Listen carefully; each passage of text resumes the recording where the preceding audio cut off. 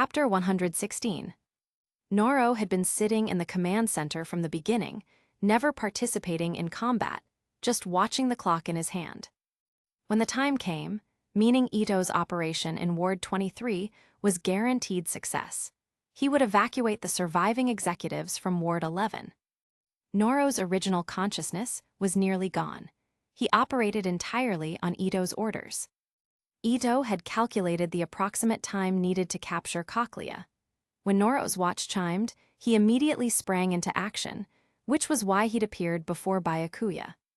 Seeing that Byakuya had no intention of stopping him, Noro showed no aggression either. He simply hoisted Ayato over his shoulder and left. In the end, Noro only found Ayato. Following the Bin brothers' scent, he discovered they had already died in different locations. After briefly confirming their deaths, Noro departed with Ayato and the handful of surviving ghouls, heading to rendezvous with Ito and the others. Commander Marud, buildings 1 through 8 have all been secured. The command center was empty. We've achieved complete suppression of the Aogiri tree stronghold. As news of victory reached Marud from the front lines, his mood finally lifted. He turned to another investigator beside him. Prepare to announce our victory to those oblivious human idiots. Understood. The investigator replied, then added, Also, Commander Marud, there's a call from headquarters. Headquarters, who's calling? Marud asked. Special Class Arima. Arima, so he's already heard about our victory. Marud immediately took the call, eager to show off. Hello, this is Commander Marud of the Ward 11 Aogiri Tree Suppression Operation. Marud-san. Arima's emotionless voice came through. Arima, while you were leisurely playing whack-a-mole over there, we finished up Ward 11. This kind of thing is a piece of cake, ha. Marud boasted about his achievement. But Arima's flat response cut through, that's good to hear. The implications ran deep. After all, he was the true leader of Aogiri Tree, the one-eyed king. I need you to recall the operation forces immediately. Cochlea in Ward 23 has been attacked, apparently by Aogiri's main force. I'll be heading there too. End of message. What? Marud was completely stunned. Hadn't Aogiri Tree just been annihilated? Where did this main force come from? Could it be that Aogiri's main force was never in Ward 11 to begin with, but in Ward 23? The realization hit him like a truck. He'd been played by Aogiri Tree. Ward 23, Cochlea Prison. By now, Aogiri's main force had already breached the SS level, where SS-rated ghouls were held. Though they hadn't reached the deepest level, their objective was complete. Humans really are foolish, can't even see through such a simple scheme. Tatura said coolly, Anyway, it's about time to leave. Those doves will be here soon. After Marud realized Aogiri's true purpose, he immediately ordered investigators who had just finished the Ward 11 operation to rush to Ward 23. But it was too late. The Aogiri forces that had attacked Cochlea had already withdrawn. Most of the freed ghouls seemed to have joined Aogiri, including multiple S and SS-rated ghouls, further strengthening Aogiri Tree. The Ward 11 stronghold was now truly empty. The desolate scene was eerily quiet. Nico appeared on a hillside overlooking the Aogiri stronghold, surveying the 8 ravaged buildings. It's over then. My love nest is gone. The clown Sauda, Nimura Furuta in his clown mask, stood behind him. Nissan seemed quite entertained this time, playing around with them for so long. By the way, does this one-eyed king really exist? Sauda asked curiously. That sort of person doesn't exist at all. It's actually quite simple, Tilda. Nico whispered something into Sauda's ear. Oh, I see. Sauda nodded. But there was one very interesting human this time, quite to Nissan's taste, Tilda. Nico's expression grew wistful. You mean that new young investigator? Sauda immediately knew who Nico meant. Yes, Tilda, doesn't Sauda-kun find him interesting too? Nico said, Also, I feel like I haven't shown my face in a while. With that, he donned a clown mask similar to, but not identical to, Sauda's. Finally, Nico and Sauda laughed together gleefully. The clown's laugh last. After the Ward 11 Aogiri suppression operation concluded, the CCG headquarters commendation ceremony would proceed as usual. Until then, participating investigators were on leave. The complete victory over Aogiri would deter ghouls in other wards from acting up for a while, so having many investigators resting simultaneously posed no issue. Byakuya had also gone to Ward 23 to intercept Aogiri's main force after the suppression operation, but they'd already withdrawn, fruitless effort. Afterward, he headed home. Rise and the Yasuhisa sisters had naturally arrived before him. Seeing them all safe and sound, Byakuya's final worry evaporated. Speaking of which, where's my mask? Give it back. Byakuya asked Rise for the white mask. Can't you just give it to me? Rise seemed reluctant to return it. Byakuya hadn't expected Rise to want to keep it. He opened the system shop and found the white mask. Listing now showed unavailable, meaning it was a one-time purchase only. In that case, he definitely couldn't give it to Rise. I really can't. If you like this style, I'll take you to get an identical one made next time. Rise fell silent. Though she returned the white mask, Byakuya sensed something was off. Was she angry? Chapter 117. Byakuya couldn't understand why Rise was upset, and she wasn't the type to throw tantrums. He couldn't figure out the reason. Surely she wasn't angry just because he wouldn't give her the white mask. Then Rise spoke. I thought you were pretty good at charming girls. Can't even read this little hint. I really can't right now. Byakuya admitted helplessly. He had no leads and was genuinely confused. He wasn't omniscient after all. Did you forget what I like most about you? Rise offered a small hint. She wasn't being difficult. She wasn't going to make him guess blindly. That clicked for Byakuya. What Rise liked most about him, obviously his scent or his flesh. Combined with the fact that he had worn the white mask, mystery solved. So Rise didn't actually like the style of the white mask itself. Byakuya smiled awkwardly. Got it. Next time I take you to get a mask made, I'll keep that in mind. Rise-san, do you enjoy giving people a hard time? Nashiro suddenly interjected. Her words lit the fuse. He's my darling. What's wrong with me being a little willful? You two were just rescued on a whim. Don't act like you're close to him. Rise said with a smile. You were rescued the same way, though. Byakuya couldn't help but think this, though of course he wouldn't say it out loud. But Kurona and Nashiro didn't know his and Rai's history, so they couldn't use that to fire back. Is Rai-san actually that close to Byakuya then? He's my Byakuya Oniichan. That alone is enough. Kurona naturally sided with her sister. The two squared off against Rise. Of course, this guy even stole a kiss from me before. Doesn't that count as close? Rise immediately countered with their history. What? Kurona was shaken first. She had no idea about that. Nashiro was slightly more composed and quickly retaliated. Byakuya Oniichan also gave Kurona a princess carry before. Kurona fell silent.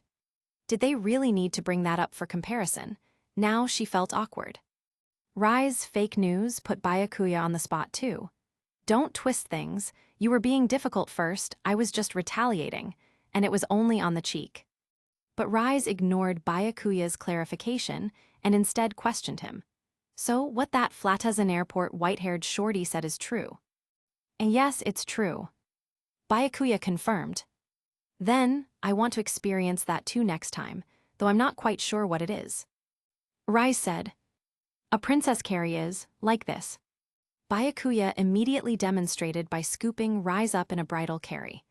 Also, when I rescued you before, I already did this. At the time, Rise had been completely unconscious.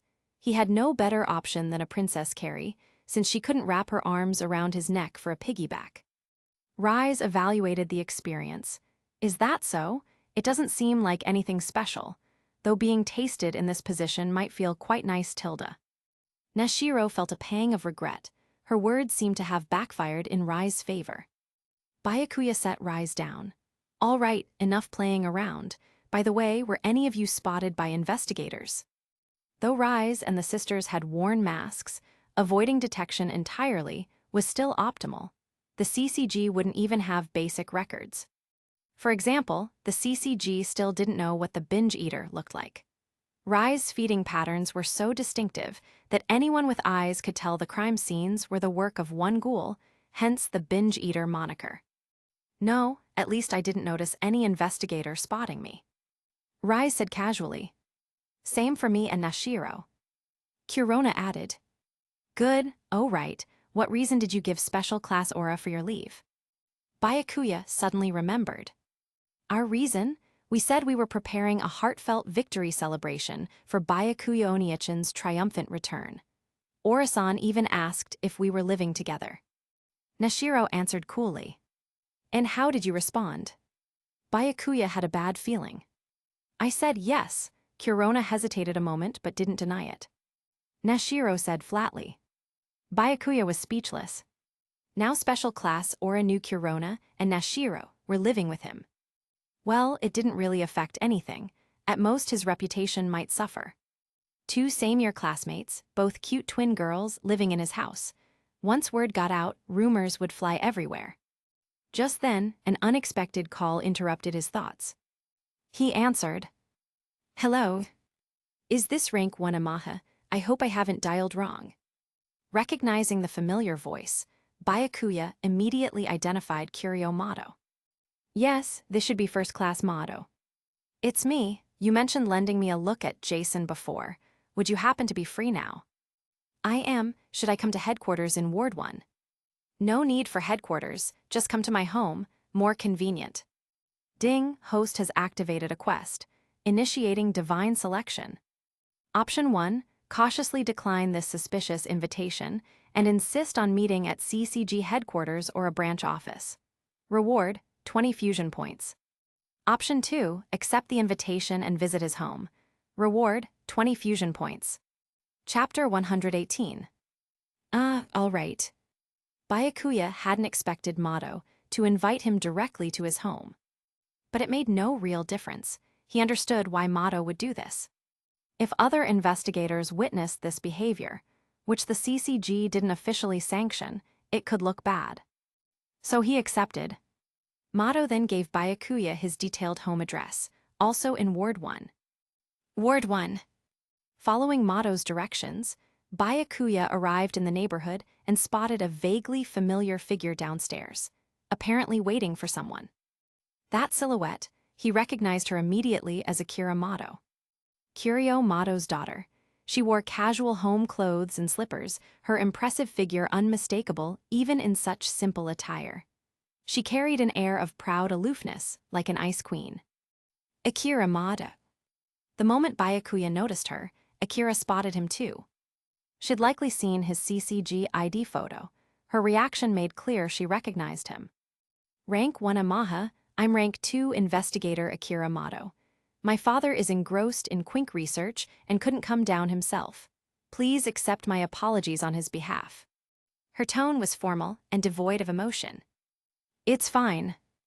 Byakuya didn't mind. Up close, Akira's eyes really did resemble Curio's. Their facial features shared obvious similarities, but she'd inherited the attractive aspects of his features. She certainly didn't look like a female version of Curio, that would be.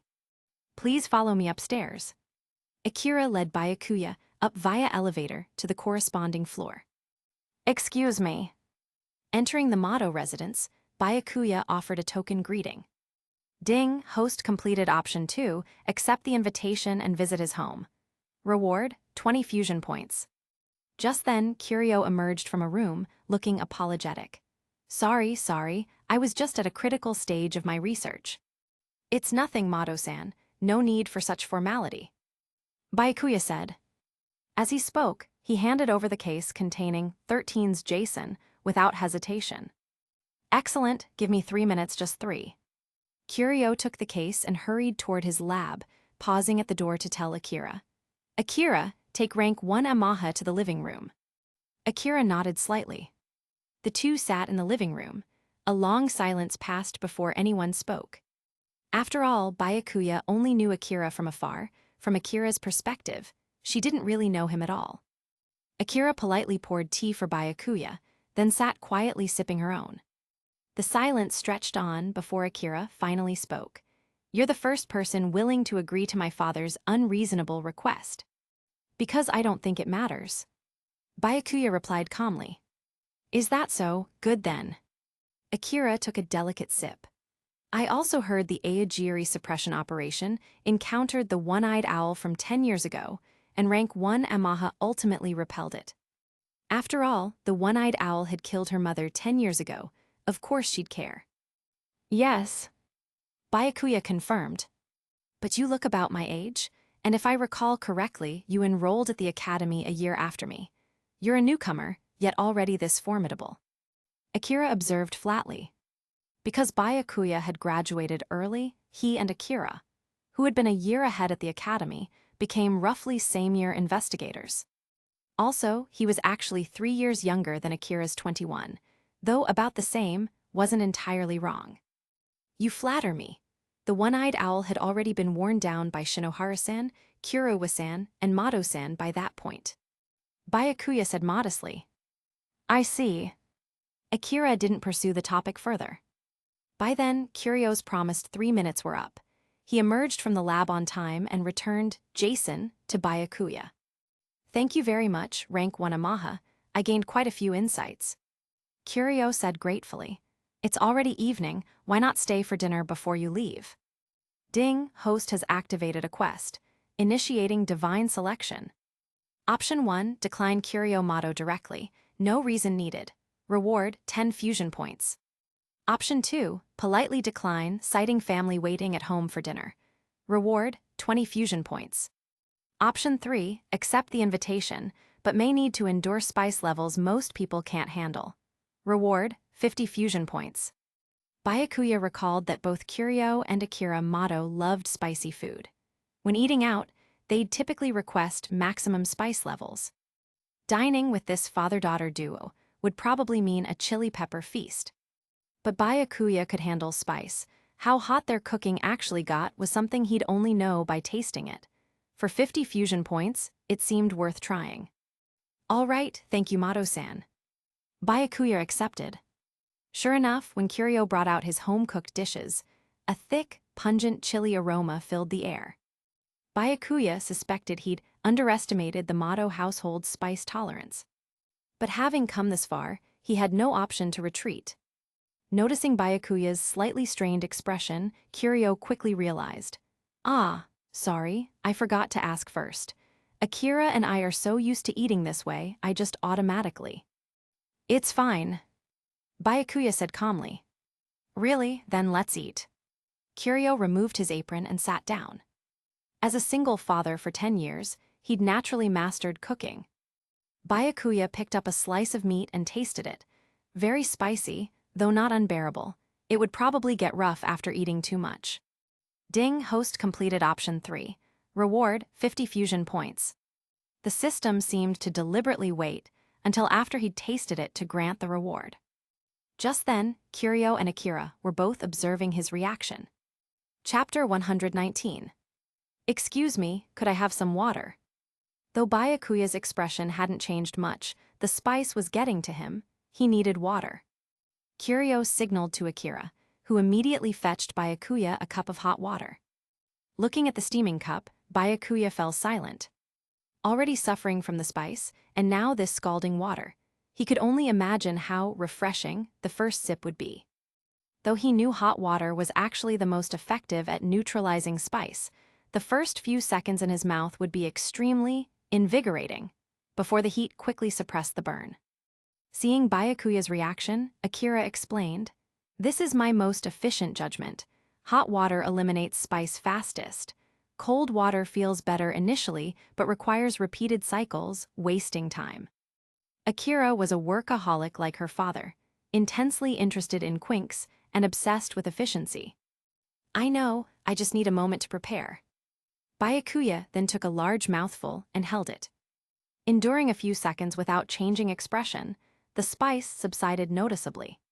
He finished the meal this way, not the most pleasant experience, but the food itself was quite good. After brief farewells to Curio and Akira, Byakuya headed home. Once he'd left, Akira remarked to her father, "He reminds me somewhat of Aramisan." Indeed, very similar, both prodigies appearing out of nowhere. Perhaps he's from that place too. Curio had worked at the CCG long enough to have heard of that place. Akira, your intuition is just like mine, trusted in the future. Curio smiled. Am I? Akira nodded slightly. Ward 1, CCG headquarters. CCG Bureau Director Yashitoki Washu came before his father. Tsuneyoshi Washu, patriarch of the Washu clan and CCG chairman, held authority even above the bureau director. The white-haired elder sat upon his throne-like seat, radiating dignified authority. Chairman, the one-eyed owl from 10 years ago appeared during this Aogiri suppression operation, but it's most likely not the so-called one-eyed king, rather. Even in this private setting, Yashitoki addressed Tsuneyoshi formally. This was an official briefing. Kyuzen. Tsuneyoshi spoke, his voice laden with gravitas. Yes, since 10 years ago it's been clear there are two owls. Before the third Ward 2 attack, it was probably Kyuzen's daughter, the true one-eyed owl. The owl that appeared afterward, including this time, should be Kyuzen in disguise. He never kills a single person, a glaring tell. Yashitoki continued. Aogiri Tree's true leader should be the one-eyed owl, Kyuzen's daughter. Combined with Aogiri's main force attacking Cochlea in Ward 23, Kyuzen likely knows his daughter's whereabouts.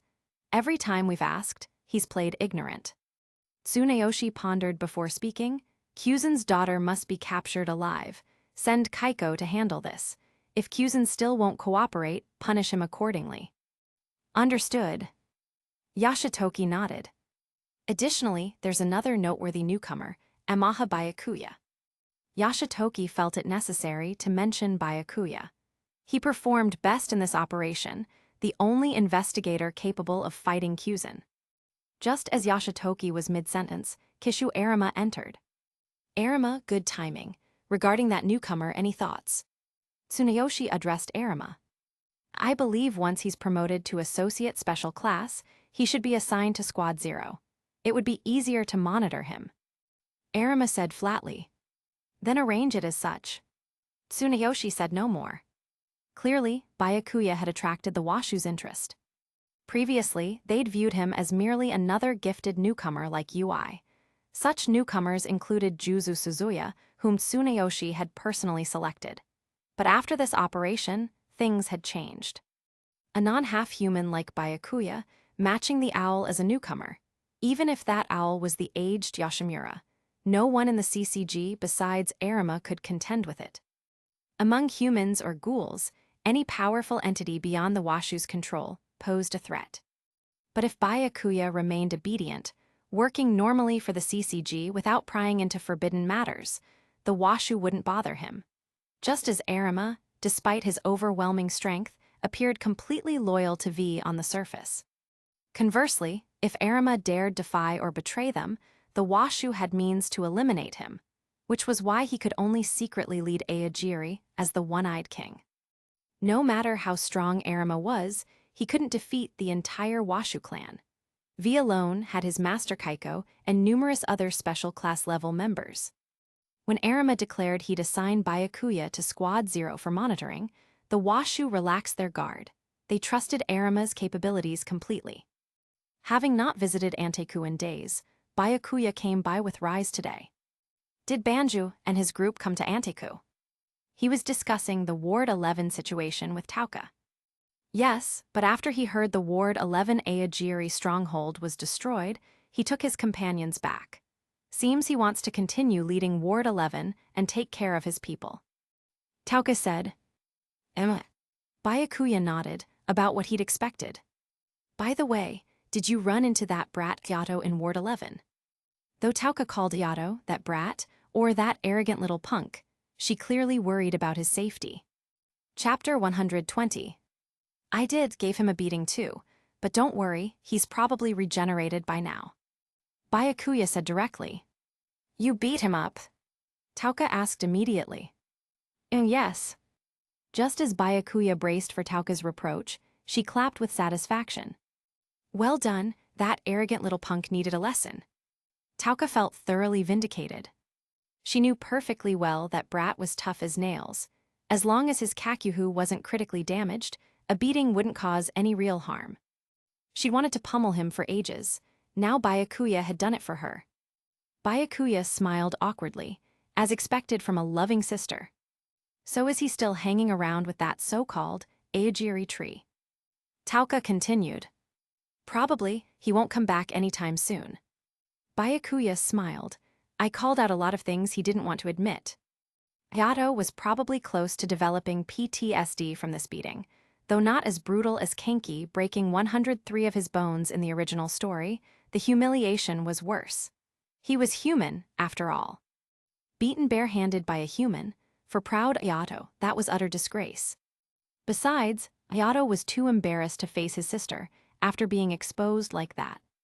He was only 14, peak rebellious phase. Give him a couple years to mature, and he wouldn't be like this anymore. What things he didn't want to admit? Tauka asked curiously. That he wants to protect you, his sister, but the idiot won't admit it. Byakuya said casually. Huh? No way. That brat just wants to show off an Aogiri tree. He doesn't care about me at all. Tauka didn't believe it. It's simple enough. Next time you see each other, ask him directly. If he looks shaken, you'll know. Byakuya suggested. Tauka fell silent, acknowledging his point. When they were young, Hayato had always clung to her. Then one day he suddenly vanished without a word. There had to be a reason. Even if he really wanted to protect her, he didn't have to join Aogiri and do such dangerous things. But she still couldn't accept his way of thinking. Living peacefully together was what really mattered. Unfortunately, things rarely went as people hoped. Anteku couldn't remain peaceful forever. Eventually the CCG, or rather the Washu, would destroy it. But Byakuya's transmigration made him the only variable. Just then, an unexpected guest arrived at Anteku. Hello, are you hiring here? Byakuya heard a lively girl's voice. He turned and was somewhat surprised by her identity. The girl before him looked gentle and adorable, like a small loli. But this was actually Roma Hoito. The SSS-rated dodgy mother, Roma, founder of the clowns and the original Clown King. Her appearance suggested she was only around 20, but she was actually over 50. Roma Hoito honestly looks better in the manga than the anime. Byakuya recalled that Aogiri's Cochlea assault had freed 37 A-rated ghouls, 5 S-rated, and 3 SS-rated.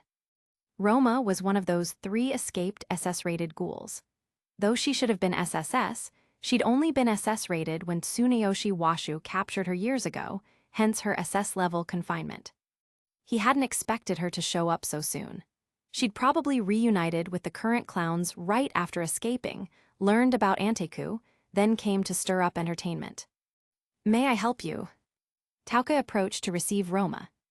No, I'm not a customer. I'm here to apply. Roma corrected. Apply? Hold on. First I need to confirm you know what this place is. Tauka grew serious. Anteku couldn't just hire anyone, especially not humans, unless it was someone trustworthy like Byakuya. So she first had to confirm whether Roma was a ghoul, then whether to hire her. I know, this is Anteku, right? I've heard the ghouls here are very kind, so I wanted to find a safe place too. Roma stated her purpose. Only Byakuya knew she was completely lying, but he wouldn't expose her carelessly. Others might be fooled, but the manager wouldn't be. If Yoshimura was willing to take Roma in, he clearly understood she meant no harm to Anteku, so Byakuya had no need to interfere. Then please come upstairs with me. Hearing Roma mention Anteku and ghouls, Tauka understood. All that remained was identity verification. Roma was subsequently taken upstairs by Tauka to show her Kakugan, proof of ghoul status, before the manager would decide. Meanwhile, Yoshimura approached Byakuya downstairs. Amaha-kun, would you mind coming upstairs to chat with me later? Yoshimura asked with a smile. He couldn't ignore Byakuya's final words to him in Ward 11. Being recognized as the one-eyed owl was serious business. Of course. Byakuya nodded without hesitation. Shortly after, Tauka returned with Roma. Manager, she's confirmed as one of us. Claims to be a refugee from another ward. Will you take her in? Tauka sought Yoshimura's opinion. No problem. Yashimura smiled. The calmer his reaction, the more Byakuya sensed the manager knew Roma was just here for fun. Of course, Roma's Clown King identity was virtually unknown, even the Washu didn't know. Tsuneyoshi had simply captured her as a dangerous ghoul. Speaking of which, is this handsome guy also a staff member here? Roma suddenly shifted focus to Byakuya, staring with apparent fascination, like she'd taken an interest. Chapter 121. There was no doubt in Byakuya's mind. This person wasn't actually interested in him, but rather found him highly entertaining. No, he's not a staff member here, but he is a regular customer. Tauka said. Oh, a regular customer is quite nice too. Roma said with a smile. Byakuya watched Roma expressionlessly. Noticing that Roma had been eyeing Byakuya with a peculiar look since earlier, Tauka immediately scolded her. Don't harass customers here. As a newcomer to Anteku, you'd better work properly or you'll get fired. With that, she handed Roma the items in her hands. Now go take those cups and plates the customers left behind to the kitchen. Roma made a pouty expression, but did as Tauka instructed. As she passed by Rise, Roma flashed her a smile. Rise didn't pay it any mind, simply returning the smile. Now then, Amahakun. Yashimura gestured for Byakuya to come upstairs for a chat. Byakuya followed Yashimura to the second floor. Amahakun, are you actually one of the Washu's people? Yashimura opened with this question. Byakuya shook his head. I'm not with the Washu. Manager, I assume you're wondering how I recognized you back then? Rise-san actually tipped me off. Rise-san tipped you off? Yashimura was somewhat surprised. Yes, she told me that V, the Washu's organization, once had a cleaner named Yashimura. He had a child who was a human-ghoul hybrid. Connecting the Yasuhisa sisters' situation with the one-eyed owl's single Kakugan, and considering there was no technology to artificially create one-eyed ghouls 10 years ago then. Byakuya laid out his reasoning. Additionally, I researched records about the owl. It's not hard to notice that 10 years ago, the owl already showed inconsistent behavior patterns. The owl that never killed a single person is you, manager. So the other owl should be your child, correct? Yashimura couldn't deny these facts. Having been seen through to this extent, playing dumb would be pointless. That's right, the true one-eyed owl is my child. She's a natural-born half-ghoul. Yashimura not only confirmed this, but also reminisced about the past, sharing his history with Byakuya. His willingness to tell Byakuya these things showed he had come to trust him. Moreover, Yashimura knew his days were likely numbered. The Washu were watching the one-eyed owl's whereabouts more and more closely. Sooner or later, they'd threatened him with death to force him to reveal the owl's location. After Yukina and I fell in love, a human-ghoul hybrid was born. Her name is Ito, but such a hybrid needs not only human food, but also human flesh for nutrition. Yashimura spoke slowly. Good times don't last. Yukina was a journalist who had initially approached me to investigate the Washu family. She learned some of their secrets and they noticed. V labeled me a traitor and began hunting us.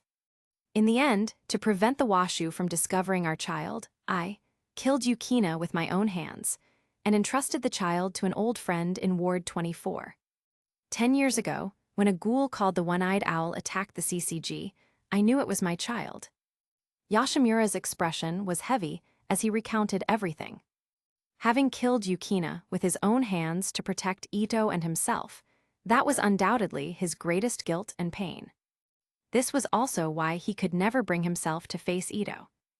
Though Byakuya already knew all this, hearing it again still felt deeply frustrating. Ito hated her father for killing her mother with his own hands and for abandoning her. But given the circumstances, there had been no better choice. Yashimura couldn't defeat the entire V organization. If he hadn't killed Yukina, V would have discovered Ito soon after, and he would have lost both mother and daughter. Perhaps the anime's change, having V kill Yukina instead, felt easier to accept. But what if Yukina herself had asked Yashimura to kill her? It was obvious Yashimura couldn't have acted without her consent. Either way, this situation had no good solution. In truth, if it were only these matters, Ito wouldn't have hated Yashimura to an irredeemable degree. She certainly knew her father had charged into the Ward 2 CCG branch alone to protect her. The critical turning point came years ago when Ito, having just become a moderately famous author, brought her debut work to Anteku hoping to see her father. But before she could even enter, she saw through the window her father laughing and chatting with the other staff, as if he'd been happy every day since abandoning her. Compared to her own painful, miserable past, this created extreme resentment in Ito's heart, and she gave up hope of relying on her father who merely scraped by at Anteku. In short, the whole thing was one massive, heartbreaking misunderstanding.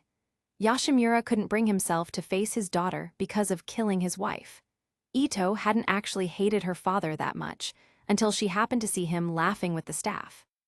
"Manager, after telling me all this, aren't you worried I'll turn you over to the CCG?" Byakuya said jokingly. Yoshimura shook his head slightly. "I trust you won't do that. Besides, those people already know about my child's existence."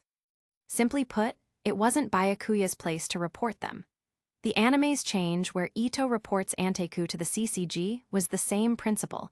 It wasn't their role to do such things. The Washu had long known about Anteku. The moment Yoshimura refused to reveal Ito's whereabouts, suppression was inevitable. "Our Anteku has never really helped you, yet you've continuously looked after us.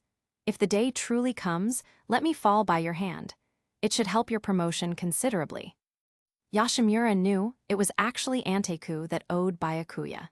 He couldn't bring himself to ask Byakuya for anything, instead hoping to repay the favor this way. Ding, host has activated a quest, initiating divine selection. Option 1, in the future Anteku raid, defeat the manager as he requests. Reward 40 fusion points. Option 2, promise to protect everyone at Anteku. Reward 60 fusion points. Option 3, not only promise to protect everyone at Anteku, but also pledge to save the manager's daughter. Reward 200 fusion points. Chapter 122. Though the third option carried considerable pressure, these rewards seemed to be granted immediately. In other words, if he chose the third option, he wouldn't need to first complete protecting Anteku and saving the manager's daughter before receiving the reward. Moreover, Byakuya had always felt that the estrangement between Yoshimura and Ito was a tremendous tragedy. Even without the system's reward or the manager's request, he would have found it difficult to stand by and do nothing. "Manager, why do you make it sound like death is your only option?" In what should have been a serious moment, Byakuya spoke with a smile. "I'm well aware of my fate. Someday I will atone for the countless sins I've committed." Yoshimura had already accepted death. Though he still had the ability to protect himself, he no longer wanted to run. At the same time, he could buy time for Tauka and the others, ensuring their safety. "There's no need to be so pessimistic. I'll protect everyone at Anteku, including you, manager. And if there's an opportunity, I'm willing to save your daughter." Byakuya spoke earnestly. Calm words that carried extraordinary weight. After all, he was a CCG investigator. Yoshimura was visibly stunned for a moment. "Why would you go so far to help us, Amaha-kun? And doing this will put you in grave danger." "For Rise-san," Byakuya answered. "Rise-san, I promised to protect her, and isn't she a member of Anteku now? Besides, I can tell she quite likes it here." Byakuya smiled. "Also, helping others doesn't really need a reason, does it?" "You're right." Yoshimura smiled as well. Just as he had once helped Renji Yomo, the Kirishima family, and the ghouls of Ward 20, none of that had required reasons either.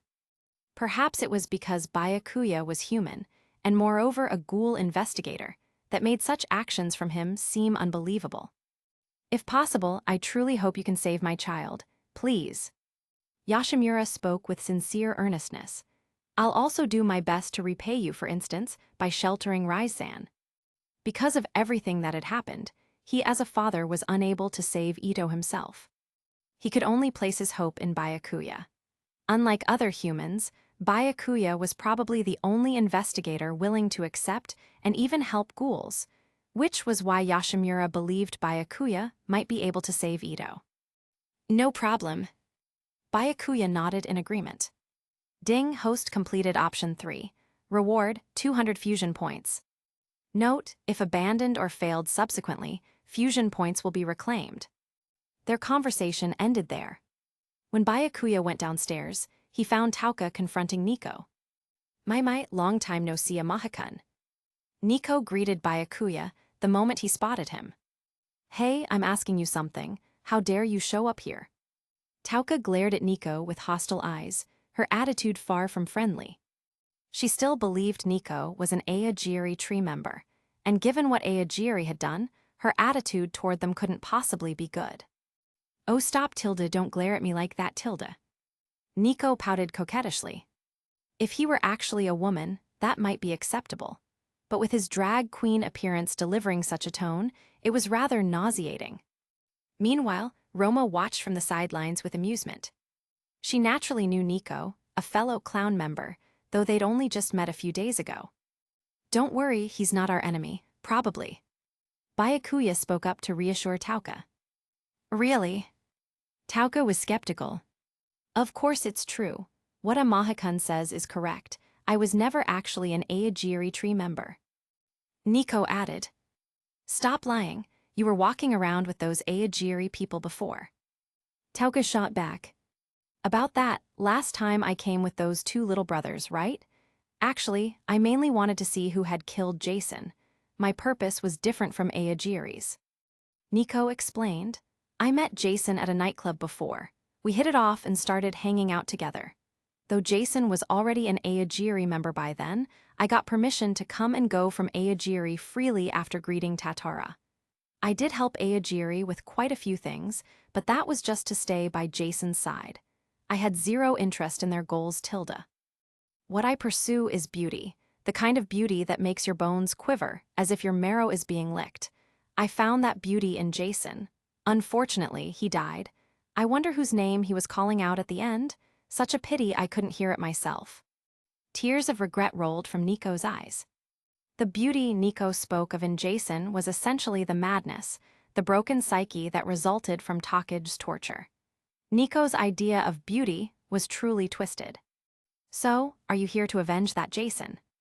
Tauka's guard hadn't dropped at all. "Of course not. I'm a free agent now, with no connection to Aogiri tree whatsoever. I just came by today out of boredom and happened to run into Amahakun. Perhaps it's fate between us." With that, Nico threw a flirtatious wink at Byakuya. In truth, the real reason was that Roma was here, so the equally bored Nico had come to join in the fun. Byakuya's mouth twitched slightly. "Sorry, but my orientation is perfectly normal." "How mean, Tilda, I'm a girl too, you know, Tilda." Nico pouted again. Tauka was speechless too, though she could tell this person genuinely didn't seem hostile. "If you still don't trust me, I can tell you everything I know about Aogiri tree." Nico continued. "Go on." Since that brat Ayato was in Aogiri, Tauka was quite interested in information about them. Aogiri tree is composed of highly militant ghouls led by the One-Eyed King. I don't know the full picture, only that many of them are ghouls from Ward 24. Perhaps the One-Eyed Owl is also from Ward 24. Nico began revealing his intelligence. He was mainly speaking for Byakuya's benefit. This way, there would be more entertainment to watch. Next came details about Aogiri's plan to attack Cochlea in Ward 23, and their purpose in capturing Rise. I don't know this Dr. Kanu or Rise personally, but Jason told me that capturing either one alive would be key to achieving Aogiri tree's ultimate goal. As Nico said this, Rise was sitting right there listening. "What exactly is Aogiri's goal?" Tauka immediately asked. "According to Tatara, it's to find the liar." Nico said truthfully, "But just so you know, I have absolutely no idea what that means." The liars. If even Nico didn't understand, Tauka was completely lost. "I feel like my intelligence has been a bit lacking in sincerity. So let me share something more significant, but I can only tell Amahakun." Nico walked up to Byakuya and whispered in his ear, "The One-Eyed King is actually Sen Takatsuki." This deliberate behavior was purely to watch the fireworks, and only Byakuya could provide such entertainment. Chapter 123. Nico wasn't a transmigrator like Byakuya. Though he didn't know the true one-eyed king was Kishu Arima, being able to identify Sen Takatsuki as the one-eyed king was terrifying enough, intelligence gathering that even the Washu couldn't match. If the Washu knew, Ito couldn't have published under Sen Takatsuki for so many years. The clown's intelligence network was undeniably formidable, probably why Furuta had joined them. Byakuya showed no reaction to Nico's words. After all, he'd known all this already. There was nothing to get emotional about. But the calmer Byakuya remained, the more Nico felt this was the calm before the storm. He knew Byakuya was a fan of Sen Takatsuki's work. Byakuya surely knew who Sen Takatsuki was. Learning that Sen Takatsuki's true identity was the one-eyed king would surely prompt some action. Perhaps Byakuya would first verify whether Nico's words were true, and then what happened next would be most interesting indeed. "What did he just tell you?" Tauka asked curiously. Nico showed no reaction to this. Though he'd only been willing to tell Byakuya, if Byakuya wanted to share with others, he wouldn't stop him. He was just here to watch the show. "Nothing important. What I can confirm is that he's definitely not our enemy," Byakuya said. He kept silent about the one-eyed king, not intending to tell anyone. Besides, Yoshimura was right there. The manager certainly wouldn't want him revealing Sen Takatsuki's identity. Though not the real one-eyed king, she was definitely the one-eyed owl. If exposed, the Washu's current target was precisely this natural-born half-ghoul. They didn't actually care about who the one-eyed king was. Ito at this point couldn't easily handle V, though she later tore through V members like fodder. Firstly, Kaiko wasn't present then. And secondly, her Kakuja form in the later period was completely different from now. Ito's later one-eyed owl form had reached unprecedented heights through cannibalism, several times larger than her current size. After all, that was more than 3 years later, and Ito's strength couldn't have remained stagnant. One-eyed owl final form, the railing on the right can serve as a size reference. Moreover, once the pen name Sen Takatsuki was exposed, Arima couldn't continue his act. He'd have to follow V's orders, and Ito would have nowhere left to hide. She could only flee everywhere with Aogiri tree. "All right." Since Byakuya didn't want to say, Tauka didn't press. "Oh, is this a new staff member? I don't think I've seen her before." Suddenly, Nico's attention shifted to Roma. "Hi Tilda, I'm the new girl, Roma Hoito. Please take care of me." Roma greeted Nico with a bright smile. "Roma-san, what a beautiful young lady, though not quite as beautiful as me." Nico started preening again. In reality, these two had known each other all along. What a performance. "Well, I'll be going now. See you next time, Tilda." Nico specifically bid farewell to Byakuya. Byakuya gave an expressionless wave goodbye. "Ah, Just then, whether intentional or not, Roma suddenly tripped on flat ground, sending the cups and plates she was carrying crashing to the floor. How do you even manage that?" Tauka found it rather exaggerated. There was nothing on the ground to trip over. "She's new, so let's give her some slack," Enji Koma said. "Just be more careful next time." Tauka wasn't going to blame a new employee for one careless mistake. "I'll be careful next time, hee Tilda." Roma scratched her head, her grinning face not looking like she'd learned her lesson at all. Byakuya now remembered this girl had a habit of constantly breaking cups and plates, whether genuine clumsiness or deliberate, who knew? "Byakuya." Just then, Rise called his name. Byakuya returned to sit beside her. "What is it?" "That drag queen just mentioned Aogiri wants to capture me and some Dr. Kano, that it's key to their ultimate goal. So Aogiri isn't going to leave me alone." Rise said casually. "That's right, you're probably still Aogiri's priority target, but I'll protect you." Byakuya didn't seem concerned. "I knew you'd say that, but when those people actually come, I'll just leave you behind and run." Rise smiled faintly. Byakuya smiled without comment. A month after the Aogiri tree suppression operation, the CCG's commendation ceremony, or celebration, arrived as scheduled.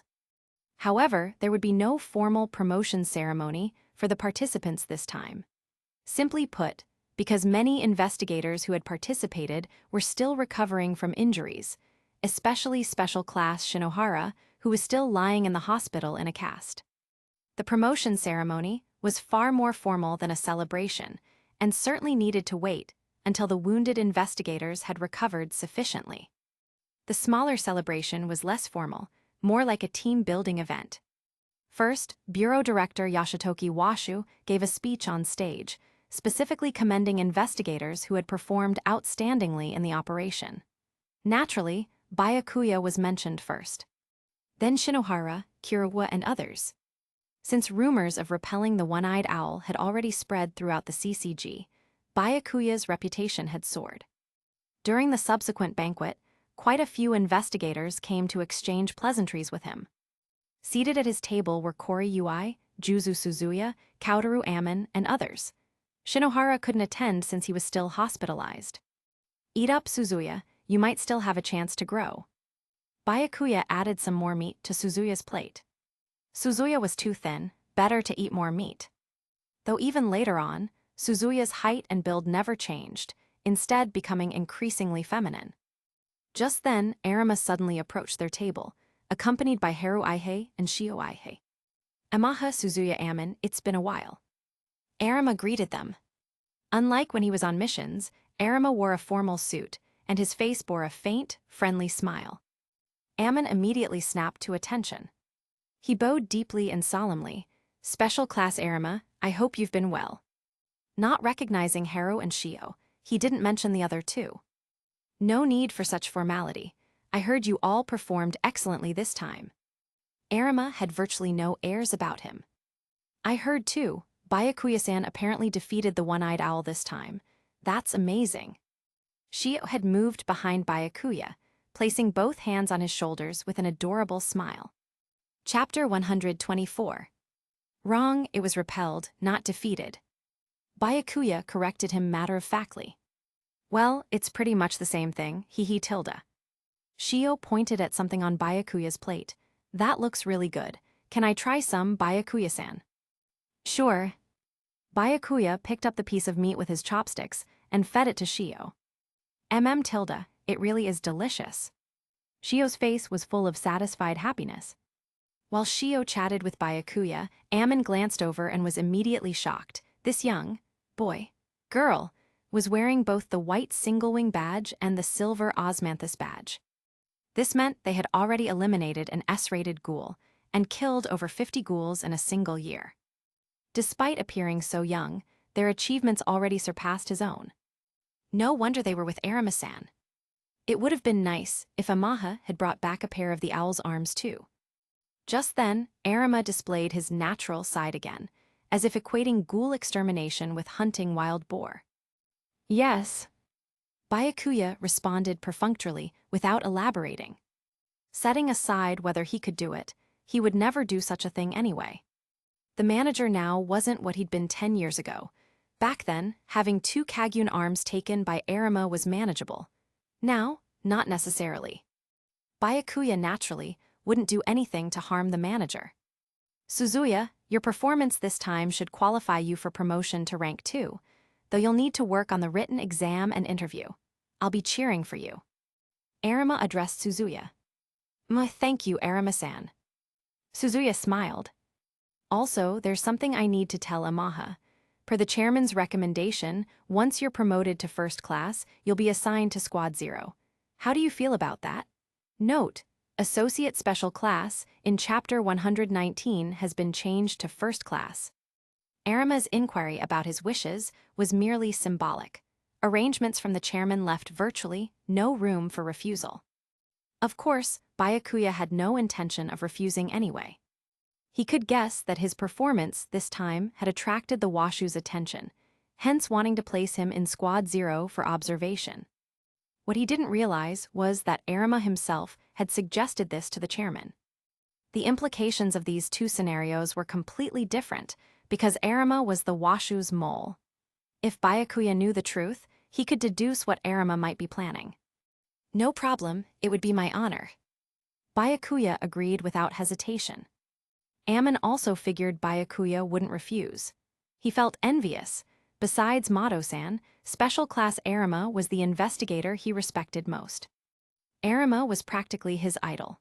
If he had the chance to join Squad Zero and work with Arima, he would absolutely seize it. Unfortunately, Ammon could tell the two who'd come with Arima were probably Squad Zero members, which explained the child's remarkable achievements. By comparison, his own performance fell far short. He needed to work even harder. Looks like we'll be working together soon, hee tilde. Shio said happily. Afterward, Arima and his group prepared to leave. Goodbye, Byakuya-san. Goodbye, Shio. Byakuya smiled in response. Suzuya, rank 1 Amaha, it seems you both know special class Arima. Ammon asked curiously. Yes, when Byakuya and I did our whack-a-mole internship, we were working with Arima-san. Suzuya said. I see.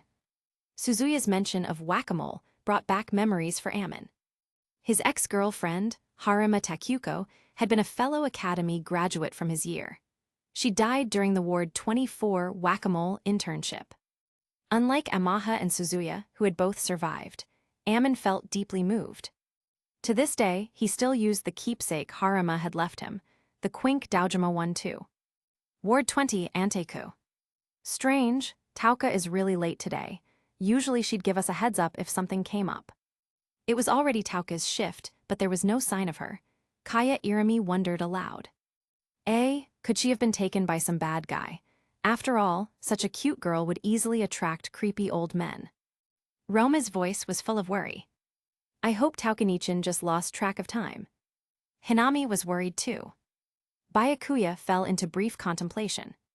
Roma definitely knew something, starting her speculation with Tauka being kidnapped. So then, Byakuya immediately thought of Tsukiyama's shoe. Most likely, Tsukiyama hadn't given up on him and had kidnapped Tauka to use as leverage. Tauka at this point was no match for Tsukiyama. Her prolonged abstinence from fresh human flesh had seriously weakened her. If this was the case, then this situation had arisen because of him. He absolutely couldn't stand by. Rise, can you locate Tsukiyama? Byakuya asked Rise. Yes, as long as I know the general area, I can track him by scent. Rise nodded. Just as Nico had tracked her scent to quickly find Anteku, ghouls with sufficiently developed senses of smell could do the same. So you're going to rescue that Kirishima girl? She could have been taken by Tsukiyama's shoe. Rise sounded somewhat displeased. After all, Byakuya was going to rescue another girl again. I have to. She's in danger because of me. I can't just ignore her situation. Byakuya said. Fine, I'll help you find that guy. If he really won't stay put, we might as well just kill him this time. Rise could imagine that Tsukiyama's reason for kidnapping Tauka was his continued desire for Byakuya's body. She absolutely would not allow any ghoul besides herself to have such designs on Byakuya. Chapter 125.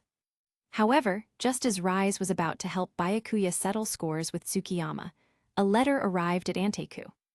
Irimi checked the envelope. The sender is Tsukiyama Shu. Hearing Tsukiyama's name, Byakuya knew Tauka's disappearance was definitely his doing. Irimi-san, may I see it please? Byakuya said immediately. The letter actually says it's addressed to you, Amaha-kun. Irimi handed it over. Byakuya quickly scanned the contents. As expected, Tsukiyama had knocked out and kidnapped Tauka. And besides Tauka, he'd also captured Ken Kenki. Tsukiyama explained his reasoning. Knowing Kenki was Byakuya's friend, and that Tauka was on fairly good terms with him, using them as leverage would be most effective. In truth, Tsukiyama didn't have many options. Rise, Koma, and Irimi were out of the question. He couldn't capture them without getting killed himself. Between the unfamiliar Fuguchi mother and daughter and Tauka whose strength he knew, he chose Tauka. According to the letter, both were currently unharmed, but Byakuya was required to come alone today in exchange for their freedom. Otherwise, their safety couldn't be guaranteed. So he wants me to come alone. Now Byakuya fully understood Tsukiyama's intentions. Tsukiyama probably had traps set up to ensure he could be captured. So what now, should I secretly follow you? Rise asked. No need, I'll go alone and see what tricks he's playing. Byakuya said calmly. He knew the Tsukiyama family's capabilities well. The most troublesome were their S and SS-rated servants, not a significant threat to him. He had nothing to fear. Afterward, the Anteku staff learned that Tauka's disappearance was connected to Tsukiyama. So, is Oniichin going alone to rescue Taukanichin? Hinami asked with concern. Yes, that's the only way to ensure Kirishima-san and Kenki's safety. Byakuya nodded. All right, please be careful, Oniichin. Hinami said worriedly. Amaha-san, we're entrusting Tauka to you. Irami said.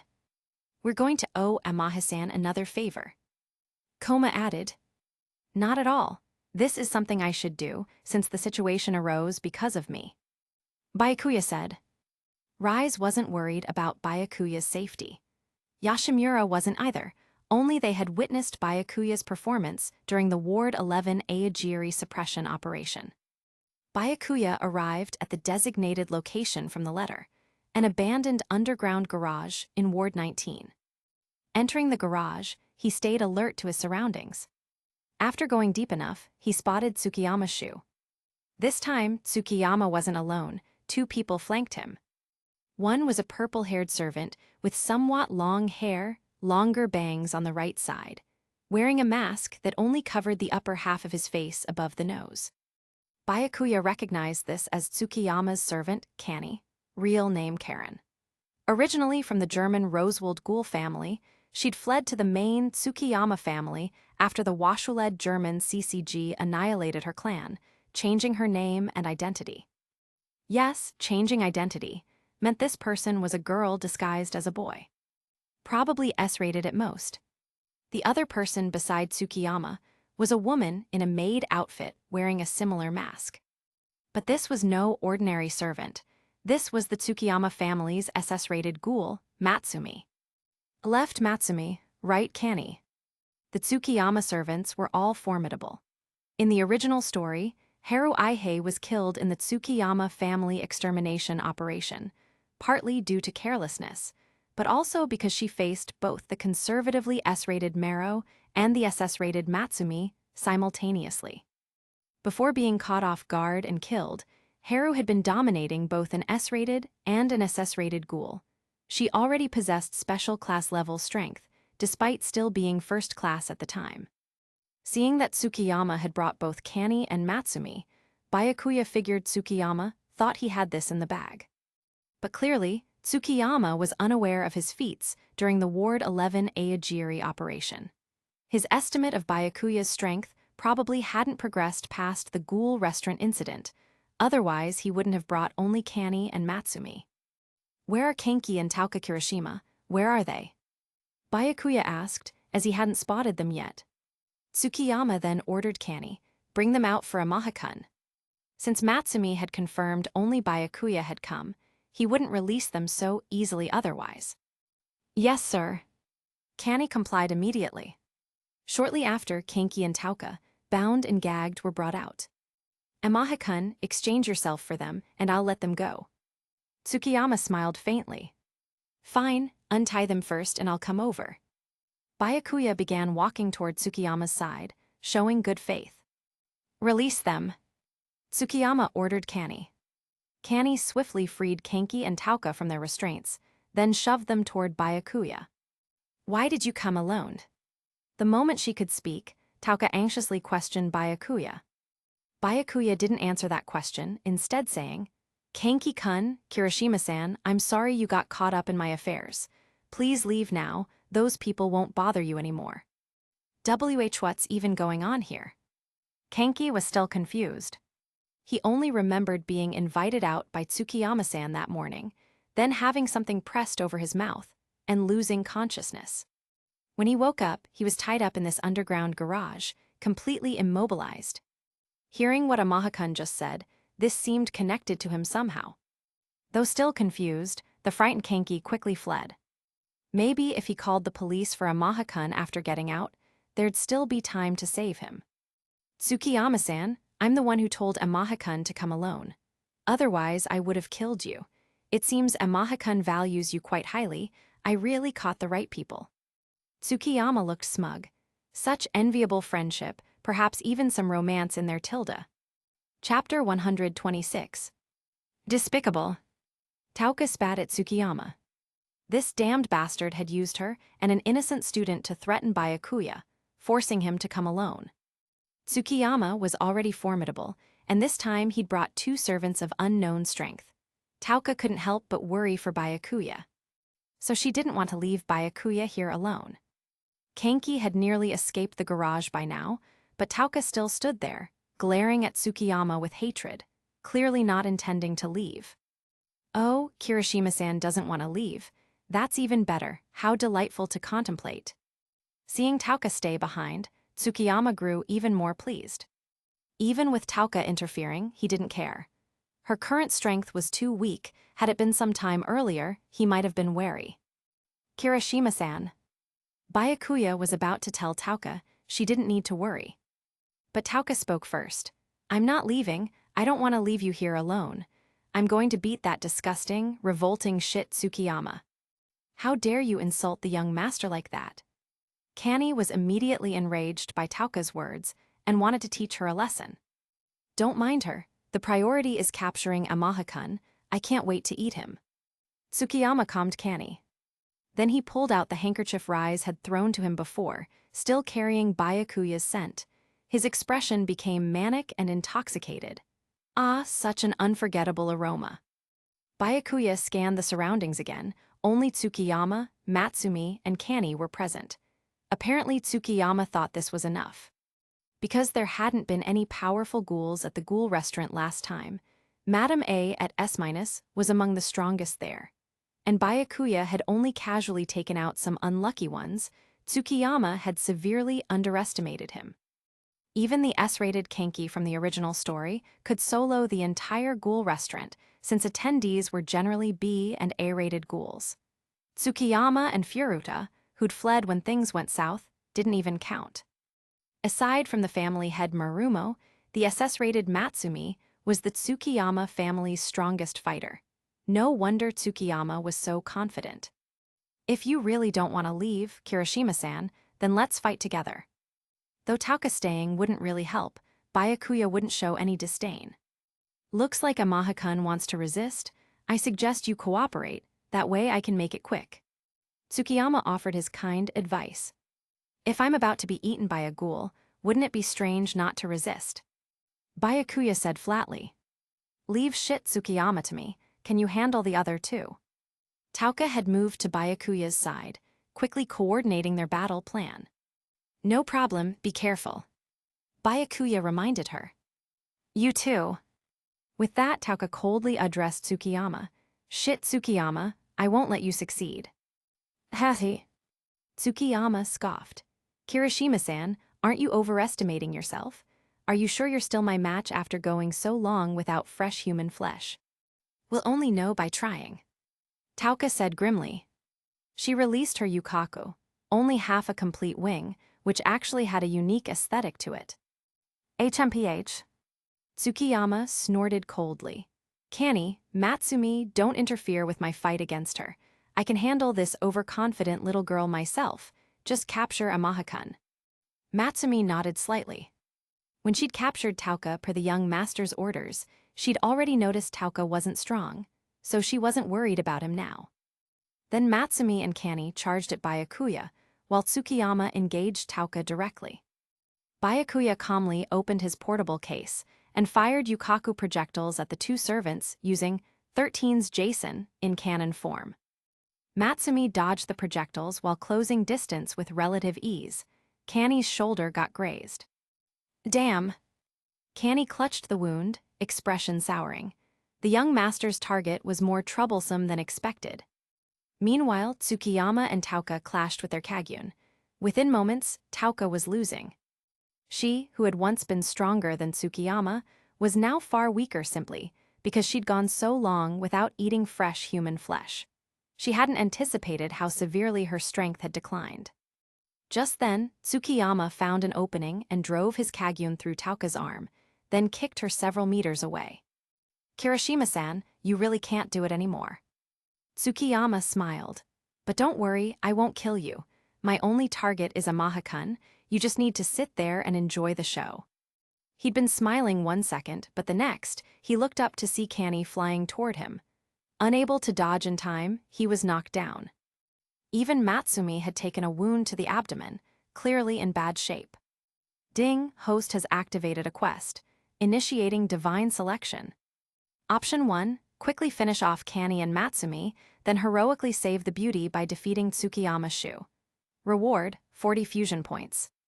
Option 2, let Tauka eat your flesh to restore her strength, enabling her to personally defeat Tsukiyama Shu.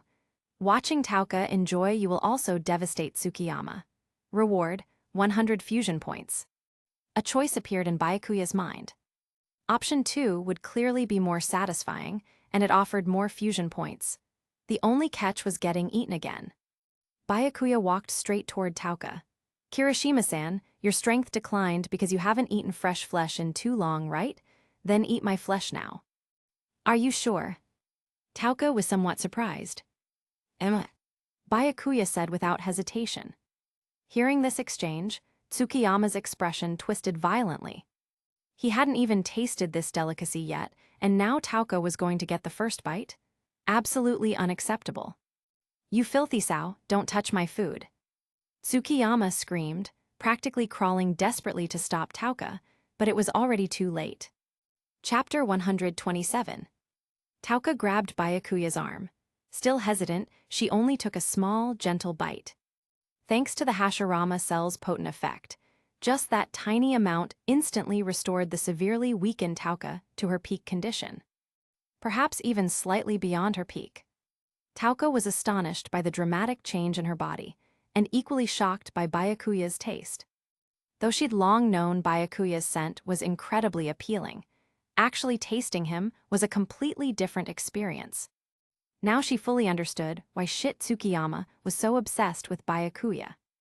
And Rise too, always clinging to Byakuya, obviously for the same reason. Tauka didn't dwell on it further. With her strength restored, she immediately charged at Tsukiyama. Tsukiyama. Tsukiyama happened to be rushing toward her. Looking completely deranged, he'd completely neglected defense against Tauka's attack and took a knee strike directly to the jaw.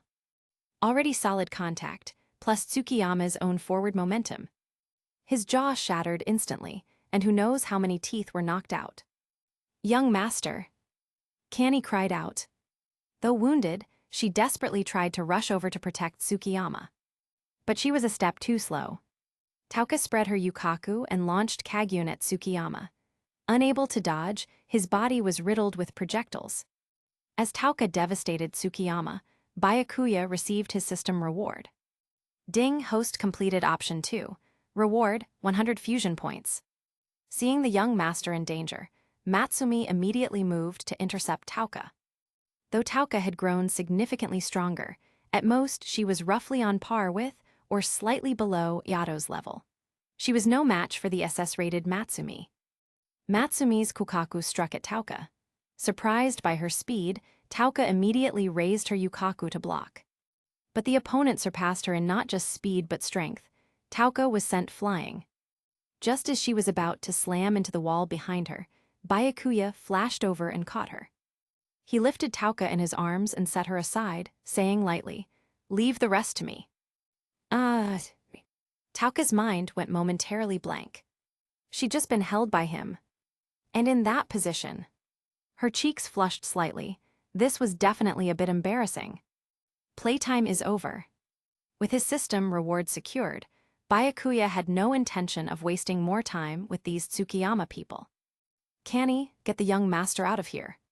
Having witnessed Byakuya's power, Matsumi immediately shouted to Canny.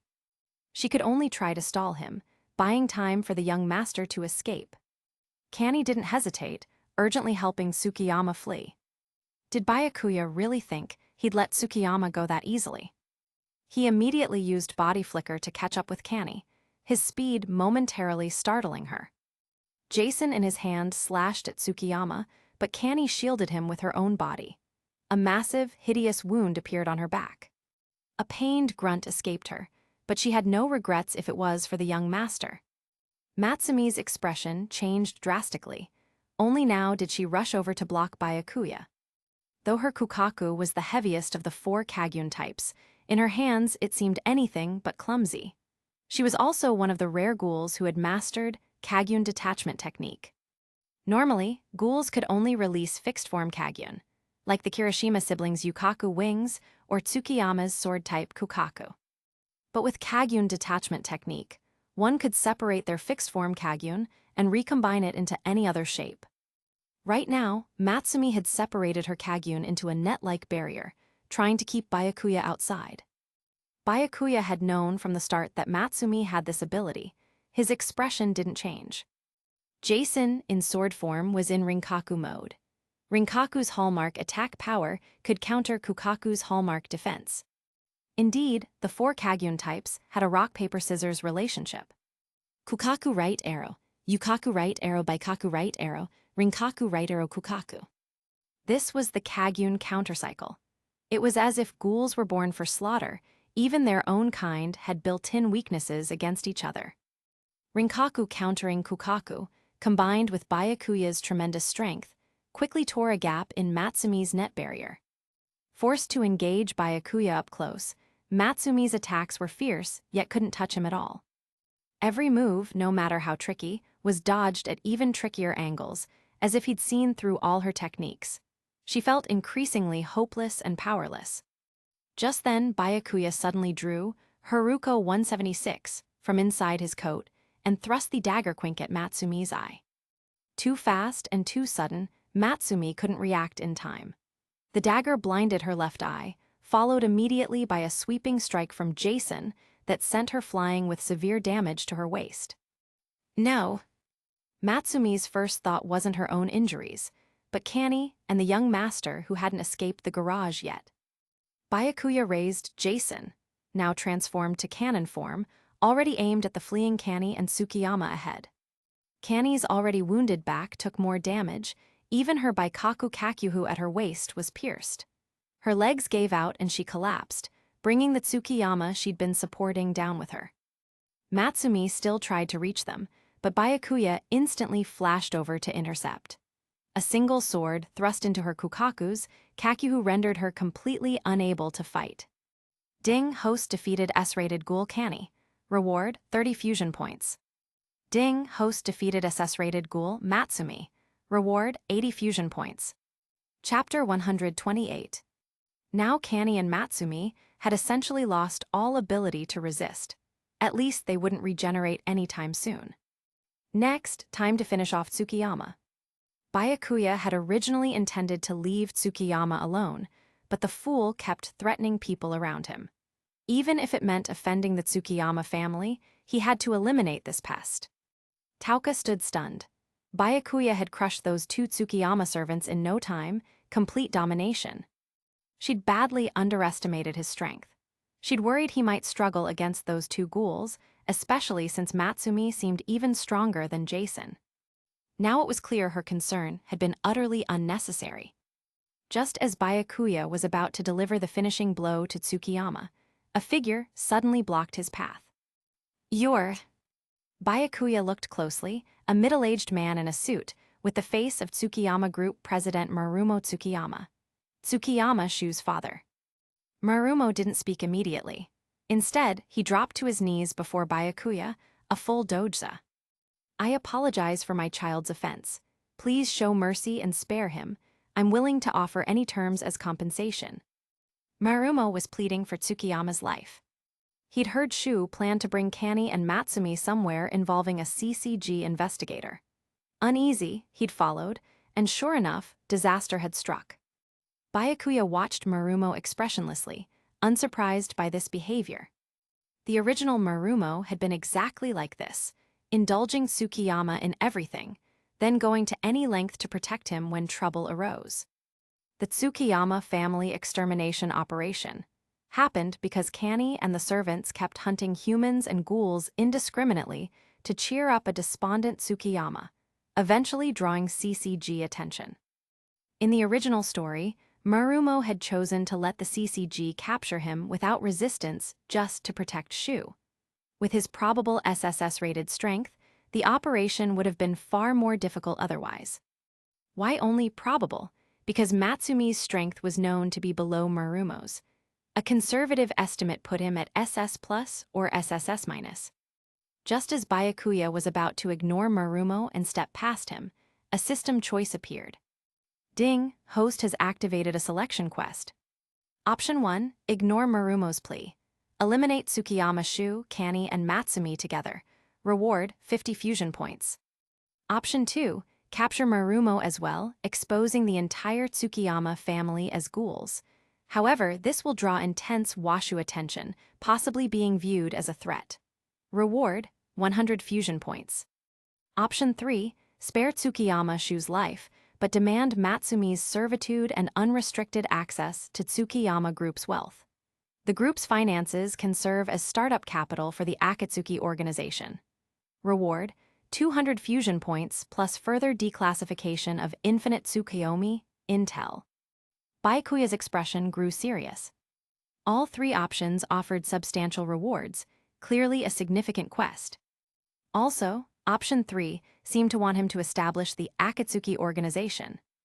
Using the Tsukiyama Group as Akatsuki's foundation made sense given their immense wealth. Ito had struggled with poverty when first building Aogiri Tree. She'd even tried writing for money, accidentally becoming a famous author. Aogiri's growth was funded largely by her royalties. But what truly caught Byakuya's attention was the Infinite Tsukiyomi, Intel. After pondering, Byakuya made his choice. Agreed, my terms. Enslave that reasonably strong servant, unrestricted access to Tsukiyama Group's wealth, and Tsukiyama Shu is never to touch anyone around me again, otherwise I'll crush him like an ant. Byakuya stated his conditions coldly, without any courtesy. No problem, as for Matsumi. Marumo glanced at Matsumi, still struggling on the ground. He knew that reasonably strong servant meant Matsumi. I'm willing to, if it means sparing the young master. Matsumi's voice was weak and strained. She couldn't defy this demand, their lives were in his hands. Moreover, if she failed to satisfy him, his status as an investigator meant he could bring the CCG down on the Tsukiyama family. The young master and master would both be endangered. So she could only submit to being called master.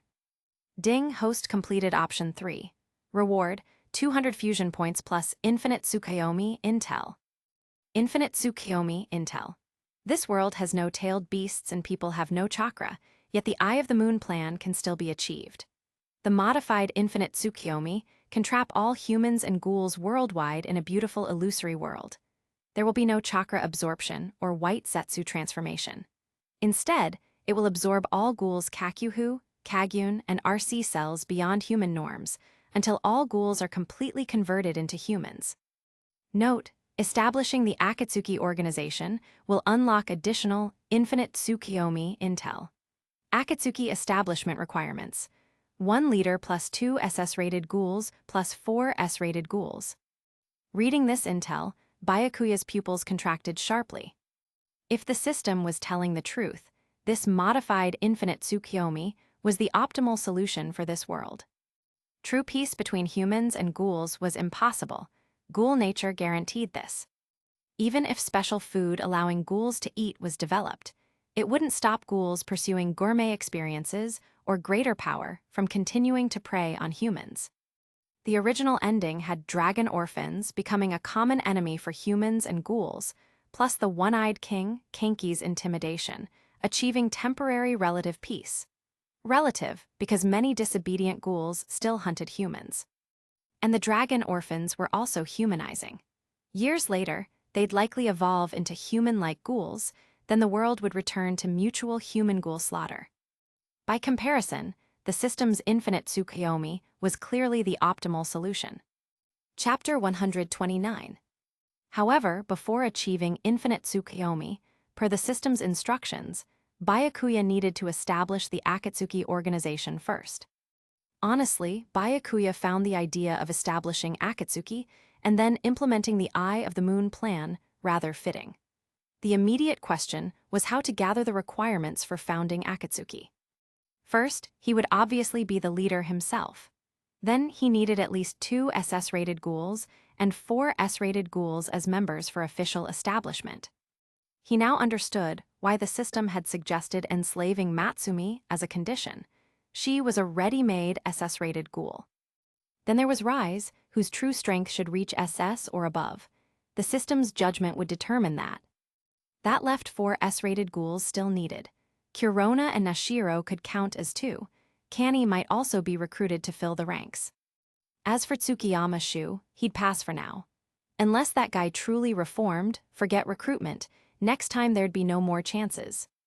Also, make that one over there my servant as well. Then I won't trouble your son again. Byakuya said flatly. More precisely, I never troubled him at all. He's the one who kept coming after me. No problem, I'll definitely discipline my child properly. Marumo spoke humbly. Even as president of Tokyo's prestigious Tsukiyama Group, when it came to his son's safety, he would bow without limit to Byakuya. Marumo was truly a good father, just cursed with a troublesome son. Without Shu's antics, the original Tsukiyama family extermination operation wouldn't have happened. Unlike Matsumi, who was still conscious, Kanny had passed out from her more severe injuries. She had no idea she'd already been enslaved by Byakuya. Marumo's sudden appearance surprised Tauka. She knew Tsukiyama's backing, the Tsukiyama family, was supposedly formidable. She hadn't expected the family head himself to personally appear and kowtow to Byakuya. Even now, Marumo remained in doji position without rising. Please get up, President Tsukiyama. This matter is settled for now. Since Marumo kept kneeling, Byakuya had to tell him to rise. When Marumo stood and noticed Tauka beside Byakuya, realizing she was also among those his son had harmed, he performed another doji to her as well. Tauka was somewhat startled. Please get up, this is making me feel awkward. She'd already beaten Tsukiyama thoroughly. Her anger had mostly dissipated. Afterward, Marumo prepared to take Shu away, instructing Matsumi. Matsumi, from now on you and Kanny will obey that young man's orders. Consider it punishment for your mistake this time. Yes. Matsumi knelt on one knee, mainly because the Kakuhu damage had temporarily crippled her regeneration. She could barely stand. After Marumo left with Shu, Byakuya spoke to Matsumi in a cold tone. That one probably won't wake up for a while. Support her and follow me. Despite knowing Matsumi was injured and could barely move, he showed no concern whatsoever. Ghouls could regenerate slowly anyway. As long as the Kakuhu wasn't critically damaged, nothing serious would happen. Besides, if Matsumi and Kanny hadn't attacked him, they wouldn't be in this state. They'd brought it on themselves. Yes. Matsumi could only nod, not daring to complain, even though each step was agonizing. Her and Kanny's lives were now in his hands. Moreover, if they failed to satisfy him, his status as an investigator meant he could bring the CCG down on the Tsukiyama family. The young master and master would both be endangered. Matsumi endured the pain and difficulty, supporting Kanny as she followed Byakuya. As they exited the underground garage and approached populated areas, Tauka whispered to Byakuya, "Haven't they been punished enough? If someone sees them and calls the police, wouldn't that be troublesome?" Since Tauka still didn't know Kanny was actually a girl disguised as a boy, she referred to Matsumi and Kanny as them. "You're right, you take one, I'll take the other. Let's bring them to Anteku to rest first." Byakuya nodded. He couldn't actually make Matsumi and Kanny walk all the way back. If passersby saw wounds and blood on those two, they'd probably call the police. Having cops and investigators show up would be troublesome. "What's your name?" Byakuya walked up to Matsumi and asked directly. Not expecting the sudden question, Matsumi paused before answering with difficulty. "Matsumi, Tsukiyama Matsumi." "All right, Matsumi, I'll carry you to recover first. Hold on tight." With that, Byakuya positioned himself for her to climb onto his back. "You're..." Matsumi hadn't processed this. She'd assumed he would keep punishing her by making her painfully support Kanny the entire way. "Obviously I'm carrying you back, or would you prefer a princess carry?" Byakuya asked flatly. "No, this is fine." Matsumi responded with some embarrassment. She climbed onto Byakuya's back, while Tauka could only support Kanny. "Wait, why do I have to carry this guy?" Tauka protested immediately. Guy, you're mistaken, that one's actually a girl disguised as a boy, meaning she's female. Byakuya explained. Matsumi, on his back, was somewhat surprised. She hadn't expected him to have seen through Kanny's true gender. Huh, you're saying this person is female? Tauka found this hard to believe. Come to think of it, there was indeed a faint perfume scent on this person, and the appearance leaned toward an androgynous, delicate look. But in her view, the most effective way to confirm was. With that thought, Tauka grabbed directly at Kanny's chest. The unconscious Kanny let out a soft moan. Now Tauka was certain, though they seemed bound down, there was definitely something there. Chapter 130. So she really is female. Well, never mind that for now. Tauka immediately hoisted Kanny onto her back. Since Kanny was still unconscious and couldn't hold on, Tauka had to be careful not to let her fall. Then Byakuya and Tauka leaped rapidly across rooftops. Being carried on Byakuya's back, Matsumi could only wrap her arms around his neck. Due to the position, her chest inevitably pressed against his back. If she weren't currently unable to move, she definitely wouldn't have done this. Soon, Byakuya and Tauka brought Matsumi and Kanny back to Anteku. They laid them on the second-floor couch to rest. Just stay here and regenerate slowly. With that, Byakuya headed downstairs. He wasn't worried about Matsumi or Kanny acting out, not unless they were brainless. Downstairs, Irami asked curiously, who were those two just now? They're two Tsukiyama family servants. That shit Tsukiyama has been dealt with. Tauka then explained the whole situation. That Tsukiyama bastard is really despicable, pulling such underhanded tricks. Irami said indignantly. But Amahasan really is impressive. I hear the Tsukiyama servants are no weaklings, ordinary people couldn't defeat them. Koma praised. Those two servants were indeed very strong, one was even no weaker than Jason, but he still crushed them completely. Tauka nodded. Jason? I've heard of that Ward 13 Jason. He was supposedly the Ward 13 boss before, brutal and powerful. Amahasan can actually beat ghouls even stronger than Jason. Roma suddenly grew excited. It's decided, from now on Amahasan is my idol, no wait, Amahasama. Byakuya was somewhat speechless. Roma was such an actress. In the original story, she'd never even met Kenki yet constantly screamed, Kenki-sama, at Anteku, purely for entertainment value, since Kenki was the most successful artificial one-eyed ghoul. The same logic applied to him now. A powerful investigator willingly hanging out with Anteku's ghouls, and Rise was among them too. The clowns probably knew quite a bit about his affairs, except for his transmigrator identity and system, which they definitely didn't know. Good that Tauka's safe, so what do you plan to do with those two Tsukiyama servants upstairs? Yomo asked while wiping a plate, his tone flat as always. Nothing special, they're my servants now. The Tsukiyama group's president offered them as a condition for sparing his son's life. Byakuya said.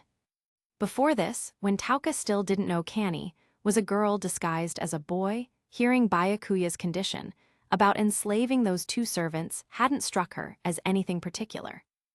Now that she knew Kanny was female, and Byakuya had been the one to tell her, meaning he'd seen through it long ago, suddenly something felt off. So, you spared Tsukiyama because you fancied those two girls' looks. Tauka questioned Byakuya in an eerie tone. Girls enslaved. These two words combined created quite an impact on Hinami's mind. She wasn't a clueless child. She could imagine various scenarios, all rather stimulating for her. Oh my, Hinami shouldn't overthink it. I don't think Amaha-kun would do that sort of thing. Ryauko said with a smile. Though Amahasama seems a bit perverted, I remain Amahasama's devoted fan. Roma's cheeks reddened slightly, her voice shy. Undoubtedly, this was acting. Koma and Irami just smiled without comment. Yomo showed no reaction whatsoever. Such trivial matters weren't worth noting. Of course not. Byakuya immediately protested. I enslaved them naturally to have them work for me. What I valued most was the Tsukiyama group's wealth. How could I possibly spare Tsukiyama just for their looks? Tauka nodded slightly. I see, then I wrongly accused you, sorry. The Tsukiyama group's wealth was indeed formidable, ranking among the top in all of Tokyo. And their true identity as a GHOUL family was well known in the GHOUL world. Given Byakuya's condition of unrestricted access to Tsukiyama Group finances, thinking about it carefully, that was indeed far more valuable than any servant's looks. Afterward, Tauka continued chatting with the staff downstairs about the Tsukiyama situation, while Byakuya went upstairs to check on things. Out of habit, he pushed the door open directly, only to find Matsumi undressing. Fortunately, Matsumi had her back to him, and her clothes weren't fully off. He didn't see anything critical, just pale skin and a graceful figure.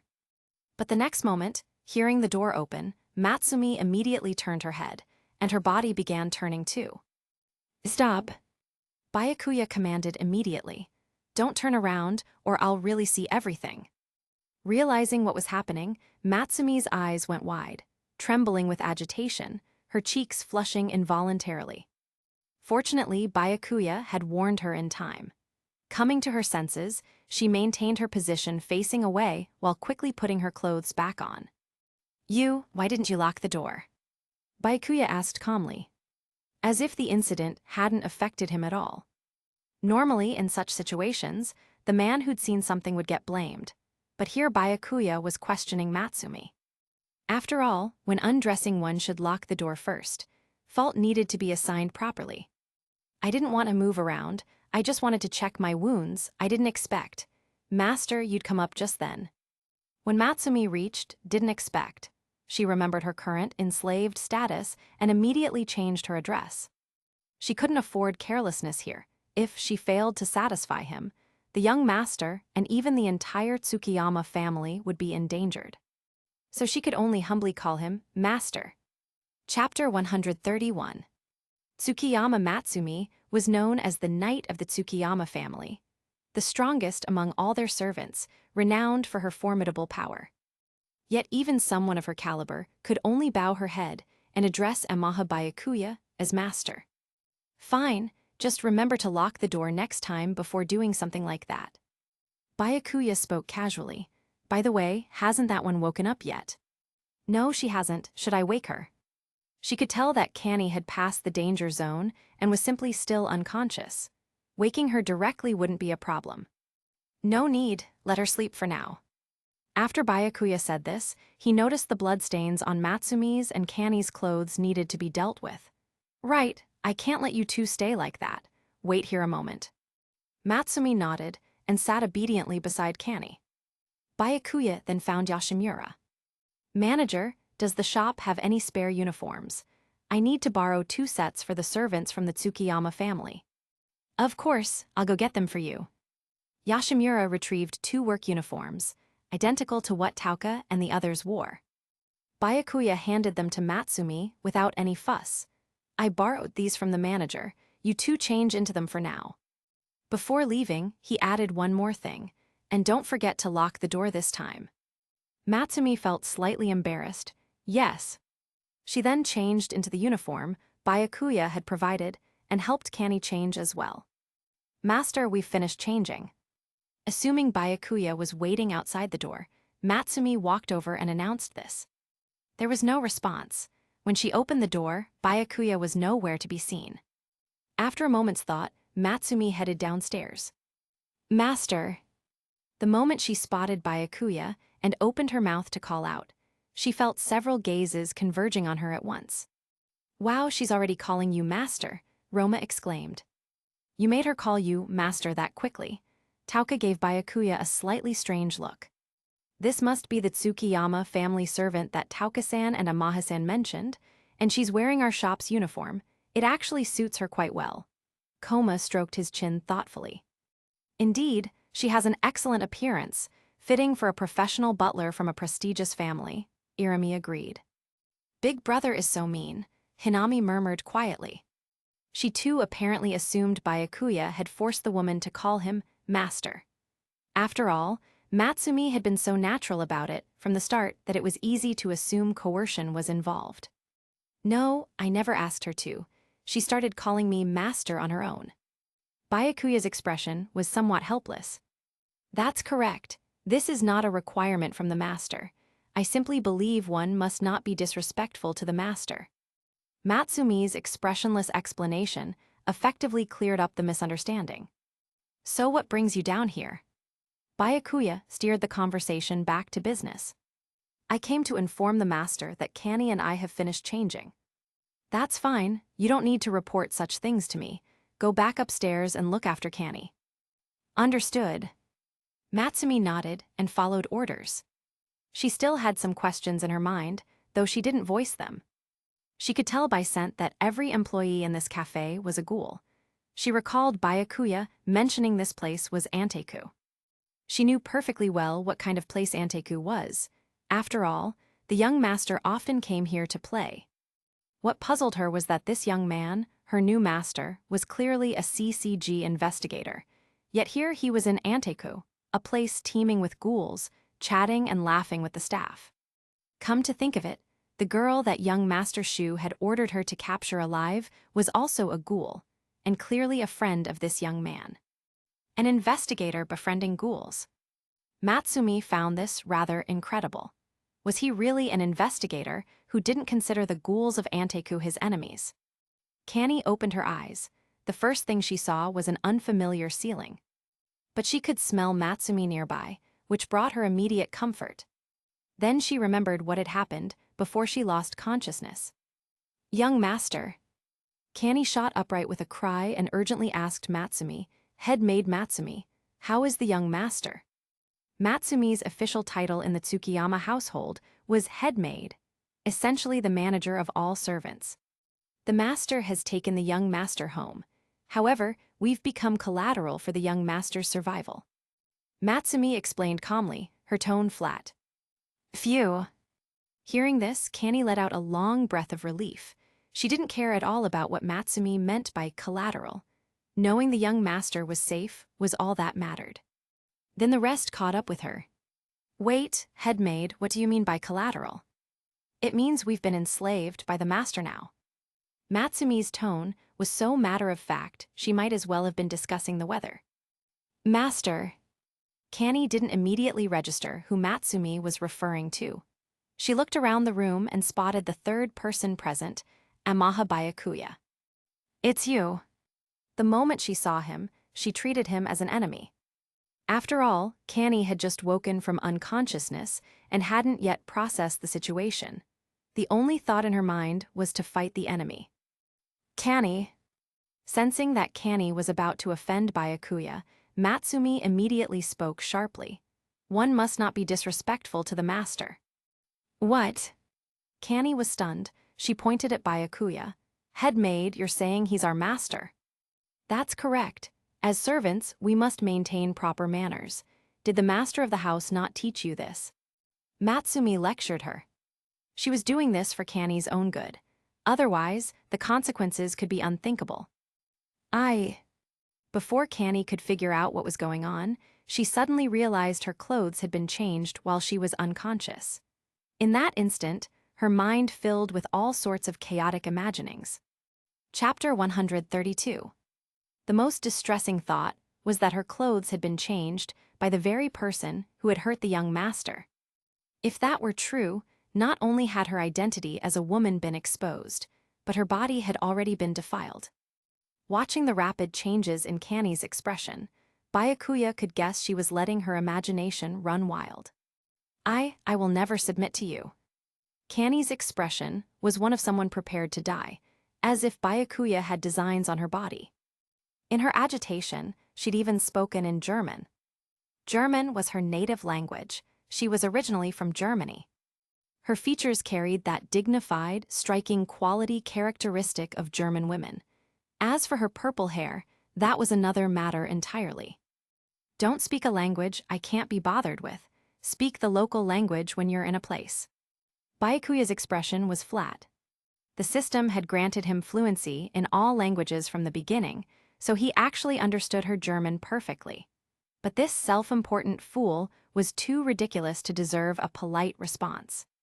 However, Kanny seemed unable to hear what Byakuya was saying anymore. Still speaking in German, she said with intense indignation, "You've already defiled my body. Are you planning to trample my dignity next? No matter how you humiliate me, I will never. Midway through, Matsumi, realizing Canny had misunderstood something, immediately cut her off. Canny, calm down, the master didn't do anything to you. Those words brought Canny back to her senses. He didn't do anything, then my clothes. I changed them for you, and these clothes were borrowed by the master on our behalf. You should be thanking him, not being so disrespectful. Matsumi lectured her again. She sincerely hoped Canny would be more rational. If she accidentally angered this young man, the master's sacrifice would be in vain, and the entire Tsukiyama family would. Only then did Canny lower her head. I understand. Then, why haven't you apologized to the master for your rudeness? And don't forget to thank him for the clothes he borrowed for us. Matsumi's requirements were strict. In truth, back in the Tsukiyama household, servants had followed similar protocols. Only now the object of service had changed from the young master to their new master. For someone as rational and absolutely loyal as Matsumi, she could sacrifice everything for the young master, the master of the house, and the entire Tsukiyama family. But Canny's rationality and resolve were far inferior to Matsumi's. Right now, she was deeply reluctant, her heart still struggling. Did you not hear me? Matsumi displayed the authority she wielded, as the Tsukiyama family's head maid. Canny had no choice but to comply. Mazed her, I was disrespectful just now. I hope the master will forgive me. She said this with extreme reluctance, her expression stiff. Not only was it painful for her to say, but Byakuya found it rather uncomfortable to hear as well. He hadn't forced her to call him master or demanded an apology. Matsumi had taken it upon herself to do all of this. All right, that's enough. Byakuya spoke coldly. I'm not forcing you to call me master, but the fact remains that you're now in my hands. Know your place, especially you self-important woman. That last part, you self-important woman, was clearly directed at Canny. Feeling Byakuya's cold gaze, Canny realized he was talking about her. Hadn't the head maid changed her clothes? How did he know she was a woman? To prevent any more self-important assumptions, Byakuya spoke first. Your pathetic attempt at cross-dressing couldn't fool my eyes. Take some time to come to terms with your current situation. After that, do what I tell you. Try anything funny, and you won't like the consequences. With that, he turned and left. After Byakuya had been gone for a while, Canny asked Matsumi in a subdued voice, Head maid, are we really at this human's mercy now? Yes, accept this reality and do what needs to be done. Don't disappoint the young master and the master of the house. Matsumi sighed softly. She'd sensed that the young man had already become somewhat displeased. Canny's words and actions just now had been truly rude. Fortunately, his temperament seemed reasonable. He hadn't been provoked. All right. Hearing the mention of the young master and the master, Canny gritted her teeth and forced herself to endure. Head maid, can you tell me what happened while I was unconscious? She wanted to fully understand the situation. Matsumi then explained everything. How Marumo had appeared, and the conditions he had agreed to in order to save the young master's life. Only then did Canny understand everything. So we're now slaves to that guy, damn it. Canny was deeply unwilling to accept this. Stop that. If the master were still in this room, I absolutely wouldn't allow you to show such disrespect. Matsumi's tone was stern. I was wrong. Canny immediately admitted her error. She understood why the head maid was being so strict with her. It was all for the young master. Only their sacrifice could ensure the young master's safety. Head maid, for the young master's safety, I'm willing to sacrifice everything I have. Canny then spoke to Matsumi with complete seriousness. It was a declaration of her loyalty to Shu and the entire Tsukiyama family. Good, no matter what happens, never forget that everything we do is for young Master Shu. Matsumi smiled slightly with relief. Now she could feel somewhat more at ease about Canny. Still, she felt some unease about what might come next. She knew almost nothing about this young man, only that he was a GHOUL investigator who seemed to get along quite well with the ghouls at Anteku. But who knew if he had some terrifying other side? Yes. Canny nodded firmly. She had made up her mind. No matter what happened, Even if she was humiliated, abused, defiled, she was willing to sacrifice everything for the young master. Chapter 133. For now, I don't have any specific tasks for you. Just help out here at Anteku for the time being. You're already wearing their uniforms anyway. Once Matsumi and Kani had recovered enough from their injuries, Byakuya gave them their assignment. It wasn't really an assignment per se, he simply didn't want to leave them with nothing to do. As for the Akatsuki organization, Byakuya's original intention was to recruit Matsumi and Kani to fill the numbers. But numbers were one thing, these two weren't trustworthy yet. There was no rush to tell them about the Akatsuki organization. Better to observe their attitudes first and see if they actually had any value to offer. The last thing he needed was to bring in two traitors and create problems for himself. The Akatsuki organization could be built slowly. No need to rush. Working here, yes, understood. Matsumi nodded without objection, following the master's orders completely. Kani had also calmed down considerably since earlier. Though she didn't respond verbally, she nodded obediently. So we have two new companions, even if they're temporary. Koma's tone sounded quite welcoming toward Matsumi and Kani. Since you're going to be working here, do your jobs properly. Don't try anything funny. Tauka warned the two women. She couldn't trust them yet. After all, they'd been fighting each other just hours ago. We won't. We are now absolutely loyal to the master. Matsumi said immediately. Yes, I don't understand what funny business you're referring to. Kani said calmly. Better be that way. Tauka said nothing more. From then on, Matsumi and Kani worked as servers in the cafe. This kind of work was second nature to them. They'd been servants in the Tsukiyama household, doing similar tasks every day. It was even much easier than before, since there weren't nearly as many rules to follow. Still, neither of them believed this was the extent of what Byakuya would demand from them.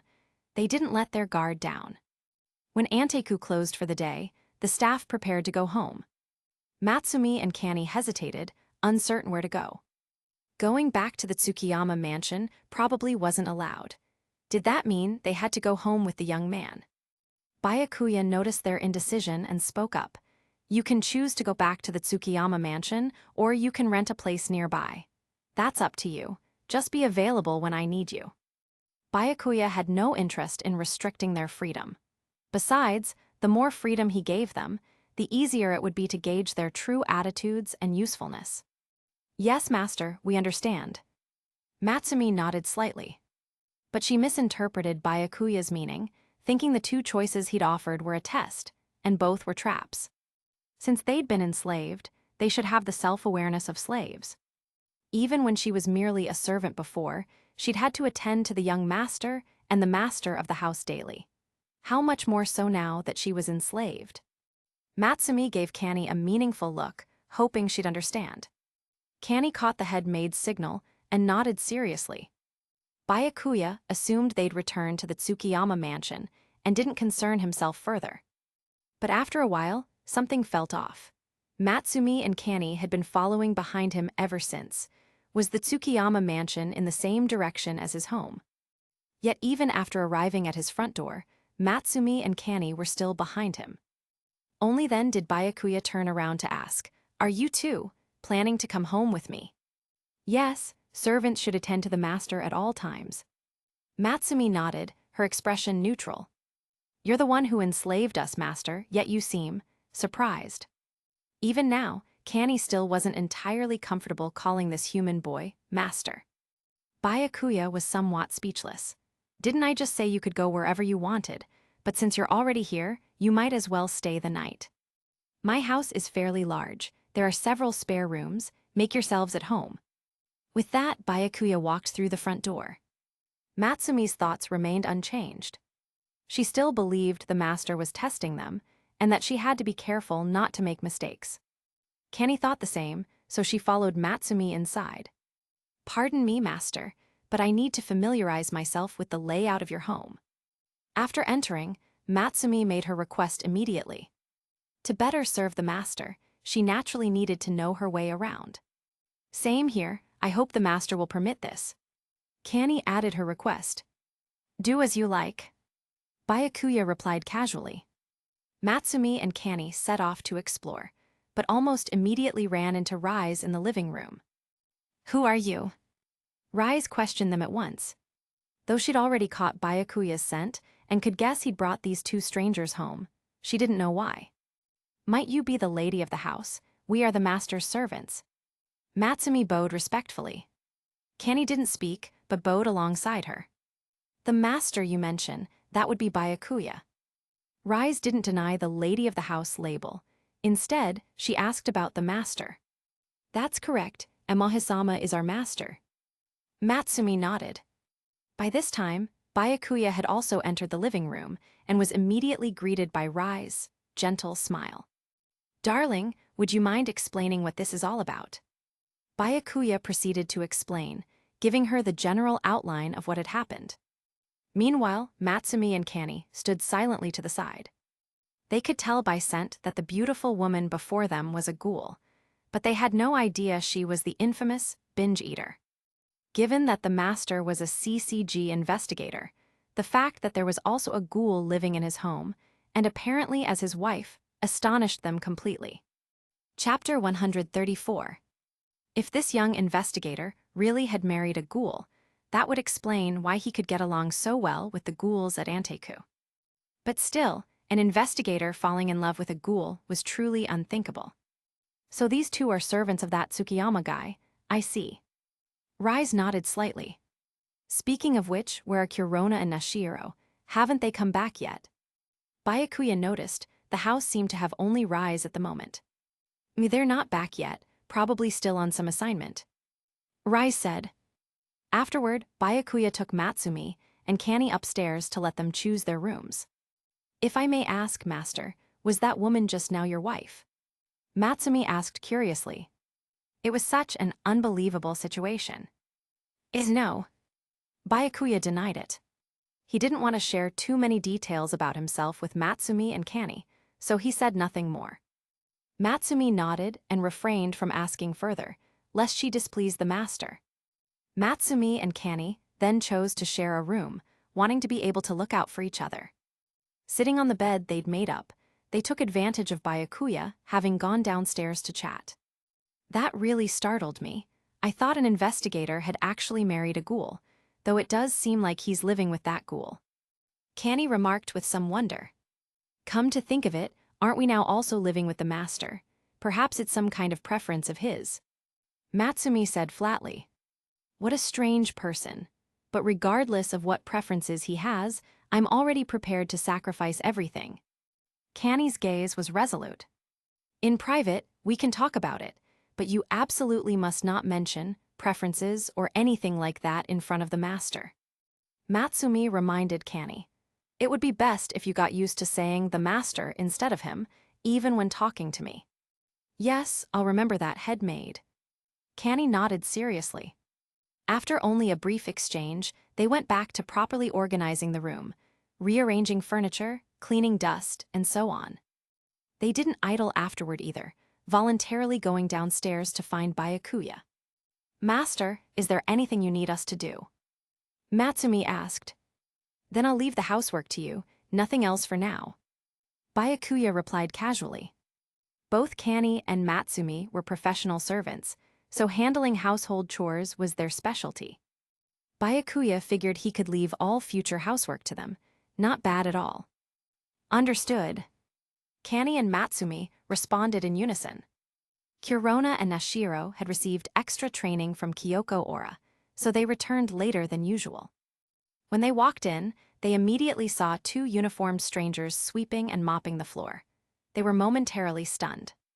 Matsumi hadn't expected two more girls to come home, but she reacted quickly and bowed immediately. "Welcome back." "Ah, who are you?" Kurona asked. "We are Amahisama's servants." Matsumi explained once again, unfazed. "Servants?" Kurona and Nashiro both immediately thought of certain unhealthy things. Their faces slightly flushed, they quickly made their way over to Byakuya. However, Matsumi wisely spoke up first, explaining on Byakuya's behalf what had happened. Learning the truth, Kurona and Nashiro relaxed considerably, though part of the reason might have been that they didn't know Kanny was female. Night fell. Matsumi and Kanny prepared for sleep in their shared room. What surprised Kanny was that nothing had happened tonight. Housework didn't count. To her, that was trivial. What she'd anticipated hadn't occurred at all. She'd braced herself for the worst, unspeakable, humiliating scenarios. Matsumi, by contrast, hadn't overthought things. She accepted that anything could happen. Whatever came, she'd grit her teeth and obey. With that resolve already in place, there was no point dwelling on possibilities. Head made, the master doesn't seem like he'll do anything to us. Kanny ventured. This is only the first day, don't overthink it, who knows what might happen next. Matsumi said. And even if something did happen, so what? For the young master and the master of the house, they'd simply have to endure it. Kanny lay down with her heart still unsettled. She thought about the young master, while also worrying about what might come next. By the time she finally fell asleep, she had no idea what hour it was. Chapter 135. The following morning. Matsumi woke up early. She'd intended to wake Kanny as well, but noticed Kanny still seemed to be sleeping soundly, so she decided to let her wake naturally. Master, would you like me to prepare breakfast for you? Matsumi asked Byakuya, who was also already awake. Though she couldn't eat human food herself, she knew how to prepare it. The Tsukiyama group had always maintained a human identity publicly, often hosting business partners with human cuisine, prepared, of course, by servants like herself. Sure, thank you. Byakuya nodded. Not at all, it's my duty. Matsumi said. Before long, breakfast was ready. Now that there were 6 people living in this house, Byakuya was still the only one who could sit at the dining table and eat normally. The other 5 were all ghouls. Since Kurona and Nashiro had gotten up a bit late, by the time they came downstairs, Matsumi had already prepared Byakuya's breakfast. Nashiro, I think we got up too late. Yeah, that woman beat us to it. The Tsukiyama family's servants really are impressive. Just then, Matsumi heard the sisters talking, but paid no attention to the content of their conversation. Kurona-sama, Nashiro-sama, would you like me to prepare breakfast? Matsumi asked them respectfully. No need, I usually eat out. No need, I only eat what Oniachan makes with his own hands. Kurona and Nashiro replied almost simultaneously. Clearly, Kurona and Nashiro had no intention of revealing their status as one-eyed ghouls in front of the unfamiliar Matsumi. Without them telling her, Matsumi couldn't tell anyway. As long as they didn't expose their Kakugan, the only way ghouls could identify each other was by scent. But artificial half-ghouls like Kurona and Nashiro smelled the same as humans, at most slightly more appetizing, so Matsumi assumed the twins were human. When facing Rise, Matsumi asked the same question. Madam, no, Kamishiro-san, would you like me to prepare breakfast? She knew Rise was a ghoul, and after last night's introductions, she'd learned Rise's name. But knowing just her name, she still had no idea Rise was the binge eater. Shu had rarely mentioned the binge eater around her. Since Rise was a ghoul, the breakfast Matsumi referred to was naturally human flesh. Although ordinary ghouls only needed to feed once or twice a month to maintain normal nourishment, elite ghoul families like the Tsukiyamas enjoyed a lifestyle quite different from common ghouls. For instance, breakfast might be a thinly sliced eyeball, lunch some other body part, essentially small meals throughout the day. Even ordinary ghouls didn't consume an entire person at once when feeding. They'd preserve most of the body for later, just as Ito stored her food in a refrigerator. Oh, why did you suddenly stop calling me madam? Rise asked at once.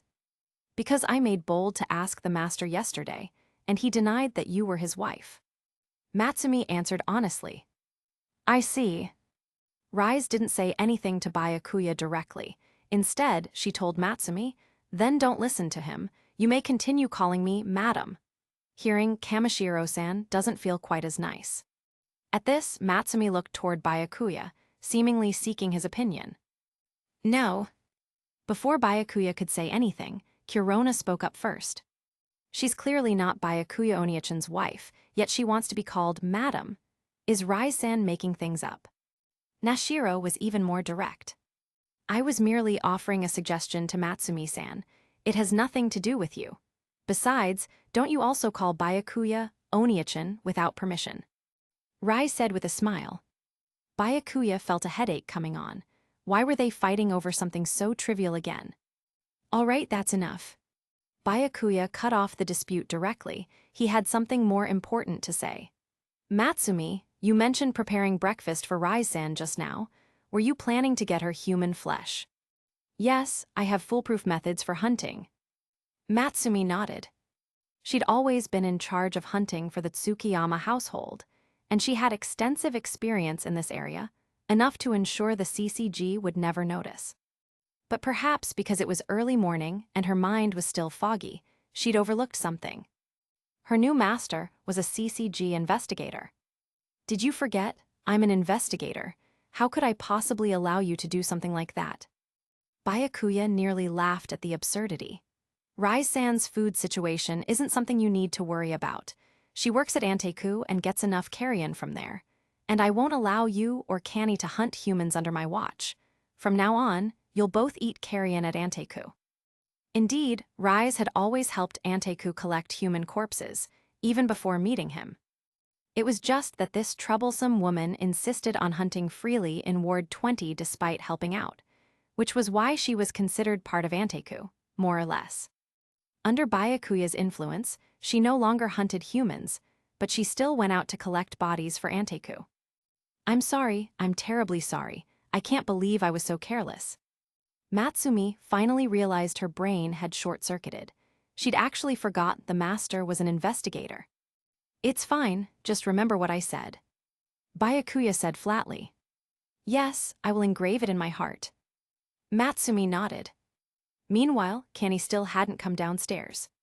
Matsumi was starting to feel anxious on her behalf. To think that Canny would sleep in on her first official day of service, even back in the Tsukiyama household, such behavior would have warranted strict discipline. Fortunately, this young man had a surprisingly good temper and hadn't taken offense, but Canny couldn't possibly stay in bed much longer. The worst-case scenario came to pass. A long time had passed, and Canny still hadn't appeared. Matsumi was even getting angry now, her opinion of Canny dimming. How could this possibly satisfy the master?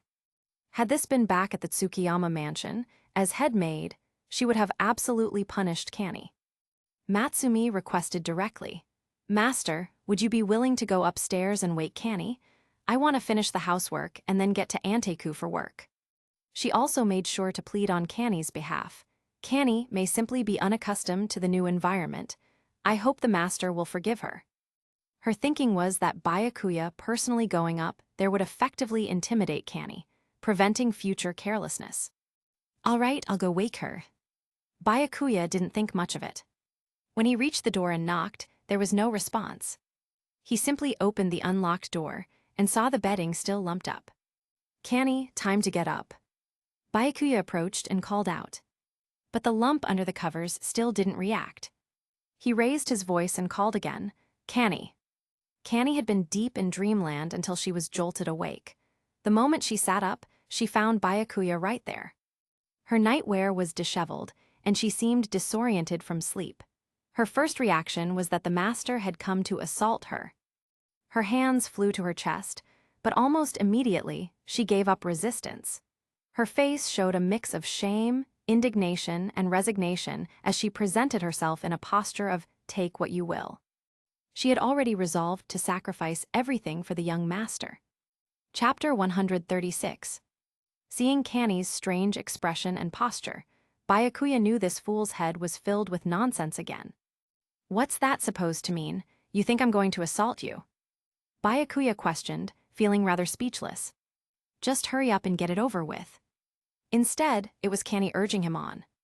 She had resigned herself to her fate. Byakuya's brow furrowed slightly. Get what over with? When did I ever say I was going to assault you? You woman with nothing but filth in your head, look at what time it is already. At his reminder, Canny turned to look at the clock and realized it was already 8 a.m. Back at the Tsukiyama mansion, not being up by this hour would have meant punishment. Now Canny realized she'd been completely self-important. Obviously, the master had come to wake her up. The flush on Canny's face hadn't faded, and now it deepened considerably, spreading all the way to her ears. Looks like you've come back to reality. Get up already, or Matsumi will end up doing all the housework by herself. Byakuya spoke flatly.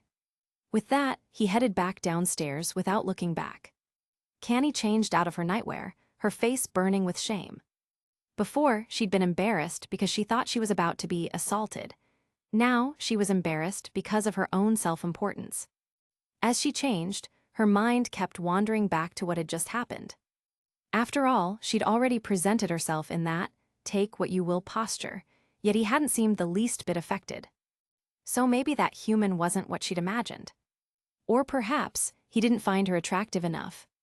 Feeling like her thoughts were drifting too far, Canny shook her head vigorously, casting aside all the random musings. A few days passed. Matsumi and Canny worked dutifully at Tgthegood. As fellow newcomers, their performance was leagues ahead of Roma's.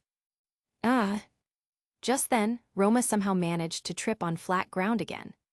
Accompanied by her shriek, several plates and cups she just gathered went crashing to the floor. Roma, how did you fall again? Seeing this, Tauka could only rub her forehead in exasperation. It had only been a few days, yet she'd already had another fall. If this kept up, it would be hard to handle. Don't do this again, you hear me? To prevent such incidents from happening frequently, Tauka deliberately adopted a harsher tone with Roma. But unexpectedly, Roma went straight to Byakuya with an aggrieved expression. Amaha-sama, Kirishima-san is being mean to me tilde. She hid behind Byakuya, hugging him from behind. Being rather petite, her head could only peek out from under his arm. You, making a mistake, and then not letting anyone say anything about it. Seeing Roma being so intimate with Byakuya, Tauka, who had only been pretending to be harsh, was now genuinely annoyed. Roma-san, try to be more careful in the future. Byakuya smiled helplessly. Okay, tilde. Roma nodded, looking pitiful. But without question, she'd do it again next time. Canny, who was working nearby, noticed the commotion. She found it hard to understand how someone so clumsy had gotten a job here in the first place. Welcome. At that moment, Matsumi was greeting a new customer at the door, only to find that the customer standing before her was the most familiar person in her life. Hey Matsumi, you seem to be doing well. It was Tsukiyama Shu, who had come to Tgthegood. Young master, why are you? Matsumi was momentarily stunned. Hearing Matsumi's voice, Canny immediately turned her head and sure enough saw young Master Shu. Young master. Canny's voice carried surprise. She hadn't expected the young master to suddenly appear here. Wouldn't this put him in danger? Oh, I didn't expect Tsukiyama to dare show his face in front of us. Tsukiyama's arrival made Tauka frown. She sneered coldly. Hearing Tauka use that insulting nickname, Tsukiyama again, Canny felt displeased, but she held her tongue. After all, this was their territory, and she was now Byakuya's servant. Why wouldn't I dare? Tsukiyama smiled composedly. But let me make clear, I'm here to see Amaha-kun. Still not giving up, I'd advise you to quit while you're ahead. Tauka mocked with a smile. By the way, I was absolutely blown away by how Amaha tasted last time. Too bad you'll never get to experience it in your lifetime. Tsukiyama's smile instantly stiffened. He was definitely rattled inside, but he forced himself not to show it. Instead of responding to Tauka's mockery, he bowed respectfully to Byakuya. Amaha-kun? No, Amaha-sama. My father is making me follow you as punishment. Is that so? And Tsukiyama-shachu is comfortable with that? Byakuya asked expressionlessly. It was hard to say whether Marumo had demanded this of Shu, or whether Shu had wanted this himself. Or perhaps the father and son had discussed it beforehand. After all, Matsumi, the knight of the Tsukiyama family, had been enslaved by him. Perhaps Marumo had noticed that Matsumi and Canny had been treated well these past few days, and decided that putting Shu under his care would actually be better. Regardless, if Tsukiyama genuinely wanted to follow him, his personality meant that few people could be more reliable. And there was another benefit. With Tsukiyama around, he basically didn't need to worry about whether Matsumi and Kani might turn traitor. Of course, Tsukiyama replied with gentlemanly poise. As long as Amaha-sama doesn't find me a nuisance, I'm willing to follow in your footsteps. Fine, then you can help out at Anteku too from now on. Byakuya was surprisingly agreeable this time, accepting immediately. Wait. Tauka was immediately concerned. Is this really okay? That shit Tsukiyama might still be plotting something. It's fine. Byakuya smiled lightly. To be trusted so readily by Amaha-sama, I'm deeply honored. Tsukiyama said at once. Honestly, even he hadn't expected such immediate acceptance. But let me make one thing clear. If you ever dare threaten anyone close to me again, I'll personally twist your head off and wipe out your entire Tsukiyama family. Byakuya's eyes suddenly turned ice cold, his voice frigid as he warned Tsukiyama. Tsukiyama's expression immediately changed. He nodded solemnly. Absolutely not. As expected, this was the Amaha-kun who fascinated him the most. Chapter 137. Since the Akatsuki organization hadn't been formally established yet, they didn't even have a base. For now, all these people from the Tsukiyama family were lumped together at Anteku. Anteku had essentially become Byakuya's temporary storage facility. But there were already enough servers at Anteku. Under manager Yoshimura's arrangement, Tsukiyama would handle the same duties as Rise, periodically going out to retrieve human corpses for the cafe. Shit, Tsukiyama, if you don't do your job properly, I'll have the manager fire you. Tauka had never gotten along with Tsukiyama, and she hadn't expected him to suddenly become a member of Anteku. This guy was every bit as troublesome as Rise had been before, especially given what had happened just a few days ago. That had left quite an impression on Tauka. So her attitude toward Tsukiyama was terrible. She'd immediately put him in his place. Then Tauka suddenly recalled something. Rise had also been a huge problem before, but after getting involved with Byakuya, she'd become remarkably well-behaved. Could Tsukiyama also be changed by Byakuya? But now Tauka had something else on her mind. How exactly had Byakuya made Rise so docile? Rise hadn't hunted humans lately, nor had she been picking up supplies at Anteku. Could it be? She was sating her hunger directly through Byakuya. Tauka had actually guessed correctly on this point, though her imagination was more extreme. She assumed Rise had eaten Byakuya many times over. In reality, Rise now satisfied her hunger through blood drinking alone. The power of the Hashirama cells meant that just an occasional drink was enough to keep Rise nourished, so she never needed to pick up supplies from Anteku. Unless absolutely necessary, she couldn't be bothered with carrion. Kirishima-san is still as unlovable as ever. Such prejudice against me, it's truly heartbreaking. Tsukiyama sighed. It's not prejudice, you're just inherently untrustworthy. Tauka rolled her eyes at Tsukiyama and stopped engaging with him. Instead, she walked over to Byakuya and asked quietly, speaking of which, didn't I bite your arm last time? It seemed to heal really fast. She hadn't noticed before, but it just occurred to her now. These past few days, Byakuya showed no signs of arm injury whatsoever. No bandages, no careful movements, as if the arm had never been harmed at all. Yeah, maybe it's because I have an unusual constitution, healing abilities similar to you ghouls. Byakuya didn't bother hiding this. It was too obvious to conceal anyway, so there was no point trying. There's actually a constitution like that. Tauka was immediately astonished. Yoshimura, who happened to overhear, also took notice. He'd never heard of any human possessing such a constitution, not even half-humans. Could Amaha-kun also be a half-ghoul like Ito? Even if not natural-born, he could have been artificially created through experimentation. After all, Kurona and Nashiro were living examples, and Amaha-kun was close to those sisters, which made the speculation even more compelling. That would also explain Amaha-kun's abnormally powerful abilities. And if Amaha-kun was indeed a half-ghoul, Yoshimura felt even more confident that he could save Ito. Besides Yoshimura, Roma was also thinking quite a bit about Byakuya's constitution. This Amaha Byakuya kept bringing more and more pleasant surprises. No wonder Nico and Sauda had recommended she come play at Anteku. Coming here had definitely been the right choice. At that moment, Byakuya simply removed his outer jacket, revealing an arm that had healed perfectly. More accurately, it had healed without a trace the very same day Tauka had bitten him. It's true, I remember biting right here. Tauka grabbed Byakuya's arm and examined it closely. There really wasn't the slightest mark. A human with such a constitution, she found it incredible. But a moment later, her expression turned somewhat peculiar. She leaned in and whispered in Byakuya's ear. I was wondering why Kamishiro-san has been so well-behaved lately. Is it because you're always letting her eat your flesh? She couldn't help but be concerned. After all, Rise was infamous for her brutal, insatiable appetite.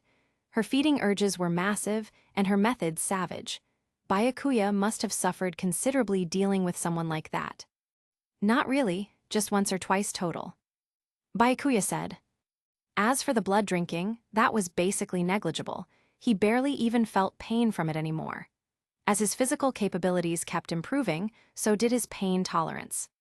What are Tauka-chan and Amaha-san whispering about? Why can't you share with us? Is it something private between just the two of you? Just then, Irami spoke up teasingly. Not surprising at all. Tauka-chan is at that age when youthful passion runs highest. Koma chimed in with a sigh. Make sure to take safety precautions. Yomo was even more direct, speaking these words with a completely straight face. Does that mean Onia-chan and Tauka-wana-chan are? Hinami's bright eyes went wide. Ryauko wasn't present. Today wasn't her shift, and she'd only come later to pick up Hinami. Yashimura smiled without comment. Tsukiyama lightly supported his chin, thinking, ah, I see tilde. Matsumi and Kani didn't participate in this conversation, staying focused on their work. That's not it at all. What are you all imagining? Tauka immediately denied everyone's assumptions, her face flushed, especially her uncle's comment, which was the most outrageous. Safety precautions, that was way too far-fetched. Why is Kirishima-san denying it so vehemently? Could it be because she's too embarrassed to admit it? At this moment, Tsukiyama's tone carried a suggestive lilt. Shut up, Shitsukiyama. Tauka glared viciously at him. Chapter 138. It's really nothing private. Kirishima-san was just asking me about Rise-san. Byakuya explained on Tauka's behalf. His calm demeanor, unlike Tauka's flushed, emphatic denial, made it difficult for everyone to continue teasing. Tauka breathed a sigh of relief, but she found herself inexplicably fixating on one detail in Byakuya's words. He called Rise, Rise-san, but called her Kirishima-san. There was a substantial difference in the nature of those forms of address. But she didn't bring it up. Asking someone to call her Tauka-san directly would be too embarrassing. While Tauka was preoccupied with such things, Byakuya was conversing with Tsukiyama. Since you're following me now, why don't you take Matsumi and Kani back to the Tsukiyama mansion? They just need to come when I call for them. That won't do. Matsumi and Kani are now Amaha-sama's servants, so they should stay by your side to attend to you. Even my father wishes for them to fulfill their duties properly. Tsukiyama replied. Hearing the young master say this, neither Matsumi nor Kani showed any dissatisfaction. They agreed with what he said. Fine. Byakuya was momentarily at a loss for words. When closing time came, Tsukiyama returned to the Tsukiyama mansion on his own, while Matsumi and Kani went home with Byakuya. Perhaps because the young master had also chosen to follow this human boy, Kani's resistance toward him had lessened considerably. Walking home, Byakuya thought of something. Including Tsukiyama now, and with Matsumi and Kani essentially confirmed, the requirements for establishing the Akatsuki organization had been met. The 2 SS-rated ghouls were Rise and Matsumi. The 4 S-rated ghouls were Kirona, Nashiro, Kani, and Tsukiyama. It all depended on whether the system would classify Rise as SS-rated. Currently, the CCG still had the Binge Eater listed at S+, and since she'd essentially vanished from their radar lately, her danger rating wouldn't change. Now that the personnel were assembled, the next step was preparing a base. Byakuya wasn't about to mooch off Anteku for a base, he'd have to set up his own. The Tsukiyama Group's financial resources would come in handy for that. Though technically, his own house could serve as a base. It was large enough to work as a temporary headquarters for now. But eventually, he'd need to prepare a proper base. Given its membership composition, the Akatsuki organization would undoubtedly be classified by the CCG as a GHOUL organization. For something that would constantly be under CCG surveillance, the official base couldn't be set up casually. For now, Byakuya just wanted to confirm one thing: the system's rating for Rise. Given Kamishiro, Rise's extremely high growth potential, and her innate ability to achieve Kakuja form, the system conservatively rates her as SS class. The system once again demonstrated its mind-reading-like ability, addressing the question in Byakuya's mind. Good, the Akatsuki organization now meets the establishment requirements. Byakuya thought to himself. The system's assessment was indeed objective. Not all Kakuja were SSS-rated ghouls. Tatara could also achieve Kakuja form, but his danger rating was only SS. Although CCG ratings were based on danger level rather than pure combat power, the ratings did generally correspond to strength. The higher a ghoul's danger rating, the more their power matched that classification. Take the SSS-rated non-killing owl and one-eyed owl, that father-daughter pair. No SS-rated ghoul could even come close to their level of strength. But Rise had always eaten purely for pleasure, with no pursuit of power. She'd never engaged in cannibalism. After all, ghoul flesh tasted awful. Though she possessed the innate ability to achieve Kakuja form, she'd never used it. So from a strength perspective, she definitely didn't reach SSS level. Now Byakuya had just one remaining issue: explaining the Akatsuki organization to Tsukiyama, Matsumi, and Kani. He could certainly force them to obey, but that was meaningless to him. He'd prefer these three to join the Akatsuki organization willingly. Byakuya considered this part of the preparatory work for establishing the organization. The same applied to Rise and the Yasuhisa sisters. He needed to explain to them the meaning of the Akatsuki organization's existence. So the first thing Byakuya did upon returning home was to call Rise, Kurona, and Nashiro to his room. Why is Byakuya suddenly calling all three of us to his room? After these past weeks of familiarity, Kurona could now naturally call him Byakuya without the awkwardness of earlier, when she'd stumbled and changed it to Byakuya-san. Maybe Oniichan has something important to say. Nashiro spoke softly, her expression neutral. Though it could also be that Oniichan is feeling lonely. After all, there are more and more girls in the house, and he's still single. Nashiro, how did your mind go there? But I can't exactly deny it makes sense. Kurona couldn't argue with that. Thinking that that kind of thing might happen, her face reddened slightly without her control. Nashiro, by contrast, showed no trace of embarrassment, as if she didn't care about such matters at all. When they entered the room, they found Byakuya seated with a solemn expression. It seemed this wasn't the second possibility they'd imagined. He had something important to tell them. What's going on, calling all three of us here so suddenly? Rise was the first to ask. Have a seat first. I have something important I want to discuss with you. Byakuya's tone was serious. This serious? Seeing him like this, even Rise adopted a more earnest attitude. Kurona and Nashiro obediently sat down on the bed. I'm planning to establish an organization, not simply a human organization, nor simply a ghoul organization. Byakuya got straight to the point. Establish an organization, for what purpose? Rise immediately asked. The goal is to change the current state of this world. I want humans and ghouls to coexist peacefully, but my strength alone isn't enough. I need you. Byakuya spoke frankly. The organization will be called Akatsuki, the character for dawn, to bring daybreak and hope to this world. Chapter 139. Akatsuki, World Peace. Rise smiled faintly. I have absolutely no interest in that sort of thing, but I am interested in you. Halfway through, Byakuya had thought Rise might refuse. By the end, he smiled with relief. It wouldn't have been strange at all if Rise had truly refused to join the Akatsuki organization. For instance, when Banju had once hoped Rise would become the leader of Ward 11, she'd nearly killed him in annoyance. The solitary Rise found such matters extremely uninteresting, even repulsive. If it had been anyone other than Byakuya inviting her, she would have given them the same treatment as Banju or Tsukiyama. What about you two, Kurona and Nashiro? Anything you want to say? Byakuya turned to the sisters. Nothing. Neither do I, whatever Oniichan asks. Nashiro is willing. Kurona and Nashiro spoke simultaneously. Good. Byakuya smiled at them. I won't let you down. Eventually, you'll be able to return to normal, become regular humans again. Really, Nashiro and I can actually become human again? Kurona immediately asked with interest. She thought she and Nashiro would be one-eyed ghouls for the rest of their lives. She hadn't expected there might be hope of returning to normal. Of course, as long as the Akatsuki organization achieves its ultimate goal.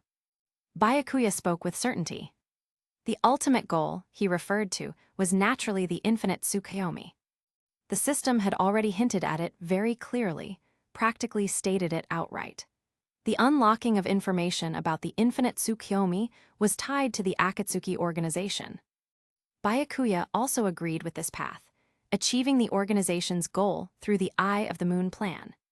If all ghouls could truly be transformed into humans, there would be no more conflict between species. The racial divide between humans and ghouls was the key issue. Resolving it would undoubtedly bring relative peace to the world. He said relative peace because war among humans themselves would always exist. That was unavoidable. Human nature was simply like that. Sometimes, class issues could be even more severe than racial ones. Just look at how comfortably the upper-class ghouls lived, especially the Washu clan. Meanwhile, lower-class ghouls were merely tools for the Washu to maintain their dominance. The same went for lower-class human investigators. They too were tools being used by the Washu. The clan had gone to great lengths to develop quinks precisely so human investigators could fight on equal terms with lower-class ghouls. And naturally, upper-class humans were complicit as well. The Washu clan couldn't have risen to their current position without colluding with certain human elites. Lower-class investigators and lower-class ghouls would fight to the death, never knowing who was truly oppressing them. But this was getting too far off topic, a slippery slope best left alone. In any case, Byakuya couldn't be bothered with all that chaos. He just wanted to resolve the human ghoul problem first. Although Kurona and Nashiro didn't know what Byakuya meant by ultimate goal, they were willing to trust him unconditionally.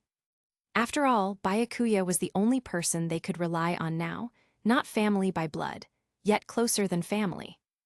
Besides you three, Tsukiyama Shu and those two Tsukiyama servants will probably also become members of the Akatsuki organization. I just haven't told them yet. Byakuya continued. I'm planning to wait a while before bringing it up with them. Tsukiyama is still an unknown quantity. Theoretically, given Tsukiyama's personality and after what had happened, he should become quite obedient and reliable. But in practice, things weren't always so predictable. Some observation was definitely needed before he could feel at ease. I have no objections, but I still won't go easy on him if he gets any ideas about you. Rai said lightly. On that point, even I wouldn't go easy on him. Byakuya said. Kurona and Nashiro naturally had no objections either, unless Tsukiyama proved untrustworthy, in which case they'd be the first to help Byakuya eliminate the problem. During this period, or rather, ever since the Aogiri suppression operation had ended, Byakuya's life had been quite comfortable. Occasionally, he'd be assigned to go on extermination missions with Kori Ui, since Ui was still technically his partner. They'd eliminated a handful of ghouls here and there. His promotion to first class would have to wait for the promotion ceremony, when the CCG would hold a unified promotion ritual for qualifying investigators. During this time, Aogiri Tree had been quiet. The CCG had been investigating them intensively, but with little success. It seemed Aogiri was biding its time, waiting for the day they'd strike again with something as major as the Cochlea prison assault. Suzuya, how's the preparation going for the written exam and interview? Today, Byakuya had come to the Ward 1 CCG main office for some business. he happened to run into Suzuya and greeted him. "Should be fine, Shinohara-san has been coaching me," Suzuya said with a smile. By now, Suzuya's GHOUL elimination record was enough to promote him from rank 3 to rank 2. As long as he passed the relevant written exam and interview before the promotion ceremony began, he'd be promoted smoothly. Suzuya was working hard toward that goal. Both the written exam and interview were considerable challenges for him. Speaking of which, Suzuya will be promoted to rank 2 soon. I still don't know when I'll ever get promoted. Byakuya and Suzuya were chatting in the rest area when Takezawa passed by and joined the conversation. "Takezawa-san, Hauji-san." Seeing Takezawa and his partner Hauji beside him, Suzuya greeted them politely. Under Shinohara's guidance, he'd become considerably more mature and composed than at the start. Besides, if he didn't change, he'd easily fail the interview. "Suzuya looks like he's in good spirits. You must feel confident about the exam and interview." Hauji replied kindly. So Suzuya is about to achieve rank 3 to rank 2 in 1 year. The last person, and the only person, to do that was Arima-san, wasn't it? Takezawa said enviously. Going from rank 3 to rank 2 in 1 year might not sound that impressive, but to date, only Kishu Arima had ever accomplished it. As for Byakuya going from rank 2 to rank 1, that was a different matter entirely, and even more remarkable. By the way, Amaha-san went from rank 2 to rank 1 in less than half a year, right? That's even more terrifying. Takezawa exclaimed.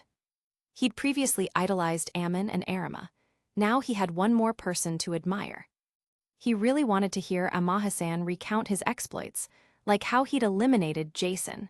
But he was too embarrassed to ask, not wanting to waste his time. Byakuya just smiled without comment. In reality, he'd done it in less than a month. Mainly because he'd passed the written exam and interview at lightning speed, but there was no need to emphasize such things. After some more small talk, everyone went their separate ways. Byakuya had come to the Ward 1 main office today for the written exam and interview materials. He needed to take some relevant materials back to prepare. The first-class promotion exam would definitely be harder than the rank 1 exam. Even so, it was no challenge for Byakuya. In his room, he activated his main Jikayo Sharingan and effortlessly memorized all the theoretical knowledge needed for the written exam. Half a month later, he passed the written exam with a near-perfect score. The written exam ended in the morning. By afternoon, he'd cleared the interview as well. Ding, host has completed the written exam and interview for promotion to first-class investigator. Reward, 10 fusion points. Now he just needed to wait for the upcoming promotion ceremony, where Bureau Director Washu would bestow upon him the first-class investigator's badge. Perhaps because Aogiri Tree was lying low, Ito had more time for her side job, things like holding fan meet and greets. Her main job was, of course, the great cause of Aogiri Tree. Oniachan, Takatsuki-sensei's fan meet and greet is about to start. Can you come with me? Hinami was sitting on Byakuya's lap, reading one of Sen Takatsuki's books together with him, when she brought this up. Sure. Byakuya agreed without hesitation. The mention of Takatsuki's fan event reminded him of Kenki. He hadn't seen Kenki at the cafe lately. Probably because of the Tsukiyama incident. Actually, Kenki had come by occasionally during this period, but upon seeing Tsukiyama through the window, he'd fled in terror. After that previous incident, he'd called the police after escaping, but when they arrived, they'd found nothing. Marumo had had the scene cleaned up, and the whole matter had been swept under the rug. Byakuya felt he should find an opportunity to explain things to Kenki and bring Tsukiyama along, since he was the one who'd caused the whole mess. I knew Oniachan was the best. Hinami beamed with joy. By the way, Oniachan, what does this word mean? She pointed to a word in a certain passage of the book. Her reading had improved to the point where she could get through most things without trouble, though she still occasionally encountered complex vocabulary. It didn't really affect her overall comprehension, but she'd grown accustomed to having her big brother read with her. A few days later, Sen Takatsuki's fan meet and greet arrived as scheduled. Hinami had dressed up especially pretty today, with her mother's help. Perfect, Our little Hinami is the cutest now. Ryauko looked at Hinami's reflection in the mirror with satisfaction. Hinami smiled happily. When you meet Byakuya Oniichan later, remember to ask him what he thinks first. Ryauko began instructing her. Mum, I understand. Hinami nodded seriously. Then when it gets crowded, hold onto Byakuya Oniichan's hand. He definitely won't refuse. Mum. That should be enough for now, don't rush things. After that, just enjoy your date today, Tilda. Hinami had been following along, but gradually started feeling something was off. It's not, this isn't a date. Oniichan is just going with me to meet Takatsuki-sensei. Hinami's cheeks flushed slightly as she explained. Ryauko just smiled knowingly, without saying more. When Hinami arrived at the agreed meeting spot, she'd come half an hour early, yet found that her big brother was already there. Am I late? I didn't make you wait too long, did I? No, I just got here myself. Byakuya said. He wasn't being polite, he really had just arrived. That's good. Then Hinami remembered what her mother had said before she left. What do you think, Oniichan? She asked somewhat bashfully, keeping her question vague. Byakuya's reaction was quick. One look at Hinami's expression, and he knew what she was asking. Hinami-chan looks very cute today. You must have put a lot of effort into dressing up. Yes. Hinami's face lit up with joy, a faint blush coloring her cheeks, making her even more adorable. Later, at the meet-and-greet venue, Hinami also remembered her mother's words. Taking advantage of the crowd, she reached for her big brother's hand. Sure enough, he didn't shake her off. If anything, he held on a bit tighter. After waiting in line for a while, Byakuya and Hinami sat down in front of Sen Takatsuki. Isn't this Amaha-kun from last time? And this time you've brought such a cute little sister. Ito spoke first. Her hair looked even more disheveled than at the last meet-and-greet, probably having overslept and rushed to the venue. But the messy style only made her look more like an eccentric genius. Hinami hadn't expected Takatsuki-sensei to be so chatty right off the bat. She immediately felt a bit nervous. What's your name, little one? Can you tell big sister? Ito asked Hinami with a smile. Hinami, Fuguchi Hinami. Hinami responded nervously.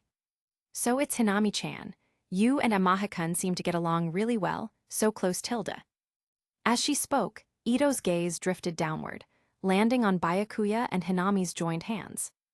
Hinami suddenly realized she'd forgotten she was still holding her big brother's hand. She let go shyly, embarrassed. So cute, Tilda. Ito giggled. Having teased little Hinami enough, Ito turned her attention to Byakuya. So, Amaha-kun, any wishes this time? A signed autograph, perhaps? Byakuya shook his head slightly. He beckoned with his finger, gesturing for Ito to come closer. Ito actually complied, standing up and leaning in toward him. Byakuya whispered directly into Ito's ear.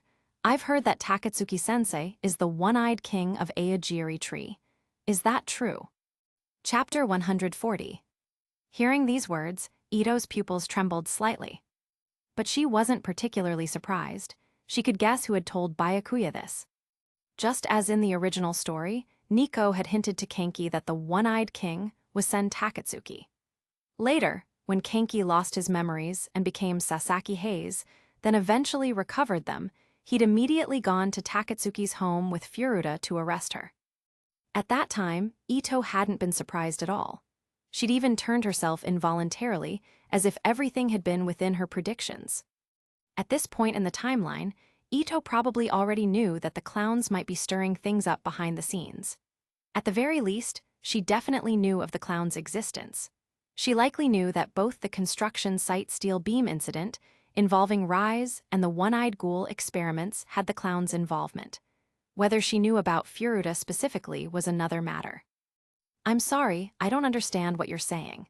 As you can see, I'm just an ordinary author who enjoys creating. Ito's face still wore its composed smile. But I'm interested in you. Would you mind waiting until the meet-and-greet ends and having a drink with me? Of course. Byakuya responded without hesitation.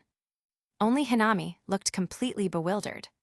She hadn't heard what Byakuya had whispered to Takatsuki-sensei, so naturally she couldn't understand their exchange, or why Takatsuki-sensei had suddenly invited her big brother for a drink. Then I'll trouble Amaha-kun and Hinami-chan to wait a bit, Ito said, or you could go have fun elsewhere first and come back for me when the time comes. I wouldn't want to ruin your date after all. At this, Hinami's cute little face flushed red. That's not. Oni-chan is just accompanying me. It's not a date or anything. Mom, I know. Big sister knows everything. Ito grinned, clearly enjoying teasing little Hinami. Then we'll go explore elsewhere first, Byakuya said. Hinami lowered her head shyly. Have fun, Hinami-chan. Thank you, Takatsuki-sensei. With that, Byakuya and Hinami temporarily left the meet-and-greet venue. As they were leaving, more and more people were flooding in from outside. At that moment, Byakuya extended his hand toward Hinami. Hinami was slightly startled. She hadn't expected her big brother to reach out first. This way we won't get separated, Byakuya said. Hinami nodded happily.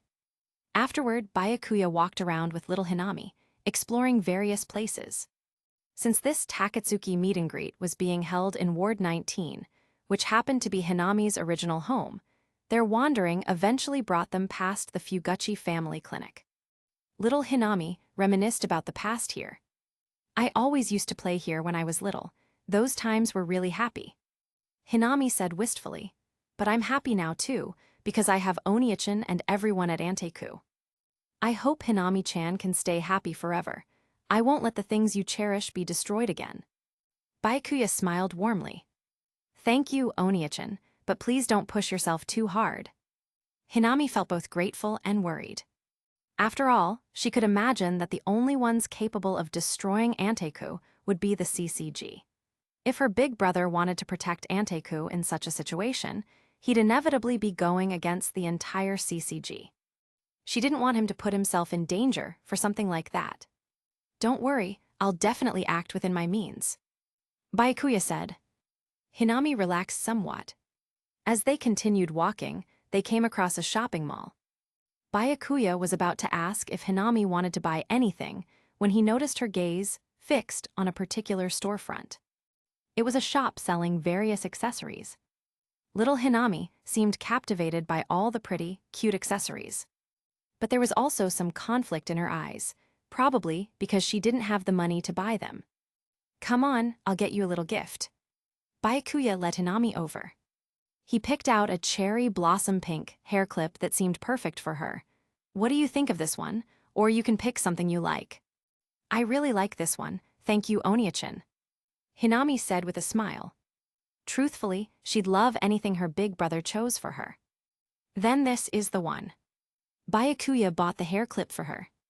It barely cost anything, but making little Hinami this happy was definitely worth it. But just then, Byakuya happened to turn his head and spotted an unexpected figure. It was Nutcracker, specifically the adolescent version of Nutcracker.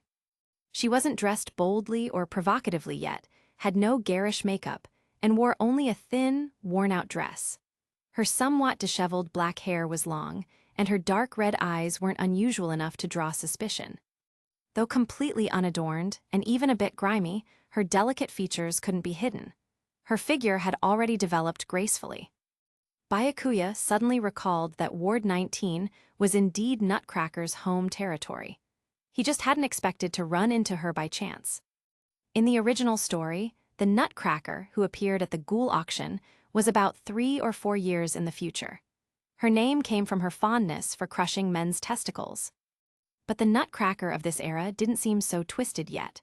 Her clothing clearly showed she was still just a poor, down-and-out young girl.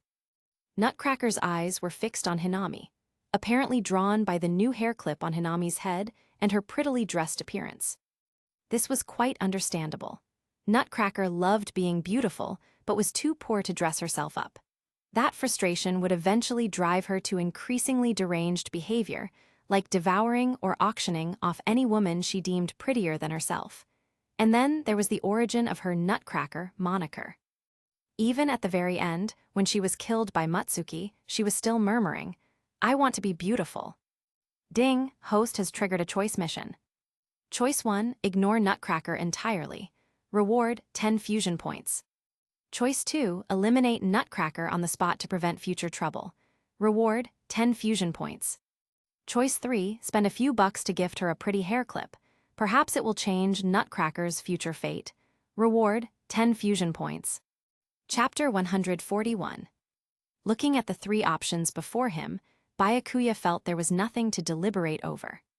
Since Nutcracker hadn't yet gone down that path of no return, he figured if there was really a chance to change her fate, it was worth trying. Besides, killing her outright would actually be more troublesome than spending a few bucks, because first, you'd have to prove she was a ghoul. Of course, as a transmigrator with a god's eye view, he could ignore CCG rules and forcibly eliminate a target who hadn't been identified as a ghoul. He'd receive mild reprimand at most, but there was no need for that. Byakuya stepped forward, coming to stand before Nutcracker. "Would you like one? Which do you like?" Byakuya asked directly. Nutcracker's expression froze. She clearly hadn't expected him to speak to her, let alone ask what she wanted. She hesitated for a moment, then her gaze shifted away from Hinami. She extended her hand and pointed at a purple hair clip. She seemed to really like the color purple. In the original story, she'd eventually dye her black hair purple. Without another word, Byakuya bought that purple hair clip and gave it to Nutcracker. He didn't say much, just offered her a small smile. Ding, host has completed choice 3. Reward 10 fusion points. Thank you. Nutcracker was overwhelmed by the unexpected kindness. After all, this was the first time anyone had ever given her something beautiful. Oni-chan, do you know this girl? Hinami asked curiously. No. Byakuya shook his head, but she looked like she really wanted it, so I gave it to her. Oh, I see. Hinami didn't think much of it.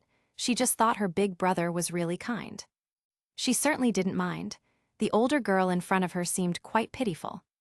She could already tell from the scent that this person was one of her own kind.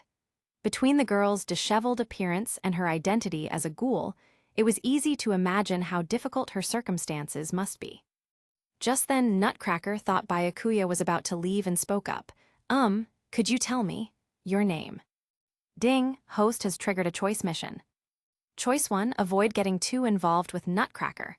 Leave with Fuguchi Hinami immediately. Reward 10 fusion points. Choice 2, tell Nutcracker your name. Reward 10 fusion points. Choice 3, tell her your name and recommend that Nutcracker go to Anteku in Ward 20 for help. Prepare to cultivate Nutcracker as a member of the Akatsuki organization. Reward 20 fusion points. Seeing the choice mission appear, Byakuya immediately said to Nutcracker, "My name is Amaha Byakuya." Amaha Byakuya. Nutcracker murmured the name, as if trying to commit it to memory. "And you?" Byakuya asked in return. "Mayu." Nutcracker replied. It seemed she had only a given name and no family name, which was actually quite common. Ghouls who had legitimate surnames had usually received help from humans at some point. For example, Rise Kamishiro surname had been passed down from Shachai's human martial arts master, who then passed it to Rise. Without a surname, Mayu couldn't live a normal life like humans. School was completely out of the question. She could only wander the streets day after day. She was probably bullied by other ghouls regularly, since she could easily stumble into another ghoul's feeding ground. "What about your parents?" Byakuya continued asking. Mayu fell silent for a moment. "I don't have parents." What had been Byakuya's guess was now confirmed. Mayu had lost her parents long ago. Otherwise, she wouldn't be in such dire straits. Hinami's eyes also filled with sympathy. "Mayu, I'd suggest you go to Anteku in Ward 20 for help. The manager and staff there are all very kind." Byakuya told her. Ding, host has completed choice 3. Reward 20 fusion points. Ward 20, Anteku, what is that place? Mayu asked, looking confused. It seemed she'd never left Ward 19 and didn't know Anteku existed. "Mayu Wanachan, you're the same as me, right?" At this point, Hinami spoke quietly to Mayu. Am I? Mayu nodded, unable to deny it. She had already detected the ghoul scent on the other girl, so she wasn't surprised. But something did concern her. The big brother named Amaha Byakuya clearly smelled human, yet he was so close to this ghoul girl. Did he not realize? Oniachin, can you help Mayu Wanachin? Hinami seemed to sympathize with Mayu and made her request to Byakuya. Of course. Byakuya smiled. Then Mayu, let's take you to Anteku right now. He had nothing else to do anyway, and he thought the system's suggestion was quite good. Mayu was indeed a suitable candidate. If he remembered correctly, Mayu was just like little Hinami. Both were prodigies who possessed two types of Kagyun. Hinami's hybrid Kagyun was Rinkaku plus Kukaku, while Mayu's was Baikaku plus Kukaku.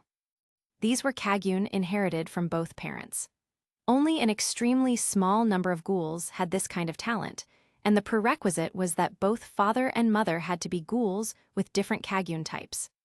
As for Ryo possessing all 4 Kagyun types at once, that was a mystery. All that was known was that he was uniquely born with all 4 types.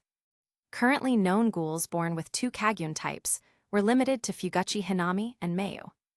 Such individuals could be called prodigies in the ghoul world because their ceiling was extremely high, and they often came with an additional innate ability. For instance, Hinami's ability was perception far more acute than ordinary ghouls. Ghouls already had sensory capabilities far beyond humans, and Hinami surpassed even regular ghouls in this regard. Mayu's talent lay in the Kagyun detachment technique. The special technique that Matsumi had painstakingly mastered, Mayu seemed to learn it easily, possibly even as an innate ability.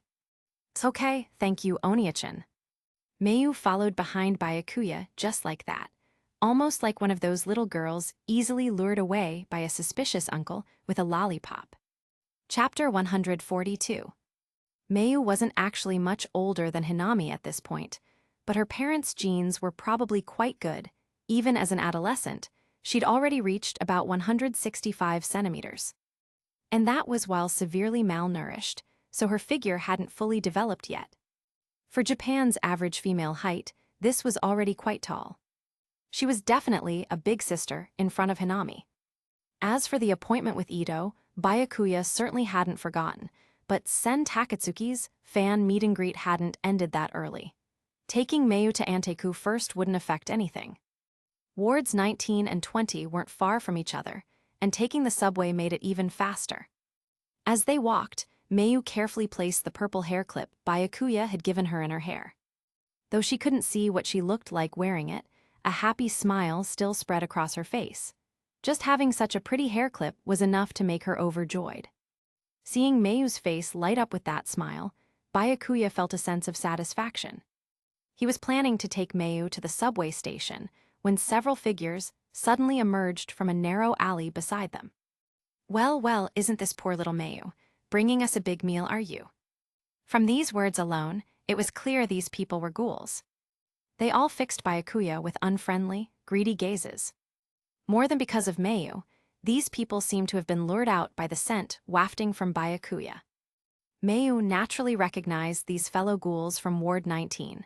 She'd been bullied plenty by this particular group. Even the carrion she'd managed to find had been snatched away by them and other ghouls before. Because she was too weak, no organization would take her in. She had no fixed feeding ground of her own, she could only wander everywhere, hoping to scavenge whatever scraps other ghouls left behind. She'd grown accustomed to being bullied herself. Usually, when it wasn't about food, other ghouls didn't go out of their way to pick on her. But now these ghouls wanted to attack this kind big brother. That was something she couldn't accept. No. Mayu shouted harshly. Don't come any closer or I'll call the police. She knew this was a stupid threat, but she had no other way. Huh, did you say call the police? The group burst into laughter, as if they'd never heard anything so funny. Don't be ridiculous, you're one of us. If you actually called the cops, you'd be the first one caught. Would you dare? They even mocked her. Matters between ghouls couldn't be resolved by calling the police. The police were humans. They could even use the police to make Mayu suffer while they themselves escaped. After all, police were nowhere near as capable as investigators, and they had masks, Mayu didn't. If the police saw her face, investigators would target her specifically. Run, Oniachin. Mayu positioned herself in front of Byakuya and Hinami, apparently intending to hold them off with her own strength to buy time for Byakuya and Hinami to escape. Getting bold, aren't you, daring to stand in our way? The leader was a woman with dark lipstick who seemed to be the head of this little group. She signaled her companions to grab the human boy and the little girl while she herself would teach little Mayu a lesson. They didn't take the three in front of them seriously at all. Mayu was obviously pathetically weak. She couldn't even manifest her Kagyun. That human boy was surely even weaker than Mayu. As for the little girl, though she smelled like a ghoul, such a small kid probably wasn't any better off than Mayu. That's why they dared to act so brazenly in broad daylight. Taking advantage of the momentary absence of bystanders, they planned to quickly grab the human and drag him into the alley to devour him. In the blink of an eye, Byakuya and Hinami were surrounded. They appeared to have nowhere to go, but Byakuya hadn't planned on going anywhere. Hinami's face showed no worry either. She knew these people were no match for her big brother. But Byakuya wasn't in a hurry to act. He wanted to see if this incident could stimulate Mayu into releasing her Kagyun. In the original story, something similar had happened to Hinami. After her parents were killed one after another, just when Tauka was about to die at Kuriomado's hands, Hinami had suddenly erupted with her hybrid Kagyun and grievously wounded Mado. If Mayu could replicate that situation, her strength would advance by leaps and bounds. Of course, if it didn't work out, he'd definitely ensure Mayu's safety. No. Seeing Byakuya and Hinami about to be harmed, especially this big brother who had given her that beautiful gift, whose importance in her heart had already become extraordinary. Her emotional turmoil triggered unprecedented potential, and both her Baikaku and Kukaku burst from the Kakyuhu on her back simultaneously. Theoretically, every ghoul could use Kagyun. It was just that at the beginning, some kind of catalyst might be needed to unlock it. Mayu's Kukaku manifested as two long, armor-like projections, while her Baikaku was the common tail type, distinguishable from Rinkaku by the absence of scales on its surface. Ding, host has facilitated Mayu's mastery of hybrid Kagyun Baikaku plus Kukaku. Reward, 30 fusion points. What? The ghoul boss was shocked by the two types of Kagyun Mayu had suddenly released. They each had only one type of Kagyun. Why did this brat have two? Their knowledge was clearly limited. They'd never heard of hybrid Kagyun. Almost instinctively, Mayu directed her Kagyun to attack the ghouls surrounding Byakuya and Hinami first. These were all just B-rated ghouls. Only the boss was slightly stronger, barely reaching A-rated. Compared to Mayu, who was at least A+ rated the moment she released her hybrid Kagyun, they were far too weak. Those ghouls were all swept away and instantly killed by Mayu's Baikaku in one swing. The main reason was their overconfidence. They'd never imagined Mayu could suddenly become this strong. They were obliterated before they could even release their own Kagyun. Not only that, Mayu also used her Kukaku to shield Byakuya and Hinami. Meanwhile, her own front was completely unprotected. Having just learned to use Kagyun, her combat experience was severely lacking. At this moment, despite being heavily shocked, the boss managed to seize the opportunity to attack Mayu. Her Rinkaku was about to pierce through Mayu's abdomen. As long as I can kill this suddenly mutated little brat, that human boy and the little girl will be nothing to worry about. Chapter 143. Her imagination was beautiful, but reality was cruel. Just as the boss's Rinkaku was about to strike Mayu, a dagger came flying. The terrifying force behind it strung her Rinkaku together like beads on a thread. This was mainly due to Byakuya's overwhelming strength. Otherwise, a B-rated Quink would have difficulty dealing such effective damage to an A-rated ghoul's Kagyun. What is this? For a moment, she had no idea what had just happened. Then she noticed a silver-white briefcase had appeared in the human boy's hand at some point. Only then did she realize this was no ordinary human. That white briefcase was clearly a dove's weapon. That damn Mayu, she was working with a CCG dove. But before the boss could curse Mayu, Byakuya had already sliced her head clean off with 13's Jason. Watching her head fly through the air at close range, Byakuya suddenly thought of the original story's Nutcracker. He suspected that the original Mayu had developed her bizarre aesthetic sense from spending too much time around trashy ghouls like these. The hair dye was one thing, but she'd also worn all sorts of excessive makeup, like that thick, dark lipstick. Perhaps after this, Mayu's sense of aesthetics wouldn't turn out so strange. Ding, host has eliminated an A-rated ghoul. Reward, 10 fusion points. With all enemies dealt with, Mayu's face had gone deathly pale. Realizing that Byakuya was a ghoul investigator, she hurriedly withdrew her Kagyun into her body. Though she'd never been harmed by investigators herself, she'd witnessed other ghouls being captured and killed by them. Even her parents had been killed by investigators when she was young. She'd survived by luck and had been wandering alone ever since. So she knew what it meant for her ghoul identity to be discovered by an investigator. Mayu was too afraid to meet Byakuya's eyes, yet she didn't want to fight him either. She stood there looking completely defenseless. At this moment, Byakuya returned 13's Jason to its briefcase form and walked toward Mayu. Then he reached his hand toward her, and Mayu immediately shut her eyes in fear. But what happened next was completely unexpected. The beating she dreaded didn't come. Instead, a hand gently brushed across her face, seeming to wipe something away. Hi. Mayu opened her eyes in surprise. She found that Oniachin's expression was the same as before. He wasn't looking at her with disgust or contempt, which surprised her greatly. I've wiped the blood off your face. Byakuya smiled. Why, aren't you a ghoul investigator, and I'm a ghoul your enemy? Mayu stammered in disbelief. She couldn't imagine that even with her ghoul identity exposed, he would still treat her so gently. It made no sense to her. Why would you say that? You just protected Hinami and me. I don't consider you my enemy at all. Byakuya shook his head slightly. Then, you won't hurt me, right? Mayu still looked incredulous. Of course not. To keep Mayu from dwelling on this, Byakuya changed the subject. Let's keep going. By the way, Mayu, have you ever ridden the subway? Subway? No, never. For Mayu, this was something completely unfamiliar.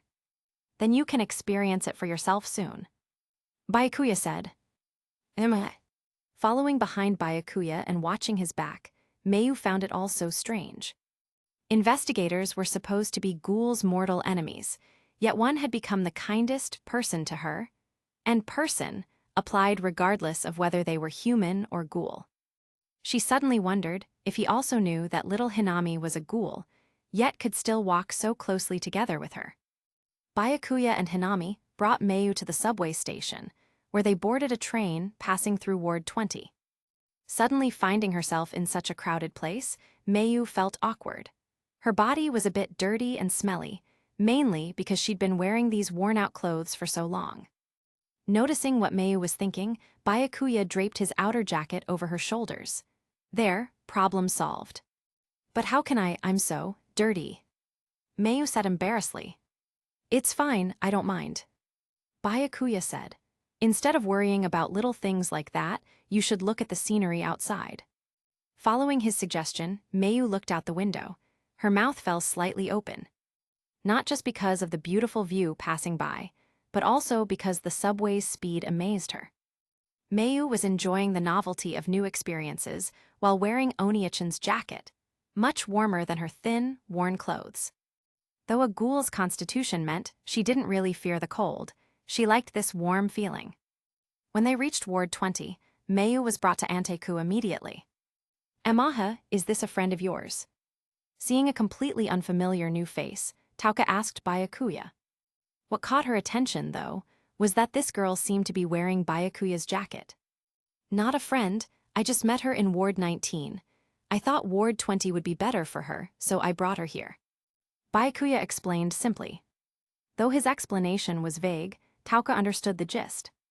With so many ghouls in the shop, it wouldn't be appropriate to discuss ghoul matters openly in case the occasional human customer overheard. Then let me take her upstairs to confirm things. Tauka could smell that this girl did carry a ghoul scent, though it was faint, which made verification even more necessary. For example, if a ghoul spent a long time among a group of humans, their scent could become mixed with human scent, making it very similar to a human's. The reverse was also true. To prevent anyone from faking a ghoul's scent, checking for Tgthegood was the most direct and reliable method. Mayu didn't say anything. Instead, she looked toward Byakuya. The ghoul scent here was strong, but given her past experiences, this investigator Oniichan was the only one she dared trust. It's fine, go with Kirishima-san. She just needs to verify your identity. Byakuya said immediately. Mayu nodded and obediently followed Tauka upstairs. Now then, show me your Tgthegood, and tell me your name while you're at it. On the second floor, Tauka sat facing Mayu. Even now, Mayu was still wearing Byakuya's jacket, and the more Tauka looked at it, the more it bothered her. Chapter 144. My name is Mayu. Mayu replied while displaying her Tgthegood. Good, that checks out. Tauka nodded. Afterward, Yashimura also welcomed Mayu to join them. Byakuya's idea was to have Mayu help Anteku collect human corpses regularly. Occasionally, if the shop was short-staffed, Mayu could also help out as a server. Since the shop didn't have a bathroom, Mayu could only wash her face and hands at the sink for now. Ryauko kindly offered to let Mayu bathe at her place. Mayu's first instinct was to check with Byakuya. That's fine, go ahead and use the bathroom at Fugacha-san's place. Byakuya nodded. Thank you, Fugacha-san. Mayu turned and thanked Ryauko. Don't mention it, Hinami and I both welcome you. Ryauko said with a smile. Hinami beside her was also smiling. Clearly, little Hinami had already told her mother about Mayu. Mayu left with Ryauko for about an hour. When she returned, she was wearing new clothes. Apart from Byakuya's jacket still draped over her shoulders, all her old, worn clothes had been changed. This is. Byakuya guessed these were probably Fugacha-san's clothes, lent to Mayu. Fugacha-san lent them to me. Mayu's explanation confirmed Byakuya's guess. My clothes fit this child quite well. Ryauko said with a smile. This was because Mayu and Ryauko were nearly the same height, with similar builds. They really do look nice. Mayu looks much prettier now. Byakuya nodded. The Mayu before him had not only bathed thoroughly, but also changed into pretty clothes. Compared to before, she looked like a completely different person. Hearing Byakuya's compliment, Mayu's heart filled with joy. She loved being beautiful, so naturally she loved receiving praise, especially when it came from Byakuya. Byakuya checked the time. Before Sen Takatsuki's fan meet and greet ended, he prepared to go alone for his appointment. What he and Ito needed to discuss privately wasn't suitable for anyone else to hear. Not Hinami, not Mayu. Seeing Byakuya about to leave, Mayu wanted to say something but held back. His jacket was still on her. But since she'd been wearing it for so long, it wouldn't be appropriate to return it to him just like this.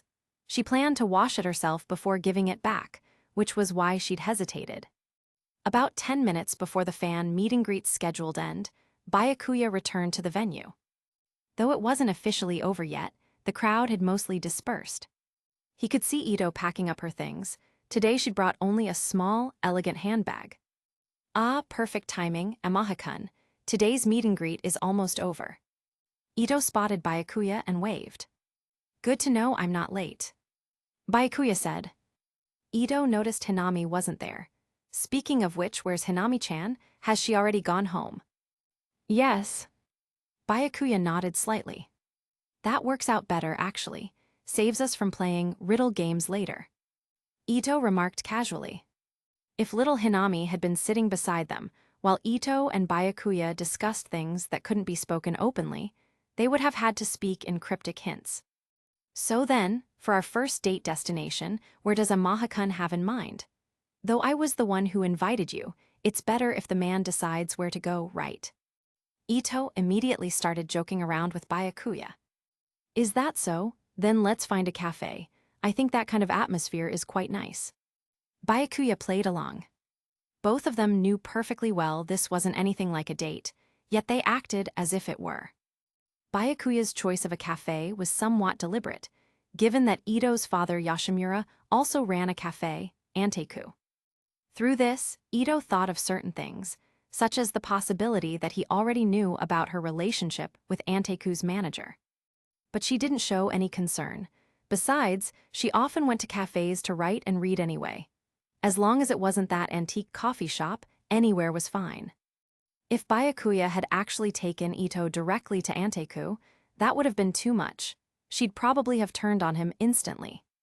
He was here to talk with Ito, not to mess around, so he naturally wouldn't do that. Finding a somewhat upscale-looking cafe nearby, Byakuya brought Ito inside. They chose a window seat on the second floor. There weren't many people near their spot, unlikely for their conversation to be overheard.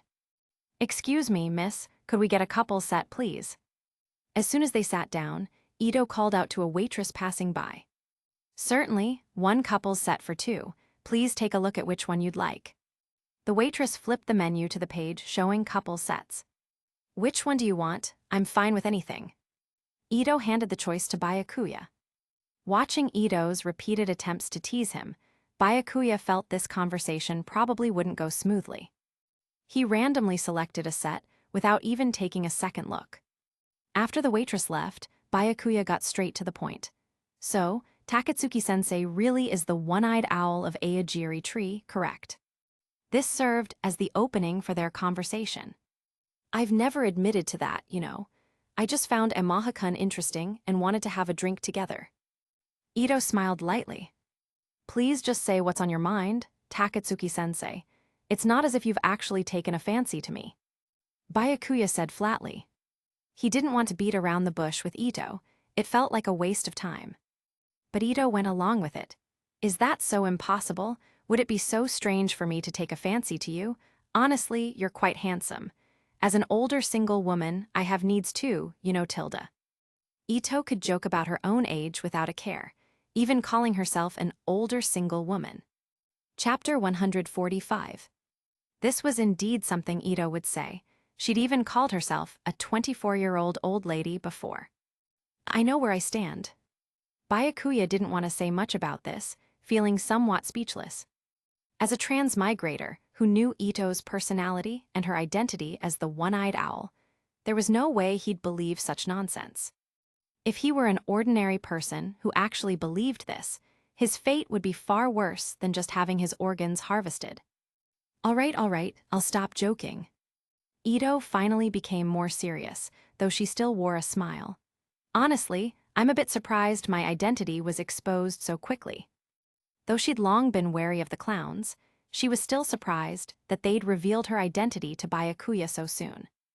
Even though she wasn't the true, one-eyed king, this still had a significant impact on her. But at this point, there was no meaning in hiding anymore. Once the CCG suspected someone of being a ghoul, there were plenty of ways to investigate: raiding homes, surveillance, and tailing. Even if she immediately disposed of the food in her refrigerator, she couldn't evade being followed. If she killed the investigators tailing her, that would only give the CCG more evidence. Especially given her special status as the prime suspect for the one-eyed king, the CCG would investigate her with maximum intensity. So it was better to have a conversation with Byakuya like this. "So it really is you. Sen Takatsuki-sensei, who has written multiple best-selling works, actually has this other identity. It's hard to believe." Byakuya remarked with feeling. "You're supposed to be an investigator, Amaha-kun, yet you didn't bring an investigator's weapon. Knowing I'm such a dangerous ghoul, aren't you afraid I might suddenly attack you?" Ito said lightly. "You mean a quink, I did bring one." With that, Byakuya produced a dagger from his pocket. As for 13's Jason, he hadn't brought that. The bag containing the briefcase with 13's Jason had been left at Anteku. He simply felt there was no need. Based on his understanding of Ito, he was certain she wouldn't attack him in this situation. Ito had a curious dual nature between her human form and her bandaged Ito form. In human form, she was a lively, interesting big sister. In her bandaged Ito form, she was brutal and merciless. Moreover, Ito was extremely goal-oriented. She basically wouldn't do anything detrimental to her plans. Looking at the dagger in Byakuya's pocket, Ito seemed amused and laughed heartily. "Haha, Tilda, such a tiny thing. B-rated, A-rated at most. You've got quite the nerve, Amaha-kun." "It's fine. I believe Takatsuki-sensei wouldn't harm her fans. I'm actually a fan of your books." Byakuya smiled lightly. "Really, being trusted like this makes me a bit embarrassed." At this moment, Ito suddenly shifted topics. Her gaze turned sharp, as if trying to see through to Byakuya's innermost thoughts. "So then, could you bear to hurt an author you like? As a CCG investigator, you'll probably rush to report my identity the moment you get back to claim credit, won't you?" "Under normal circumstances, perhaps," Byakuya said flatly. "Oh, and what about abnormal circumstances?" Ito's lips curved upward. "I'm actually quite tolerant toward ghouls. You could even say I have a bit of a savior complex." Byakuya said self-deprecatingly. "So my guiding principle is to address the root causes of all evil and tragedy. This world has never been as simple as conflict between humans and ghouls. Am I right, Takatsuki-sensei?" "You seem to understand quite a lot." Ito found him increasingly interesting. "The Ward 11 Aogiri suppression operation, you participated, didn't you? First you encountered the one-eyed owl and repelled it. Then you encountered another executive. Though you beat him badly, you still spared his life." Ito brought up the Aogiri suppression operation. "It's clear that Amaha-kun is quite tolerant toward ghouls. That doesn't quite match your identity as an investigator." Most of the Kagyun on Noro was actually hers, so she could sense certain things that had happened at the time. Perhaps, but one thing worth mentioning was that one-eyed owl, the real one-eyed owl. Byakuya's words carried a certain significance. Ito smiled slightly. "If Amaha-kun is willing to join our Aogiri tree, wouldn't you find out whether it was the real one-eyed owl?" "I'll pass on joining Aogiri tree, but if there's an opportunity to tour Aogiri, I think that could work." Byakuya naturally wouldn't accept Ito's invitation. Otherwise, what would be the point of his Akatsuki organization? "That's a bit of a shame, but you'd still be very welcome." At this point, Ito handed over a business card. "This is my contact information. Feel free to reach out when you have time." "All right." Byakuya accepted the card and nodded slightly. He could see the name on the card was also Sen Takatsuki, not Ito's real name. Though this conversation hadn't produced anything substantial, he'd accomplished what he came to do, subtly conveying his stance to Ito. It was important not to rush at the beginning. If he'd blurted out everything from the start, like shouting about wanting to save her or declaring that she was the real one-eyed owl, that would have been too obvious and frankly stupid. It wouldn't have led anywhere. Gradual progress was best. He wasn't in any hurry to save Ito. His overall goal was to change this world. Saving Ito was just something he'd do along the way. He wasn't some selfless saint. It was just that the way things played out in the original story left him feeling unsatisfied. Since he now had the power as a transmigrator to change this world, he was willing to work toward that. Besides, if he'd come to this world and done nothing, wouldn't that be boring? Afterward, Byakuya stood up to leave. In his view, this conversation was over. There was no need to stay. But Ito called out to stop him. "What's the rush? Our couple set is almost here." Chapter 146. Hearing this, the corner of Byakuya's mouth twitched slightly. "A couple's set? Are you serious?" "Of course I'm serious. Unless you're saying you look down on an old lady like me." Ito immediately adopted a sorrowful expression. "Not at all. Takatsuki-sensei really loves to joke. At first, I honestly wondered if you might only be 18. Byakuya said. "Such a sweet talker." Ito smiled faintly. Byakuya didn't say much more, but he'd actually meant what he said. Without knowing Ito's true age, just looking at her appearance, even saying 18 felt like an overestimate. Especially since her height seemed to have stopped growing when she was very young, though her figure had developed. It was probably due to malnutrition from growing up in Ward 24. Ito's genes were certainly no worse than Mayu's. Both had suffered from malnutrition, yet they turned out completely different as they grew up, which showed just how painful and miserable Ito's childhood in Ward 24 must have been. If Amaha-kun isn't in a hurry, Why not stay and have a drink before leaving? Ito said, I'm certainly not in any hurry. Byakuya had been about to stand up and leave, but now he sat back down. Mainly because the couple's set had already been ordered and was about to arrive. If he left now, it would look like he was trying to skip out on the bill. Since it had already been ordered, might as well try it. Soon, the waitress brought out their couple's set. Please enjoy, you two. 2 cappuccinos plus some desserts, not too expensive, with decent value for money. Just looking at it makes me think it'll be delicious. Ito's eyes showed anticipation. Isn't Takatsuki-sensei a ghoul? Can you really conclude that human food is delicious? Byakuya asked, already knowing the answer. Coffee is fine. As for those desserts, I can just pretend to eat. As long as it looks like I'm enjoying myself to others, that's enough. Ito deliberately concealed her half-ghoul identity. Natural-born half-ghouls were different from artificial half-ghouls. They could normally consume human food. They possessed a ghoul's powerful abilities, while also being able to live a normal life like humans. Byakuya wasn't in a rush to expose this, but I've heard that Aogiri Tree's one-eyed king has only one Kakugan. Could it be that single-eyed ghouls have some unique differences compared to regular ghouls? Not at all. Ghouls are ghouls, humans are humans. No matter what, ghouls can never live like humans. Ito calmly denied Byakuya's speculation. I suppose so. Byakuya said lightly. But speaking of which, does Aogiri Tree have 2 one-eyed members? Or was the one-eyed owl I faced actually you, Takatsuki-sensei? There's no need to test me on something you already know the answer to. Ito's perception was naturally sharp. She'd long since noticed he was trying to get her to reveal information. From this, she could suspect that he most likely already knew the true identity of the one-eyed owl, who had appeared during the Aogiri suppression operation, and might even know about the relationship between that person and herself. As expected of Takatsuki-sensei, you saw right through me. Byakuya's tone remained calm. Since you already know, there's no need to fish for information from me. Ito made her stance clear. This was essentially an admission, though she wouldn't directly answer any of Byakuya's questions, because she couldn't be entirely certain how much Byakuya actually knew. What he already knew was one thing, but if she accidentally revealed something he didn't know, that would be problematic. Then let me be sincere, we can exchange information. Byakuya's expression became more serious. Takatsuki-sensei's real name should be Yoshimura Ito, am I correct? Hearing this, Ito's eyes immediately narrowed. This single statement revealed a great deal. For him to know her name, it had almost certainly been disclosed by her father.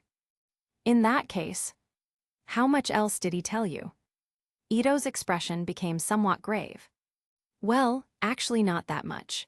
It was because I sensed it was him when facing that one-eyed owl that I went to ask him about it afterward. Byakuya said. He was covering for Yoshimura somewhat, because he felt that if Ito knew her father had revealed so much information, including things about half-ghouls, her resentment toward him would only deepen. Especially regarding the so-called salvation. Something a father wouldn't do himself, yet entrusted to an outsider like Byakuya, from Ito's perspective, that's roughly how it would appear. Though objectively speaking, Yoshimura had no choice and trusted Byakuya enough. But complete understanding between people was always a luxury. Otherwise, the relationship between this father and daughter wouldn't be so awkward. As for why I could sense that the one-eyed owl at that time was him, you know why, Takatsuki-sensei. Rai-san is usually by my side. Byakuya continued. It seems Rai-san told you quite a lot, like the secret of the washu. Ito said mysteriously. Byakuya nodded slightly. Then our positions are roughly aligned, unless you're also one of the washu's dogs. Ito spoke frankly. If I were a washu dog, the CCG would have mobilized in full force to surround Takatsuki-sensei's fan meet and greet today. Byakuya remarked casually. Indeed, let's not talk about this anymore, let's first try the coffee. Ito picked up the coffee on the table and began to drink. After this exchange, her trust in Byakuya had increased considerably.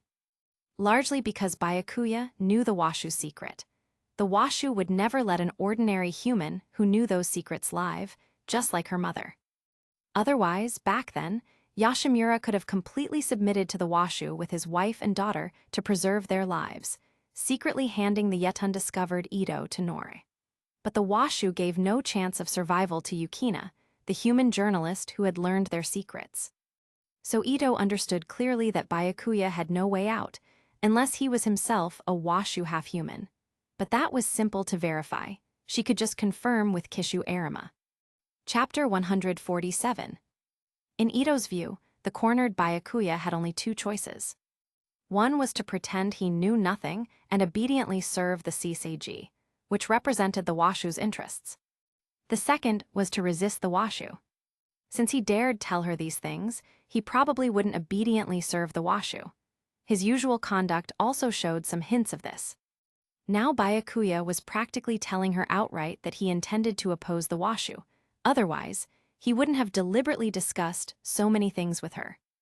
Byakuya also tried the coffee. He felt the taste was slightly inferior to Anteku's.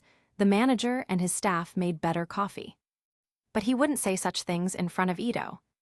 However, unexpectedly, it was Ito who brought up the topic. How does it compare to Anteku's coffee? Byakuya was somewhat surprised. Do you want me to be honest? He hadn't expected Ito to not avoid this kind of topic. Go ahead, are you being considerate of my feelings? Ito asked with a light smile. Yes. Byakuya replied. It's fine, I'm not that petty, at most, I hold grudges. Ito laughed. Then honestly speaking, Anteku's coffee is better by comparison. Byakuya said truthfully. I see, too bad I've never tried it. Ito's tone carried some regret. Though Ito's words were just casual chatter with Byakuya, there was indeed something to regret. If, back when Ito went to Anteku to find her father, she hadn't happened to see the manager laughing and chatting with two staff members. If she had actually stepped through Anteku's door, she could have tasted Anteku's coffee, and the father-daughter relationship might have been somewhat mended. What happened back then wasn't simply about Ito's hatred for her father. More importantly, her last shred of hope for this world had been extinguished, driving her to resolve to change this world at any cost. Her adoptive father Norik had already been killed by V while protecting her. Yashimura was her only living relative in this world, her only hope. That incident made her completely lose hope in this world, essentially the same as Furuta. Furuta ruthlessly used Rise as a sacrifice to change the world. Ito also ruthlessly used Yashimura as a sacrifice to change the world. The fundamental reason was that they had both despaired of this world. From the original story's plot development, these two sacrifices were indeed necessary. Without Rise, there would be no one-eyed Kenki-ken. Without Yashimura providing his Kakyuhu to Takezawa Seidu, it would have been difficult to trigger Kenki's memory recovery. Takezawa was actually particularly tragic. He became a complete stepping stone for Kenki. Not only was he tortured for a long time, but unknowingly, he ate a meatball made from his own mother and sister. And then there was Kani, who was abused and modified by Ito, all sacrifices for Kenki to become the one-eyed king. They were practically indispensable on Kenki's path of growth. How about I bring you a cup next time we meet? Byakuya offered. Thank you for the kind offer, Amaha-kun, but that won't be necessary. Ito declined with a smile. Her resentment toward that place was still quite deep. If she actually tasted coffee from there, it would only sour her mood. Afterward, Byakuya and Ito finished most of the couple's set. Ito talked about pretending to eat, but when she actually ate those desserts, she did so with obvious delight. Of course, a skilled ordinary ghoul could also achieve this effect with good enough acting, which was why Ito was so unguarded about it. Does Takatsuki-sensei find it delicious?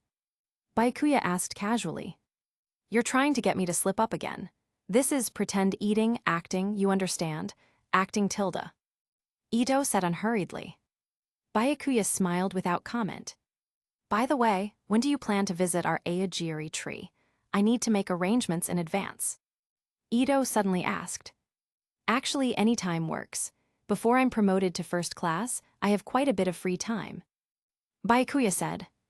Because after being promoted to first class, not only would he have to mentor a new investigator as his partner, but he'd also be assigned to Squad 0. Essentially, he'd be doing 2 jobs. If the CCG didn't give him a raise at that point, it would be unreasonable. What do you mean? Is there something besides mentoring a partner? Ito asked casually. Yes, I'll be assigned to Squad 0 to work with Arama-san and the others. Byakuya mentioned this quite casually. Because he knew perfectly well that Arama was actually Aogiri Tree's true, one-eyed king, so saying such things didn't matter. Oh I see. Ito found this even more interesting. If Byakuya truly became a colleague working alongside Arama, their interactions would be much more convenient. As for Arama's true identity, she would never tell Byakuya. Little did she know that Byakuya knew everything about Aogiri Tree inside and out. Then let's say next Monday. How does that sound? I'll give you the specific address then. Ito set the date. That works. I'll bring Rai-san along to visit Aogiri Tree as a gesture of sincerity. Byakuya said calmly. Though he knew Rise was one of Aogiri Tree's targets, since he dared bring her along, he naturally had absolute confidence in leaving with her safely. That's quite bold of you. You'd be very welcome, of course. Ito was somewhat surprised.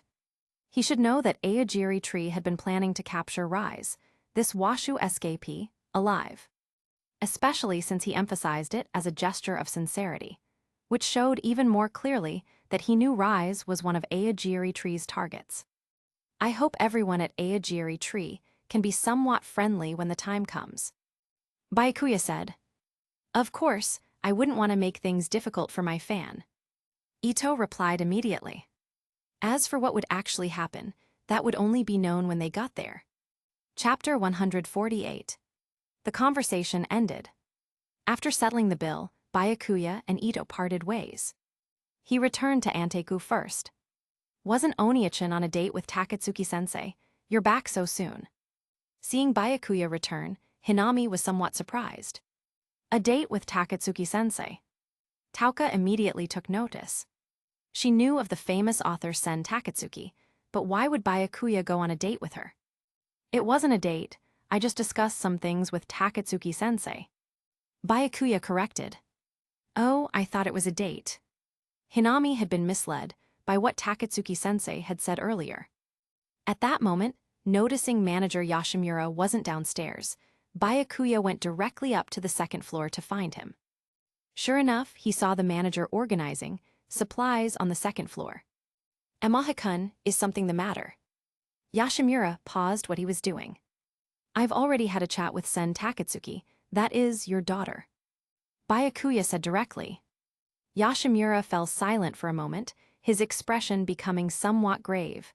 What did you discuss with Ito? He naturally knew that the author, Sen Takatsuki, was his daughter Ito. He'd always been secretly watching over her. Quite a lot, though I was careful about boundaries. Overall, I'd say I've earned some of Takatsuki-sensei's trust. Byakuya said, now it just depends on how things go when Rai-san and I visit Aogiri Tree. You're taking Rai-san with you, will that be all right? Yoshimura was somewhat worried. It'll be fine, I'm fully prepared. Byakuya said lightly. That's good then. Hearing Amahikun say this, Yoshimura could relax. In his impression, Amahikun wasn't the type to make empty boasts. That said, when the time came, he still wanted to follow secretly and observe. If anything unexpected happened, he definitely wouldn't stand by and do nothing. After a while, Anteku was about to close. Where Mayu would stay tonight became a problem that needed solving. She couldn't just keep wandering the streets. Besides Byakuya, no one else's home was really suitable for taking in an extra person. Surviving in human society as a ghoul was quite difficult. Even renting a room was no easy matter. Among Anteku's ghouls, Yoshimura was undoubtedly the wealthiest. His time as a cleaner for V in his youth had earned him considerable wealth. Otherwise, he couldn't have opened such a large cafe. I recall that Tsukiyama-san and Kani-san are staying at Amaha-san's place. Can your house accommodate Mayu-san as well? Koma asked. Since Tauka already knew Kani was a girl disguised as a boy, the others at Anteku basically knew her true gender as well. However, even though this was no longer secret, she still maintained her male disguise. This was because she wanted to shoulder the responsibility of reviving the Rosewold family like a man, and to avoid pursuit by the German CCG. Now she was the only surviving member of the Rosewold family, so no one else could bear this responsibility. "There's still room," Byakuya said. Amahasan's house is that big, to accommodate so many people," Irami said with some surprise. "It's decent." Byakuya smiled slightly. He'd never mentioned to anyone at Anteku that his home was a large villa. Truth be told, even a few more people moving in wouldn't be a problem. Though the composition of his household was becoming increasingly strange, aside from himself, none of them were human. "My house is fine, but it mainly depends on Mayu's wishes." Byakuya then asked Mayu, "What do you think?" "I definitely have no objections. I mean, would you find me a burden?" Mayu said weakly. "Of course not." Byakuya smiled. "Then let's go, time to head home." Mayu suddenly felt a sense of novelty and anticipation. She'd never experienced what going home felt like. Then Mayu walked alongside Byakuya, with Matsumi and Kanny following behind. "Master is really kind to ghouls, even though you're an investigator." At this moment, Matsumi suddenly spoke up. "Oh, I nearly killed all of you before. Can you still conclude that I'm kind to you?" Byakuya remarked casually. "That was a special circumstance. We were in the wrong first, after all. It was already remarkable that the master spared us." Matsumi said logically. Even Kanny couldn't deny this. Back then, it wouldn't have been strange for this human boy to kill them all. Yet, at the master's pleading, he'd spared the young master and them, though with conditions attached. But nothing was more important than their lives. Byakuya made no comment. Mayu beside him was a bit confused, not knowing what had happened between this Oni-chan and those two. "Mayu, up ahead is your home from now on." As they approached the front door, Byakuya said to Mayu beside him. This is it." Mayu's face immediately showed surprise. She didn't have much concept of villas, she just hadn't expected Oni-chan's house to be so big. Even more incredible was that she'd be living here. Before, if she'd managed to find an abandoned shack not occupied by other ghouls, she would have been overjoyed and grateful. "Yes, though there are quite a few people in the house, you'll meet them soon," Byakuya said. Mayu nodded. She was thinking there were other girls besides Tsukiyama-san and Kanny-san. "I'm home." "I'm home." As Byakuya said this, Mayu tried to imitate him. "Welcome back, darling, but why did you bring home another new girl today?" Seeing the unfamiliar Mayu, still wearing Byakuya's jacket, Rise couldn't help but question this. Byakuya walked over and quietly explained to Rise. She's a new member of Anteku now, but she has nowhere to stay temporarily, so... Plus, she actually possesses 2 types of hybrid Kagyun, a prodigy. I think she'd be an excellent candidate for the Akatsuki organization. "So that's your reason for bringing her home and putting your boyfriend jacket on her." Chapter 149.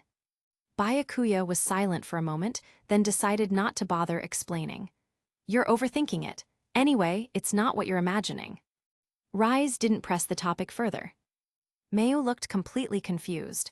She had no idea what boyfriend jacket meant. "This is Mayu. Like Hanami-chan, she's from Ward 19. Byakuya properly introduced Mayu to Rise. "I'm Mayu, nice to meet you." Mayu immediately spoke to Rise as well, though her tone was somewhat nervous. "Hello, Mayu-chan, I'm Kamishiro Rise." Rise said with a smile. "Rise One-chan." Mayu said obediently. She immediately felt this big sister seemed quite easy to get along with. In reality, this was just Rise's surface act. She could smile at anyone, but she could also turn on them in an instant. A scary woman indeed. But regardless, her surface act was at least done well, and Mayu's unease basically disappeared. Afterward, Byakuya had Mayu meet Kurona and Nashiro. Seeing identical twins for the first time, Mayu found it quite novel. "This is Kurona One-chan and this is Nashiro One-chan, right?" Mayu confirmed the twins' names. "Correct. Actually, you can tell them apart by their hair color. The one with black hair is Kirona, and the one with white hair is Nashiro. Byakuya taught Mayu the simplest way to distinguish them. Oh, I see. Mayu nodded. This really was very simple. Though Byakuya Oniichan bringing girls home every day is a bit of a headache, having a little sister feels pretty nice. Nashiro deadpanned. Agreed. Kirona added. It's not quite every day, is it? Byakuya smiled somewhat awkwardly. This was the one point he really couldn't refute. It had happened so gradually that before he knew it, there were this many people in the house. Matsumi Kani, please help Mayu set up her new room. Byakuya then instructed Matsumi and Kani. Yes, master. Understood. Matsumi and Kani immediately got to work. Meanwhile, Rise was sitting on the sofa reading a fashion magazine. Mayu happened to catch sight of the magazine's cover and was instantly drawn to it. She almost unconsciously walked over, wanting to see what was inside. Rise noticed Mayu's gaze and handed the fashion magazine to her. Want a look? Yes. Mayu nodded immediately. She took the magazine from Rise, sat down on the sofa, and began reading with great interest. Rise had more than one fashion magazine. She picked up another and continued reading. Mayu looked at all the fashionable outfits in the magazine while fantasizing about how beautiful she'd look dressed like that. Speaking of which, Mayu doesn't have any clothes to wear. She's just borrowing Fugacha-san's clothes right now. Why don't we go buy some new clothes tomorrow? Seeing how engrossed Mayu was, Byakuya suddenly remembered this. But I don't have a single yen. Mayu's expression fell. That's not a problem. I can buy them for you. If you feel bad about it, you can owe me and pay me back when Anteku pays you. Byakuya said. The money for clothes wasn't the point. The point was that constantly giving someone things for free would actually make them uncomfortable. The manager gave Anteku members a salary each month, that was certain. Otherwise, people like Tauka wouldn't be able to pay for tuition and rent without any income. Okay, thank you, Oniichan. Mayu was immediately grateful. She really couldn't wait to get beautiful new clothes. She couldn't bear to wait until Anteku paid her. Later, in private, Byakuya discussed Aogiri Tree matters with Rise. I talked with one of Aogiri Tree's executives today. We agreed that I'll visit Aogiri Tree next Monday. Would you like to come with me? Byakuya asked Rise. Considering that Rise didn't know about Yoshimura's daughter yet, he didn't specify which executive it was, explaining that would be quite troublesome. Do you even need to ask? Rise answered with a question of her own. So that's a yes, but before that, we need to get masks made. Byakuya said. Since Aogiri Tree was a mixed bag of all kinds of ghouls, he couldn't let random ghouls see his and Rise faces. Sure, where do you plan to go? Rise didn't particularly like wearing masks, but she could guess why Byakuya wanted her to get one, so she didn't resist. Ward 4, there's a mask maker there who specializes in this. He's made masks for quite a few ghouls. Byakuya said. The mask maker he was referring to was naturally Yuta, Renji Yomo's best friend. Never heard of him. Rise said casually. That guy used to be Ward 4's manager and the leader of Clown Masks. Though the Clown Masks ghoul group was mostly wiped out by a team led by Kishu Arima long ago. Byakuya briefly explained Yuta's background. Clown Masks and the clowns were different things, though Yuta, as the former leader of Clown Masks, was indeed a member of the clowns. So, that guy is one of the clowns. Hearing clowns, Rise made the connection. Probably. According to CCG intelligence files, it was because Clown Masks had connections to the clowns that Arima was sent to lead the suppression. Byakuya said, but we're just going to have masks made. Whether he's a clown doesn't really matter. Among the clowns, the only one who actually posed a threat to Rise was probably Furuta. Someone like Yuta would rather spend his days harassing Yomo than take any interest in Rise. In a sense, his love for Yomo had reached a fanatical level. Every clown member had their own target for amusement, and Yomo was his. Rise smiled with amusement. It really doesn't matter. After all, you said you'd protect me, didn't you? Chapter 150. The next day, morning. Byakuya first took Mayu shopping for new clothes. But Rise, Kurona, and Nashiro also wanted to come along. To be fair, Kurona and Nashiro really didn't have many clothes. When they'd completely cut ties with Dr. Kanu, they hadn't brought anything. They'd only bought 1 or 2 outfits before to make do. Rise was different. She spent most of her spare money on various beautiful clothes, with a small portion going to books. Rise's wardrobe was full of clothes. She could practically wear something different every day. Don't you already have plenty of clothes? Byakuya couldn't help asking Rise. I'm not buying new clothes this time. I feel like I need new shoes. Rise said. Oh, I see. Byakuya nodded. Matsumi and Kani had gone to work at Anteku. Walking toward the mall, Mayu still felt a sense of unreality. She was about to get the beautiful clothes she dreamed of. With immense anticipation and longing, Mayu followed Byakuya and the others to the clothing store. As soon as they arrived, Kurona and Nashiro purposefully went to pick out the clothes they wanted. They looked at color first. Kurona liked black, Nashiro liked white. They basically wouldn't consider other colors. Mayu was first drawn to some sexy lingerie. It seemed her pursuit of sexiness was ingrained in her bones. But at this stage, she wasn't about to wear only sexy lingerie and stockings. She picked out a beautiful black dress. Not wanting to trouble Oni-chan too much, she only chose 2 outfits she found most beautiful. But sexy lingerie and black stockings were her core equipment. Then came the fitting stage. Byakuya, who had been relaxed until now, suddenly got busy. Mayu was halfway through changing in the fitting room when she suddenly cracked the door open, poked her head out, and quietly said to Byakuya, Oni-chan, could you come here for a moment? Sure. Byakuya didn't think much of it, assuming Mayu had run into some problem while changing and needed a bit of help. When he reached the fitting room door, Mayu gestured for him to come inside. Byakuya sensed something was off, but he entered anyway. What he saw was Mayu wearing only black lace lingerie, her legs wrapped in black stockings. Apart from her hairstyle and bare hands, Mayu looked almost exactly like the original Nutcracker. In the original story, Nutcracker even wore stockings on her hands. Oh, and her figure hadn't developed to its later extent, though the foundations were already there. Seeing the emerging form, Byakuya couldn't help but reflect. Mayu's aesthetic sense had apparently always been like this. This look was certainly sexy, but it was somewhat lacking in modesty. Even so, Byakuya didn't plan to interfere too much with Mayu. He wouldn't impose his own aesthetic on her.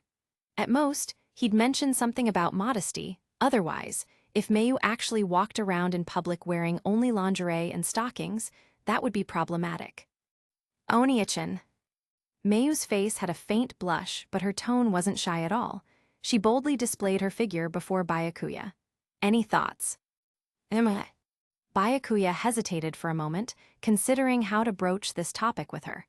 From a sexiness standpoint, it really does suit you. But one thing is, I don't think you should show this look to just anyone. It should be reserved for people who are important to you.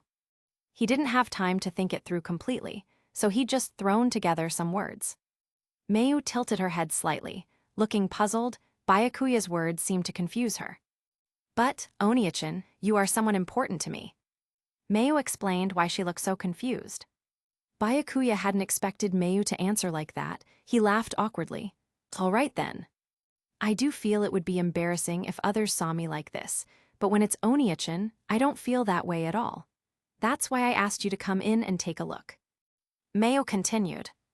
Wanting to wear beautiful new clothes wasn't just because she liked pretty things. She also wanted to be appreciated and complimented by others. Of course, her current appearance was only for Oni-chan's evaluation. Normally, she would definitely wear her new dress. Otherwise, what would be the point of buying it?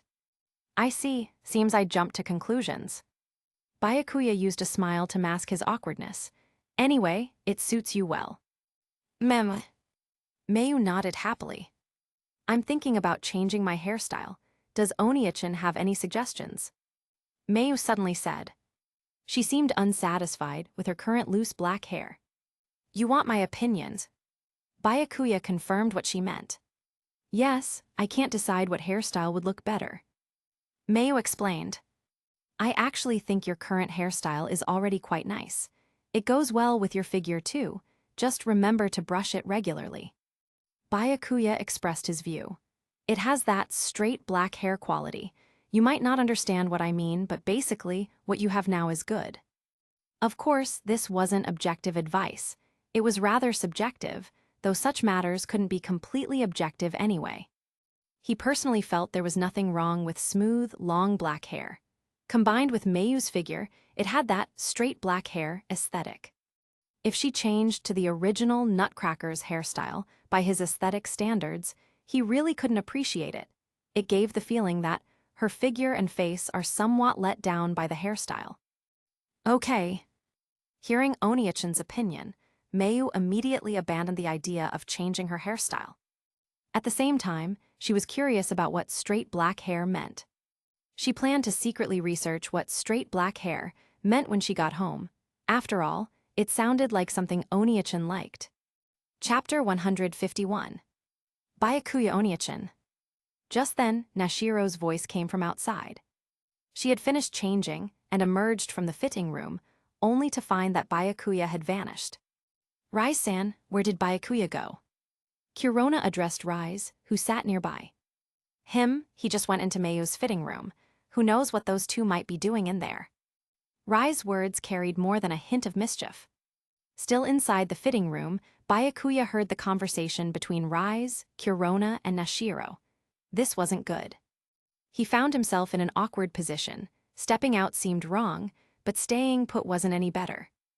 On balance, leaving directly seemed like the better option. Fortunately, Mayu was already putting on her dress. Once she was mostly dressed, he walked out with complete composure. He immediately found Rise, Kurona, and Nashiro right in front of him. Having formed an unusual, united front, the three girls appeared ready to barge in and see what he and Mayu were up to. Being stared at by three girls simultaneously, Byakuya maintained his calm expression. Byakuya Oniachin, why were you in a girl's fitting room? Nashiro asked immediately. Yes, I'd also like to raise the same question as Nashiro. Kurona chimed in. Darling, if you were really that desperate, you could have just told me directly. Rise looked like she was thoroughly enjoying stirring up trouble. She could more or less guess that Byakuya hadn't done anything inappropriate in there. I asked him to come in and help. At that moment, Mayu spoke up in Byakuya's defense. With that, Byakuya felt there was no need for him to explain anything himself. Besides, he couldn't be bothered to waste his breath. As the little commotion drew to a close, Kurona and Nashiro asked Byakuya to evaluate the new clothes they had tried on.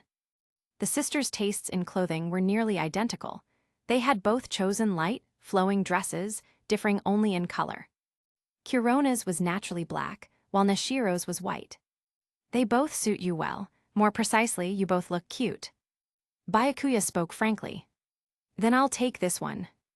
Nashiro nodded with satisfaction. Is cute really the only comment you have? Kurona seemed somewhat exasperated.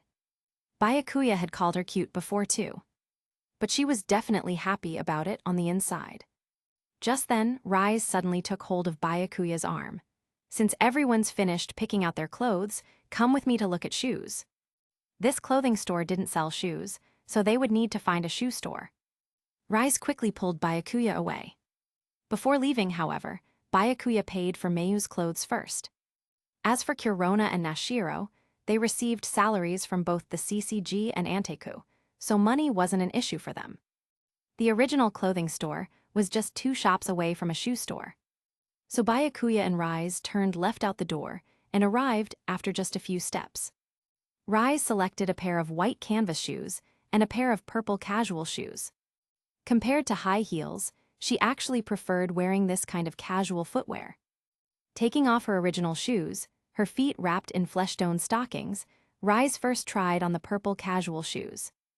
How do these look? Rise looked down at the shoes on her feet. They're nice, they suit you. When it came to evaluating girls' outfits, Byakuya was consistently at a loss for words. Then these will do. Rise didn't mind that Byakuya's evaluation was only a few words. For her, as long as his assessment was positive, that was enough. Then she changed into the other pair of white canvas shoes. What about these? Also nice, though comparatively speaking, white stockings would match these shoes better than the flesh-toned ones. Byakuya offered a perfectly serious critique. Only when it came to this sort of commentary that somewhat touched on personal preferences did his evaluations not sound so perfunctory. Is it really appropriate to be so seriously evaluating a girl's white stockings, Tilda? Rai's lips curved upward as she asked Byakuya in an amused tone. It's fine, I'm just offering an objective observation. Byakuya's expression remained calm. Understood, Tilda. Next time I wear these new shoes, I'll pair them with white stockings. Rai said with a smile. Apart from Byakuya himself, everyone had finished buying what they needed. They were ready to head back, yet Byakuya alone seemed to have nothing he wanted to purchase. By the way, Byakuya, aren't you going to buy some new clothes for yourself? At that moment, Rai suddenly spoke up. I have enough clothes at home, there's no need to buy new ones. Byakuya said. But isn't the CCG's promotion ceremony coming up soon? You can't show up dressed so casually. At the very least, you should wear formal attire, right? Rise recalled the matter of the promotion ceremony. Now that you mention it, I really do need at least one suit. Reminded by Rise, Byakuya nodded slightly. For such an important formal occasion as the promotion ceremony, wearing a suit was indeed appropriate. Japan was quite strict about wearing formal attire for formal occasions. Although as a transmigrator he didn't need to follow every convention, he didn't want to stand out awkwardly at the promotion ceremony either. If all the investigators attending the promotion ceremony were dressed formally, while he alone wore casual clothes, wouldn't that make him conspicuous? Then let me help you pick something out. Rai said, seizing the opportunity. You mean us? This isn't just your affair alone, Rai-san. Kurona corrected her in a cool tone. That's right. I'll also provide the most reliable advice I can for Byakuya Oniachin. Nashiro added. I want to help too. Mayu said softly. All right, let's go take a look then. Byakuya said, compared to other colors, I think I prefer a white suit. After that, he was practically dragged by Rise and the others to a men's clothing store. The salesperson inside was somewhat startled by this grand procession. He had worked here for years and had never seen anything like this. 4 beautiful women, each stunning in her own way, accompanying a single male customer to look at clothes. Chapter 152. Ward 4, also known as Shinjuku. This district, once ruled by the Clown Masks GHOUL organization, was a dangerous area where numerous ghouls fiercely competed for feeding grounds. After the Clown Masks were wiped out by HAREM, Ward 4's danger level hadn't improved much. This was because Yuta, the former manager of Ward 4, had retired and now ran a mask shop called High Sea Art Mask Studio. Meanwhile, Renji Yomo, who held similar prestige to Yuta, had been rescued by Yoshimura during that great battle against HAREM and had since remained at Anteku in Ward 20. Ward 4 today was even more chaotic than when Yuta and Yomo had been in charge. Truthfully, Byakuya didn't know the exact location of that mask shop.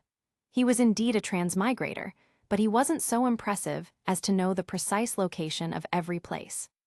Even if he did know the exact location, showing up unannounced wouldn't be appropriate. His plan was to ask Tauka Kirishima or Renji Yomo to take him there. Where's Yomo-san?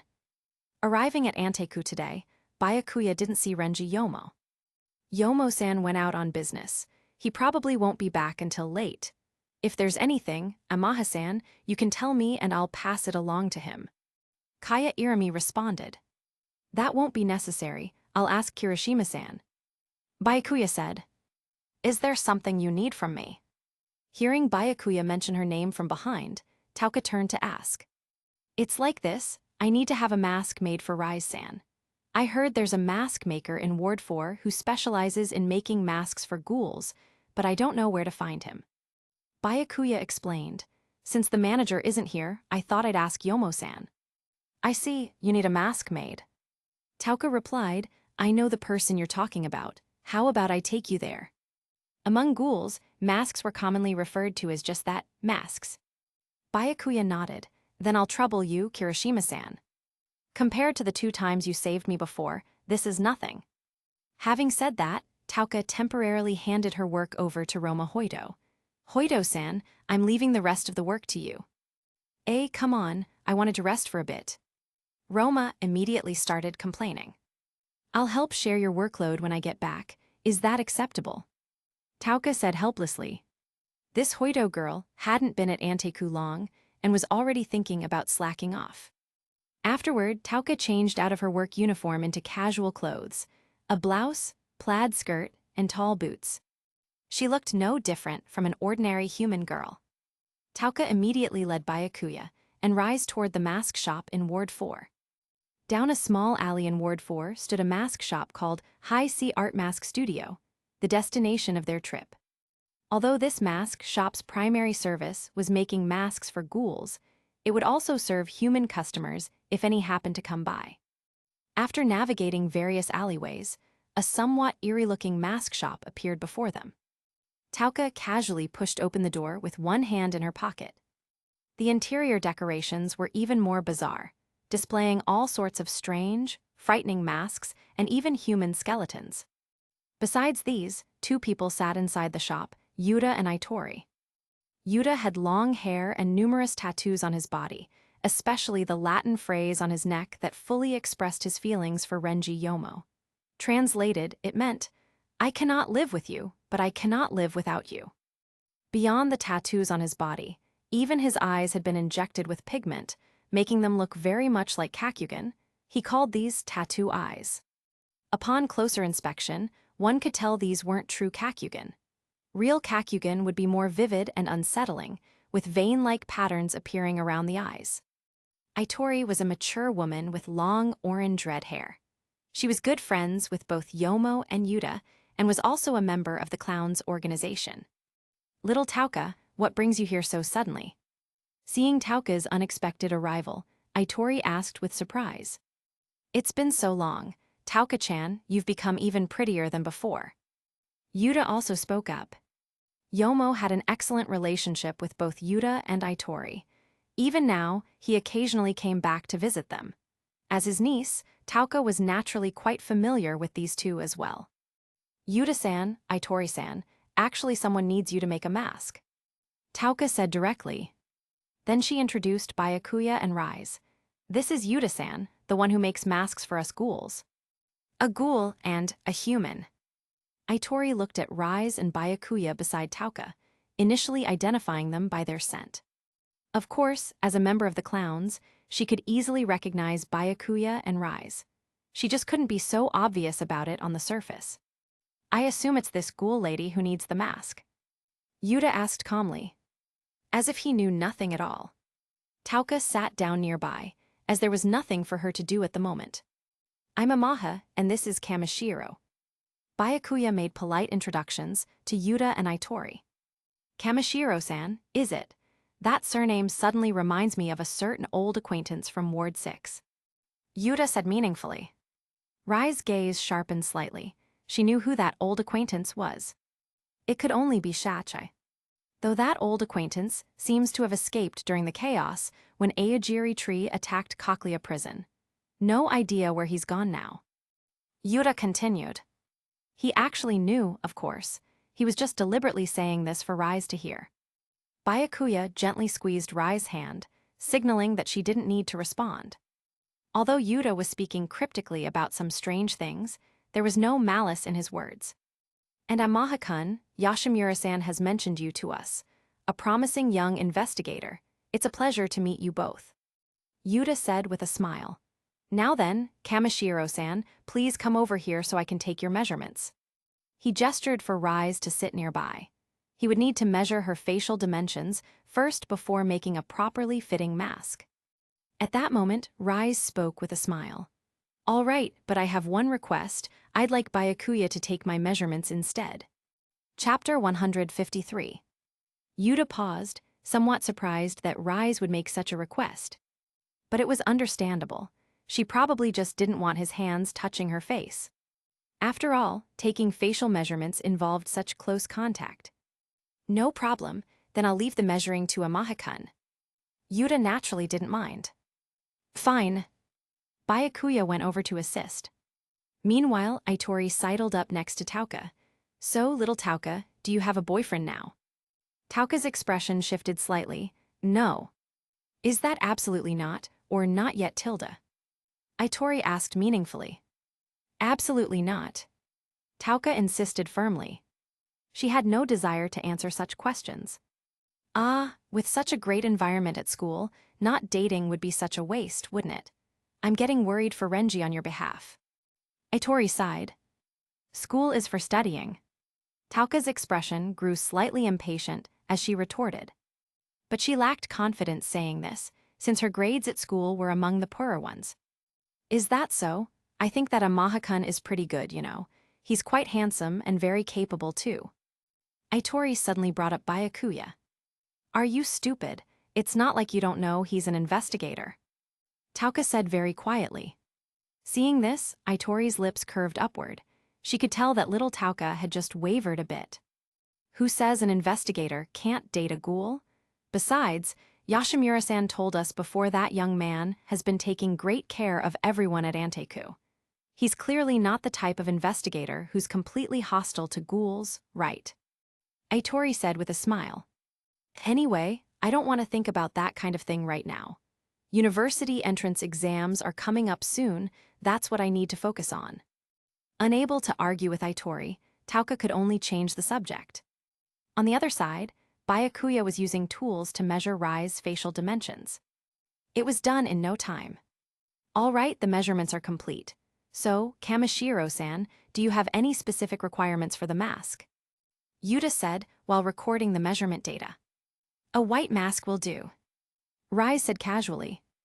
She didn't really care much about things like masks.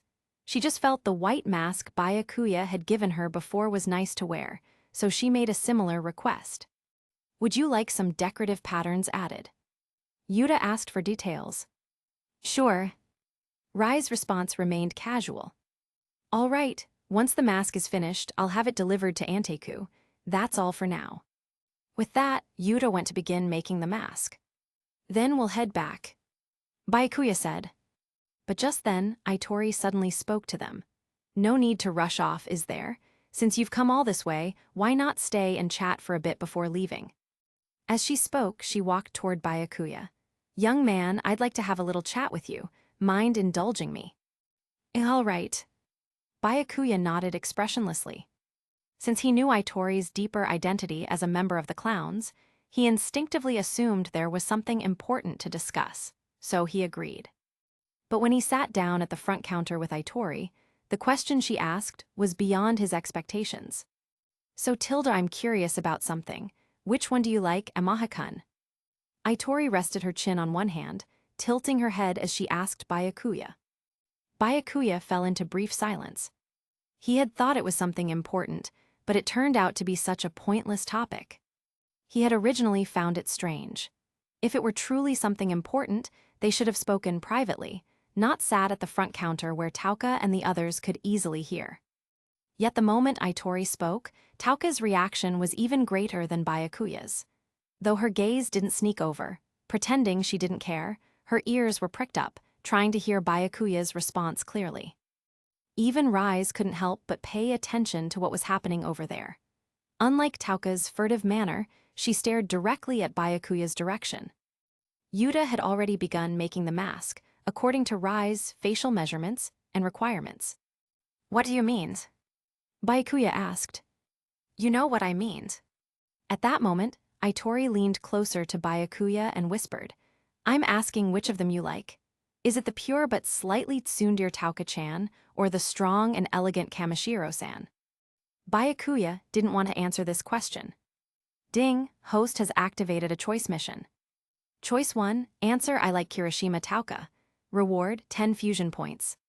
Choice 2, answer I like Kamishiro Rise. Reward, 10 fusion points. Choice 3, answer I want them all. Reward, 100 fusion points. Seeing the choice mission pop up before him, Byakuya felt even more speechless. This system really was something. Especially that third option, wasn't that a textbook scumbag declaration? But when Byakuya thought about his current situation, especially the situation at home, it seemed the nature of things really was pretty much, I want them all. Since that was indeed the truth, there was nothing he couldn't say. Seeing Byakuya remain silent and unwilling to answer, Itori continued in a whisper, "Just tell me secretly. Don't worry, my lips are sealed. I won't tell anyone." At this moment, Tauka couldn't hear what Byakuya and Itori were whispering about, and she couldn't help feeling a bit anxious. Although Rai's sensory perception was a tier above Tauka's, and sensory perception naturally included hearing, she could only barely make out some unimportant content. "I'll just say this, I want them all." Just then, Byakuya gave his answer. "I want them all, JPG. Ding, host has completed choice 3. Reward, 100 fusion points." Hearing this, Itori froze for a moment. This was an answer she had completely failed to anticipate, leaving her astonished. Besides Itori, only Rise had barely heard what Byakuya said. Upon hearing it, her eyes widened, and she fixed Byakuya with a cold, somewhat frightening stare. Clearly, this was not the answer she had hoped to hear. Yet seeing Rai's unhappy reaction, Tauka immediately formed a misunderstanding. Chapter 154. What exactly did she misunderstand? Naturally, Tauka mistakenly believed that Byakuya's answer had been her, which was why Rise was reacting that way. Little did she know, her understanding was completely wrong. By normal logic, Byakuya's answer should have been either her or Rise. Who could have imagined Byakuya would play so far outside the rules, directly going with, "I want them all"? Tauka simply believed her mistaken judgment. Her face grew somewhat flushed, and she became even more embarrassed to look toward Byakuya. Meanwhile, after her surprise, Itori found this human youth truly fascinating. She had originally intended to probe him, to see how this human, especially one who was an investigator, viewed these two ghoul girls, Rise and Tauka. Even if he had answered with just one of them, it would have been enough to surprise her. After all, a human investigator paired with a ghoul was unprecedented, unheard of. Even ordinary human-ghoul pairings were extremely rare. Yet this young man had directly gone with, "I want them all." She was genuinely thrown off. Didn't this mean that this human youth not only had feelings for Rise, but also had feelings for Tauka? Both of these girls were ghouls. Itori found this increasingly interesting. No wonder Roma, Sauda, and Nico were all so interested in this youth. Now she more or less understood why. She couldn't help but look forward to what other astonishing, unexpected things this young man would do next. Thinking this, Itori's gaze inadvertently caught Tauka's reaction. Looking at that adorably flushed little face, her lips curved slightly upward, as if she had realized something. "Oh, Tilda. Little Tauka over there seems to have developed some wonderful misunderstanding, Tilda. Amaha-kun, your answer gets a perfect score, Tilda." Itori smiled and praised Byakuya. If Byakuya hadn't given such an astounding answer, she wouldn't have gotten to witness such entertainment. Not only was Kamishiro-san displeased now, but little Tauka had also misunderstood because of Kamishiro-san's reaction. Byakuya vaguely felt that Itori's words were somewhat sarcastic, but he couldn't detect any sarcasm in her tone. He had no idea what her perfect score actually meant. "That's about it. I finished chatting with Amaha-kun about what I wanted to discuss, so you all can head back. I won't see you out." At that moment, Itori spoke with satisfaction. After that, the three of them set off to return to Anteku. On the way back, Tauka still felt somewhat embarrassed, deliberately walking behind Byakuya and Rise. In her mind, she was troubled by certain matters, now that Byakuya had made his feelings clear. Although she didn't quite understand why she felt this way, she had to admit this was indeed what she had hoped for. But she wasn't mentally prepared yet, nor did she know how to respond to Byakuya. This was what troubled her now. In contrast, Rise wore a cold expression the entire way, not saying a word, looking rather intimidating. Yet Byakuya had no idea what Tauka was troubled about. He only felt that both Rise and Tauka were acting somewhat strange, abnormal. He assumed both Rise and Tauka had heard his, "I want them all" from earlier. If so, their reactions were understandable. They probably both thought he was a scumbag and a turn-off. But since he had already said those words, there was no point worrying about it now. So at this moment, Byakuya wasn't overthinking anything and had already adopted an indifferent attitude. This strange atmosphere persisted until they returned to Anteku. By then, Tauka had calmed down somewhat. The flush had long faded from her face, though her mind still lingered on thoughts about Byakuya. Rai's face showed no particular expression, looking much the same as usual, just lacking her usual ambiguous smile. I heard you went to find Yuta to make masks. How did it go? That guy Yuta didn't give you any trouble, did he? Seeing them return, Yomo spoke with concern, his expression its usual deadpan. No, Yuta-san was very kind to us. Now we just need to wait for him to finish the mask and deliver it to Rise-san. Tauka said, That's good. Normally it should arrive by tomorrow. It should be Kamishiro-san's mask, right? Yomo said. Tauka nodded. Yes, come to think of it, this will be Rise-san's first mask, won't it? More or less, but not entirely. Rise replied casually. Because she had worn Byakuya's mask before. Really? Rise-san, you never wore a mask before when hunting? Roma suddenly exclaimed in surprise. Rise-san is amazing, unlike a weak ghoul like me who wouldn't dare go without a mask. That's right, Rise-san is quite impressive. Looking at Roma's reaction, Tauka could tell this girl didn't know that Rise was the binge eater. So she decided not to bring up that name, partly out of consideration for Rise. Perhaps because she had misunderstood Byakuya's answer, her attitude toward Rise had softened somewhat compared to before. But at the moment, Rise had no interest in chatting idly here. Her mind was occupied with other matters. She directly tugged at Byakuya's sleeve and said, Byakuya, could you come with me for a moment? Sure. Byakuya could roughly guess what Rise wanted to talk to him about. Even so, his mood remained calm. A moment later, Rise pulled Byakuya away from Anteku to a secluded corner of a small alley. What did you mean by want them all earlier? Could you explain that to me? Sure enough, Rise's first question was about what Byakuya had said to Aitori. Her face no longer wore its usual dangerous smile, but rather a serious, calm expression, which was somehow even more frightening. Chapter 155. Exactly what it sounds like. I like them all, so I want to protect all of you. Byakuya spoke calmly and without panic. Otherwise, I'm not really a saint. Why would I help people who have nothing to do with me? Rise paused for a moment. So this, like you're talking about, how many people does it include? After all, Byakuya had helped so many people, if he liked all of them. For example, Kirishima-san, manager Yoshimura, and everyone at Anteku counts. Byakuya said. Actually, there was nothing wrong with what he said. It was just that this like wasn't that kind of like. His willingness to help everyone all along had indeed been for this reason. But this was somewhat evasive, avoiding Rise's real question.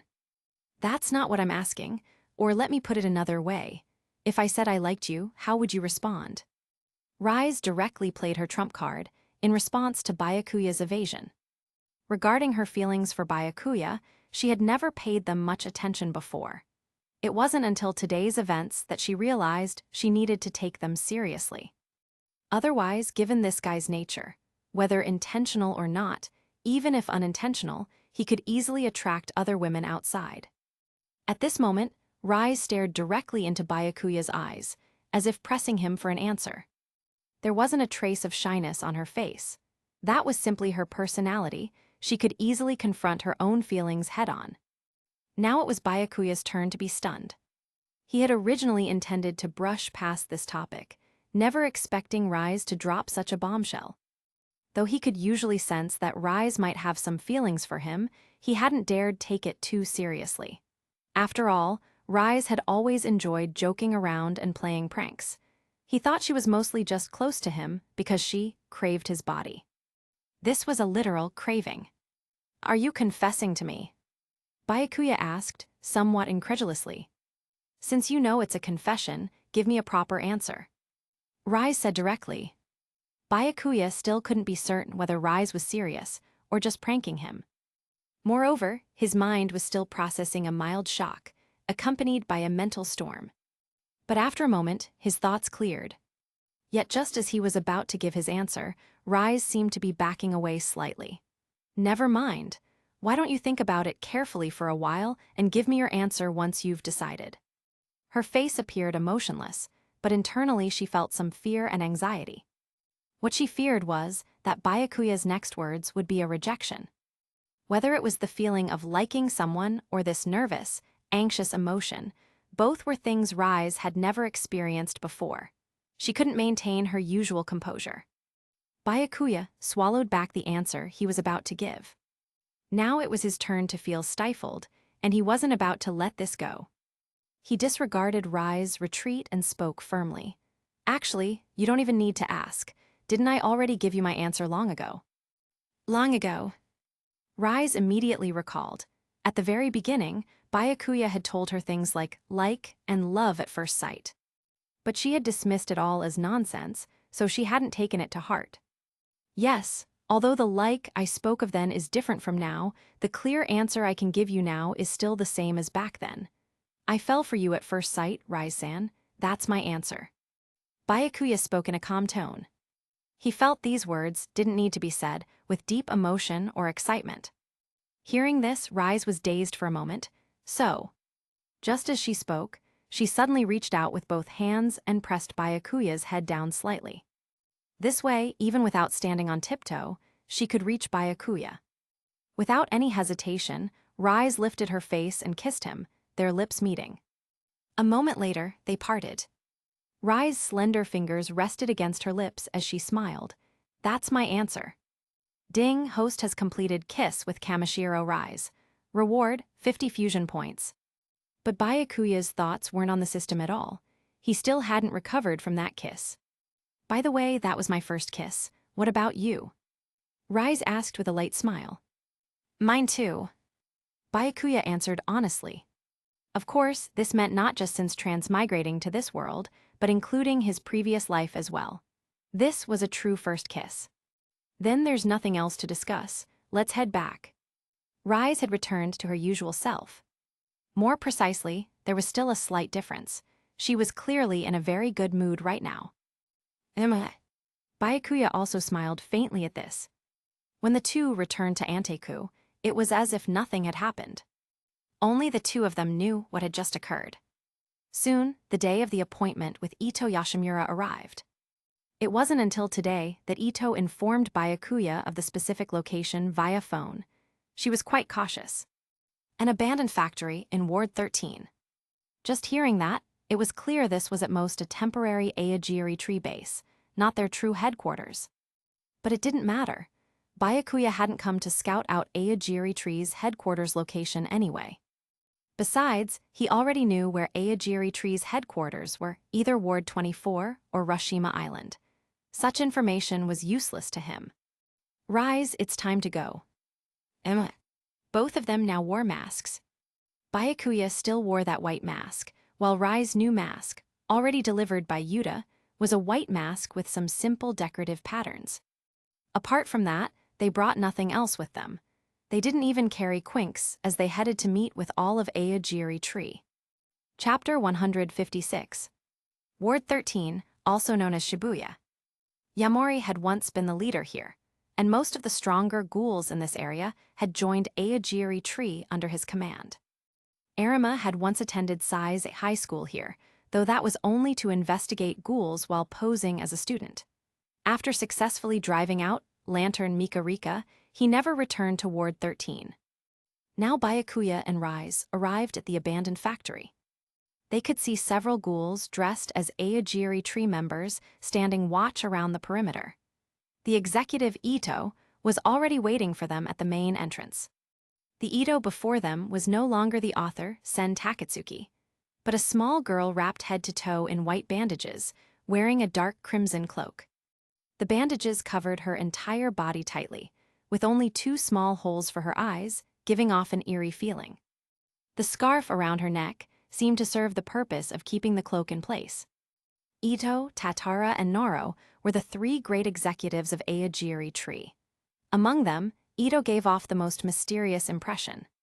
Before Ito's true identity was exposed, almost no one could connect the monstrous form of the one-eyed owl with such a petite figure.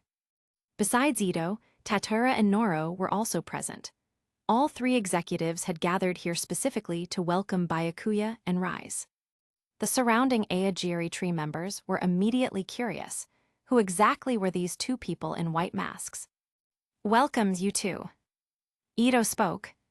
Even her voice had changed, sounding completely different from Sen Takatsuki's. This wasn't to hide her identity from Byakuya, but rather to prevent other Aogiri tree members from discovering her other identity as the author Sen Takatsuki. Byakuya nodded slightly. Then he and Rise followed Ito and the others into the abandoned factory. Along the way, they encountered Yato Kirishima. Yato was leaning against the corridor wall, his gaze fixed on Byakuya.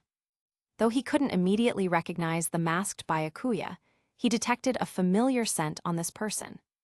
A scent he would never forget for the rest of his life. But there were too many ghouls around Byakuya, their various scents mingling together, making it difficult for Yato to be certain. So he just stared at the man, without making any move. If this really is that guy, why would he appear here? And he seems to have been invited by Ito and Tatara-san. Yato thought to himself. He found it hard to believe. A human investigator, wearing a mask, coming to their Aogiri tree base. It seemed incredibly strange just thinking about it. This made him even more uncertain whether the person before him was really that guy from before. With his attention entirely focused on Byakuya, Yato actually overlooked another person's scent. Though his impression of Rai's scent was faint, he could have recalled it if he'd concentrated. Besides Yato, other ghouls also noticed that not both of the white-masked individuals were ghouls. One of them carried a human scent, and that scent was extremely enticing. If not for the three executives keeping them in check, they probably wouldn't have been able to resist attacking Byakuya.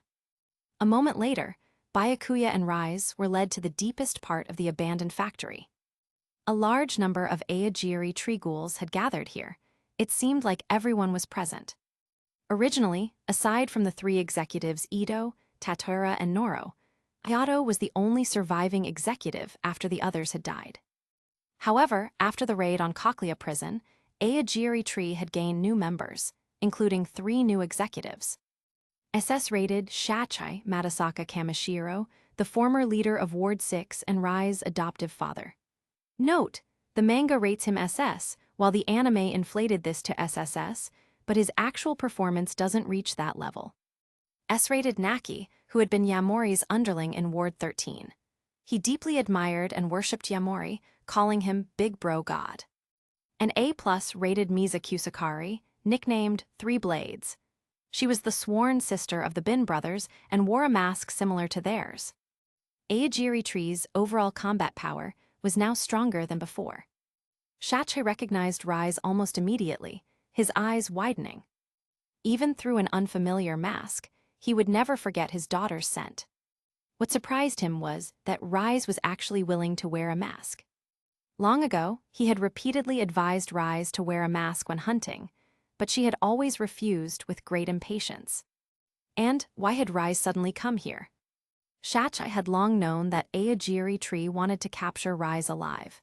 He had joined Aogiri Tree precisely to better protect her, yet here she was, walking right into their hands. Even though he recognized Rise, he didn't dare acknowledge her now. He could only stare intently at Rise and the mysterious person beside her. "Big Bro, you smell like Big Bro." Just then, Byakuya happened to pass by Naki, who suddenly shouted. Obviously, because Byakuya had used the Quink 13's Jason multiple times, he had absorbed quite a bit of its scent. The fanatical underling Naki detected it immediately. Are you Big Bro's acquaintance? Or, are you the one who killed my Big Bro Yamori?"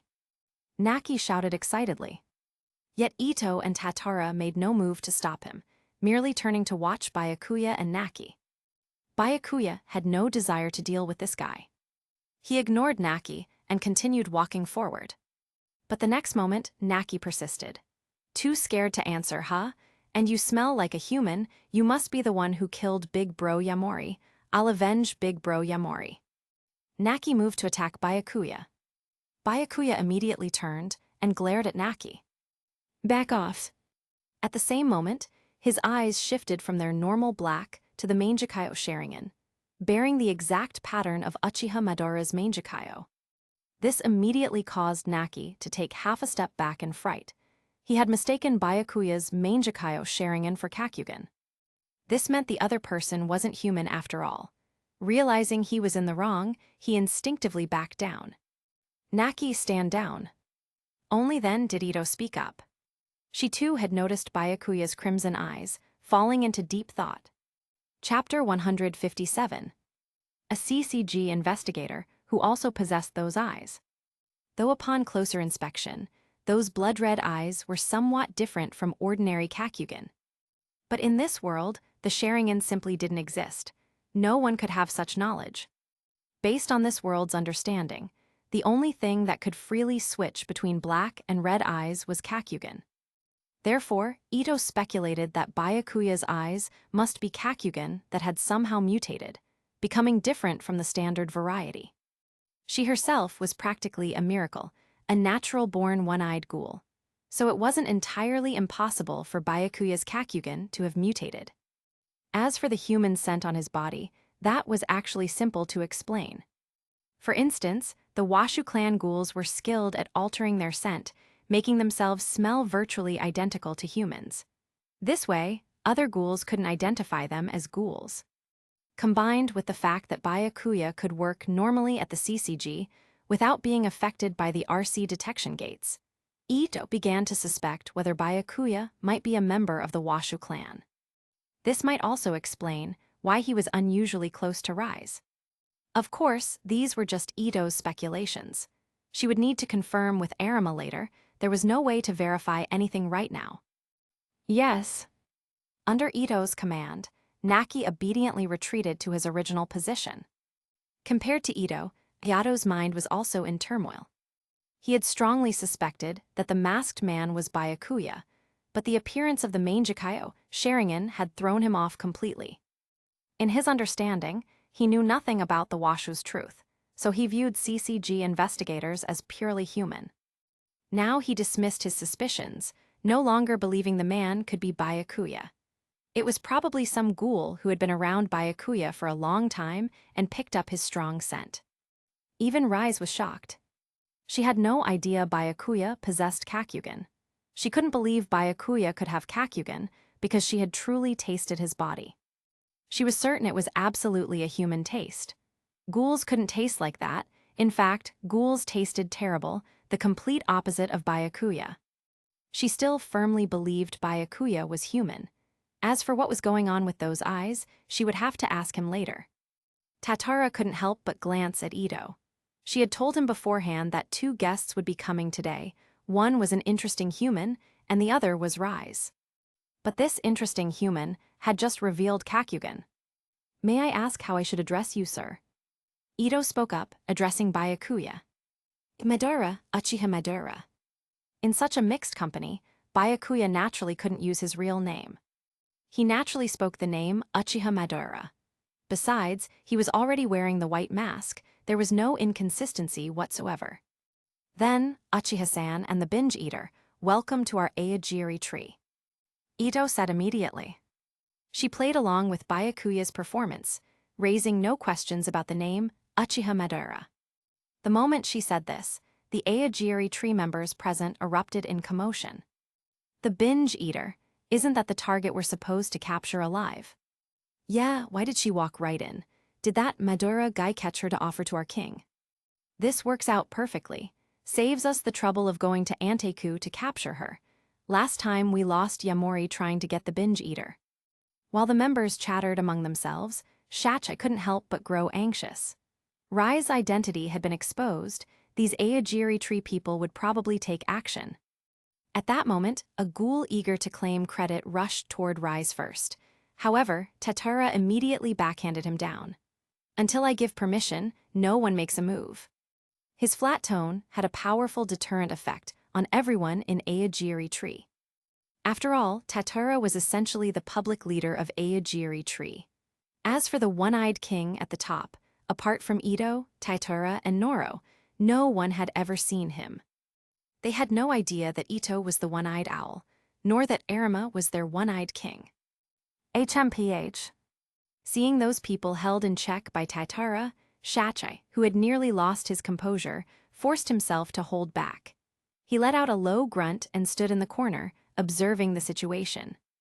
The moment anyone tried to harm Rise, he would rush over to stop them and take her away, even if it meant turning against Aogiri Tree.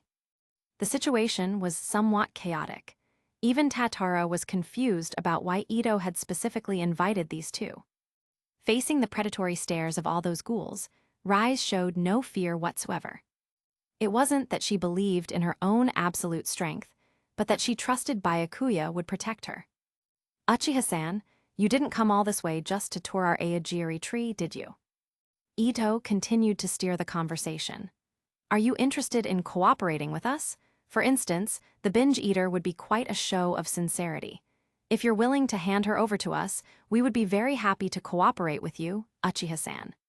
She couldn't possibly be unaware of the relationship between Byakuya and Rise. Deliberately saying this to Byakuya clearly held deeper meaning. Cooperation. Byakuya spoke coldly, his eyes indifferent. There will be no cooperation. I have no interest in playing such childish games with you. Rather, you should submit to me. Hearing Aogiri Tree dismissed as a childish game, nearly every ghoul present was instantly infuriated. Tatara furrowed his brow slightly, still unable to understand what was going on. Noro, having virtually no consciousness of his own, naturally showed no reaction. Ayato's expression changed dramatically. He felt a strong sense of déjà vu. This tone was very similar to that guy's. Only Ito, beneath her bandages, smiled slightly. Byakuya's response had exceeded her expectations, bringing her tremendous delight. Now then, she would see how this fellow planned to handle the situation. Chapter 158. Where does this kid get such nerve? How dare he mock our Aogiri Tree like this? Even the CCG wouldn't dare call us a childish game. Who gave him the courage to insult us? Tatara-san, please let us make a move. He's literally standing on our faces and spitting on us. Exactly, otherwise won't Aogiri Tree become a laughingstock?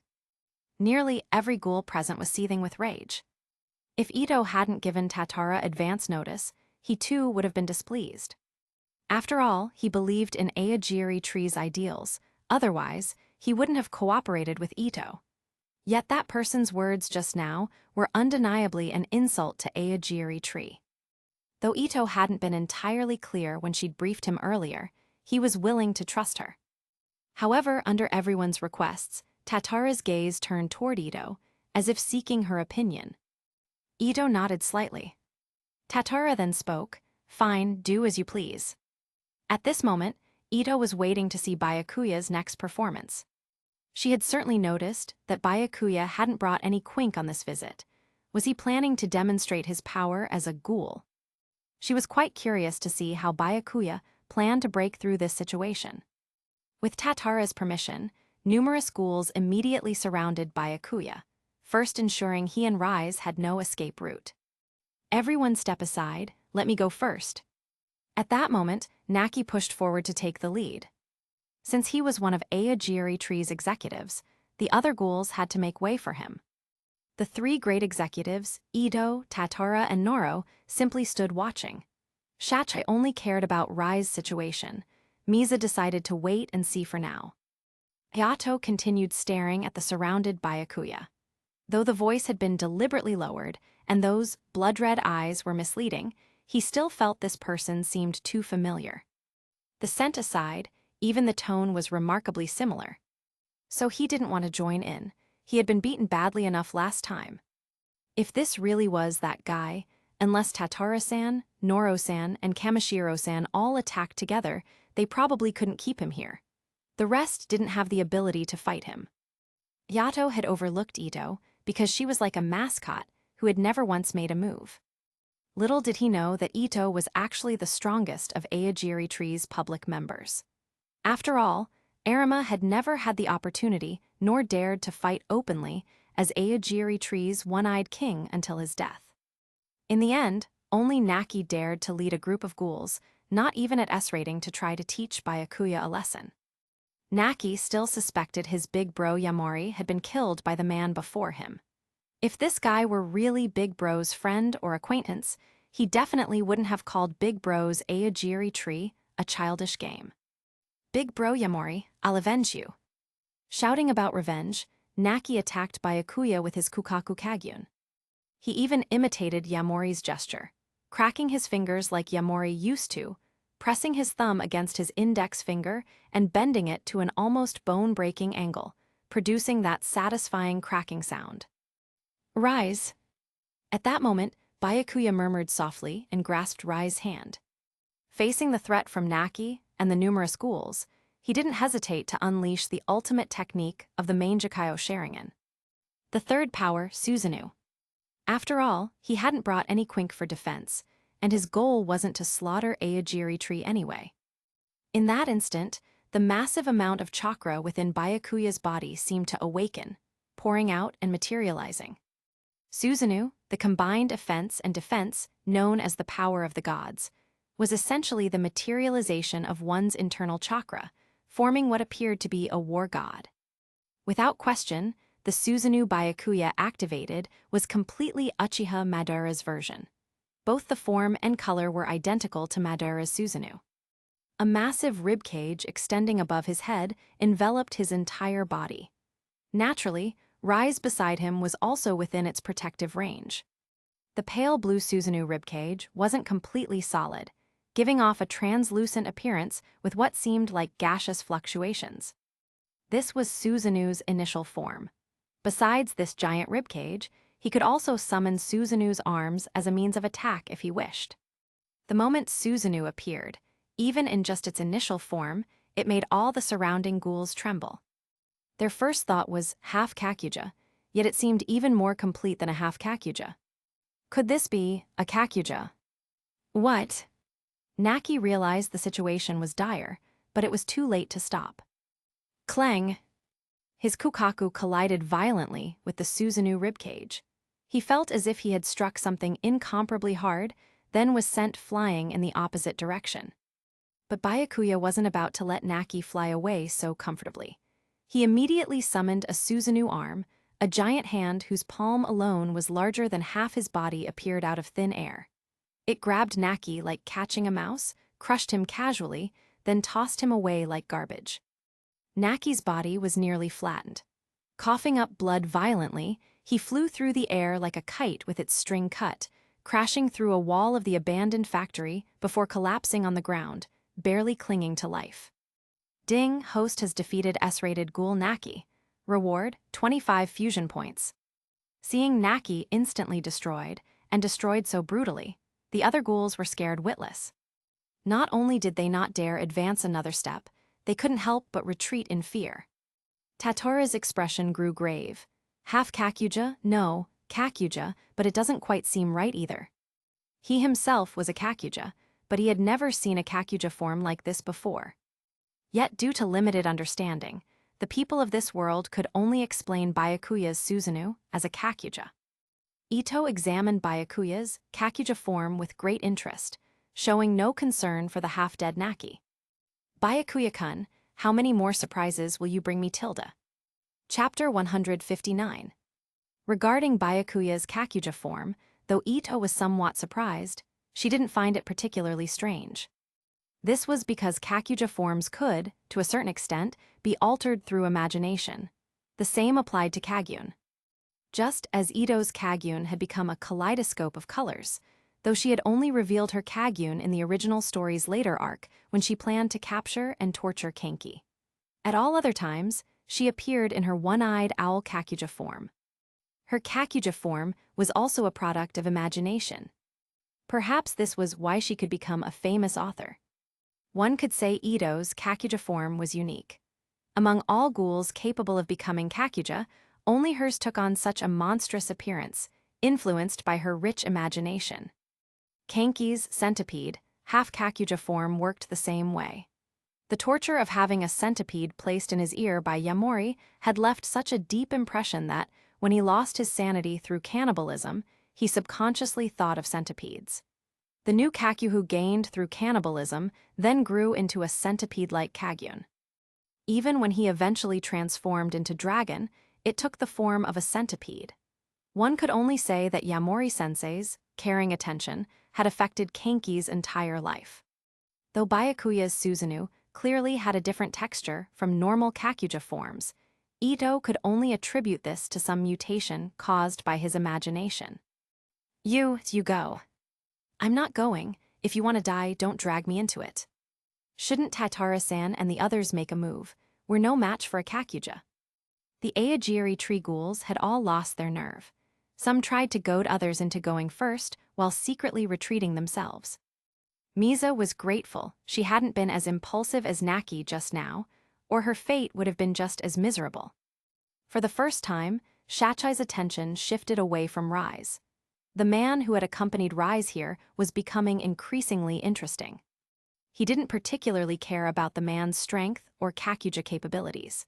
What mainly concerned him was how close this guy was to Rise, even holding her hand, and Rise showed no resistance whatsoever. The key point was this complete lack of resistance. Based on his understanding of Rise, he couldn't believe she would act so docile in front of any man. Since Uchiha-san calls our Aogiri tree a childish game, then in your eyes, what wouldn't be a childish game? Ito spoke up again. I have come to change this world. I will achieve this through my plan. Byakuya said flatly, only one person can lead the entire world, and that is me. However, I'm not entirely unreasonable. Those willing to submit to me, step forward now. Byakuya spoke directly. This was clearly poaching, right in front of everyone and quite aggressively at that. Facing such provocative behavior, the Aogiri tree ghouls present could only seethe in silence, not daring to voice their anger. This was clearly their territory, yet they could do nothing against him. Because his Kakuja was still active. Unless Taitara-san and the other executives were willing to fight, anyone else who stepped forward would be walking to their death. At that moment, Shachai seemed to realize something. He pondered briefly, then walked out from his corner. The ghouls blocking his path all stepped aside. They wondered whether Kamishiro-san was going to teach the man a lesson, or defect to him. Shachai, wearing a black martial arts outfit, slowly walked up to Byakuya and spoke with deep feeling. Thank you for taking care of my daughter all this time. He knew Rise couldn't have changed this much on her own. Something must have happened during the time he wasn't around. Based on his experience, he could imagine how much effort it must have taken. With that, Shachai stood beside Byakuya, making his position clear. Kamishiro-san, how could you? Facing those questioning, uncomprehending stares, Shachai simply ignored them. As a father acting for his daughter's sake, he needed no reason. Besides Shachai, Ayato had almost wanted to do the same, because the masked man's true identity intrigued him greatly. But he quickly calmed down and dismissed the thought. In the end, only Shachai decided to leave Aogiri tree. The other ghouls were all displeased by Byakuya's domineering behavior. They naturally wouldn't defect to him. Yet Byakuya couldn't care less about their feelings. His objectives had been achieved. First, he had intimidated these Aogiri tree members somewhat, paving the way for his future plans. Second, he was taking Shachai with him. Not only could this reunite father and daughter, but Shachai also had a high probability of becoming a member of the Akatsuki organization. Continuously strengthening Akatsuki's power was something he needed to do. Though in one respect he was like Madara, preferring to trust in his own absolute strength, that didn't mean there was no need to grow Akatsuki's power. As for Shachai's departure, Ito couldn't care less. She had always known Shachai had only joined Aogiri tree for Rai's sake. She would use him when useful, when not, it didn't matter. Seeing that Ito showed no reaction, Tatara also remained neutral. At that moment, Byakuya deactivated Susanoo, and his main Jikayo Sharingan closed as well. Let's go. He released Rai's hand and turned to leave. Shachai and Rise followed behind him. Every Aogiri tree ghoul watched Byakuya with hostile eyes, but not a single one actually dared to stop him. Ito and Tatara simply watched as the three departed. Ito, what benefit does this bring us? Tatara quietly asked Ito, somewhat puzzled. Tatara-san, the enemy of my enemy is my friend. That alone is enough. Ito explained simply. Though it was just this vague explanation, Tatara more or less understood. He said nothing more, willing to trust Ito's judgment. Besides Arima and Noro, Tatara was the person within Aogiri tree whom Ito trusted most.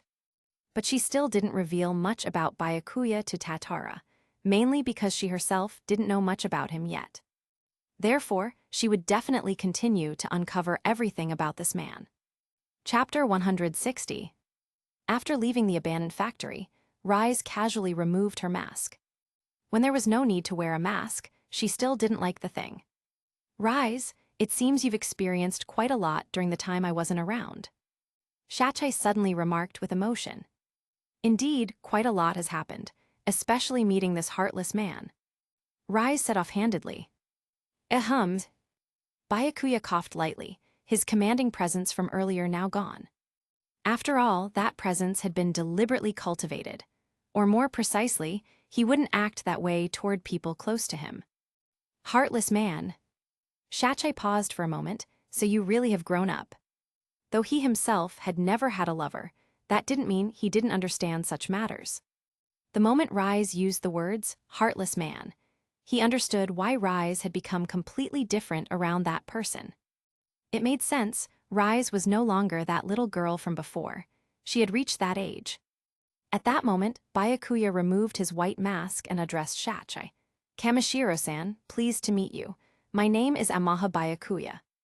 There was no need to conceal his identity in front of Shachai. After all, Shachai was Rise's adoptive father, not some random member of Aogiri tree. He was someone who could be trusted. At the very least, Shachai definitely wouldn't side with the Washu, nor would he betray Byakuya. I see, so Uchiha Madara isn't your real name.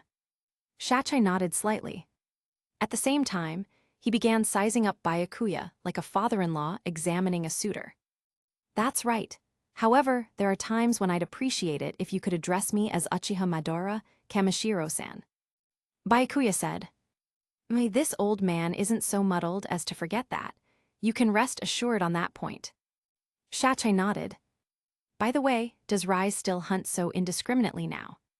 Shachai suddenly asked. He still couldn't forget Rise's hunting habits.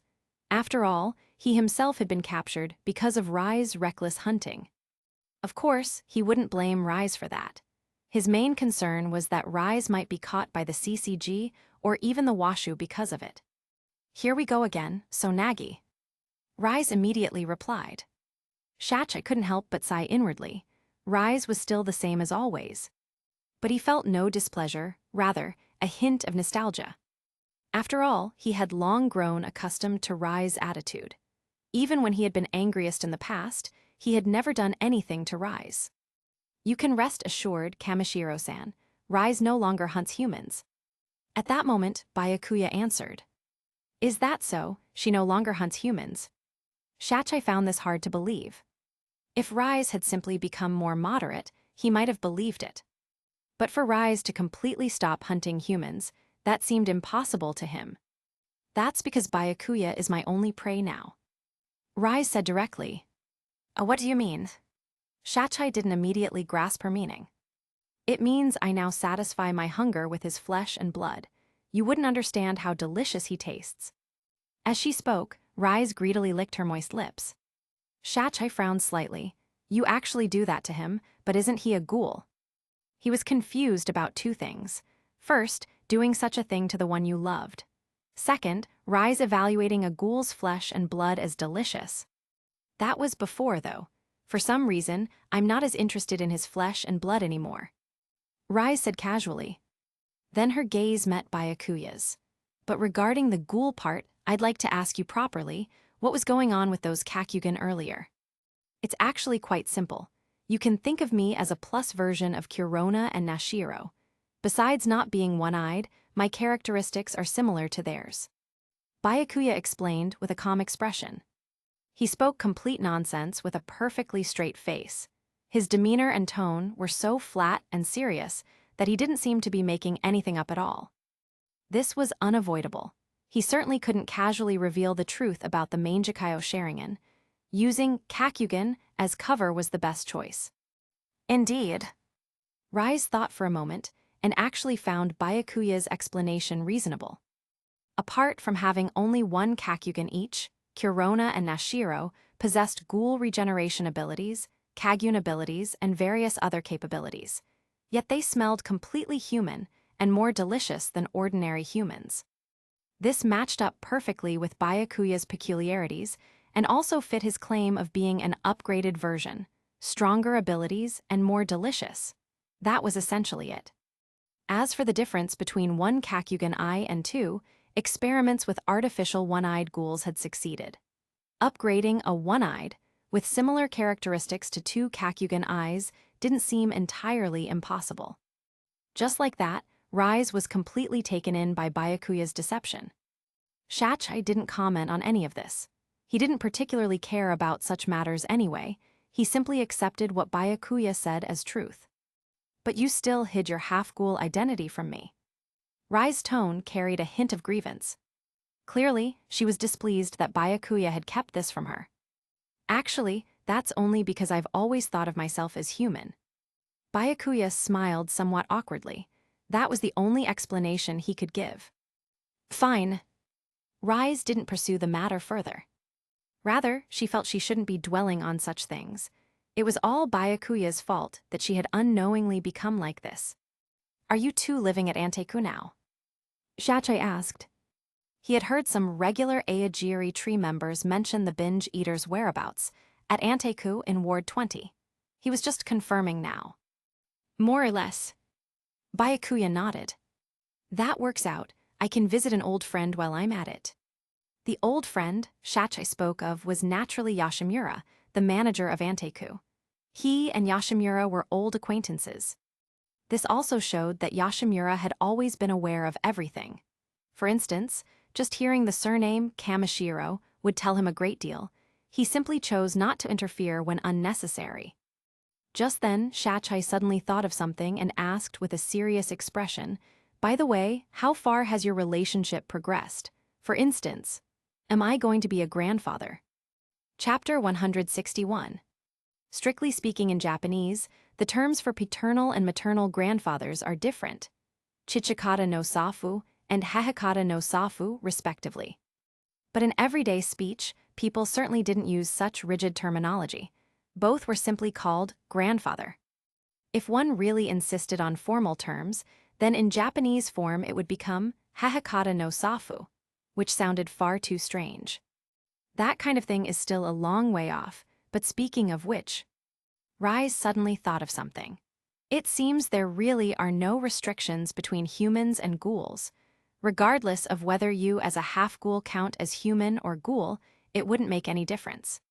She knew that the half-humans from the Sunlit Garden were all mixed offspring born from the union of humans and ghouls, which proved that human-ghoul unions worked perfectly fine. Byakuya's brain momentarily short-circuited. It was one thing for Shachai to ask such a question, but Rai's statement was even more outrageous. That said, when it came to that sort of thing between humans and ghouls, one had to start from the origins of ghouls. One thing was certain. In the original story's ending, the dragon orphans born after the dragon transformation would continuously evolve to take on human appearances, and humans infected by the dragon toxin would become ghouls. This strongly suggested that ghouls and humans actually shared a common origin. There was another piece of evidence. 100 years ago, the Washu clan had produced a natural-born half-ghoul called the One-Eyed King. After transforming into dragon, this being had nearly destroyed all of Tokyo. The original Tokyo had sunk underground, and the current Tokyo was rebuilt afterward. In fact, at the deepest level of the Ward 24 labyrinth lay the underground world where old Tokyo was buried. There was a population of original inhabitants there who were also ghouls. Their true identities were actually the humans who had sunk underground along with old Tokyo, transformed into ghouls by the dragon toxin released by the One-Eyed King. All this evidence indicated that the ancestors of ghouls were actually humans. As for how the very first ghoul came to exist, that remained unknown. In any case, since ghouls and humans shared a common origin, there naturally was no such thing as reproductive isolation. This topic is still too early, At the very least, let's deal with the Washu matter first. Byakuya said. The Washu. Shachai's expression immediately grew grave. Are you really planning to oppose the Washu? There's no other choice.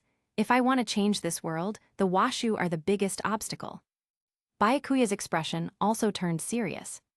It seems you've already steeled yourself for this. In that case, this old man won't say anything more.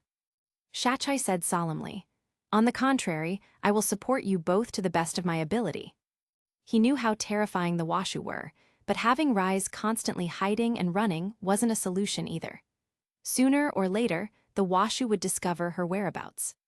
He had seen powerful strength in Byakuya, and the young man also appeared to be the type of half-ghoul that the Washu feared. The Washu clan both desired and feared half-ghouls. 100 years ago, that one-eyed king had nearly destroyed the Washu clan, only failing due to his kind nature. Rather than constantly hiding, actively opposing the Washu clan might be the best way to protect Rise. Besides, Rise had no objections, so he decided not to offer pointless discouragement. Rise had never listened to him anyway. Then thank you, Kamishiro-san. Byakuya said. No need to thank this old man. Rather, I should be thanking you. Without you, this foolish child Rise would probably have fallen into someone's hands long ago. Shachai spoke meaningfully. The someone he referred to was the clown's organization. He had long known of the clown's existence, especially after joining Aogiri Tree and learning that the clowns had also set their sights on Rise. Yet Rise was still perfectly fine even now. Just thinking about it made clear that someone must have helped her. Otherwise, given Rise's personality and behavior, she would have easily fallen into Aogiri Tree's or the clown's hands. Rise immediately pouted slightly, seemingly displeased with Shachai's words. But unusually, she didn't talk back to him, because she truly couldn't deny that if Byakuya hadn't saved her back then, she would be the one serving as Dr. Kanu's experimental subject right now. Shachai's keen perception caught Rise's unusual reaction. His foolish daughter actually wasn't arguing back. He couldn't even remember the last time such a rare thing had happened. It seems something really did happen. Rise is abnormally silent. Shachai immediately remarked. You're so annoying. This time Rise couldn't help but retort. Then she explained what had happened. I didn't expect Furuta to ambush me like that. If Byakuya hadn't come back to save me, that guy would definitely have succeeded. Nimura Furuta, isn't that the kid who helped you escape from the Washu? How did he? Shachai was startled for a moment, then the clowns suddenly came to mind. That guy is already one of the clowns. I only know he was working with a doctor named Akihiro Kanu, planning to use my kakuhu to create so-called one-eyed ghouls. Rise said, although the plan to ambush me failed, he apparently found another way to capture someone from the Washu afterward, providing Kanu with an experimental subject. One-eyed ghouls. Hearing this, Shachai's eyes narrowed as he fell into deep thought. The clown's goals had always been difficult to fathom, but regarding this matter, he instinctively thought of the one-eyed king. Whether it was the one-eyed king from 100 years ago or Aogiri Tree's one-eyed king, both were one-eyed ghouls, or rather, half-ghouls. Of course, Shachai had always believed that Yoshimura's daughter was Aogiri Tree's one-eyed king. He knew nothing about Arima. Come to think of it, there are two relatively successful experimental subjects living at our place. At that moment, Rise suddenly mentioned Kurona and Nashiro. Is that so? This old man would like to meet them. Shachai immediately grew curious. Then let's go home first, darling Tilda. Rise said to Byakuya with a smile. It sounded like Rise was living with this young man. But since they were already in love, Shachai found cohabitation perfectly normal. Chapter 162. Back home. Kurona and Nashiro happened to have the day off today. Shachai soon met the two of them in the living room. Byakuya, are these two young girls the one-eyed ghouls you mentioned? Shachai immediately asked. Hearing this unfamiliar man directly utter the term, one-eyed ghouls, Kurona and Nashiro both showed wariness in their eyes. Yes, this is Kurona Yasuhisa, and this is Nashiro Yasuhisa. Byakuya introduced them to Shachai. They were transformed into one-eyed ghouls by Dr. Kano, using kakyuhu from the washu. Could this old man see for himself, your Kakyugen and Kagyun? Shachai asked Kurona and Nashiro. They hesitated. Though they didn't know this person at all, he seemed to be Byakuya's acquaintance. It's all right. At that moment, Byakuya spoke to Kurona and Nashiro. Only then did they nod reassuringly. They then displayed their Kakyugen and Kagyun before Shachai. Seeing Kurona and Nashiro's single eyes, Shachai's expression grew somewhat grave. These were the same single eyes as Yashimura's daughter, except Yashimura's daughter was natural-born, while these two girls had been transformed. And their Kagyun was nearly identical to Rai's, undoubtedly from the washu. That's enough. Shachai turned and walked to Byakuya's side, speaking quietly.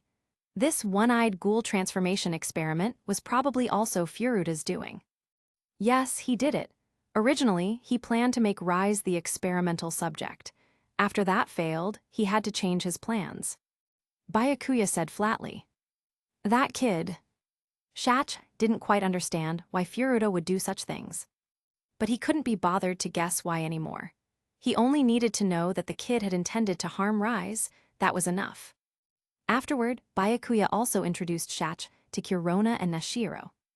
That person just now is actually Rai's father. His name is Matasaka Kamishiro. So he's Rai-san's father. Kurona nodded slightly. They don't look very alike. If you hadn't said so, Byakuya Oniachan, I never would have guessed. Nashiro said. After all, he wasn't her biological father but her adoptive father. It would be strange if they did look alike. However, Byakuya didn't specify that Shachai was actually her adoptive father to avoid a series of complications. It was best for everyone to treat Shachai as Rai's biological father. This way, Rise would be less likely to be discovered by the washu. Though he had finally reunited with Rise, Shachai didn't plan to stay in Ward 20 indefinitely. He would first visit Anteku to see his old friend, and then prepare to return to Ward 6. After all, he was the leader of Ward 6. He had been in the past, and he still was now. He had deliberately let himself be captured by CCG investigators to protect everyone in Ward 6. Otherwise, if he had wanted, no one in the CCG besides Arima could have caught him. So the ghouls of Ward 6 still recognized only Shachai as their leader. Byakuya had no objections to this. He fully supported Shachai's return to continue managing Ward 6. At this moment, Shachai sat on the second floor of Anteku, meeting with his old friend Yashimura after such a long separation. It's been a while. Indeed. After escaping from Cochlea recently, I joined Aogiri Tree until now. I also met your daughter. Shachai sat across from Yashimura. Yashimura was silent for a moment. So have you left Aogiri Tree now? Yes. When I learned that Rise was still alive and well, and that there was a reliable man by her side who could protect her, I no longer had any reason to stay in Aogiri Tree. Shachai spoke truthfully. You're talking about Amahakun, aren't you? Yashimura said with emotion. For Rise-san, he is indeed a very reliable man. You can rest assured leaving Rise to him. In fact, I've also entrusted Ito to him. Shachai was somewhat surprised. Your daughter too, no wonder. He suddenly understood something. The reason Byakuya had suddenly appeared at Aogiri Tree with Rise must have been because of this. Our Anteku will also do our best to protect Rise, as repayment for asking Amahakun to look after my daughter. Yashimura said. In that case, I owe Byakuya yet another tremendous favor. Shachai couldn't help but sigh. Afterward, Shachai told Yashimura about what had happened at Aogiri Tree, especially about Byakuya's Kakuja transformation. Amahakun is also a half-ghoul. Yashimura's expression shifted slightly. It would seem so, though there are differences. For instance, his Kakugen isn't single-eyed. Not only does he have both eyes, but they also look different from ordinary Kakugen. Shachai said, in any case, according to Byakuya himself, he is indeed a half-ghoul. I understand. Yashimura's expression grew somewhat heavy. My intuition tells me that Byakuya and your daughter are already working together, and their goals are probably similar. Shachai shared his assessment. After a brief catching up, Shachai departed. Yashimura remained alone on the second floor, gazing out the window, lost in thought. Before this, he had never imagined that Amaha-kun could be a half-ghoul like Ito. He remembered that Amaha-kun could consume human food normally, always appeared completely human, and could even bypass the CCG's RC detection gates. Could Amaha-kun possess Washu bloodline? After all, even natural-born half-ghouls couldn't bypass the RC detection gates without the Washu modifying the gates, whitelist. Because these gates detected RC cells, and half-ghouls had RC cell counts far higher than humans. Or could it be that Amaha-kun was an even more special half-ghoul than Ito? Regardless of the reason, Amaha-kun's situation could only be explained by half-ghoul. Yashimura sighed with growing emotion. A fellow half-ghoul like Amaha-kun might truly be the only one who could save Ito now. Chapter 163. Yashimura had always believed that only someone in a similar situation to Ito could save her. A half-ghoul, both human and ghoul, could understand both sides. But half-ghouls were outsiders to both sides, being neither fully human nor fully ghoul. They possessed kagyun, kakyuhu, and powerful abilities that normal humans lacked, yet could also eat freely in ways ghouls could not. Therefore, only half-ghouls could understand half-ghouls. That was what Yashimura believed. He knew Ito had probably always been lonely. Neither the ghoul side nor the human side had a true place for her. But he was helpless, especially since he could sense that V organization had recently started monitoring him again. He could feel his time was probably running short. After going downstairs, Shachai first sought out Byakuya. This old man will return to Ward 6 today. If anything comes up, feel free to contact me anytime. Shachai said. Very well, take care, Kamishiro-san. Byakuya said. After all, Shachai was essentially one of them now. There was no need to restrict his freedom. Meanwhile, Roma Hoido took particular note of Shachai's appearance. If she remembered correctly, after Shachai escaped from Cochlea along with her, he should have gone to Ayajiri Tree. Yet now he had come to Anteku with Byakuya. Had something happened? Afterward, Shachai left Anteku. So that was Rise-san's father. He's a bit different from what I imagined. Tauka said with some surprise. Shachai's face looked so dignified and commanding. How had he raised a daughter with such a terrible personality? Little did she know that Shachai had zero fatherly authority in front of Rise. Finally, Shachai gathered his things and bid farewell to Byakuya and Rise at home. Rise, although you never listened to me, I still want to say this. From now on, try to listen to Byakuya more. Even now, Shachai still couldn't help worrying about Rise. I know, I'm so tired of hearing that. Rise sighed with slight impatience. Shachai was long accustomed to this and said nothing more. Just as he was about to set off, Rise suddenly spoke again. After you were captured, did those doves torture you? Shachai hadn't expected Rise to suddenly ask about this. He turned back with a surprised expression.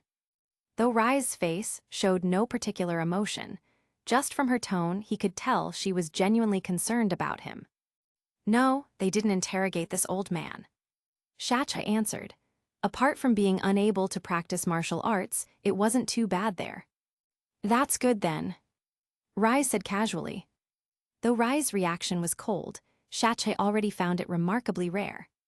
Apart from calling him father when she was little, Rise hadn't shown concern for him in who knew how long.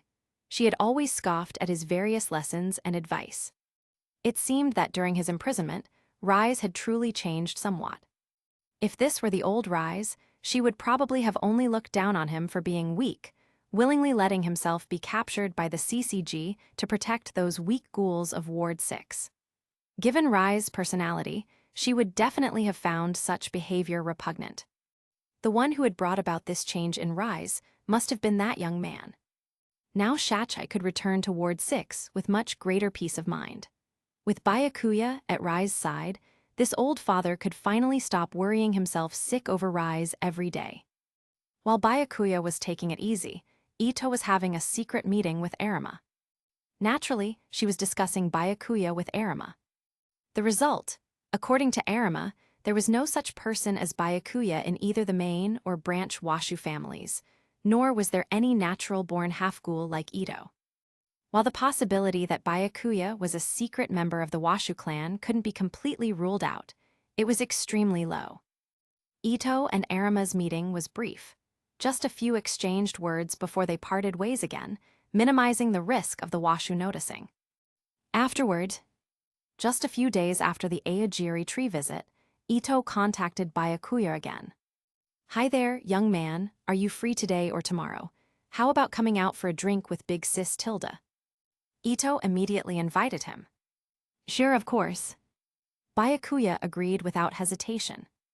"Then let's meet at that same cafe as last time. I thought their couples set was quite nice." Ito set the meeting place. Byakuya and Ito arrived at the cafe at almost the same time. "So what do you say, the same couples set as last time?" Ito didn't seem to be in any hurry, first chatting with Byakuya about food and drinks. "Either way is fine. If you like the one from last time, Takatsuki-sensei, just order it again," Byakuya said casually. The two sat in the same window seats on the second floor. Due to Ito's petite frame, when sitting in the chair her feet barely touched the ground. Since she could barely reach anyway and sitting was uncomfortable, she simply stretched her legs out and half reclined in the chair. My Tilda last time really gave me a fright. Your acting was so good, Amahakun. I actually thought you were really that domineering." Ito swung her legs playfully while sighing. "While you call it acting, what I wanted to express was more or less exactly that," Byakuya said directly.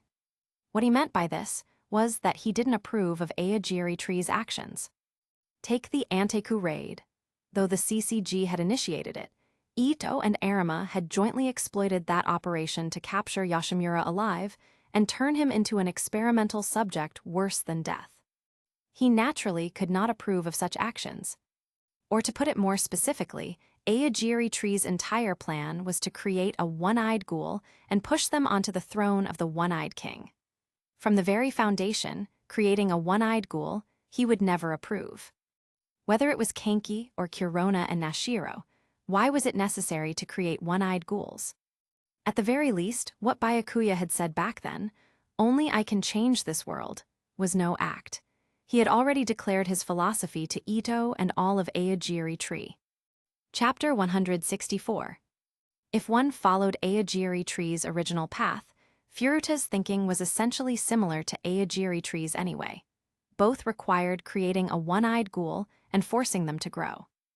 This would be accompanied by countless tragedies. Rise, Yoshimura, Kurona and Nashiro, Takezawa and his sister and mother. Even half of Tokyo's human population had been consumed when Kenki transformed into dragon. All of them were sacrifices, too many to count. Yet despite sacrificing so many, all that was achieved in the end was a brief, relative peace. When that final batch of dragon orphans evolved into humans, or more precisely, evolved into ghouls, that brief peace would only collapse. The world would fall into a new cycle, like the rise and fall of dynasties. Possessing a better solution, Byakuya naturally could not approve of Aogiri Tree's plan. Of course, he wasn't dismissing Aogiri Tree's efforts as worthless. He understood that this world's limitations had left Aogiri Tree with no other choice. Only he, as a transmigrator, could break through this world's limitations, and that was the infinite Tsukuyomi. "Oh, you mean you really do see us Aogiri Tree as a joke?" Ito asked. "No, that part was indeed an act. What I wanted to express is that I will only change this world according to my own ideas," Byakuya clarified. "Setting aside such distant matters, I'm more interested in knowing what was going on with your Kakugen and Kakuja transformation back then. Aren't you human?" Ito smiled with sharp eyes. "I never noticed before Tilda, so Amahakun is actually a half-ghoul Tilda." Byakuya then said, "You've already explained it for me. The fundamental reason for all of that is what you call half-ghoul." He would simply identify as a half-ghoul from now on, using it to conceal his Mangekyou Sharingan and Susanoo. But there's one strange point. How can you pass through the CCG's RC detection gates, Amahakun? Don't you investigators have to go through the gates every time you enter and exit the CCG? Ito immediately raised the most difficult point to explain. Bodies differ from person to person. Perhaps because my constitution is somewhat special, my RC cells are different. They can always stay within the normal human range. Byakuya explained in a calm tone. Is that so? Ito was half convinced. His explanation wasn't impossible. At the very least, it was far more likely than him having Washu blood. If he really had Washu blood, the Washu clan producing a natural-born half-ghoul would be enormous news. There was almost no way Arima wouldn't know about it. She tentatively accepted this explanation. But speaking of which, how does Takatsuki-sensei know so much about half-ghoul characteristics? At that moment, Byakuya suddenly posed a pointed question. He wanted Ito to voluntarily admit her half-ghoul identity. This way, it wouldn't seem like Yashimura had sold out his daughter, and more importantly, if Ito was willing to admit it herself, it would mean she had come to trust him. Of course, gaining Ito's trust was by no means easy, so he didn't expect her to admit her identity right now. Ito gave Byakuya a meaningful look, a composed smile on her face. Don't underestimate our Aogiri tree's intelligence capabilities, Amaha-kun. Sure enough, Ito wasn't willing to reveal her identity just like that. Even so, her trust in Byakuya was steadily increasing. Especially after learning that Byakuya was also a half-ghoul. He was probably the only other one of her kind in this world. And their situations were so similar. Due to his half-ghoul identity, he was inherently under threat from the Washu. She didn't know what Byakuya had experienced in the past, but it probably wasn't anything good. Otherwise, why would he bother opposing the Washu for no reason? By ordinary thinking, one would more likely hide their half-ghoul identity from the Washu. That way, at least one could keep surviving. By the way, I've heard the Washu have always desperately wanted half-ghouls. What do you think would happen if they discovered your half-ghoul identity? Ito asked in a purely curious tone.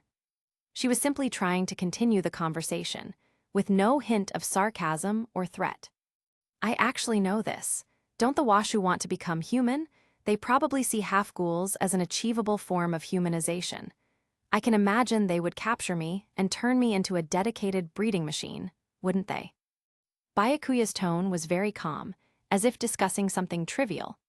Hearing this, Ito's lips curved slightly. This guy knew quite a lot. Since you clearly know you'd be persecuted by the Washu, why do you still dare to oppose them? Aren't you afraid? Or did something happen in the past that made you stop being afraid? Ito continued along this topic. Byakuya chuckled softly. So this time it's Takatsuki-sensei's turn to probe me for information. Last time he had been the one probing. Now the tables had turned. Well, I'm quite curious about what you've experienced. If you can tell me about it, I can also give you some very sincere intelligence in return. Ito spoke with a serious expression. She was genuinely curious. After all, the young man before her was practically the only other one of her kind in this world. Just as Yashimura had sensed, Ito was lonely. Originally, she had been the only natural-born half-ghoul. Whether in human circles or ghoul circles, she always felt somewhat out of place. She even felt that an aberration like herself shouldn't have been born into this world. So after learning that Byakuya was her fellow half-ghoul, she instinctively wanted to know more about what had happened to him. If Takatsuki-sensei is willing to share first, then I'll accept. Byakuya said. Fine, you said it. Ito seemed to accept Byakuya's condition. Her expression turned serious. Hands clasped, elbows propped on the table, she looked like she was about to say something very important. But the next thing she said instantly struck Byakuya like lightning. I'm wearing pure white panties today, Tilda. Chapter 165. Wait, what? Byakuya was instantly dumbfounded. The color of her panties. What kind of intelligence was that supposed to be? How about it, that should be sincere enough, right? Ito wore a mischievous expression. Obviously, that had been a deliberate prank to tease Byakuya. Takatsuki-sensei, could you please be serious? Byakuya was momentarily exasperated. Oh, I thought you might ask me to prove it. Ito looked slightly surprised. I would never do that. Byakuya's tone was thoroughly unamused. Hee, just kidding. Only now did Ito finally get serious. All right, let me tell you some real intelligence. You know I'm Yashimura's daughter, right? Then, do you know who his wife was? I don't. Byakuya shook his head slightly. He deliberately pretended not to know. If he showed that he knew, it would be inexplicable. Because children born from human ghoul unions could only be one of two things, half human or half ghoul. Ito had already admitted to being a ghoul. If Byakuya indicated he knew Yashimura's wife was human, wouldn't that make it obvious he had already known Ito was a half-ghoul? His wife was human, a human journalist. Ito said directly, "Human and ghoul, but you're not a half-human, so does that mean you're a half-ghoul?" Byakuya feigned shock and surprise. "That's right, I'm one of your kind. That's also why I call myself the One-Eyed King." Ito admitted frankly. She had voluntarily revealed her half-ghoul identity to Byakuya. Though she wasn't yet willing to disclose who the real One-Eyed King was, this was already quite significant. Ding, host has gained Ito Yashimura's high level of trust. Reward, 20 fusion points. I see. Byakuya felt rather pleased. He could tell he had further gained Ito's trust and had even received fusion points as a reward. When the day came that Ito was willing to tell him Arima's true identity, that would mean she completely trusted him.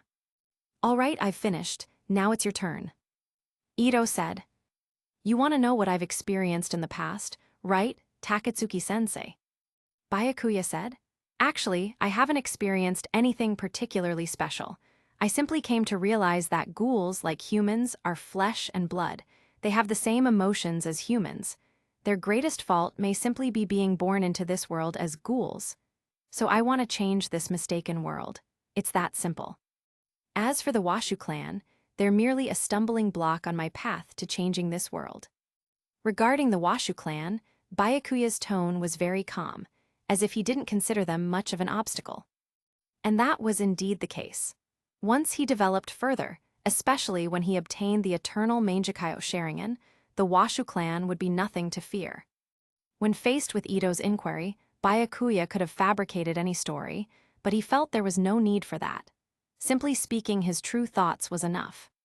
It seems you don't consider the Washu much of a concern. Ito noticed this detail.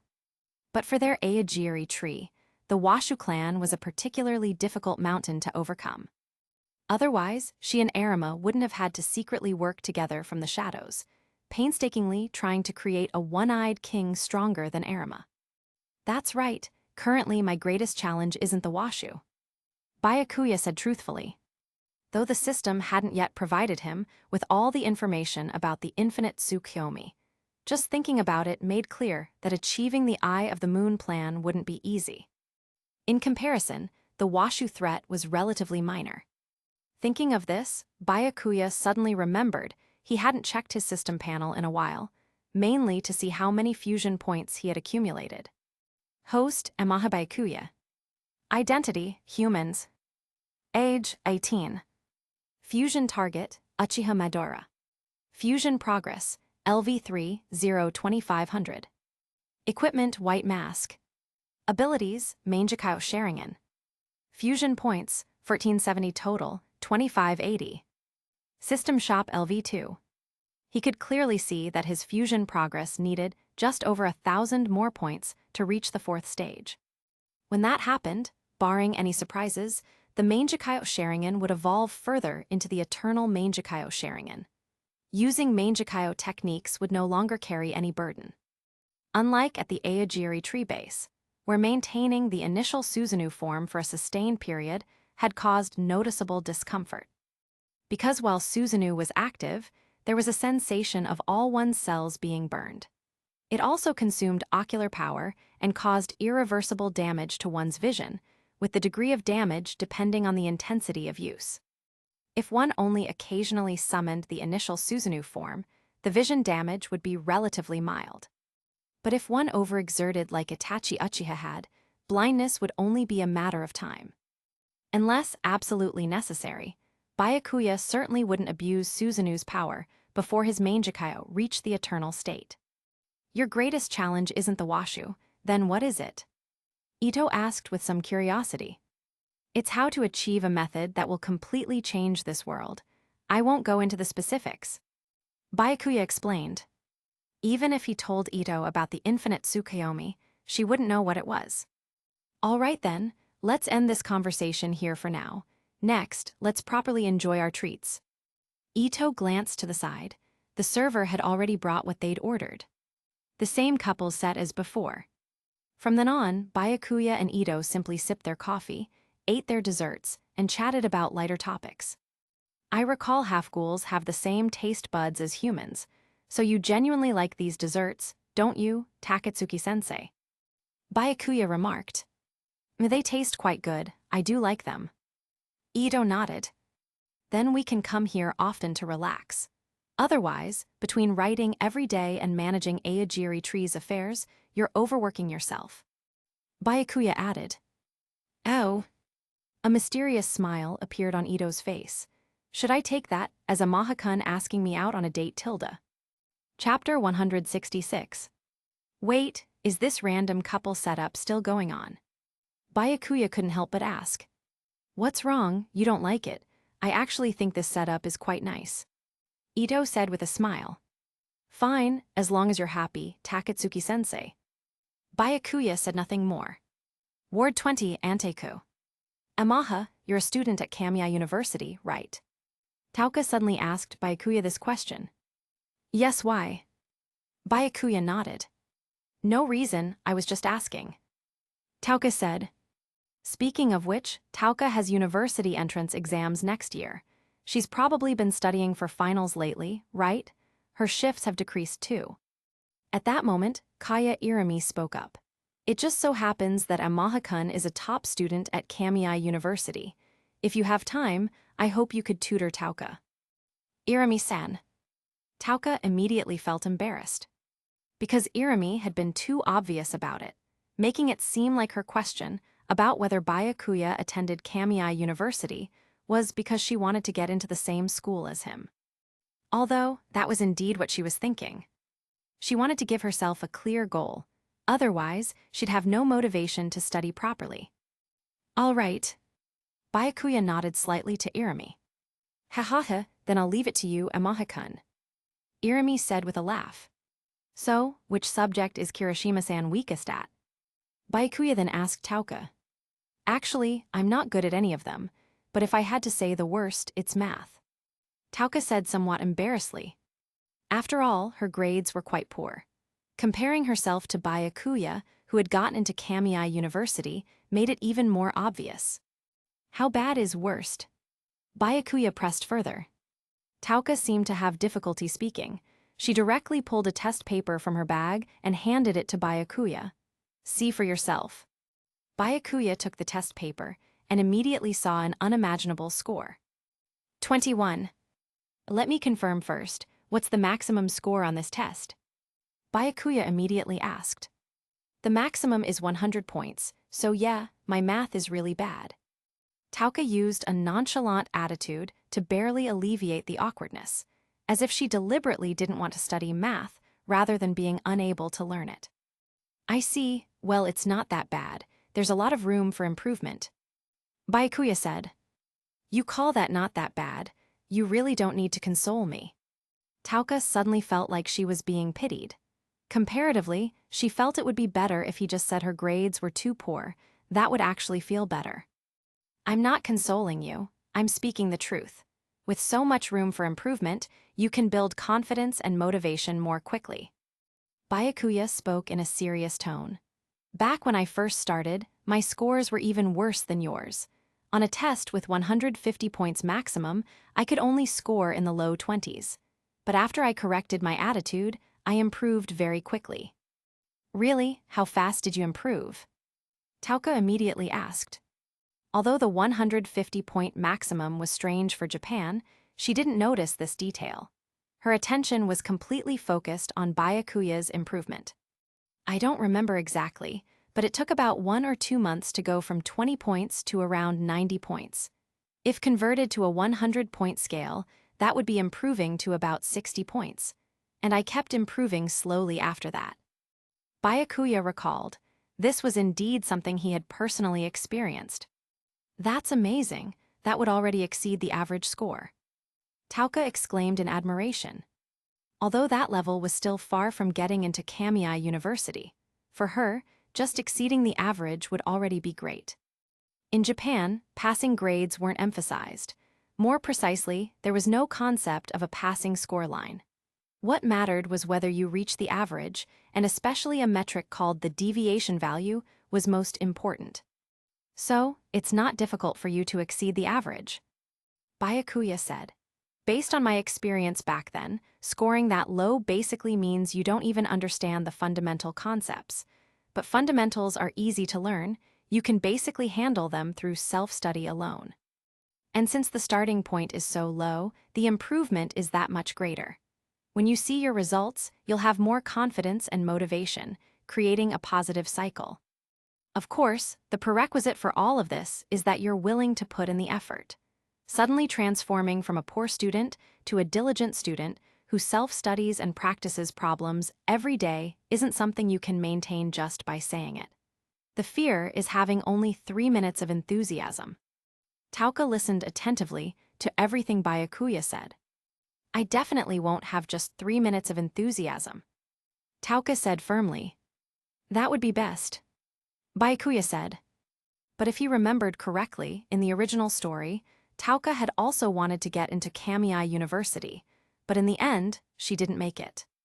Of course, it might have been because her scores weren't high enough, or it might have been because the disappearance of Anteku had left her with no mood for it at all. By the way, what's your current deviation value? Byakuya suddenly remembered that in Japan, university admissions basically looked at the deviation value. The so-called deviation value was simply a comprehensive score of students' learning ability and grades. Generally, the average was 50, with the maximum and minimum being 125 respectively. He wouldn't go into the specific calculation, but basically, your overall grades were calculated together with everyone else's average grades. To give a simple example, a deviation value of 6575 was roughly equivalent to a domestic 211.985 university standard. 5565 was roughly equivalent to a first-tier university, and 4555 was roughly equivalent to a second-tier university.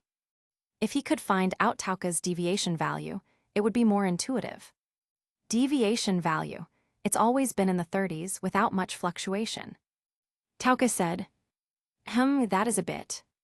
Byakuya found it hard to comment, but you still have a year, there's still a good chance.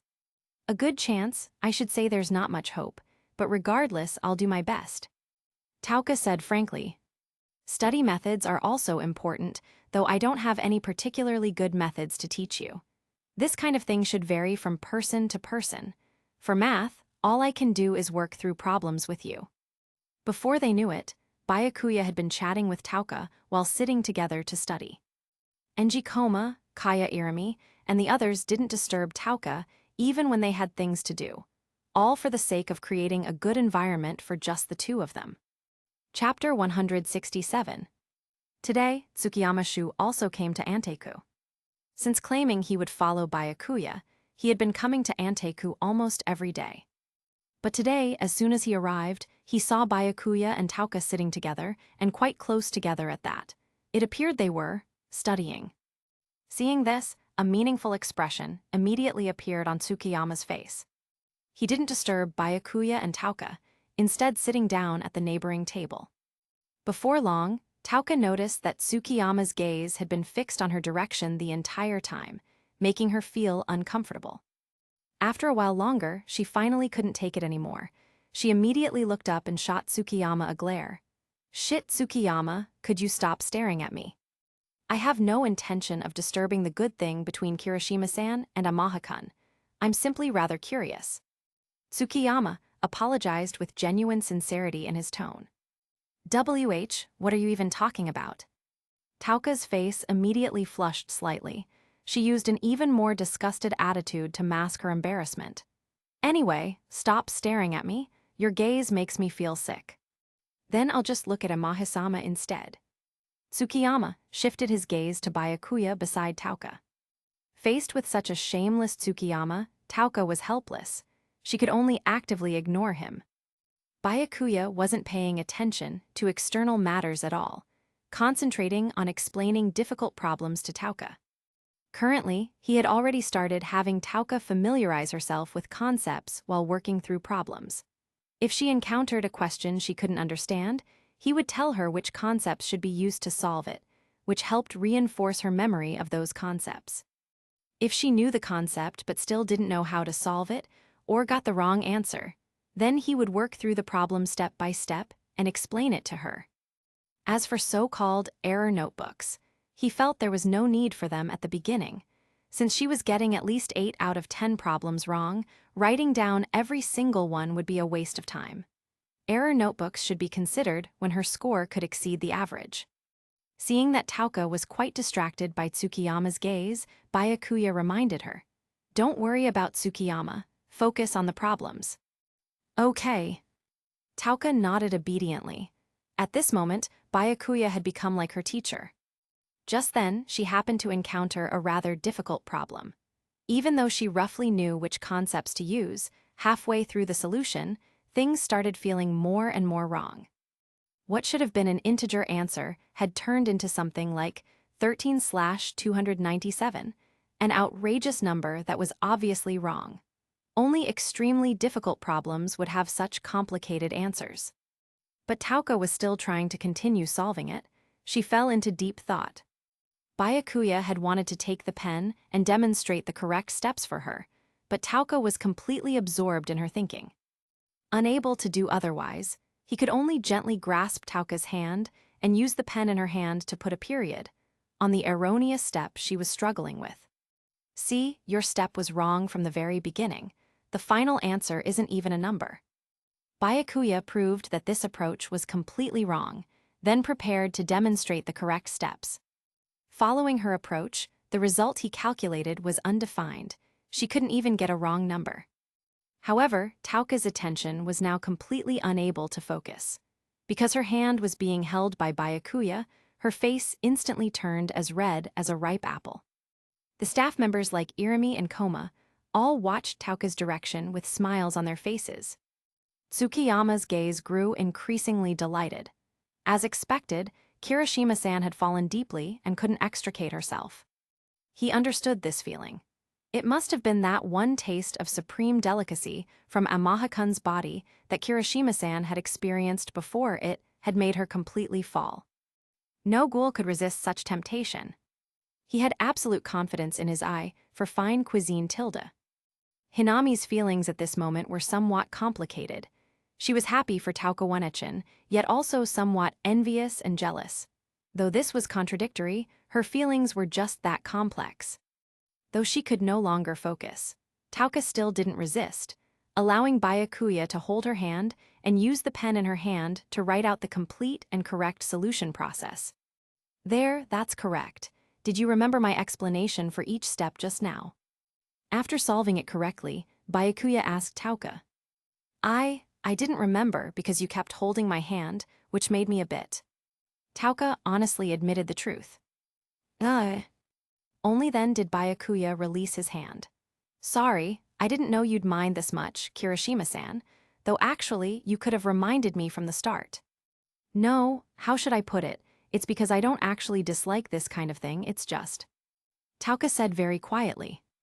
"I see, well that's good then." Byakuya said. Just then, Yoriko Kasaka had somehow appeared behind Tauka and suddenly spoke up. "Tauka, you've already started studying." "Am I?" Tauka hadn't quite processed it at first. When she came to her senses, she was startled. "Huh, Yoriko, when did you get here?" "Just now." As she spoke, Yoriko bent down and leaned close to Tauka's ear, her tone delighted as she whispered. "I saw everything. You know Tilda how intimate Tauka and that Amaha classmate were Tilda. It's not what you think, just now was just an accident." Tauka explained in a very small voice. "No need to explain. I saw everything very clearly just now," Tauka's cute expression, all shy but also a little happy Tilda. Yoriko wasn't about to believe Tauka's explanation. "I'm telling you." Tauka wanted to explain, but didn't know how. Well then, I won't disturb you too. I'll come again at the same time tomorrow. With that, Yuriko left with her bag. Actually, she and Tauka had originally planned to study together this afternoon, which was why she had come to the cafe intending to study with Tauka. She hadn't expected Tauka to be having an intimate moment with that Amaha classmate, not only studying together, but that scene had appeared too. That was normally something that only happened between couples. She immediately realized that she absolutely could not ruin such a rare opportunity for Tauka to deepen her relationship. Chapter 168. As time passed, the CCG's promotion ceremony arrived as scheduled. The white suit Byakuya had bought before came in handy. Kurona and Nashiro would also be attending with him. Basically, no investigator would be absent from such an important assembly. From special class investigators at the top to rank 3 investigators at the bottom, even including investigator assistants, there were only a few thousand people in total. Ordinary staff members who weren't even investigator assistants weren't counted. Rank 1 investigator, Amaha Byakuya. Yes. You are hereby appointed as first-class investigator. The current CCG Bureau Director, Yashitoki Washu, conferred the promotion upon Byakuya. Byakuya's promotion was the most uncontested. Immediately, waves of enthusiastic applause erupted from below. After all, Byakuya had repelled the one-eyed owl. Otherwise, it was hard to imagine how many casualties the owl would have inflicted on the investigators present in that battle. Many people even felt that Byakuya's promotion from rank 1 to just first class wasn't enough. He should have been promoted to at least associate special class. But rules were rules. No one could skip ranks. Even Arima, who had torn off 2 of the one-eyed owl's arms back then, had only been promoted from rank 2 to rank 1 after that battle. Of course, achievements could accumulate.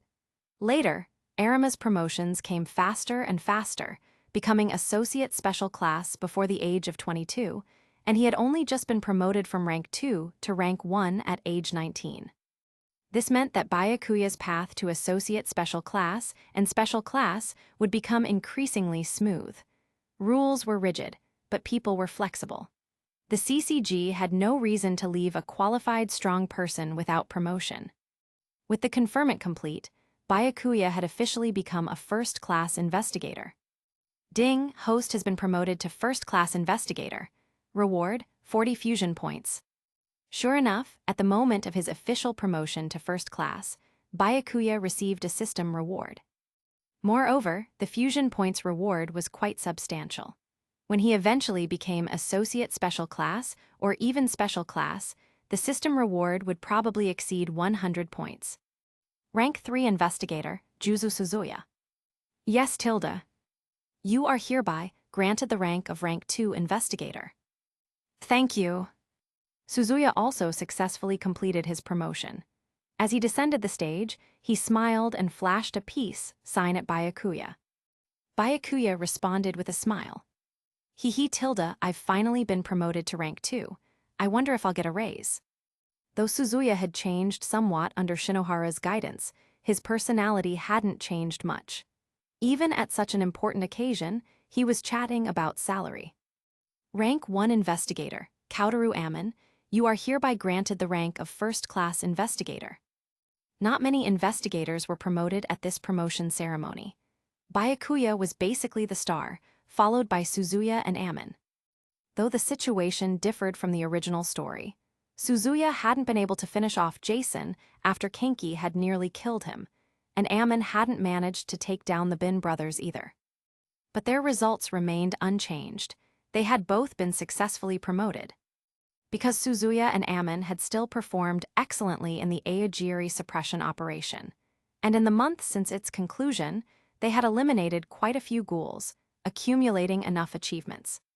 After completing each investigator's promotion ceremony, Bureau Director Yashitoki Washu read aloud the names of investigators who had died in the line of duty during the previous Aogiri suppression operation, and observed a moment of silence for them.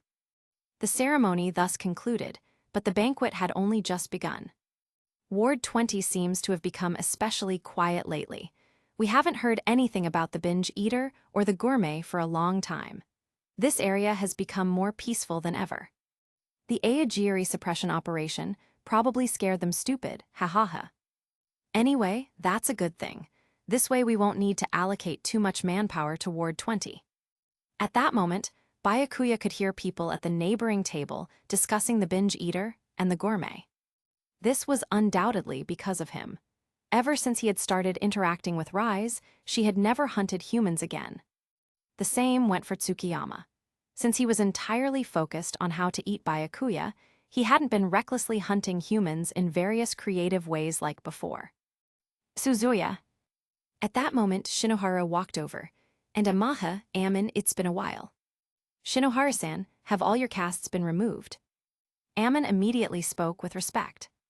Yes, thinking back, it really wasn't easy. In the first month, I couldn't even get out of bed. Shinohara showed a wry smile. Then he suddenly sighed. Speaking of which, Ammon, you've already been promoted to first class. It's quite moving. This time was thanks to Shinohara-san's various good words on my behalf.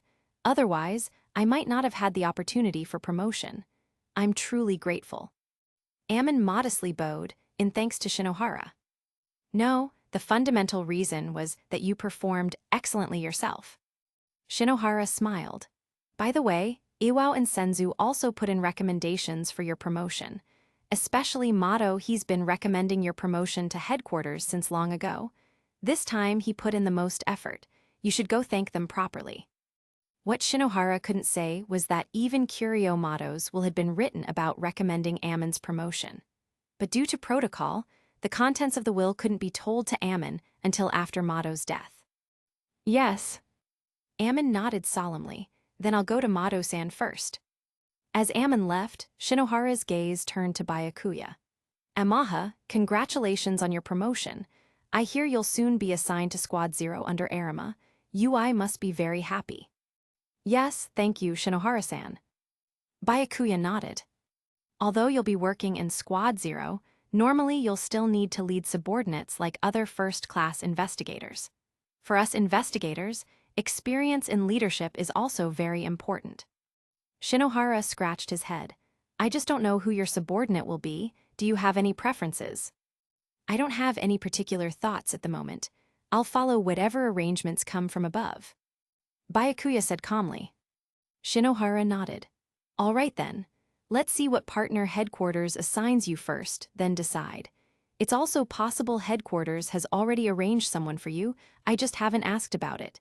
If I'd known, I would have asked on your behalf when I went to headquarters last time. Chapter 169. Byakuya didn't say much more, nor did he think too much about it. For him, it didn't matter much what partner he was assigned. There weren't many people he could trust in the CCG anyway.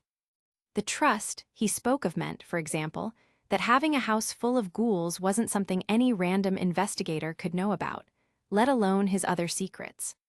So since they were all people he couldn't trust anyway, it made no difference which subordinate he was assigned. Unless he poached Kurona and Nashiro away from Kyoko Ora, but that wouldn't be appropriate. Then would you like to partner with me, Byakuya-san? Just then, a voice suddenly came from behind Byakuya. The voice was clearly Shio Aihe's. Byakuya turned around without surprise, having already noticed the footsteps behind him. Sure enough, it was Shio. Besides Shio, Arima had also arrived with the entire Squad 0. Shio, Arima-san, Ui-san, and everyone else, it's been a while. Byakuya immediately spoke up. Arima is already here. Looks like there's nothing for me to do here. Shinohara then said to Suzuya, Suzuya, come here. Let me see your medal and certificate. Yes, Tilda. Suzuya responded. It really has been a while. Arima said with a smile. Soon Amaha-kun will be working with us. It's quite moving. Ui said with emotion.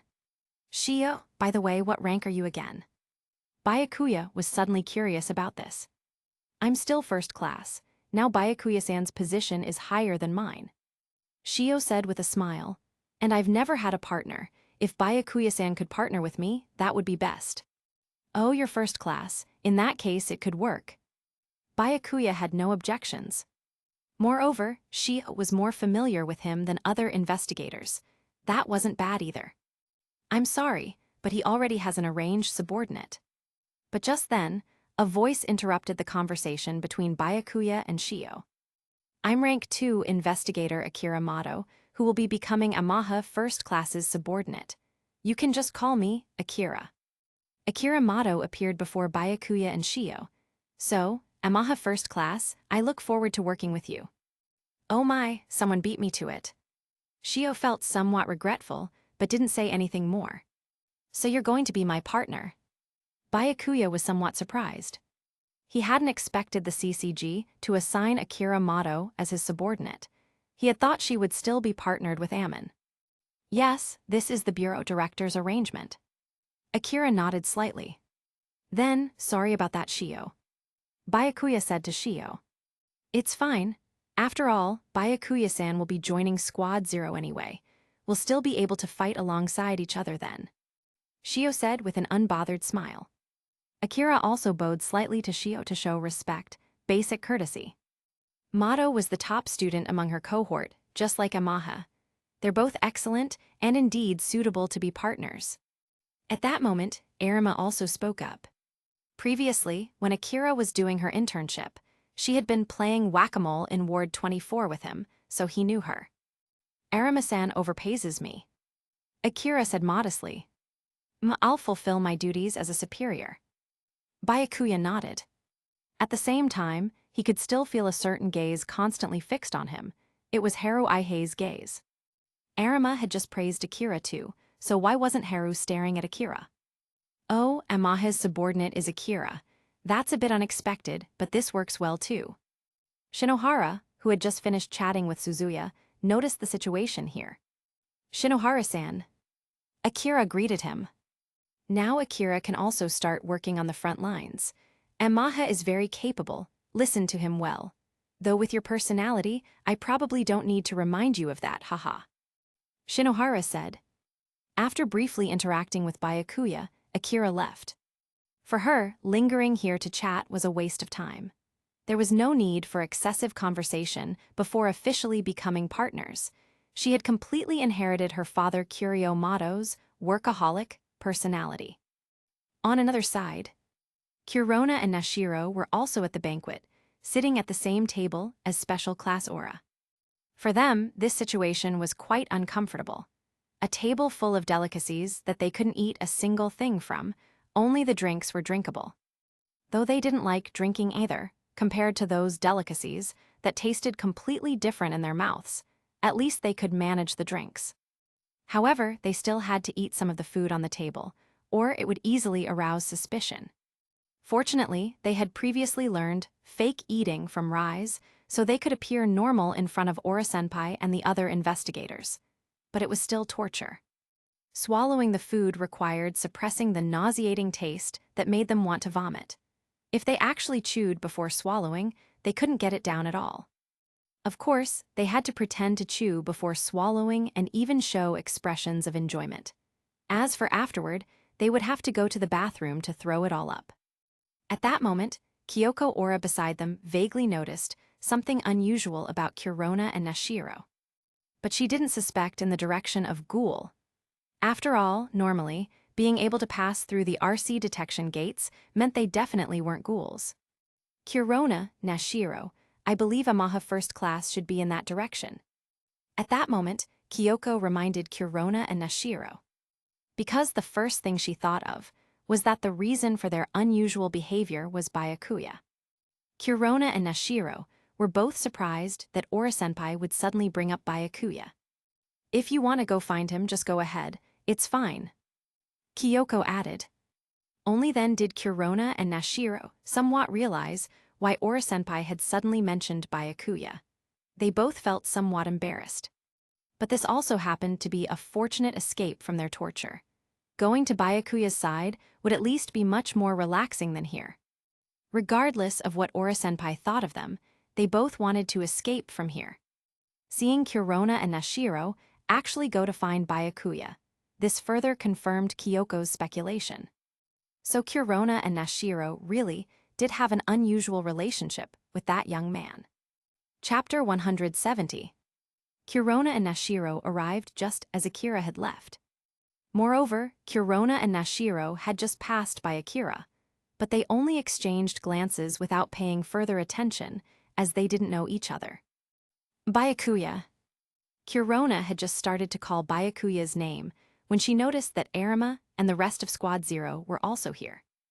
Arima Special Class, UI Associate Special Class, you're all here. Kurona immediately said. As for the others, like Haru and Shio, Kurona didn't even know their ranks. I hear you're partnered with Aura Special Class now. Work hard and strive for an early promotion to first class. Arima looked friendly, unlike his serious demeanor during battle. We will work hard. Kurona and Nashiro nodded simultaneously. I recall Aura's special class gave Kurona and Nashiro quite a good evaluation. The promotion to first class probably isn't far off. UI said with a smile. For convenience in addressing Kurona and Nashiro, they had been nicknamed Kuro and Shiro since their academy days.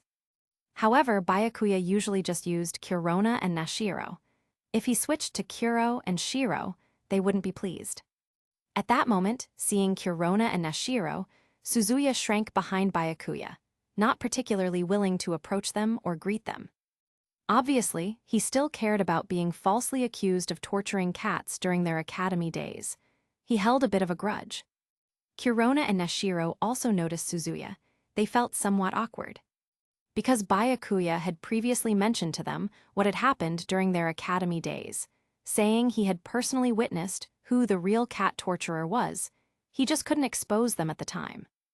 Now they were certainly willing to believe what Byakuya said, so they knew they had misunderstood Suzuya.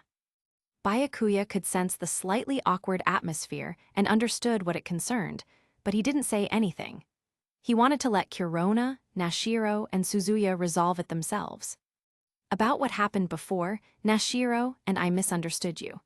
Byakuya has already told us that it wasn't you who did it. So Kurona and I need to apologize to you. We happened to run into you today.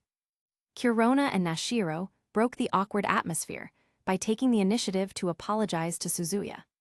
Since they had been in the wrong first, there was nothing embarrassing about apologizing. Suzuya had been holding a small grudge.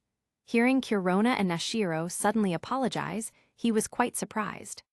His nature was rather simple. Though he lacked certain common sense and moral concepts, he was indeed simple. The moment Kurona and Nashiro apologized to him, that small grudge instantly vanished. His brow relaxed, and he smiled at Kurona and Nashiro. It's fine, I didn't care about that kind of thing.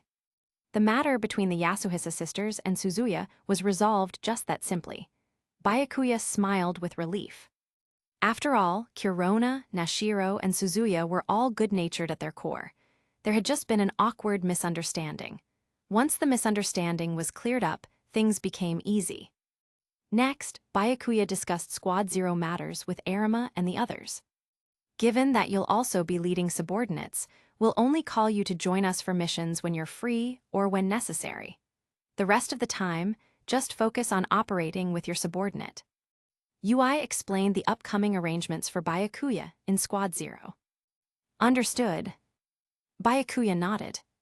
But there are still a few days before you officially partner with Akira Mato, because we need to wait for headquarters to assign you both to a specific ward. Until then, if you don't mind, you could familiarize yourself with your Squad Zero companions. She, especially, has been saying she wants to go out and hang out with you. UI suggested. He tilde.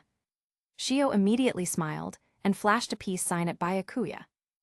Okay. Byakuya nodded with a smile. The following evening, Byakuya had dinner out with Squad Zero members.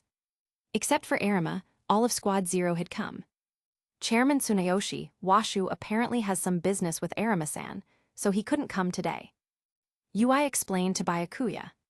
He hoped Byakuya wouldn't misunderstand Arima. It's fine, this kind of thing is nothing. Byakuya could fully understand.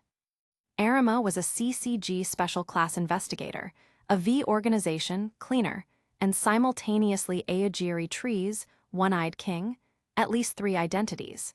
It was hard for him not to be busy, so Byakuya was very understanding. Then let's order first. It's rare for us to get together like this, so indulging a little is fine.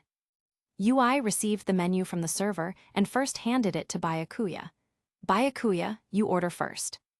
Byakuya randomly selected something. He didn't have anything he particularly wanted to eat. Then he asked Shio beside him, Shio, what do you like to eat? Shio immediately leaned over. For me, I'll have this. When it came to Haru's turn, she said, rather than these, I'd prefer after-dinner dessert, but it doesn't seem to be on the menu.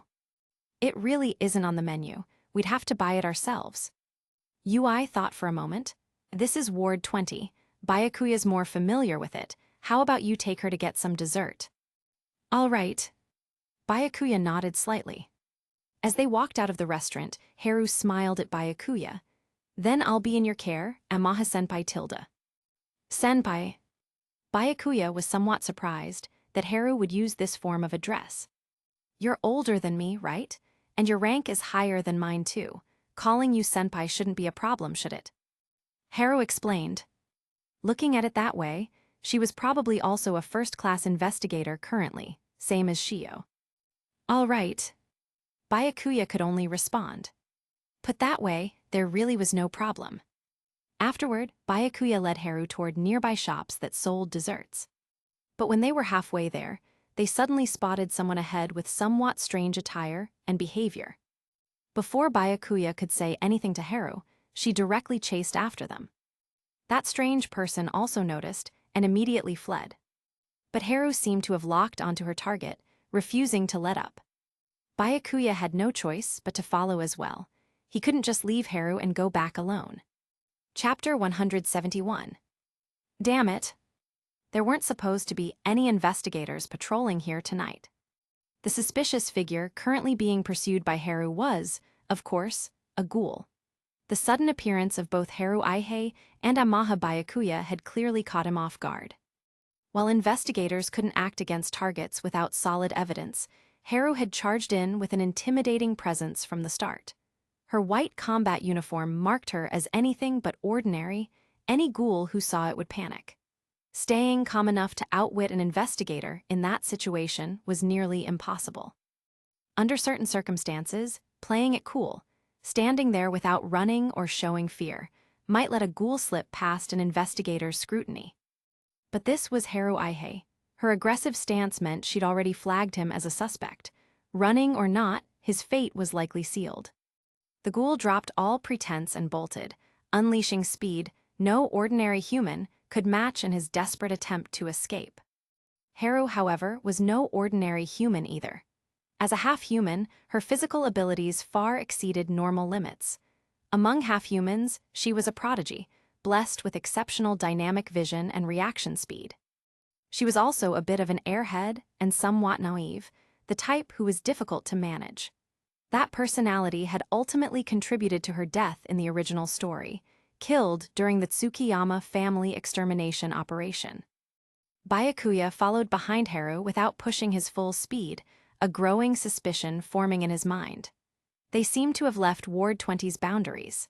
This didn't look like Ward 19, perhaps Ward 21 or 22. Aihei-san. Byakuya tried to get Haru's attention, but she didn't react at all. She was single-mindedly focused on chasing that ghoul. Before long, they'd arrived at a completely unfamiliar location, or rather, been led there by the ghoul. Tilda finally out of stamina. Haru wore a slight smile, though it carried an unsettling edge. Her innocent tone somehow sent chills down the spine. HMPH, you doves really think I'm scared of you. The ghoul had stopped running for some reason. A mask concealed his features, and his eyes showed no trace of fear as he faced Byakuya and Haru. Then, several more figures emerged from the shadows, each wearing their own distinctive mask. They were obviously all ghouls. Clearly, Byakuya and Haru had been led into a trap. Or rather, they'd walked into it themselves, chasing that ghoul all the way here.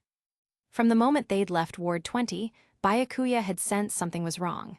Now his suspicions had proven correct. Yet Haru's expression remained unchanged. I see, so this must be your hideout. Let me think. Tilda Ward 21 has a ghoul organization called Grey Straw, right? That's you, isn't it? She posed the question to the ghouls with an almost leisurely air. No doubt about it, Haru had recognized them as Gray Straw, one of CCG's extermination targets, which explained her relentless pursuit. Byakuya recalled hearing about Gray Straw at CCG. They were Ward 21's most dangerous ghoul organization, responsible for numerous disappearances. Rumors even suggested they practiced cannibalism against their own kind. So what if we are? Neither of you is leaving here alive. The lead ghoul sneered. Even revealing their identity didn't matter. This was their territory, and those two doves didn't appear to be carrying those briefcase-like weapons. Haru turned to Byakuya. "Amaha-senpai, do you have a quink I could borrow?" She knew perfectly well she hadn't brought her own quink today. She wasn't that much of an airhead, but it hadn't occurred to her to consider what would happen if Byakuya hadn't brought one either. "I didn't bring mine either. I do have a B-rated dagger if that helps." Byakuya replied with some embarrassment. This girl is way too impulsive, he thought, though it was certainly in character for Haru. This is a bit awkward." Despite her words, Haru's expression remained cheerfully vacant. She didn't seem troubled at all. "Oh well, that works. Mind lending it to me, Amaha-senpai? In return, I'll make sure to protect you." "Sure." Byakuya didn't argue. He pulled out the Scorpion 156 he'd been carrying and handed it to Haru. Good thing he'd made a habit of keeping the dagger on him. Haru caught the dagger and twirled it between her fingertips before addressing the ghouls with a light smile. "Come on then." The Gray Straw ghouls immediately felt provoked. "She's still a dove, don't underestimate her. Everyone attack together." The leader called out the warning. Even if their opponent looked like a young girl fresh out of training, he wasn't taking any chances. The other ghouls managed to suppress their irritation and launched a coordinated assault on Haru. But Haru clearly wasn't fighting seriously yet. Surrounded by multiple ghouls, she continued toying with the dagger in her hand. Perhaps she was getting reacquainted with the weapon after so long without using one. Or perhaps she simply didn't consider these ghouls worth her full attention. Facing a barrage of Kagyun attacks from multiple ghouls, Haru dodged while playing with the dagger, evading every strike with effortless grace. Not a single blow so much as grazed her combat uniform. "Your coordination's not bad." She even found time to compliment her enemies. "Damn it." The ghouls' frustration boiled over. That compliment sounded like pure mockery. They couldn't even touch her. "All right, warm-up's over." Haru flicked her wrist casually. Their attacks hadn't pressured her in the slightest. Now she was ready to get serious. Meanwhile, Byakuya watched from the sidelines, gaining a first-hand appreciation of Haru's exceptional dynamic vision and reflexes. Her only flaw, and it was a fatal one, was her recklessness. Haru closed the distance while weaving through attacks, the dagger's short reach forcing her into close-quarters combat. One moment she looked almost lazy and relaxed. The next, she exploded with terrifying speed. The ghouls hadn't expected a human to move this fast. The sudden burst caught them completely off guard. In the blink of an eye, the nearest ghoul was decapitated before he could react. His head hadn't even hit the ground before another ghoul's throat was slit. These ghouls, none of them even S-rated, were being utterly crushed. This wasn't a case of lambs wandering into a wolf's den. It was a wolf entering the sheep pen. Chapter 172. Get away, stay back. Watching his companions fall one after another, one ghoul's mind went blank with terror. He flailed his Kagyun wildly, desperately trying to kill the dove before him. By pure accident, his strike was unexpectedly tricky, and through sheer coincidence, it synced almost perfectly with another ghoul's attack.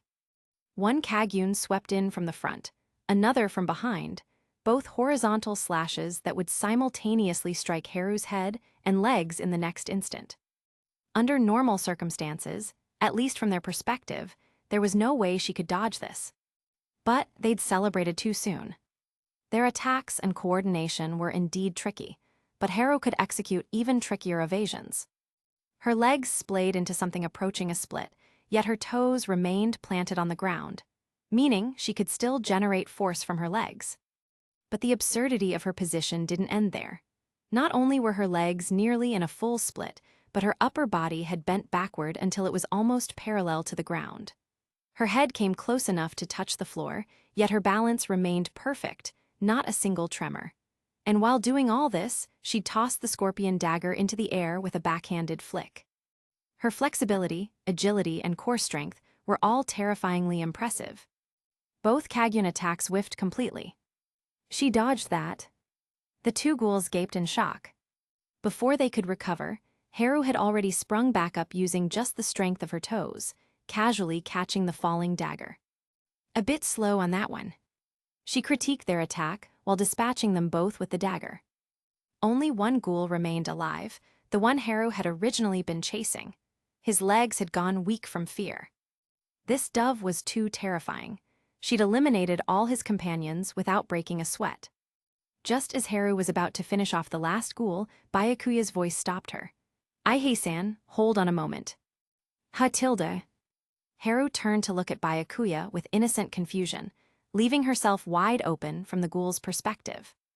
But that ghoul was too cautious to attempt a surprise attack. From what he'd seen, this dove's strength was absurdly overwhelming. Any sneak attack would probably just get him killed. Better to use this chance to run. His instincts proved sound. Careless as Haru might be, she'd been killed in canon by Matsumi and Mero working together, an SS-rated and an S-rated ghoul. And that had only happened because she'd slipped on blood she hadn't noticed. A sub-S-rated ghoul like him had no chance of ambushing her successfully. If he'd actually tried, he'd be the one dying. At this point, Haru's physical abilities might even exceed those of her 20-year-old self during the Tsukiyama family extermination operation. This was due to the half-human lifespan problem. Just as the 19-year-old Kishu Arima from 10 years ago was undoubtedly stronger than the current 29-year-old version. By now, one of Arima's eyes was already affected by glaucoma. The only improvement was that his current quinks were better than those from a decade ago. Around age 30, a half-human's body would deteriorate to roughly the condition of an 80-year-old human, even though they'd still look about 30 externally. Don't just stand there going, huh? Be careful he doesn't escape, at least catch him first. Byakuya quickly reminded her. Haru really was an airhead. Right, Amaha-senpai. She acknowledged the instruction. Without even fully turning back around, she flicked the dagger at the ghoul like throwing a dart. The blade buried itself precisely in the back of his skull. The impact disrupted his balance, and he collapsed forward uncontrollably. "Is this good enough, Amaha-senpai tilde?" Haru smiled at Byakuya. Everything that had just happened seemed like a game to her. Nothing worth taking seriously, those ghouls not worth a second thought. "Yes, but you really should be more careful going forward. Don't let your guard down, treat every ghoul fight seriously." Byakuya offered the advice with good intentions. After all, in the original story, Haru's carelessness had cost her life. "Okay, Amaha-senpai." She nodded obediently. But given her casual tone, it was hard to tell if she'd actually taken it to heart. "Actually, Amaha-senpai, you already seem like a proper superior, even though you haven't officially started leading subordinates yet." Haru remarked suddenly. "Do I?" Byakuya hadn't noticed that himself. "Let's deal with him first. The reason I stopped you from killing him immediately is that Gray Straw's real base probably isn't here. Otherwise, there'd be more than just these few." True, there were only a handful of them, and they weren't anything special. Haru nodded slightly. "So, keeping him alive is useful. We can make him reveal Gray Straw's actual headquarters." Byakuya spoke matter-of-factly. "The simplest approach is to lock him up in Cochlea and let the specialists handle the interrogation. We just wait for him to talk." That makes sense, Amaha-senpai." Haru nodded in agreement. Byakuya then contacted the CCG Ward 21 branch to handle the scene and arrange for the surviving ghoul to be transferred to Cochlea. Once the Ward 21 investigators arrived, Byakuya and Haru headed back to Ward 20. Their work here was done. "It's been a while since we left. Let's not keep Ui-san and the others worrying." Byakuya checked the time, then called Kori Ui to let him know they were safe. Really, Haru went off on her own again. Honestly, I'm going to have Arama-san give her a good talking to later. Even through the phone, Yui's exasperation was palpable. Haru was strong, but she kept making reckless decisions. Anyway, it's good you're both okay. Thanks for keeping an eye on her. Just grab the desserts and get back here, otherwise dinner's going to get cold. Got it, we'll hurry. He ended the call. Chapter 173. I'm not going to get any praise from Arama-san this time either. Haru walked alongside Byakuya, sighing with disappointment. She'd obviously heard his conversation with Yui. Forget praise, it would be something if Arama didn't lecture her. Of course, Kishu Arama rarely did either. He wasn't the type to genuinely praise or reprimand anyone. Any praise from him was typically offhand and perfunctory. Heartfelt acknowledgement from him was essentially unheard of. That was simply his personality. Even so, Byakuya had caught Haru's attention. Arama mentioned his name far too often. Getting praise from Arama-san is inherently difficult. Byakuya couldn't help but point out. I know, that's why I keep pushing myself to earn it. Haru replied, if I could surpass you, Amaha-senpai, I feel like I'd have a real shot. Well, good luck with that. Byakuya said. Though rather than focusing on that, I think you should prioritize dealing with gray straw. If your performance is impressive enough, you might have a chance. That's what I was thinking too. So I'll be counting on you from here on, Amaha-senpai tilde. Haru smiled as she spoke. Byakuya blinked. What? Temporary partners. I want to work with you on the gray straw extermination mission, Amaha-senpai. That way I can also compare who performs better between us. Haru clarified. I don't mind, but surpassing me won't be easy. Byakuya replied casually. That's why I said I'll work hard. Looking forward to working with you, Amaha-senpai tilde. Haru showed no sign of backing down. Am I looking forward to it? Byakuya nodded. But let's set that aside for now. We need to get the desserts and head back. They'd returned to Ward 20, and Byakuya led Haru to a bakery. This place has lots of different sweets. Pick whatever you like. He told Haru. He didn't need anything for himself. Haru proceeded to buy a substantial haul, melon bread, chocolates, candies. That's quite a lot. Even Byakuya felt compelled to comment. It's fine, whatever I can't finish, I'll take back with me. Haru said, by the way, don't you want anything, Amaha-senpai? No, I'm good, I've got plenty at home already. Byakuya replied. Really? Then I'd like to visit sometime if you don't mind. Haru said immediately. She clearly wanted to mooch some sweets off him. This put Byakuya in an awkward spot. His earlier comment had just been a polite excuse. There weren't actually any sweets at home. He hadn't expected Haru to jump on it like this. Of course I don't mind. Just let me know when you want to come over so I can prepare. He could only answer that way. Refusing would only raise suspicions. When the time came, if Haru actually visited, it would be fine, as long as Rise and the others didn't act strangely. Thanks, Amaha-senpai. Haru beamed happily. Chocolate tilde candy tilde melon bread tilde. Walking back, Haru carried a bag full of sweets in one hand while humming a little tune, her steps light and bouncy. Soon they returned to the restaurant. After dinner, Byakuya said his farewells to the Squad Zero members. Goodbye, Byakuya-san. Shio Aihei called out to him. Don't forget what we agreed on today, Amaha-senpai. Haru reminded Byakuya before he left. What did you agree on? Yui asked curiously. Secret tilde. Haru refused to say. She figured telling him would just get her another lecture, so she kept quiet. What's so mysterious about it? Yui grew even more puzzled. The next day, Haru submitted an application at CCG headquarters to partner temporarily with Byakuya. It was approved. Byakuya and Haru would form a temporary partnership to investigate and exterminate gray straw. The approval likely came because both Bureau Director Yashitoki Washu and the chairman were Washu family members, and the Aihei were one of the Washu branch families. Although Byakuya was supposed to officially partner with Akira Mato in a few days, CCG headquarters had accounted for this. If the gray straw mission wasn't completed by then, Akira would simply join them on the assignment. Subsequently, Byakuya and Haru were temporarily assigned to the CCG Ward 21 branch. Until they completed the gray straw mission, that would be their workplace. Ward 21 wasn't far from Ward 20, and Byakuya saw no downsides to the arrangement. Amaha-san, you're in Ward 21 too. Takezawa Seidu was surprised to see Byakuya at the Ward 21 branch. He didn't recognize Haru beside him. Yes, I'll be working with Aihei-san here on the gray straw investigation. Byakuya nodded. Takezawa's excitement was palpable.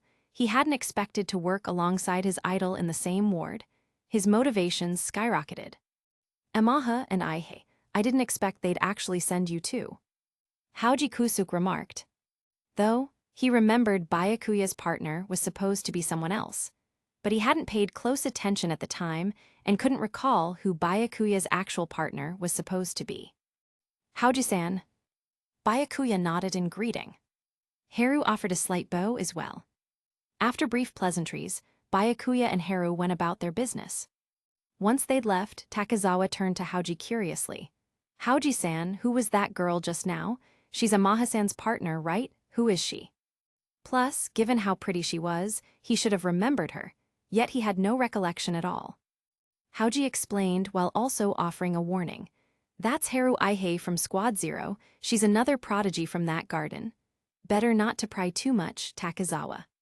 Chapter 174. Another prodigy, huh? Hearing that word, Takezawa's expression twitched slightly. He'd been quite accomplished during his academy days, but bad luck had placed him in the same year as Akira Mato. The result, he'd become the perpetual runner-up, staying in second place right through graduation. Akira had graduated top of her class, Takezawa had been second. That history had left some psychological scars.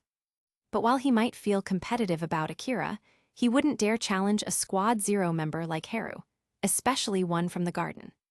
Takezawa didn't know much about the place called the Garden, but he'd heard rumors. It was supposedly a mysterious facility that trained elite prodigies for CCG. Every young man and woman who emerged from there could skip the academy's basic training entirely. Kishu Arima himself had come from there. Come to think of it, didn't Amaha-san also join Squad Zero? No wonder he'd be partnered with Aihei-san. Takezawa mused. That makes sense, though I seem to remember Amaha-san's subordinate was supposed to be someone else. Haoji still couldn't recall who it was. Maybe you're misremembering, Haoji-san. It could be I'm just getting old. Intelligence on Gray Straw was still being gathered. The Gray Straw member that Byakuya and Haru had captured was still being transferred to Cochlea.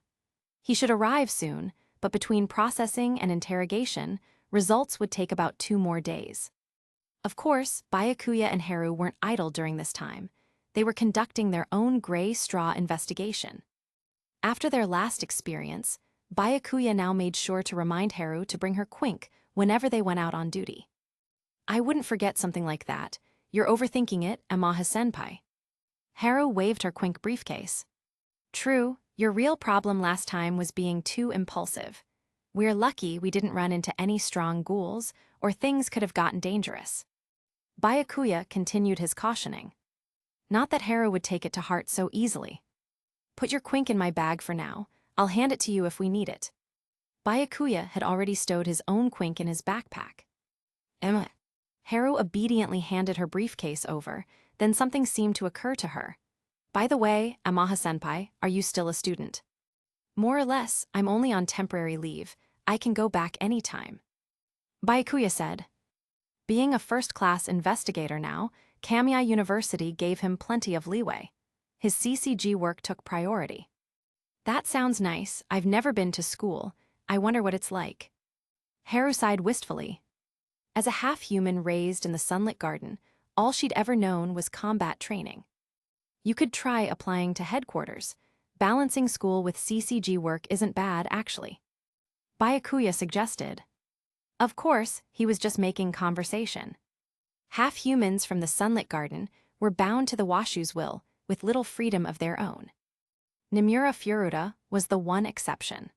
Somehow, despite being a V organization logistics operative, he'd managed to attend Kamiya University for 4 years before joining CCG.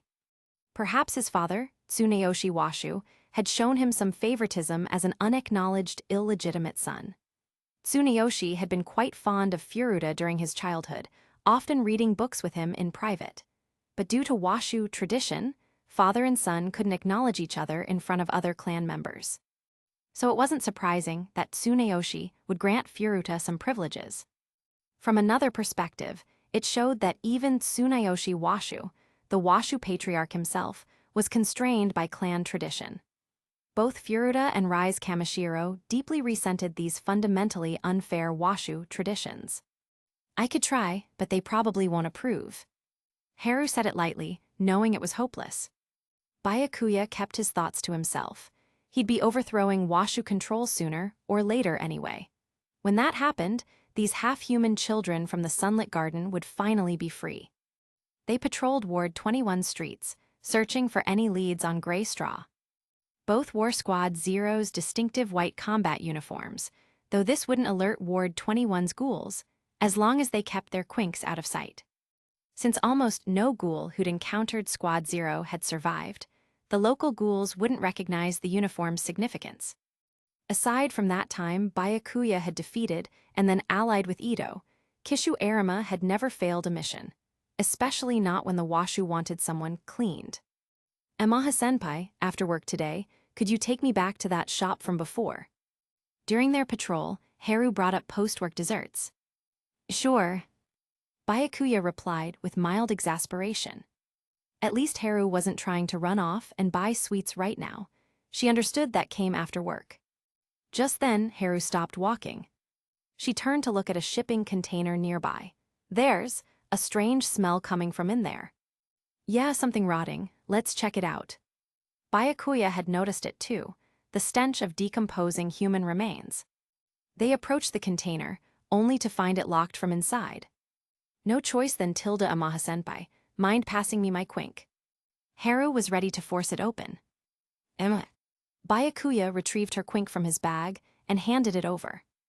Haru triggered the biometric release immediately, and the briefcase transformed into a long sword-shaped quink. The S+ rated Rinkaku quink, O's. Chapter 175. Haru swung the sword backhanded, slicing open the container door. There we go, tilde made a little opening. She smiled, let's see what's inside. Light flooded into what had been pitch darkness. Inside lay a section of human remains, bones, long since rotted, clearly the source of the stench. Huddled in the corner were a mother and daughter. Both wore tattered clothes. The mother looked gaunt and sallow. The daughter was in slightly better condition but still covered in grime, clearly malnourished. The little girl trembled uncontrollably. Between the human bones and their visible fear, Haru already strongly suspected they were ghouls. Human or ghoul? Haru questioned them softly, her smile still in place. But that smile only terrified the pair further, especially with the longsword in her hand. Neither dared speak. The mother clutched her daughter protectively. Why won't you answer? Is it because you're ghouls and you're afraid to admit it? Haru stepped inside, sword in hand. Her intent was obvious. Force them to reveal their Kakugen and Kagyun, then eliminate them with justification. Just as she was about to proceed, Byakuya stepped in front of her. First, tell me how these human remains got here. We didn't do it. We were just so hungry we went looking for bodies of people who'd killed themselves. We haven't hurt any humans, I swear. The mother rushed to explain, desperate for any chance at survival. Do you have proof? Haru asked. No. It wasn't a matter of proof. There was simply no way to provide any. But I can give you details. I found these bone fragments near the train tracks, from someone who'd killed themselves by jumping in front of a train. We really didn't kill them. I'm sorry, but that isn't valid evidence. Also, you just admitted to being ghouls, so please die now. Haru raised her sword without hesitation, ready to strike. Mama! The little girl, who couldn't have been more than a few years old, screamed in terror. But the mother didn't resist. She simply held her daughter tight, still pleading. Even if I did kill them, please spare my child. She's innocent, she's too young to hunt humans. Yet Haru showed no sign of hesitation. When it came to ghouls, she was utterly ruthless. Wait. Byakuya stopped her. What is it, Amaha-senpai? Haru paused obediently, turning to him with that vacant, curious expression. She actually listened to what Byakuya said. He was her superior now, even if only temporarily. If I'm not mistaken, you're injured. Byakuya addressed the mother directly. Did you fight other investigators before this, or did something else happen? This wound, I got it protecting my daughter from other ghouls. Her tone had gone flat, resigned. She didn't expect mercy. Other ghouls, can you tell me specifically who? Byakuya pressed. He recalled from CCG intelligence that Grey Straw was notorious for cannibalism, preying ruthlessly on ghouls outside their organization. CCG knew this because they'd repeatedly found ghoul corpses in Ward 21 with their kakuhu devoured, clear signs of ghoul-on-ghoul predation. I'm not sure exactly who, I just know they were from Grey Straw. The mother answered, head bowed. Good, then I can offer you a way out, provided these remains really aren't someone you killed, and you help me lure out the Grey Straw ghoul. Byakuya made his decision, offering the mother and daughter a path to survival. Rather than killing these possibly innocent ghouls, better to use them to find Grey Straw leads. The mother froze, as if unable to believe she and her daughter might actually survive this. The little girl was too traumatized by Haru to register Byakuya's words. Amaha-senpai. Haru seemed surprised that Byakuya would let them go. If this human really wasn't killed by them, and they provide us with reliable intelligence, I don't see the need to eliminate them. Byakuya explained. All right, whatever you say, Amaha-senpai. Haru didn't necessarily agree, but she was willing to follow her superior's orders. So, will you cooperate? Byakuya turned back to the mother and daughter. Yes, we'll cooperate. The mother nodded frantically, afraid he might not hear, repeating herself twice for emphasis. Good, but before anything else, clean up these remains. Byakuya reminded them. Right, we'll take care of it immediately. The mother dropped to the ground and began consuming the remaining bones. For her, this was the most practical solution. She'd been rationing them to stave off hunger, but survival took priority now. She had to obey. She gave most to her daughter, taking only a small portion herself. As they ate, both mother and daughter's kakugen involuntarily manifested. Seeing those red and black eyes, Haru nearly struck instinctively, but she held back. Watching this, Byakuya felt a complex mix of emotions. If he hadn't been here, this ghoul mother and daughter would already have been killed by Haru, who'd followed the scent of decay. The half-human children raised by the washu in the sunlit garden had been molded into cold-blooded killing machines against ghouls. Haru's airheaded demeanor made her especially unsettling among them. There was something distinctly sweet girl, dark heart about her.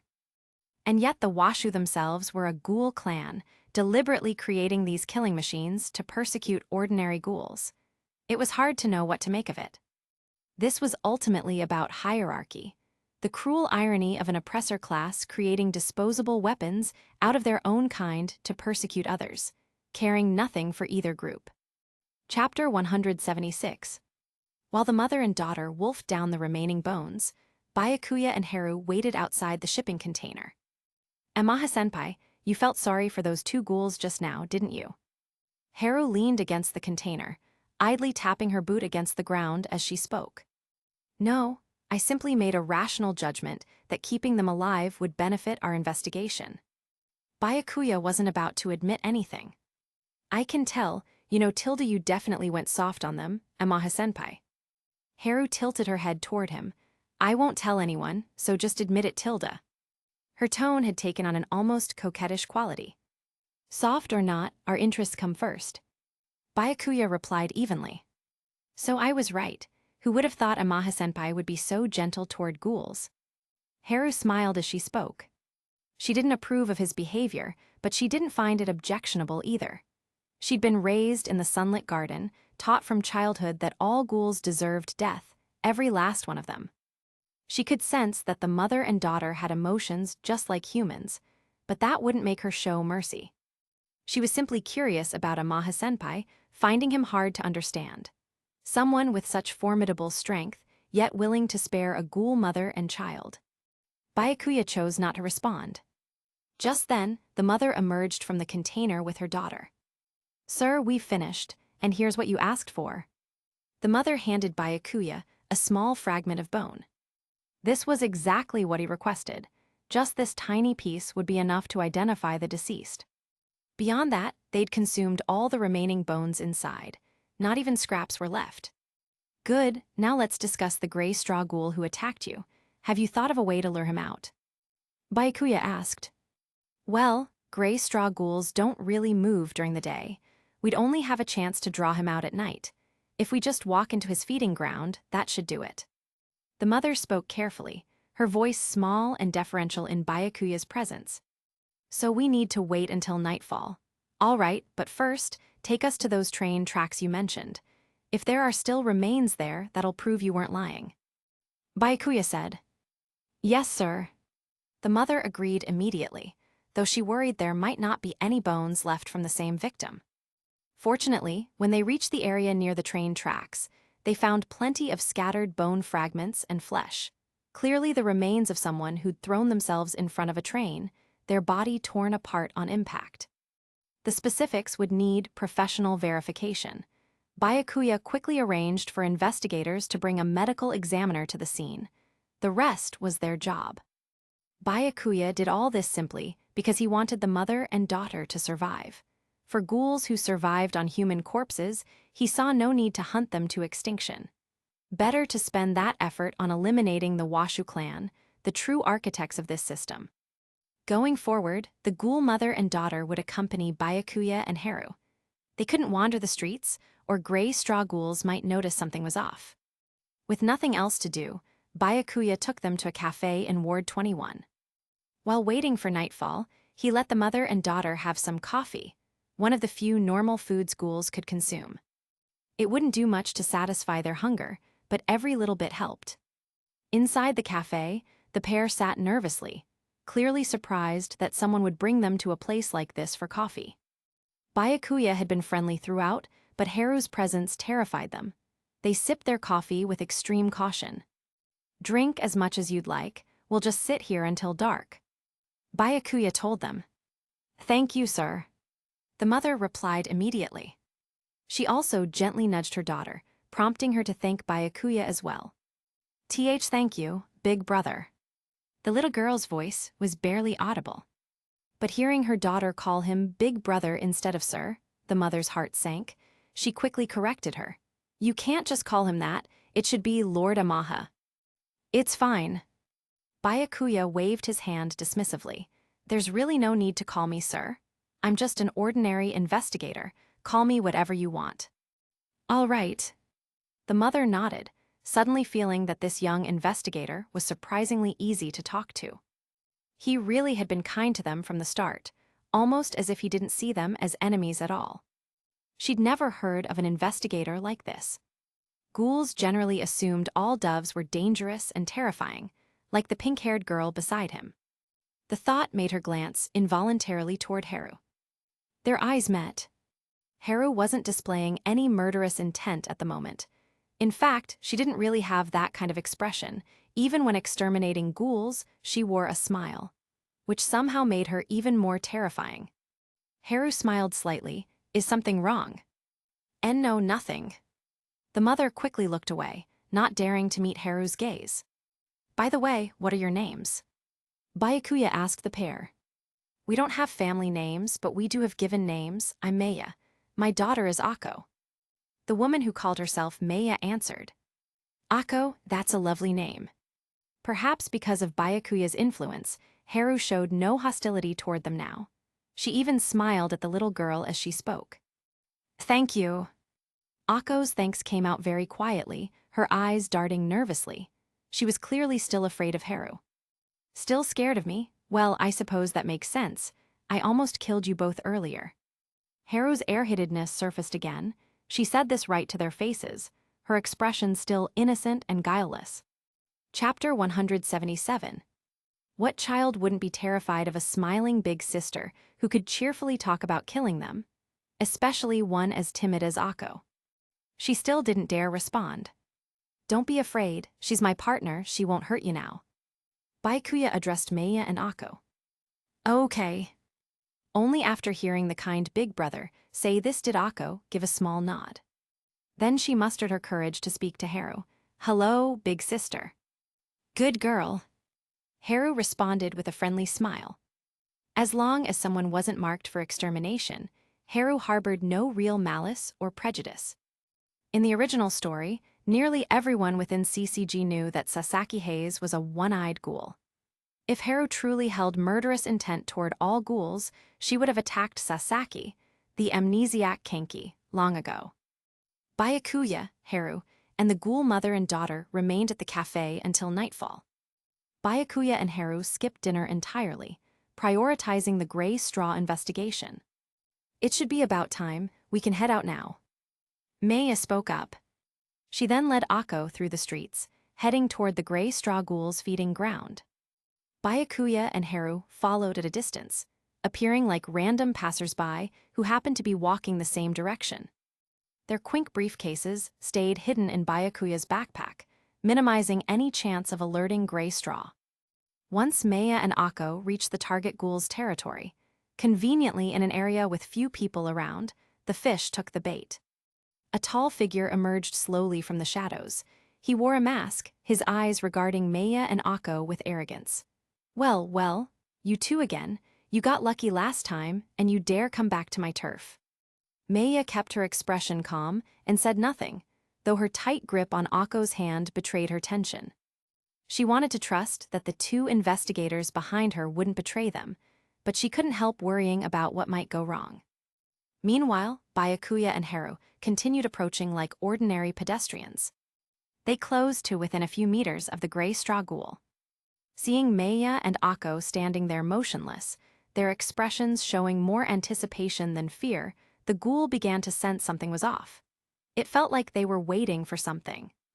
But by then it was too late. Byakuya and Haru suddenly exploded with terrifying speed, no wind up, no warning. Two quink briefcases shot out of Byakuya's backpack, landing in their respective hands. The two of them were already within arm's reach, each holding one of those weapons doves loved to carry. Only then did the ghoul realize what was happening. He frantically released his Rinkaku Kagyun to fight back, but before it could fully extend from his Kakyuhu, 13's Jason was already descending. The diagonal slash carved a massive wound across his face. ARGH. The ghoul screamed in agony. His reflexes were actually quite good. Recognizing his opponent's overwhelming strength, two doves working together, he immediately abandoned resistance and fled. Byakuya exchanged a glance with Haru, who nodded slightly in acknowledgement. Before setting out, he'd already briefed her on the battle plan. Don't kill the target right away. Let him flee to his companions for help. That way they could eliminate more gray straw members in one operation. So now Byakuya and Haru pretended they couldn't quite catch up, maintaining hot pursuit. As for the ghoul mother and daughter, he'd already arranged for them to find somewhere safe to hide, away from any gray straw retaliation. Seeing how things had unfolded, Maya knew it was time to take Akko and disappear. She hurried her daughter away from the scene. Byakuya and Haru chased for quite a distance. The fleeing ghoul was starting to question reality. He'd never encountered humans he couldn't shake off. Sure, they were doves, but they were still human, weren't they? When he hunted humans normally, he could easily slaughter ordinary people using just his physical abilities. No Kagyun needed. But tonight felt like something out of a nightmare. He'd run into two absolutely ridiculous doves. Little did he know Byakuya was holding back. Haru, on the other hand, was pushing close to her limits at this speed. Half-humans were stronger than normal humans, but that didn't mean they could casually outperform ghouls physically. Haru was already considered a prodigy among half-humans. Someone on Kishu Arima's level was extraordinarily rare. Kaiko, the V organization's leader, barely qualified as another example. The anime made Kaiko's death look rather anticlimactic, but in the manga he performed impressively, wielding the SSS-rated Quink, owl, made from Yashimura's arm, fighting multiple opponents alone. As both a half-human and Arima's childhood mentor, his strength might fall short of Arima's, but not by much. Help me, someone help me. The terrified ghoul screamed for reinforcements as he ran. Though his regeneration was already healing the wound on his face, the lingering pain only intensified his fear of death. Those two doves behind him were terrifyingly strong. After screaming down an entire street, he actually managed to summon quite a few allies. What's going on? Those two chasing you are doves. Look at what they're carrying, definitely doves. We can't let them run wild on our turf.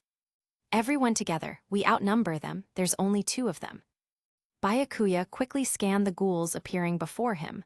All of them could manifest Kagyun, B-rated at minimum by CCG standards.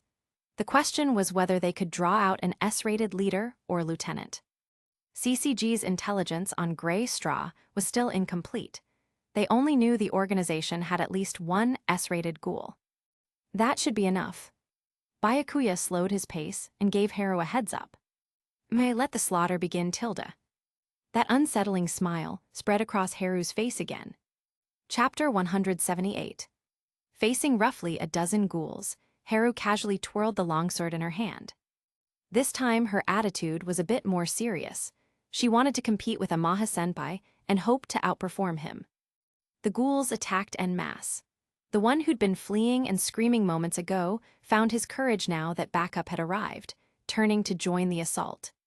Kagyun lashed toward them in a dizzying flurry. Byakuya remained calm and composed. His rear foot drove down with tremendous force, cracking the ground beneath him. The explosive power launched his entire body forward, allowing him to weave through the incoming Kagyun in seemingly impossible positions. He planted one foot on a Kagyun, using it as a pivot point while swinging 13's Jason. The heavy sword form Quink moved as nimbly as a small dagger in his hands. He leaped through the air, passing between the ghouls, his blade delivering merciless strikes. In the blink of an eye, ghouls were either having their throats cut or their Kagyun severed. Byakuya stopped in front of the rearmost ghoul, driving his blade through the target's abdomen and destroying the Kakyuhu at his waist. Oh my, Amaha-senpai is so fast. Haru had been ready to join in, only to find that more than half the ghouls had already been dealt with. If she didn't act immediately, there wouldn't be anything left for her.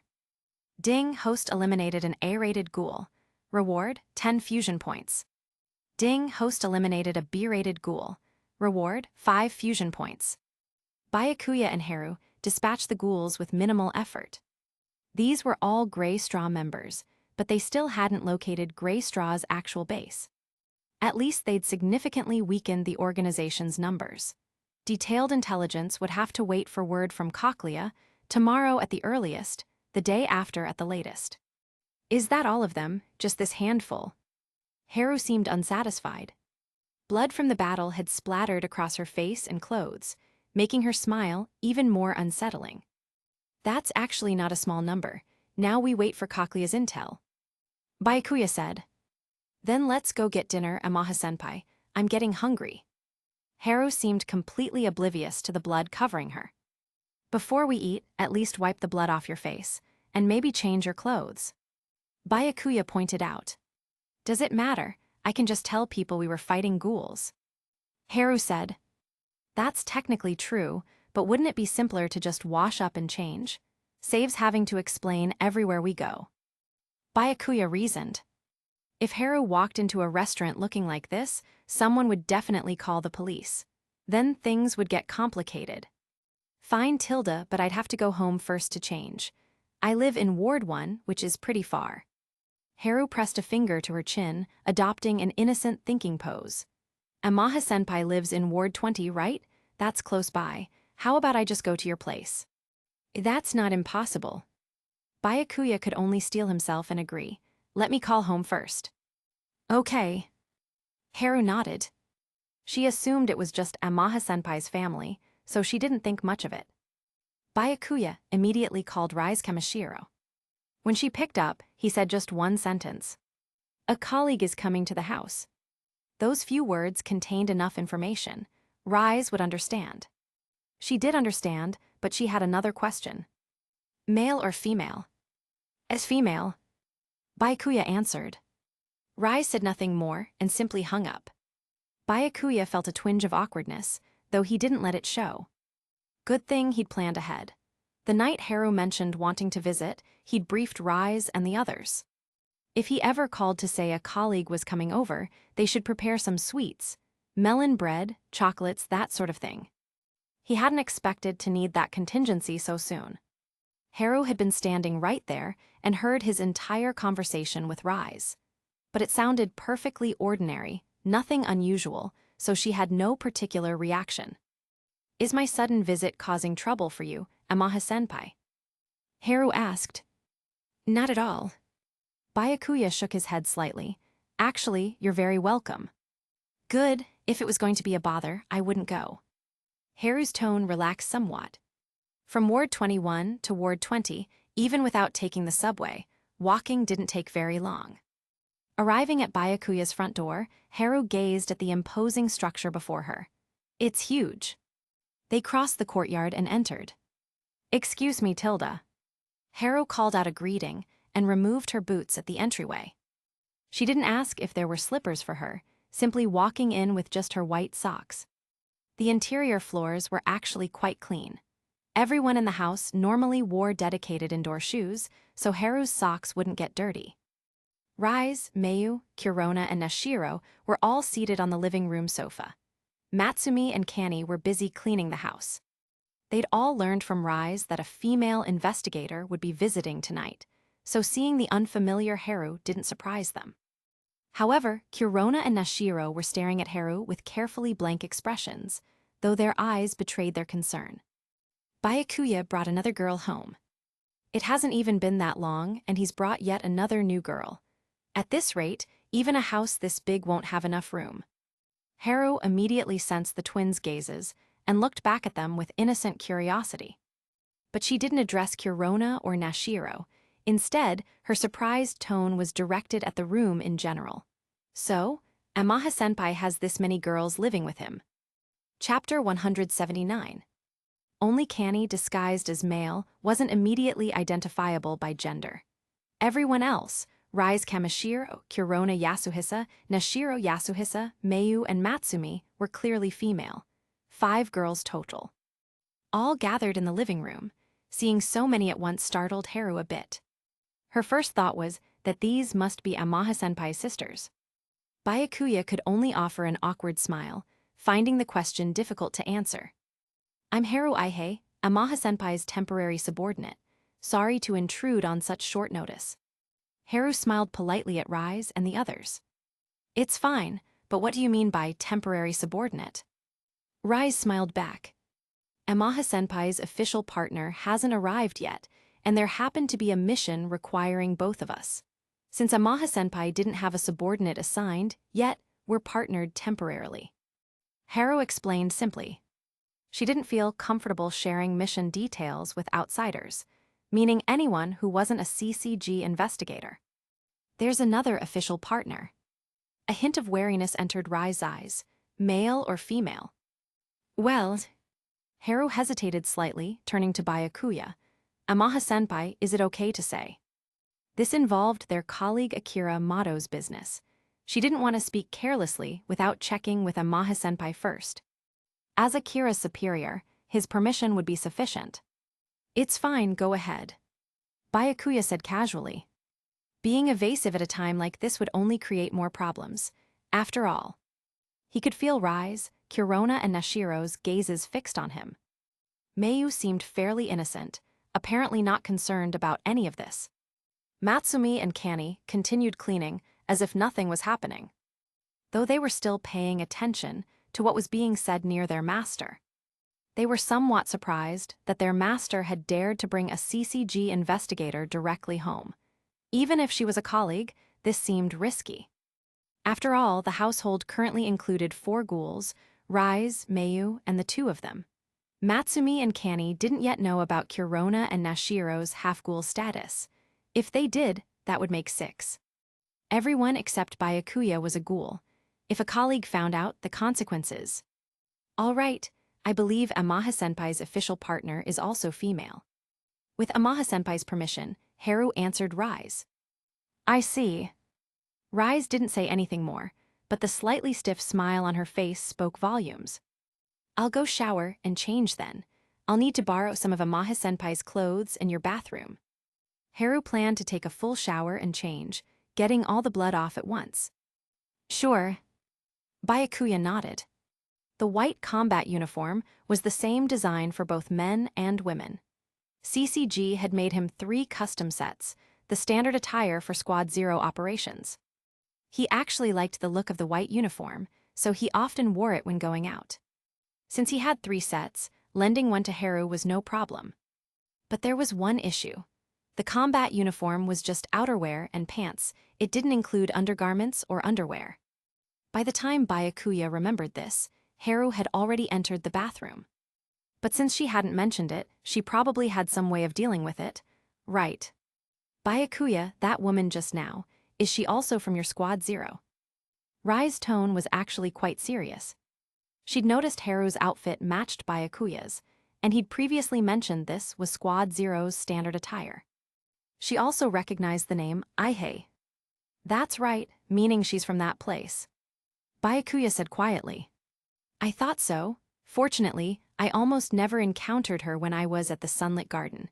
She doesn't know what I look like. Rai said. She'd escaped the sunlit garden early. Though she and Haru were roughly the same age, she'd never made any effort to interact with the other garden children, so she had no memory of ever meeting Haru. Rise didn't question why Byakuya had brought Haru home. He'd mentioned something about this possibility before, and she knew he usually had his reasons. As the person who understood him best, she felt no need to pry. However, one thing was one thing, another was another. Speaking of which, you don't need to work tonight anyway. Why did you have to lend her your uniform? Couldn't you have just lent her my clothes? Rise still had a complaint for Byakuya. I also think Rai-san's concern is reasonable. Kurona spoke up. Agreed. Nashiro followed immediately. Mayu sat to the side, not daring to speak. She'd worn Byakuya's jacket before, and what Rise was questioning was essentially the same thing. I just agreed without thinking much about it. Byakuya explained honestly. At that moment, Haru emerged from the bathroom, freshly showered and already dressed. Byakuya's uniform was a bit large on her. Their height difference made that inevitable, and Haru was exactly 160 centimeters. But her figure was excellent. Cinching the waist a bit tighter kept it from looking too baggy. It would do. She'd heard Amaha-senpai and the others talking, something like an argument about this. If I've caused any trouble, I can give it back to Amaha-senpai right now. As she spoke, Haru began unfastening her clothes, apparently ready to strip off the uniform right there and return it to Byakuya. And the key point was, she was probably not wearing anything underneath. Wait. Rise quickly stopped her, her smile looking rather forced now. Just keep wearing it, we were only joking around. Haru's airheadedness had left even Rise somewhat exasperated. Chapter 180. Haru packed up her old clothes, planning to take them home to wash. Before leaving, she eyed some sweets arranged in the living room. Could I take some of these? She asked Byakuya first. Of course. Byakuya nodded. These sweets had been prepared specifically for Haru anyway. None of them normally ate such things. Everyone except him was a ghoul. Even if they wanted to eat them, they couldn't. Great, thank you, Amaha-senpai Tilda. Haru expressed her gratitude. She took a portion of the sweets, then left with Byakuya accompanying her. A few minutes earlier, Byakuya had been discussing related matters with Rise. Byakuya and Ihei-san haven't had dinner yet, right? Unfortunately, we're out of groceries today, and it's too late to go shopping. You'll have to eat out. Rise had said to Byakuya and Haru. This wasn't just an excuse, the refrigerator really was empty. More importantly, she found the prospect of having to fake eat too troublesome. Having to buy groceries late at night and then pretend to eat. Far easier to just send Byakuya and Haru out to dinner. Haru had nodded, okay. And while you're at it, Byakuya should escort Ihei-san all the way home. It would be dangerous for her to encounter trouble on the way. This is prime ghoul activity time. Rise had continued. She was being thorough. Though Haru's half-human status obviously meant she was strong, there was always the possibility of something unexpected. Like Nomura Furuta scheming against her, that had to be considered. If Haru were ambushed by Furuta right after visiting Byakuya's house, he'd become the prime suspect. CCG would investigate, and the resulting complications would snowball. Byakuya understood Rai's reasoning, so he simply nodded without comment. Any ideas for dinner? Not many restaurants will still be open this late. Walking along, Byakuya asked Haru. I could make a recommendation, though it's in Ward 1. Haru said, That's fine, I'm walking you home anyway. Byakuya said, Then I appreciate it, Amaha-senpai. Haru smiled. Even at this late hour, Tokyo's 23 wards still had late subway trains running, so they were heading toward the station. Midway there, Byakuya suddenly asked Haru, By the way, under my uniform you're wearing something warm, right? He felt awkward asking directly, so he phrased it delicately. The combat uniform was just outerwear and pants. It didn't include undershirts or underwear. When he'd noticed bare skin at her collar, he'd had an uneasy feeling. That's what prompted the question. Nope, nothing underneath. Haru said matter-of-factly. Everything I was wearing got dirty, so I couldn't put it back on. Just as Byakuya had suspected, he couldn't help saying, You can't just wear nothing underneath. What if you catch cold? Though given a half-human's constitution, that worry was probably unnecessary. You don't need to fuss over this, Amaha-senpai. I'm wearing your clothes, so no one's going to see anything. Haru smiled. Clearly, she didn't consider this anything to be embarrassed about. Since Haru had said as much, pressing further would just be meddling. It still felt awkward, though, the girl beside him wearing his clothes in that state. Could it be Amaha-senpai was imagining things just now? Haru suddenly asked, catching him off guard. No. Byakuya denied it calmly. Hee, I was just teasing. Haru laughed. But seriously, your clothes are really big, Amaha-senpai. I keep feeling like the pants' legs are about to drag on the ground. It's distracting. That's easy to fix. Byakuya crouched down and rolled up her pants' legs. There. They won't slip down now, as long as you don't kick too hard. Thanks, senpai. Haru was a bit surprised that Amaha-senpai would personally do something like this for her. Such a simple thing, she could have done it herself, but watching him do it for her felt different somehow. They took the subway to Ward 1. Following Haru's recommendation, Byakuya accompanied her to a restaurant. Haru seemed to be a regular. The owner, a friendly-looking middle-aged man, greeted her as soon as she walked in. Ai-hei-san, working late again today. Yeah, I was busy catching ghouls until just now. Haru replied. Is this Ai-hei-san's colleague? Don't think I've seen him before. The owner glanced at the unfamiliar face beside her. He's my colleague and my superior. Haru nodded. Oh, the usual today then. The owner asked. Yes, the usual tonkatsu ramen. Then Haru turned to Byakuya. What kind of ramen would you like, Amaha-senpai? I recommend the tonkatsu or the curry ramen. I'll have the tonkatsu too. Byakuya said casually. He hadn't eaten much ramen before and didn't know how this place tasted. Ordering the same as Haru seemed safest. Got it, 2 tonkatsu ramen. The owner called back to the kitchen. Shortly after, the owner's wife brought out 2 large, steaming bowls of freshly made ramen, setting them on Byakuya and Haru's table. Haru ate while chatting with the owner and his wife, apparently a well-established routine. Being a ghoul investigator must be tough work, so dangerous and always working late. The owner's wife sighed. It's not so bad, I actually enjoy the job. Haru smiled. Well, as long as you're happy. By the way, Ai-hei-san, do you have a boyfriend yet?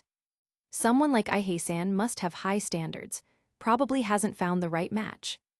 The owner and his wife suddenly turned to gossip. Such conversations almost inevitably drifted in this direction, especially when chatting with older relatives or acquaintances. Boyfriend. Haru's expression turned innocently puzzled, as if she had no concept of such a thing. Chapter 181. Seeing Haru's expression and reaction, the owner and his wife were both surprised. Could it be that you don't really understand romance, Haru-chan? The owner's wife couldn't help asking. I understand what it means, but I've never really thought about it. Haru explained. Is that so? Back when my husband and I were your age, we were already together. The owner's wife reminisced. Really, that sounds kind of interesting. Haru replied with innocent curiosity. Of course it is. Being in love is a wonderful feeling, especially at your age when you're in the prime of youth. Wait until you're older and you won't feel the same way anymore. The owner's wife said. I see. Haru fell into thought.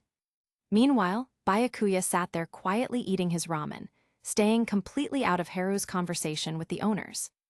Then suddenly, Haru turned to him. Amaha-senpai, why don't you try being my boyfriend?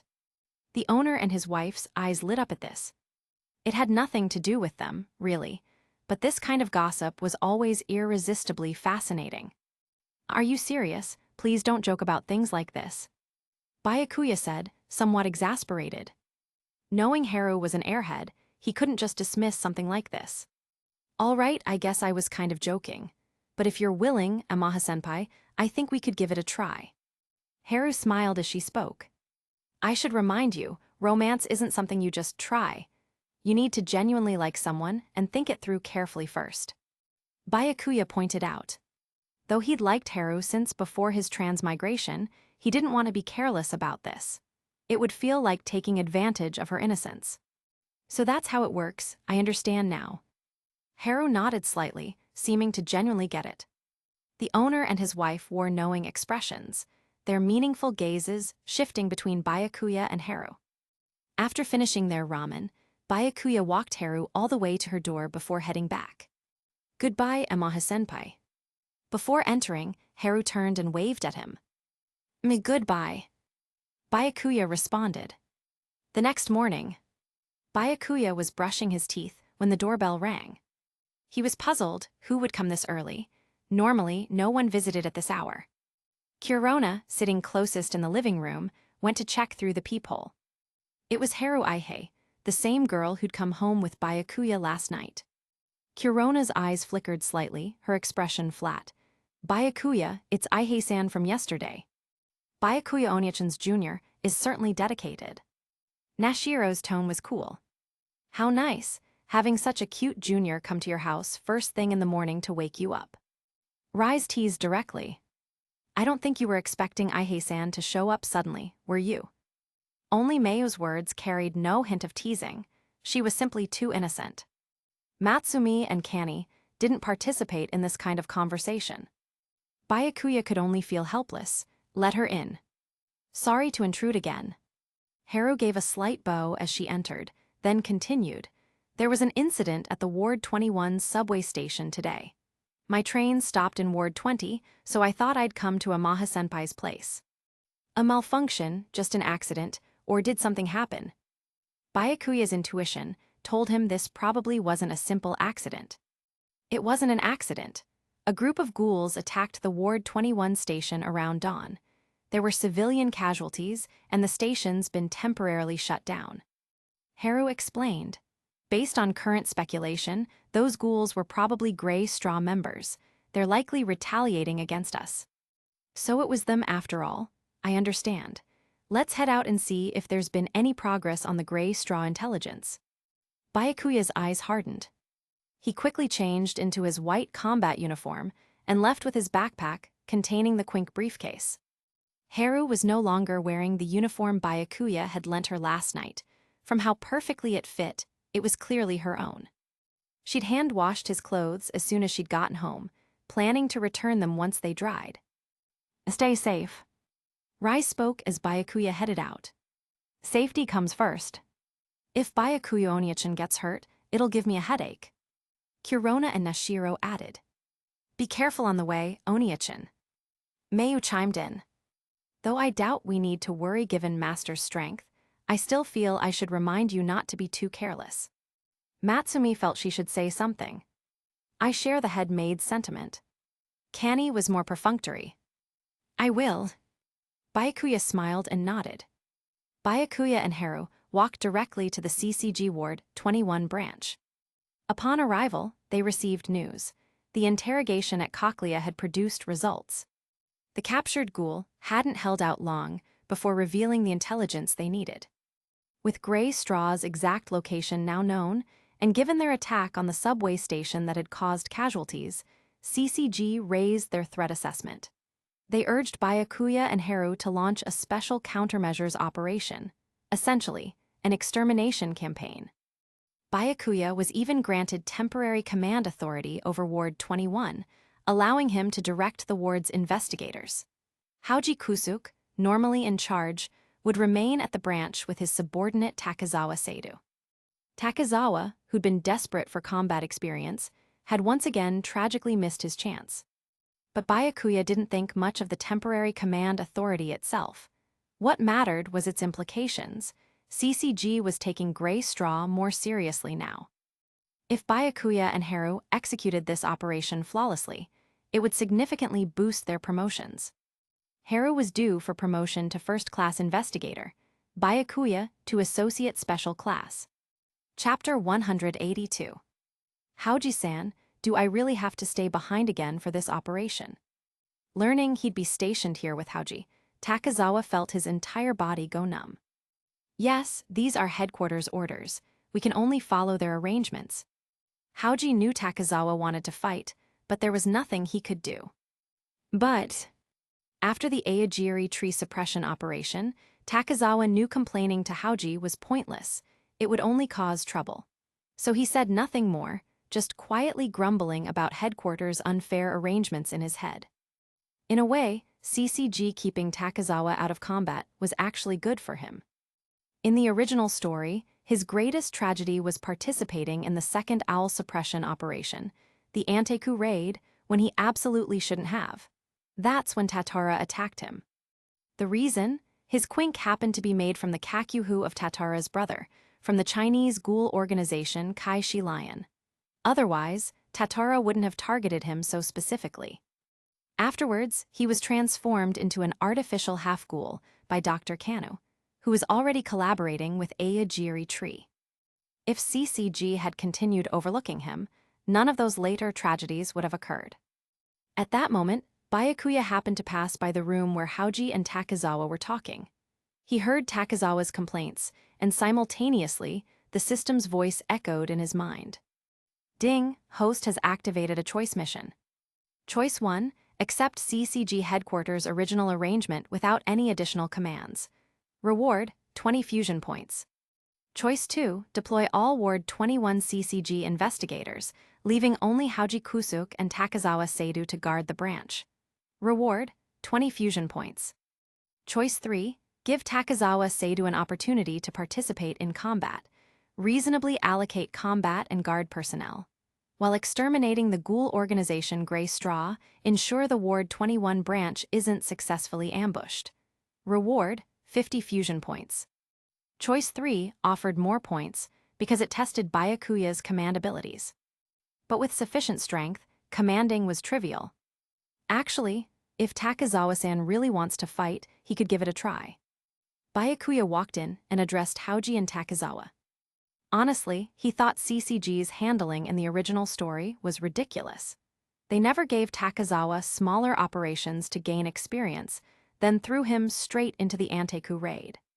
It was like sending a newbie to fight an early-game boss, and that battle happened to involve another major boss in Aogiri Tree. The difficulty was completely beyond appropriate levels. Poor Takezawa had just happened to stumble into it. The guy's luck was absolutely tragic. So this time, Byakuya would give Takezawa a chance to accumulate combat experience while also earning system rewards.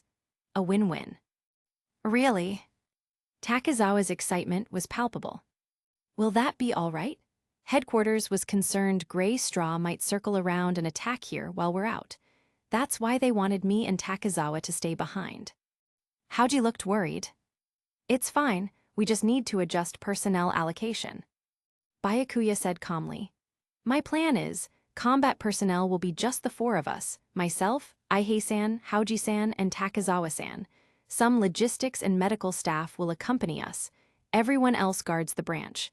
That way, there's no need to worry about a Grey Straw ambush. He didn't need to overthink command, just brute force it. Honestly, if not for keeping up appearances and giving Takezawa a combat opportunity, he and Haru alone could have stormed Grey Straw's base. He could even handle it solo with room to spare, but that would be too conspicuous, unnecessary. Just the four of us. Hauji was stunned by this decision. But since headquarters had temporarily given command authority to Byakuya, he wouldn't oppose it. Correct. As long as Gray Straw doesn't have an SSS-rated ghoul exceeding One-Eyed Owl's combat strength, I'm absolutely certain of success. Byakuya spoke calmly. As expected of Amaha-san. Takizawa was deeply impressed. In his mind, besides Arima, only Amaha-san would dare use the One-Eyed Owl as a benchmark like this. You really do remind me of Arima. If he were here, he'd probably say the same thing. Hauji couldn't help remarking. Thinking about it, there was nothing wrong with Byakuya saying this. Gray Straw couldn't possibly have another One-Eyed Owl. In CCG's records over the past decade plus, there had only ever been that one SSS-rated ghoul. So with Byakuya as commander of the Gray Straw suppression operation, victory was essentially guaranteed. Hearing Hauji's comment, Haru also had a realization. Now that you mention it, Amaha-senpai really is similar to Arima-san. However, with just the four of us, Takizawa-san will need to be extra careful. Aihei-san, Hauji-san, and I will focus on A-rated and above ghouls. You'll be facing B-rated ghouls and any A-rated ones we might miss. Byakuya reminded Takizawa. Logistics personnel will stay close to you and will keep an eye on your situation, but you still need to be cautious. This is your first operation of this scale. Yes, I'll do my best not to disappoint you. Takizawa's expression was solemn. He understood this was an incredibly rare opportunity from Amaha-san. He was determined to perform well, not just to satisfy Amaha-san and Hauji-san, but potentially to gain headquarters' attention. Byakuya nodded slightly. Then there's nothing else for now. Don't forget your pre-battle preparations.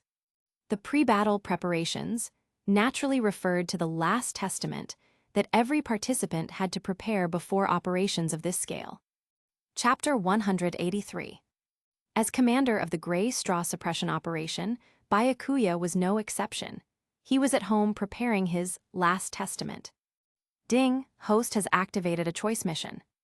Choice 1, write the last testament to Mayu, no half-hearted efforts. Reward, 20 fusion points. Choice 2, write the last testament to Rise Kamishiro, no half-hearted efforts. Reward, 20 fusion points. Choice 3, write the last testament to Kurona Yasuhisa and Nashiro Yasuhisa, no half-hearted efforts. Reward, 20 fusion points. Since last time he'd written to Rise, this time he'd write to Kurona and Nashiro. The rewards were the same anyway, and it was just casual writing. He could cycle through everyone close to him. My family members and colleagues rank 2 investigators Kurona Yasuhisa and Nashiro Yasuhisa. Their physical abilities, determination, and quink mastery are all excellent. They're highly suited for first-class investigator positions. I believe they should be given more combat opportunities alongside special class aura to accumulate achievements. To Kurona Yasuhisa and Nashiro Yasuhisa. Ding, host completed choice 3. Reward, 20 fusion points. Byakuya decided to follow Kurio Mato's example and write his last testament as a recommendation letter. There wasn't much else to write anyway. He certainly couldn't write about Dr. Kanu's secrets or the truth about the twins' father's death. After all, there was no guarantee CCG wouldn't peek at his testament. If they did look, this recommendation letter might actually serve a purpose. Testament complete, Byakuya sealed it and brought it to CCG the next day. CCG Ward 21 branch. Personnel had been allocated according to Commander Byakuya's arrangements, combat team and guard team. The ratio was unusual. CCG had almost never seen such proportions in an operation of this scale. Simply put, the frontline combat team was far too small. But considering the commander and combat team's lineup, first-class investigator Amaha, who'd repelled the One-Eyed Owl, went without saying. Then there was first-class investigator Aihei from Squad 0 alongside him, plus associate special class Hauji and Takizawa, who'd graduated second in his class. Just 4 people, but what a formidable lineup. The guards felt they could relax at the branch. At this moment, Byakuya led the team out. Haru, Hauji, and Takizawa flanked him. Accompanying them was a group of Rank 3 investigators handling logistics. Using intelligence from Cochlea, they pinpointed Gray Straw's hideout. It was just abandoned buildings, houses, factories, underground parking structures. Nothing as troublesome as the underground world of Ward 24. Arriving at the location, they found a cluster of long-abandoned suburban residences, as expected. This had somehow become Gray Straw's base. Byakuya raised his hand, signaling everyone to halt. "Stay close to me, don't spread out. Even if some ghouls escape, ignore them. The priority is crushing this organization." Byakuya emphasized to everyone. Given his personnel allocation, only 4 people had real combat capability, and Takizawa was questionable. Splitting up risked casualties. Avoiding casualties absolutely took priority over catching every last ghoul. He'd focus on all A-rated and above ghouls. If a few B-rated ones escaped, no big deal, they'd be caught eventually. "Yes, sir." Everyone acknowledged. "Move out." Byakuya spoke 2 words flatly. The Gray Straw suppression operation officially began. All logistics personnel followed closely. They carried firearms loaded with specialized Q-bullets, providing fire support from the rear. The Gray Straw ghouls seemed prepared. Even seeing numerous investigators didn't faze them. "This few, are they underestimating us? Did they figure out our plan, knowing we'd ambush CCG, so they left most doves there? It doesn't matter now. If we can kill these doves here, we can take their weapons too." Gray Straw's ghouls weren't stupid. They knew some of their members had been captured and sent to Cochlea. Intelligence getting extracted was only a matter of time. So they'd prepared defenses early and sent a team to ambush CCG. "It's time, everyone together, devour those doves." At one ghoul's signal, masses of ghouls poured from the abandoned buildings. At a glance, the ghouls clearly outnumbered the investigators. Gray Straw appeared to hold the obvious advantage. However, Hauji already held his S+ rated Yukaku Quink, hollow in hand, a cannon-shaped weapon.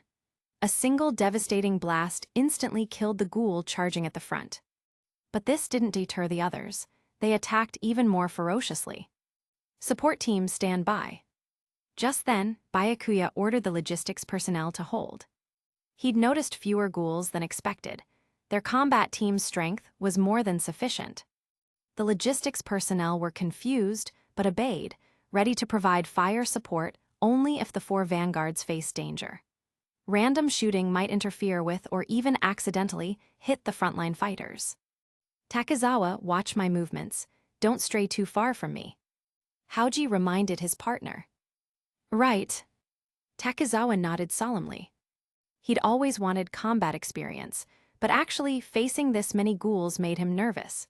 His hands trembled slightly around his Yukaku Quink, Daohai, and he struggled to control his emotions and stay calm. "Amaha-senpai, this time I'm going to beat you." Even now, Haru found time to say this to Byakuya. "Good luck with that." Byakuya replied casually. He wasn't about to go easy on a cute junior. He needed fusion points and achievements. Reaching Associate Special Class quickly and gaining more points were the priorities. Chapter 184. Ding, host has activated a choice mission. Choice 1, go easy on the cute junior. Let Haru Aihei narrowly outperform you. Reward, 20 fusion points. Choice 2, in the face of fusion points and achievements, cute juniors are irrelevant. Going all out is the best form of respect. Reward, 20 fusion points. The system arrived as expected. For Byakuya, this choice required no thought. Unlike Hauji and Takizawa's back-to-back defensive approach, the temporary partners Byakuya and Haru fought extremely aggressively. They plunged straight into the ghoul swarm. Byakuya wanted more fusion points and achievements. Haru wanted to surpass Byakuya. If Byakuya fought with absolute confidence, Haru fought with confidence plus recklessness. But these were mostly B-rated ghouls with some A-rated mixed in. No pressure for Haru, and even less for Byakuya. Soon they were surrounded. Byakuya moved through them like they weren't there, his extraordinary dynamic vision and reflexes letting him dodge attacks from all directions. He could even instantly counterattack with 13's Jason. Their movements were simply too slow in his eyes. Even without activating his main Jikayo Sharingan, they seemed sluggish. Counterattack had become Byakuya's passive skill.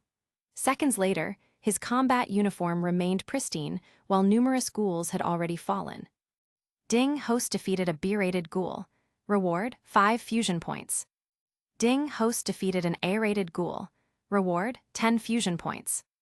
Haru's performance, while slightly inferior to Byakuya's, was similar in nature. Her strengths were likewise dynamic vision and reflexes, plus the exceptional physical abilities innate to half-humans. Her S+ rated Quink, O's, was formidable too. The notable difference was their styles. Byakuya's style was dominant suppression, no flashy movements, his cold, stern expression like a combat machine. Haru was more elegant, not exactly showy, but capable of remarkably flexible, powerful movements. She also enjoyed toying with her enemies. The logistics team in the rear was stunned. Commander Amaha and First Class Aihei are terrifying. They're slaughtering those ghouls. The ghouls can't even fight back. Truly Squad Zero elites. Especially the commander, he's on a completely different level from us. Think about it, the threat posed by the one-eyed owl is far beyond what rabble like Grey Straw can compare to. We're completely superfluous here. Many logistics members marveled. They didn't even have a chance to fire their guns. Takezawa caught glimpses of Byakuya's situation from the corner of his eye, but he deliberately kept himself from getting distracted, a fatal mistake in combat. Meanwhile, Byakuya and Haru were drawing most of Grey Straw's firepower, leaving minimal pressure on Haoji and Takezawa. Still, Takezawa maintained proper discipline. His performance might not be stellar, but his attitude would be. Under Byakuya and Haru's brutal domination, the surviving ghouls finally lost their nerve. Some began slinking backward, looking for escape routes. But before Byakuya could pursue them, a ghoul attempting to flee was suddenly impaled through the skull by a Kagyun from behind. A figure emerged from behind the corpse, wearing a mask resembling a scarecrow's face and a gray coat. This was clearly Scarecrow, Grey Straw's leader. Useless trash. His voice was ice cold. The other ghouls thinking of retreating froze in terror, not daring to take another step back. You two handle the dove over there. I'll deal with the woman first. Scarecrow addressed 2 figures behind him. These 2 wore similar masks, probably Grey Straw executives. Though there should be more executives than just these 2, the others had likely gone to ambush CCG. The executives nodded without a word and led the remaining members to target Byakuya specifically. Leader Scarecrow decided to personally eliminate Haru. No particular tactical reason, he simply found her looks and personality to his taste. Humans and ghouls looked identical after all. Similar aesthetics too, beyond hunger, having other desires wasn't strange. The B-rated and A-rated ghouls had been decimated by Byakuya and Haru. Now 3 S-rated ghouls had appeared at once. Though Byakuya wasn't particularly worried about Haru, her tendency toward recklessness meant he needed to keep an eye on her. The 2 executives charged at him, constantly switching positions. Both were speed-focused Yukaku types, apparently proud of their agility, thinking their position swapping would confuse him. At close range, they suddenly fired volleys of Kagyun projectiles, hoping to catch Byakuya off guard. But such tricks were useless against him. The moment their Yukaku showed the wind-up motion for firing, he'd already anticipated what would happen next. He shifted 13's Jason to its Kukaku shield form. He easily blocked every projectile. His reaction speed shocked the 2 executives, but they didn't slow down. One leaped above Byakuya to draw his attention, while the other circled behind. Byakuya raised his head slightly, as if actually distracted. Just as the one behind him grinned, thinking he'd succeeded, he failed to notice Byakuya's eyes had already glanced sideways, using peripheral vision alone to instantly track the ghoul behind him. Die! The ghoul shouted with malicious glee. He seemed certain his ambush would succeed, wanting to make sure Byakuya heard him. But before his Yukaku could reach Byakuya's neck, Byakuya spun and batted him away with the shield form Jason. Then he shifted forms again, using sword form Jason to backhand thrust at the executive attacking from above. Still midair, that ghoul was impaled through the chest, his yukaku kakuhu between his shoulder blades destroyed along with it. He grabbed the blade piercing his body, eyes filled with disbelief. Realizing death was certain, despair flooded him. Only now did he understand what kind of terrifying dove he faced. Ding, host defeated an S-rated ghoul. Reward, 25 fusion points. Byakuya flung the corpse from his blade, sending it flying toward the executive he'd just swatted away. That one had barely risen before being knocked down again by his airborne companion. Meanwhile, Haru had engaged leader Scarecrow. Scarecrow's Kagyun was Kukaku, slow, unable to match Haru's speed. But Haru wasn't having an easy time either. Her Quink struggled to pierce Scarecrow's Kukaku defense. Overall, she still had the upper hand. Scarecrow's attacks couldn't touch her, and she'd eventually wear him down. But then Scarecrow noticed his 2 executives had been killed and crippled in a single exchange. He didn't dare underestimate the situation anymore. Haru, holding the advantage, had started getting reckless again, toying with her prey, making Scarecrow stumble repeatedly. But this left openings. Suddenly, Kagyun erupted wildly from Scarecrow's body, clearly from more than one Kakuhu. In an instant, his upper body was wrapped in masses of Kagyun, like Yamori's half-Kakuja form. Half-Kakuja varied in strength, mainly depending on how much of the body the Kagyun covered. Only covering half the upper body was mid-tier. Full body coverage meant a complete Kakuja. Even so, becoming a half-Kakuja gave Scarecrow a qualitative power boost, though at the cost of his sanity. He was clearly becoming manic. Haru reacted, but she'd unfortunately left an opening. Scarecrow's arm extended into massive Kagyun claws, slashing at Haru. She hastily blocked with her Quink and retreated, but the attack tore open her uniform at the waist, leaving a wound on her abdomen. Worse, her Quink, O's, was knocked to the ground. The injury and pain were nothing to Haru. The critical issue was defending against Scarecrow's frenzied assault, and picking up her Quink now was impossible. Haru's composed, cold smile vanished, but she showed no panic, just eyes that lost their shine, expression becoming utterly calm. She clutched her wound and retreated at full speed. But Scarecrow was now faster than her. In half-Kakuja form, he had multiple Kakuhu. Besides his Kukaku, he also had a swift Yukaku. He caught up instantly. Thanks to her exceptional dynamic vision and the lack of accidents like slipping, Haru narrowly dodged every attack that could have torn her apart. Meanwhile, Byakuya had anticipated Haru might get into trouble. He watched her fight while delivering the killing blow to the remaining executive. Ding, host defeated an S-rated ghoul. Reward, 25 fusion points. Byakuya didn't rush to help Haru because he could predict both her and Scarecrow's movements. Though Haru was dancing on a knife's edge, nothing truly dangerous would happen. Just then, Haru found an opening and slipped past Scarecrow's flank, though the attack grazed her thigh, tearing her uniform and drawing blood. She ignored it completely, not even blinking, her goal clear. She slid over and retrieved O's. Now then, it's my turn, Tilda. Her voice was ice cold. Unlike her usual composed smile, her face was now cold and still, fully serious mode. The maddened Scarecrow attacked again, his only thought now to tear Haru to pieces. His expression was deranged. How scary, Haru said flatly. With O's back in hand, she no longer needed to just dodge, she could counterattack. Though Scarecrow's assault was ferocious in his mindless state, it also exposed many openings. His defense had also strengthened considerably. Haru couldn't finish him quickly. Byakuya decided to stop watching. Not wanting to waste time, he carved through the ghouls blocking him. Gray straw members couldn't delay him even half a second. Using the body flicker technique, he appeared behind Scarecrow and slashed through the relatively weak, Kagyun-free section at his waist. Scarecrow was instantly bisected. Upper and lower body separated. Phew, Tilda. Haru exhaled lightly, thinking Amaha-senpai had finished him.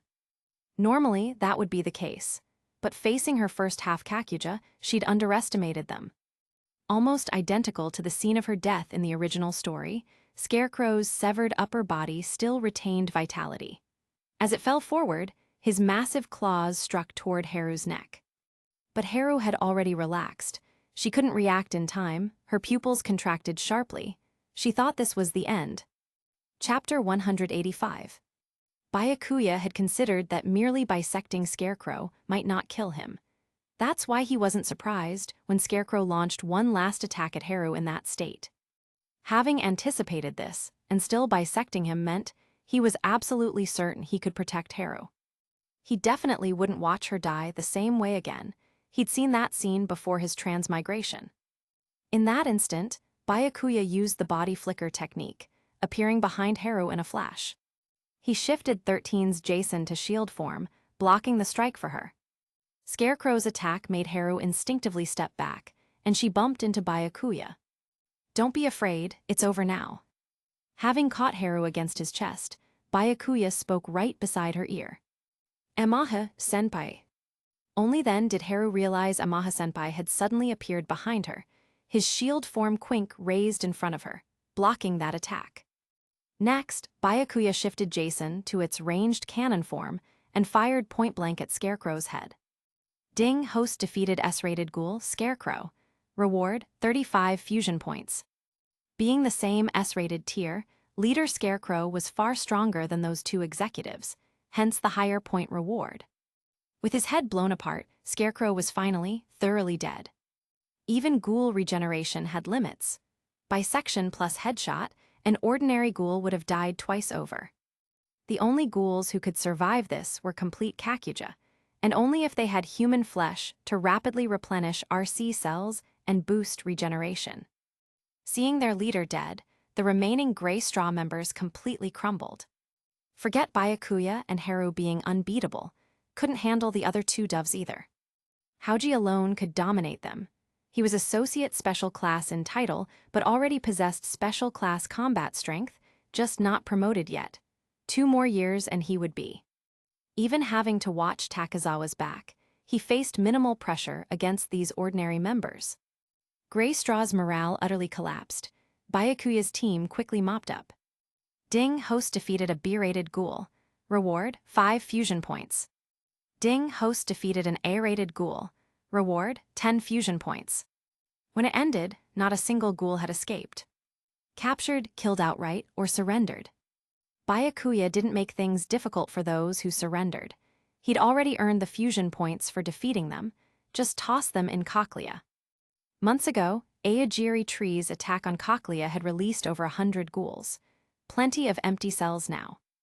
Ding host successfully completed the Gray Straw suppression operation as commander. Reward, 40 fusion points. Ding host completed Choice 2. In the face of fusion points and achievements, cute juniors are irrelevant. Reward, 20 fusion points. This operation had netted Byakuya several hundred fusion points. He hadn't counted exactly, but his cumulative total was probably approaching 3,000 points, the threshold for upgrading the system shop to LV2, which would unlock more purchasable items. Byakuya's performance had undoubtedly far exceeded Haru's, completing the system's choice mission. "I couldn't beat Amaha-senpai again. I thought this time I'd finally get praise from Arima-san." As the battle ended, Haru sat on the ground resting, hugging her knees. Byakuya, standing beside her, spoke up. "If you want praise that badly, I could praise you.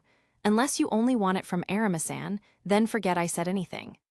Haru looked up, eyes showing surprise. She hadn't expected Amaha-senpai to say something like that. She nodded. "Sure, but Amaha-senpai doesn't seem like the type to genuinely praise people." "Who says? Anyway, I think your performance this time was excellent. Even if I hadn't intervened, the half-Kakuja Scarecrow would have eventually fallen to you," Byakuya said. It was actually his intervention, bisecting Scarecrow, that had nearly gotten Haru killed. Of course, he hadn't deliberately put her in danger. He'd only acted because he was absolutely certain he could protect her. Then Byakuya pointed out her flaw. "The only issue is you sometimes get careless. Try not to do that when fighting ghouls. Like today, if you hadn't gotten careless, you probably wouldn't have been injured." He emphasized this point again. Otherwise, someday it might become the cause of her death. So is Amaha-senpai worried about me? Haru's tone was curious. Her abdominal and thigh wounds were still visible, unhealed. Half-humans had superior physical abilities but lacked GHOUL regeneration. What else? Minor scrapes are fine, but if you suffered irreversible damage or if something happened to you, I'd have a real headache as your superior, even if only temporarily. Byakuya said frankly. Haru smiled softly. I'll be more careful, so Amaha-senpai won't be sad. You should say, for your own safety. Byakuya sighed lightly. Having a junior like this was quite exhausting. Earlier, Haoji-san said Amaha-senpai is similar to Arima-san, but to me, you feel different. Haru suddenly added. Obviously, Arima-san and I are different people. How could we be exactly alike? Byakuya said casually. Tilde. Haru didn't elaborate, but her expression suggested she was in quite a good mood. Chapter 186. Also, you should get those wounds treated. Byakuya reminded Haru. She'd completely ignored her injuries. Though half-humans had strong constitutions, properly treating wounds was still best. Haru was obedient about this sort of thing. She got bandages and disinfectant from the logistics team and treated her wounds herself. Afterwards, the remaining cleanup was left to the logistics personnel. Byakuya and Haru headed back to the branch first, mainly to check on the situation there, since some gray straw ghouls had gone to ambush CCG. Haoji and Takezawa stayed behind to secure the scene. Leaving only rank 3 investigators here wasn't reassuring. Byakuya's team had demolished Gray Straw's base with minimal effort. Meanwhile, the CCG branch was still locked in a fierce battle. 2 Gray Straw executives led a force to launch a surprise attack on the branch. Though Byakuya had warned them Gray Straw might split their forces to ambush the branch, and the stationed investigators were mentally prepared, headquarters had still assigned relatively weak forces to Ward 21. The 2 executives, barely S- in strength, were giving them serious trouble. Even an S- ghoul corresponded to at least a first-class investigator, approaching Associate Special Class combat strength. Haoji was already Ward 21's only Associate Special Class. Besides Byakuya, there were only 2 first-class investigators. Everyone else ranked below that. However, while the 2 executives were troublesome, Gray Straw couldn't breach CCG's defenses. The reason was Byakuya's allocation. He'd kept nearly everyone at the branch. Even without Quinks, their anti-ghoul firearms alone made it difficult for Gray Straw to approach. Lots of personnel meant heavy suppressive fire. Only the 2 executives weren't significantly suppressed. They either blocked bullets or took no effective damage. The 2 first-class investigators were keeping them occupied. They didn't need one-on-one victories. The longer they stalled, the better their odds. They had numbers and ample equipment. Then Byakuya and Haru arrived. Commander Amaha's back. Already? Wait, why only the 2 of them? Where are the others? Don't tell me. What are you thinking? Commander Amaha can fight the one-eyed owl. How could he fail? The dove's commotion caught the 2 Gray Straw executives' attention. Commander sounded like the one who'd led the assault on their base. But the doves should have sent a whole group. Only 2 returned. Had their leader achieved total victory? These 2 doves were probably the only survivors who escaped. We've won, everyone charge, tear those doves apart. One executive roared. Their blind faith in their leader's strength convinced them they'd already won. Gray Straw's morale skyrocketed, and they threw themselves at CCG even more recklessly. They thought their leader would arrive any moment with reinforcements to completely annihilate the doves, just like Aogiri Tree had done in Ward 11. And they'd learn from Aogiri's mistakes. After eliminating these doves, they'd relocate immediately so CCG couldn't find them for revenge. Fantasy time. Beautiful fantasies, but cruel reality. These 2 defeated survivors had actually destroyed their base. Watching the ghouls surge forward with even greater momentum, Byakuya spoke calmly. They probably don't know their leader's dead yet. Ai-Hei-san, how are your injuries? Will they affect your movement? Not at all. Haru smiled. Good, the other executive's yours. Make it quick. With that, Byakuya unlocked his Quink briefcase and charged at the enemy. Ding, host defeated an S-rated ghoul. Reward, 20 fusion points. Ding, host defeated an A-rated ghoul. Reward, 10 fusion points. Ding, host's cumulative fusion points have reached 3,000. System shop upgraded from LV1 to LV2. As Byakuya and Haru killed the two executives in succession, the remaining ghouls gradually realized something was wrong. Weren't they supposed to have the upper hand? Why was this happening? And where was their leader? Why hadn't he arrived with reinforcements? As more and more companions fell, they completely crumbled. But they'd come to CCG's territory. Did they think they could just run? ARGHs. The surviving ghouls were quickly swallowed by overwhelming firepower. As the last scream faded to silence, every Gray Straw member who'd attacked CCG had been eliminated. The Gray Straw suppression operation is complete. Only Ihei-san and I came back ahead. Haoji-san and the others are still handling the scene. Please take care of cleanup here as well. Byakuya briefly explained the situation to everyone. Then he planned to focus on the system, having just been notified that the system shop had reached LV2. He wanted to see what was new. Sitting in an empty room where no one would disturb him, Byakuya opened the system panel with a thought. Ignoring less important information, he checked his current fusion points. Fusion points, 1,940, cumulative, 3,050. Next, he opened the system shop. A second page had appeared. The first page still showed the LV1 items. The new products were probably on page 2. He flipped to the second page. System shop LV2. Item 1, Akatsuki robe. Details, the uniform of the Akatsuki organization. Wearers are unconsciously influenced by the robe, gaining 20% increased loyalty to the Akatsuki leader and 10% overall ability enhancement. This effect is permanent. Price, 1 fusion point. Chapter 187. The Akatsuki robe, at just 1 fusion point, was incredibly cost-effective, just like the white mask before it. Like the white mask, it provided 10% overall ability enhancement, but could also be purchased repeatedly for others, increasing members' loyalty to the Akatsuki organization by 20%. Under these conditions, as long as he didn't completely mismanage things as leader, Akatsuki members would rarely betray. And based on the description, the 10% ability enhancement worked for all wearers, not just him as leader. Byakuya continued reading the new items. Item 2, 1 Tamo Sharingan. Details, can be gifted to anyone. Usage, insert directly into the eye socket to automatically fuse with the original eye.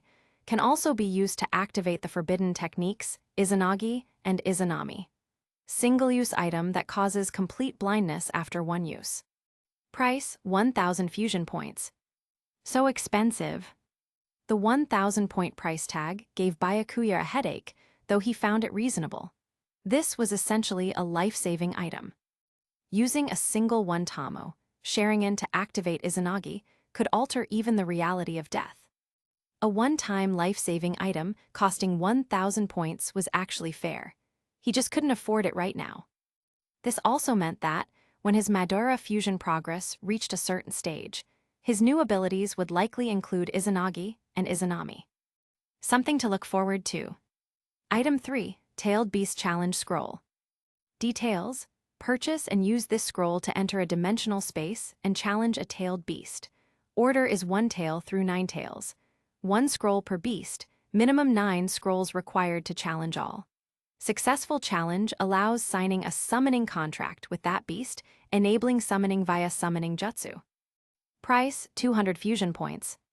Seeing the third item, Byakuya's eyes narrowed as he fell into brief contemplation. This allowed him to challenge tailed beasts and sign summoning contracts upon success. But what was the purpose? If he summoned a tailed beast in this world, leveling Tokyo or all of Japan would be trivial. But that was meaningless to him. The only purpose he could think of, this was a prerequisite for the Eye of the Moon plan. The next item confirmed his suspicion. Item 4, Summoning Jutsu, Jido Statue. Details, directly summon the Jido statue from nothing. Prerequisite, host must possess at least 1 Rinnegan. The Jido statue can move and attack, but continuously drains the host's chakra while summoned. Price: 500 fusion points. Even the Jido statue summoning technique was available for purchase. The implications were clear. The Jido statue was the shell of the Ten Tails and the seedling of the divine tree. In Naruto, Akatsuki captured tailed beasts to gather all 9 beasts' chakra, transforming the Jido statue back into the Ten Tails, which would then evolve into the true divine tree. Theoretically, the divine tree was necessary to cast the infinite Tsukuyomi. Therefore, Byakuya believed his guess was correct. The tailed beast challenge scrolls and summoning jutsu, Jido statue, were the system paving the way for his Eye of the Moon plan. He barely needed the system to tell him more about the infinite Tsukuyomi now. He already understood. To activate the infinite Tsukuyomi, he'd need to accumulate enough fusion points, then simultaneously summon all 9 tailed beasts and the Jido statue, bringing the divine tree into existence. 2 known methods to activate the infinite Tsukuyomi. First, wait for the divine tree to bloom, projecting the Rin Sharingan onto the moon and releasing the infinite Tsukuyomi through it. Second, directly absorb the divine tree's power to awaken his own Rin Sharingan, then similarly release the infinite Tsukuyomi through the moon. Either way, the divine tree was essential. But this requires quite a lot of fusion points. Byakuya did some mental math and sighed. The tailed beast challenge scrolls and Jido statue summoning alone required a minimum of 2,300 points. Plus, he needed the Rinnegan to summon the Jido statue. The Rinnegan should come from advancing his Madara fusion progress, which would require massive points. The pressure to achieve the infinite Tsukuyomi was considerable. Even so, he remained calm. He'd accumulate points gradually. The priority now was establishing the Akatsuki organization, which should generate significant point income. Emaha-senpai. Just then Haru walked in, thinking about something, sitting here alone. Nothing. Byakuya instantly shifted focus, setting aside thoughts of the system and infinite Tsukuyomi. His expressionless face showed nothing had happened. Headquarters knows about our success. They want us back today or tomorrow. Haru had come to inform him. Byakuya nodded. All right, if you don't have anything else, let's go today. I don't have anything, today it is. Haru agreed. They headed to CCG headquarters in Ward 1, meeting with Bureau Director Yashitoki Washu. I've heard about your battle, well done. Yashitoki praised them. However, with the gray straw mission resolved, your temporary partnership should be dissolved. I haven't told Akira Mato about your temporary arrangement, no need to give her ideas. Consider that Byakuya was about to officially partner with Akira, yet had just formed a temporary partnership with Haru right before. That wasn't ideal. What a shame, I wanted to keep working with Emaha-senpai. Haru sounded disappointed and reluctant. Chapter 188. You're both in Squad Zero now, aren't you? You can still work together. Yashitoki said. That's true, but being partners is different from being colleagues. Haru replied. Still, at least Emaha-senpai will always be my senpai. Now, regarding first class Emaha's promotion. Yashitoki addressed Byakuya. You can begin preparing for the Associate Special Class, written exam and interview. At the next promotion ceremony, you're the top candidate for Associate Special Class. Understood. Byakuya nodded. Going forward, you and Akira Mato will be assigned to Ward 20, your home district. Ward 20's ghouls are quite docile. You can take it easy for a while. This arrangement came from Director Yashitoki himself. Considering Byakuya's major contributions in both the Aogiri suppression and gray straw suppression, with less than half a year between them, plus numerous other ghoul eliminations and captures during that time, Yashitoki wanted to let him relax for the next few months. Except for necessary Squad Zero missions. Squad Zero essentially served the Washu. Currently, the Washu's thorns were handled by Squad Zero under Kishu Arima, the cleaner. Despite being both CCG director and Washu heir, Yashitoki could only obediently serve the clan. He had no authority over Squad Zero matters. That's why, in the original Anteku raid, facing Yashimura's furious gaze, he'd helplessly claimed he was just following orders from above. Byakuya's combat achievements over the past 6 months had amazed Yashitoki most for one thing. The boy had come through completely unscathed, unlike Shinohara, who'd spent half a year in a hospital bed with a cast. He suspected Byakuya wasn't a normal human, but certainly not a ghoul either. As a Washu, he knew the RC detection gate's secrets all too well. That left only one possibility: half-human. The Washu weren't the only ones who produced half-humans. Human-ghoul romances weren't uncommon. For instance, the Washu had once taken in a half-human from China named Hsio. So Byakuya being a half-human wasn't unlikely, and would explain his abnormally powerful physique. That works. I'm more familiar with Ward 20 anyway. Byakuya said. Yes, and with you stationed there, we can be more confident about Ward 20's security while redistributing personnel to other wards.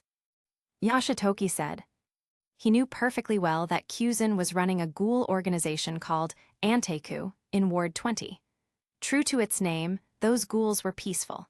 If not for the gourmet and binge eater causing major problems before, they honestly would have left Ward 20 alone. But something strange had happened recently.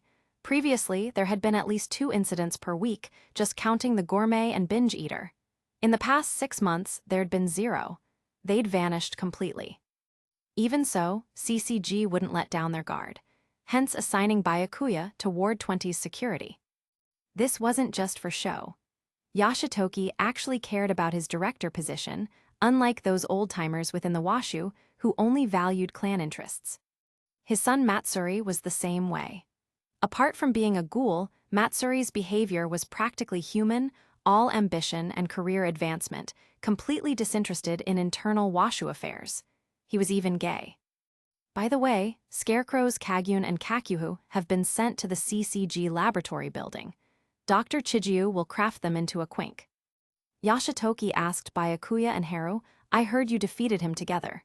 Which of you should receive it? Ding, host has activated a choice mission. Choice 1, as Scarecrow's killer, rightfully claim the S+ rated Yukaku Quink T-Human. Reward, 10 fusion points. Choice 2, give T-Human to Haru Ihe. Compensation fusion points will be provided, essentially trading the Quink for points. Reward, 50 fusion points. Byakuya barely hesitated before choosing the second option. Give it to Ihe-san, my Jason is sufficient. Byakuya replied. Ding, host completed choice 2. Reward, 50 fusion points. He hadn't even known T-Human was made from Scarecrows Kagyun and Kakyuhu until the system mentioned it. The S+ rated Yukaku Quink, T-Human, appeared in the original story. It was the Quink Haru used during the Tsukiyama family extermination operation. Its form and attack method resembled the canon mode, Narukami, but it couldn't switch forms like Narukami. Besides, his Jason already had a canon form at S+ rating. Another T-Human would be redundant. Better to give it to Haru while earning fusion points. He desperately needed them right now. Really, but Amaha-senpai delivered the final blow. Haru pointed out. Who killed him doesn't matter. Consider it a reward from your temporary superior for your excellent performance in this operation.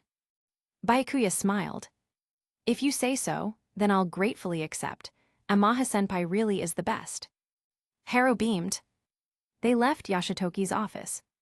Throughout the meeting, Yashitoki had never mentioned half-humans. He figured that as long as Byakuya continued working for CCG, there was no need to confirm whether he was one.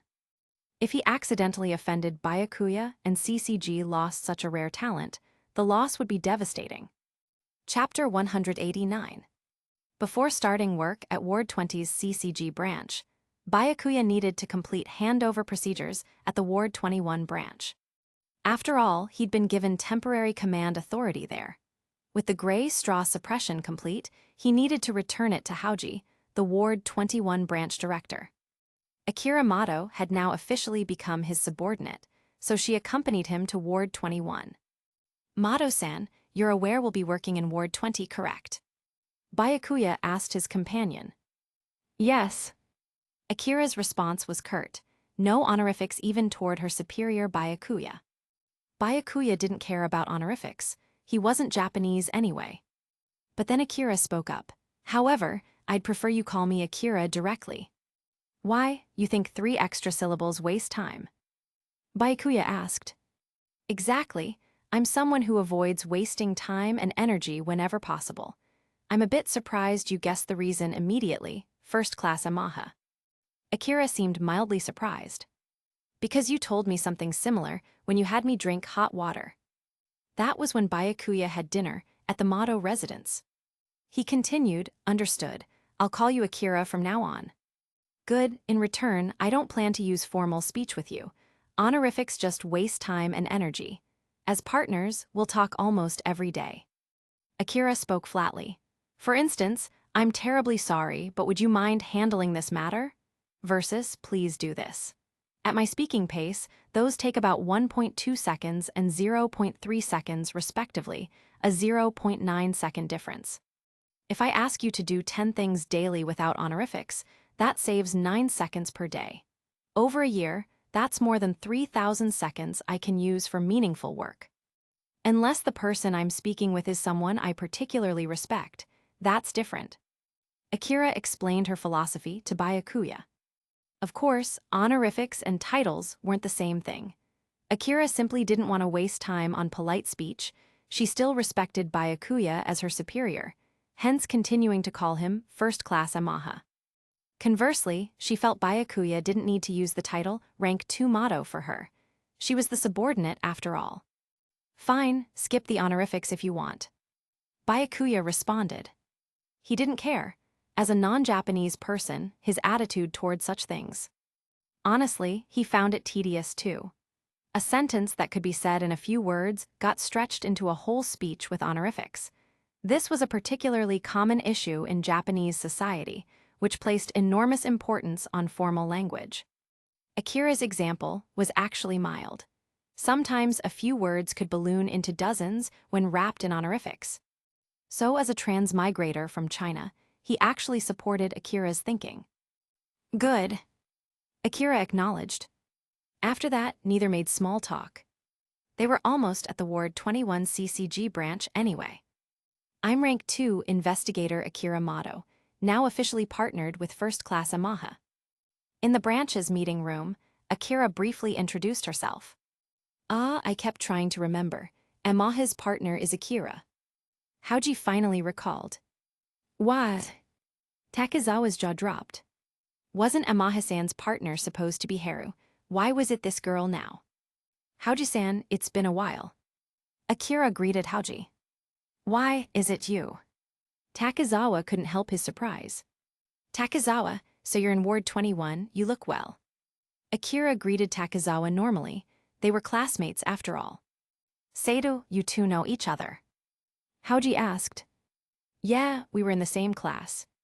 Takezawa's expression was complicated. Following that, Byakuya and Hauji went through the handover process. Akira sat quietly waiting. Takezawa sat looking obviously dejected. He'd always disliked Akira, and now she was partnered with the Yamaha-san he so admired. He was both envious and annoyed. Not that his superior Hauji-san was lacking, it was just that Akira rubbed him the wrong way. After completing the handover, Byakuya and Akira returned to Ward 20's CCG branch. A briefing session was being held, reporting on target GHOUL information. Ward 20's investigation squad currently had only 4 people, waiting for Byakuya and Akira to arrive. 2 new colleagues will be joining our Ward 20 squad today. Please wait just a bit longer. Shinohara Yukinori addressed the 3 investigators present, including Juzu Suzuya. Suzuya sat there absently, sucking on a lollipop. The other 2 were Kori Ui and Rikai Suzu.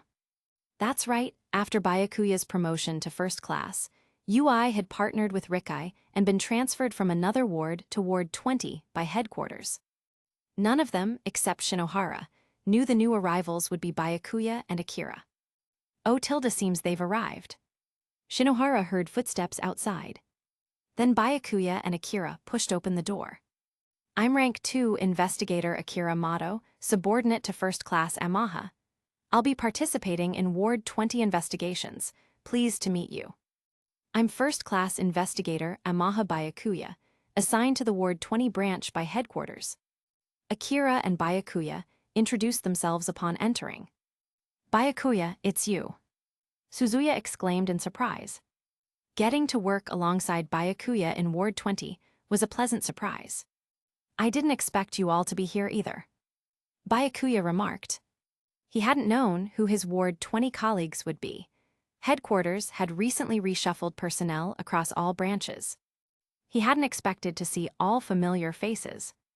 This probably meant that with Aogiri Tree quiet lately and Gray Straw eliminated, CCG was focusing on the gourmet and binge eater in Ward 20. Though both had essentially vanished, that only made CCG more determined to find them. No one would guess that the gourmet and binge eater were both closely connected to Byakuya, one living in his house, the other his subordinate. Chapter 190. With Byakuya here too, this investigation should be much easier. Yui smiled. As Byakuya's former superior, he knew his strength well. "I'm Juzu Suzuya, nice to meet you." Suzuya greeted Akira. "Likewise, nice to meet you, Rank 2 Suzuya." Akira nodded. First Class Yamaha needs no introduction. Rank 2, Motto previously conducted investigations in Ward 1 under Special Class Arima's command. Arima acknowledged her abilities. Shinohara briefly summarized Akira's background. "If there are no other matters, let's begin today's briefing." Shinohara picked up some documents from the table. "Let's start with the binge eater. For unknown reasons, she vanished 6 months ago. We've received no concrete intelligence about her. We're completely stumped. It's as if she really did evaporate." Shinohara sighed. The binge eater case was his responsibility. With her gone this long without appearing, he could only dig through 6 months of newspapers like a headless fly, not knowing how long it would take to find anything, if he found anything at all. The binge eater situation was giving him a massive headache. Byakuya remained expressionless and silent. "Next, Yui, please report on the gourmet." Shinohara addressed Yui. The gourmet was Yui and Rikai's assignment. "Right." Yui stood. "Regarding the gourmet, like the binge eater, he's recently disappeared. However, with help from other branches, we've discovered the gourmet may be connected to the GHOUL restaurant. Ward 20 has no GHOUL restaurant. That's our only finding so far. Come to think of it, didn't First Class Yamaha infiltrate and destroy a GHOUL restaurant in Ward 7 before? Do you have any leads on the gourmet?" Shinohara suddenly remembered and asked Byakuya. "Yes, I probably saw the gourmet at the GHOUL restaurant. He wore a crescent moon-shaped mask, right?" Byakuya didn't deliberately hide this. Exactly that shape, so the gourmet really is connected to the GHOUL restaurant. Shinohara's expression grew serious. This was an important discovery. It might help locate the gourmet. While Yui, Shinohara, and the others pondered the gourmet and GHOUL restaurant connection, Akira picked up a document.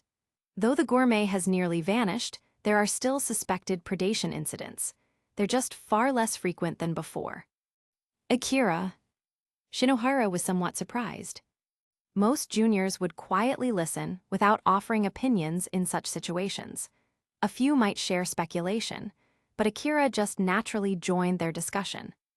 Considering Akira's excellence and that she was Kuriomado's daughter, Shinohara said, "Go ahead and share your thoughts."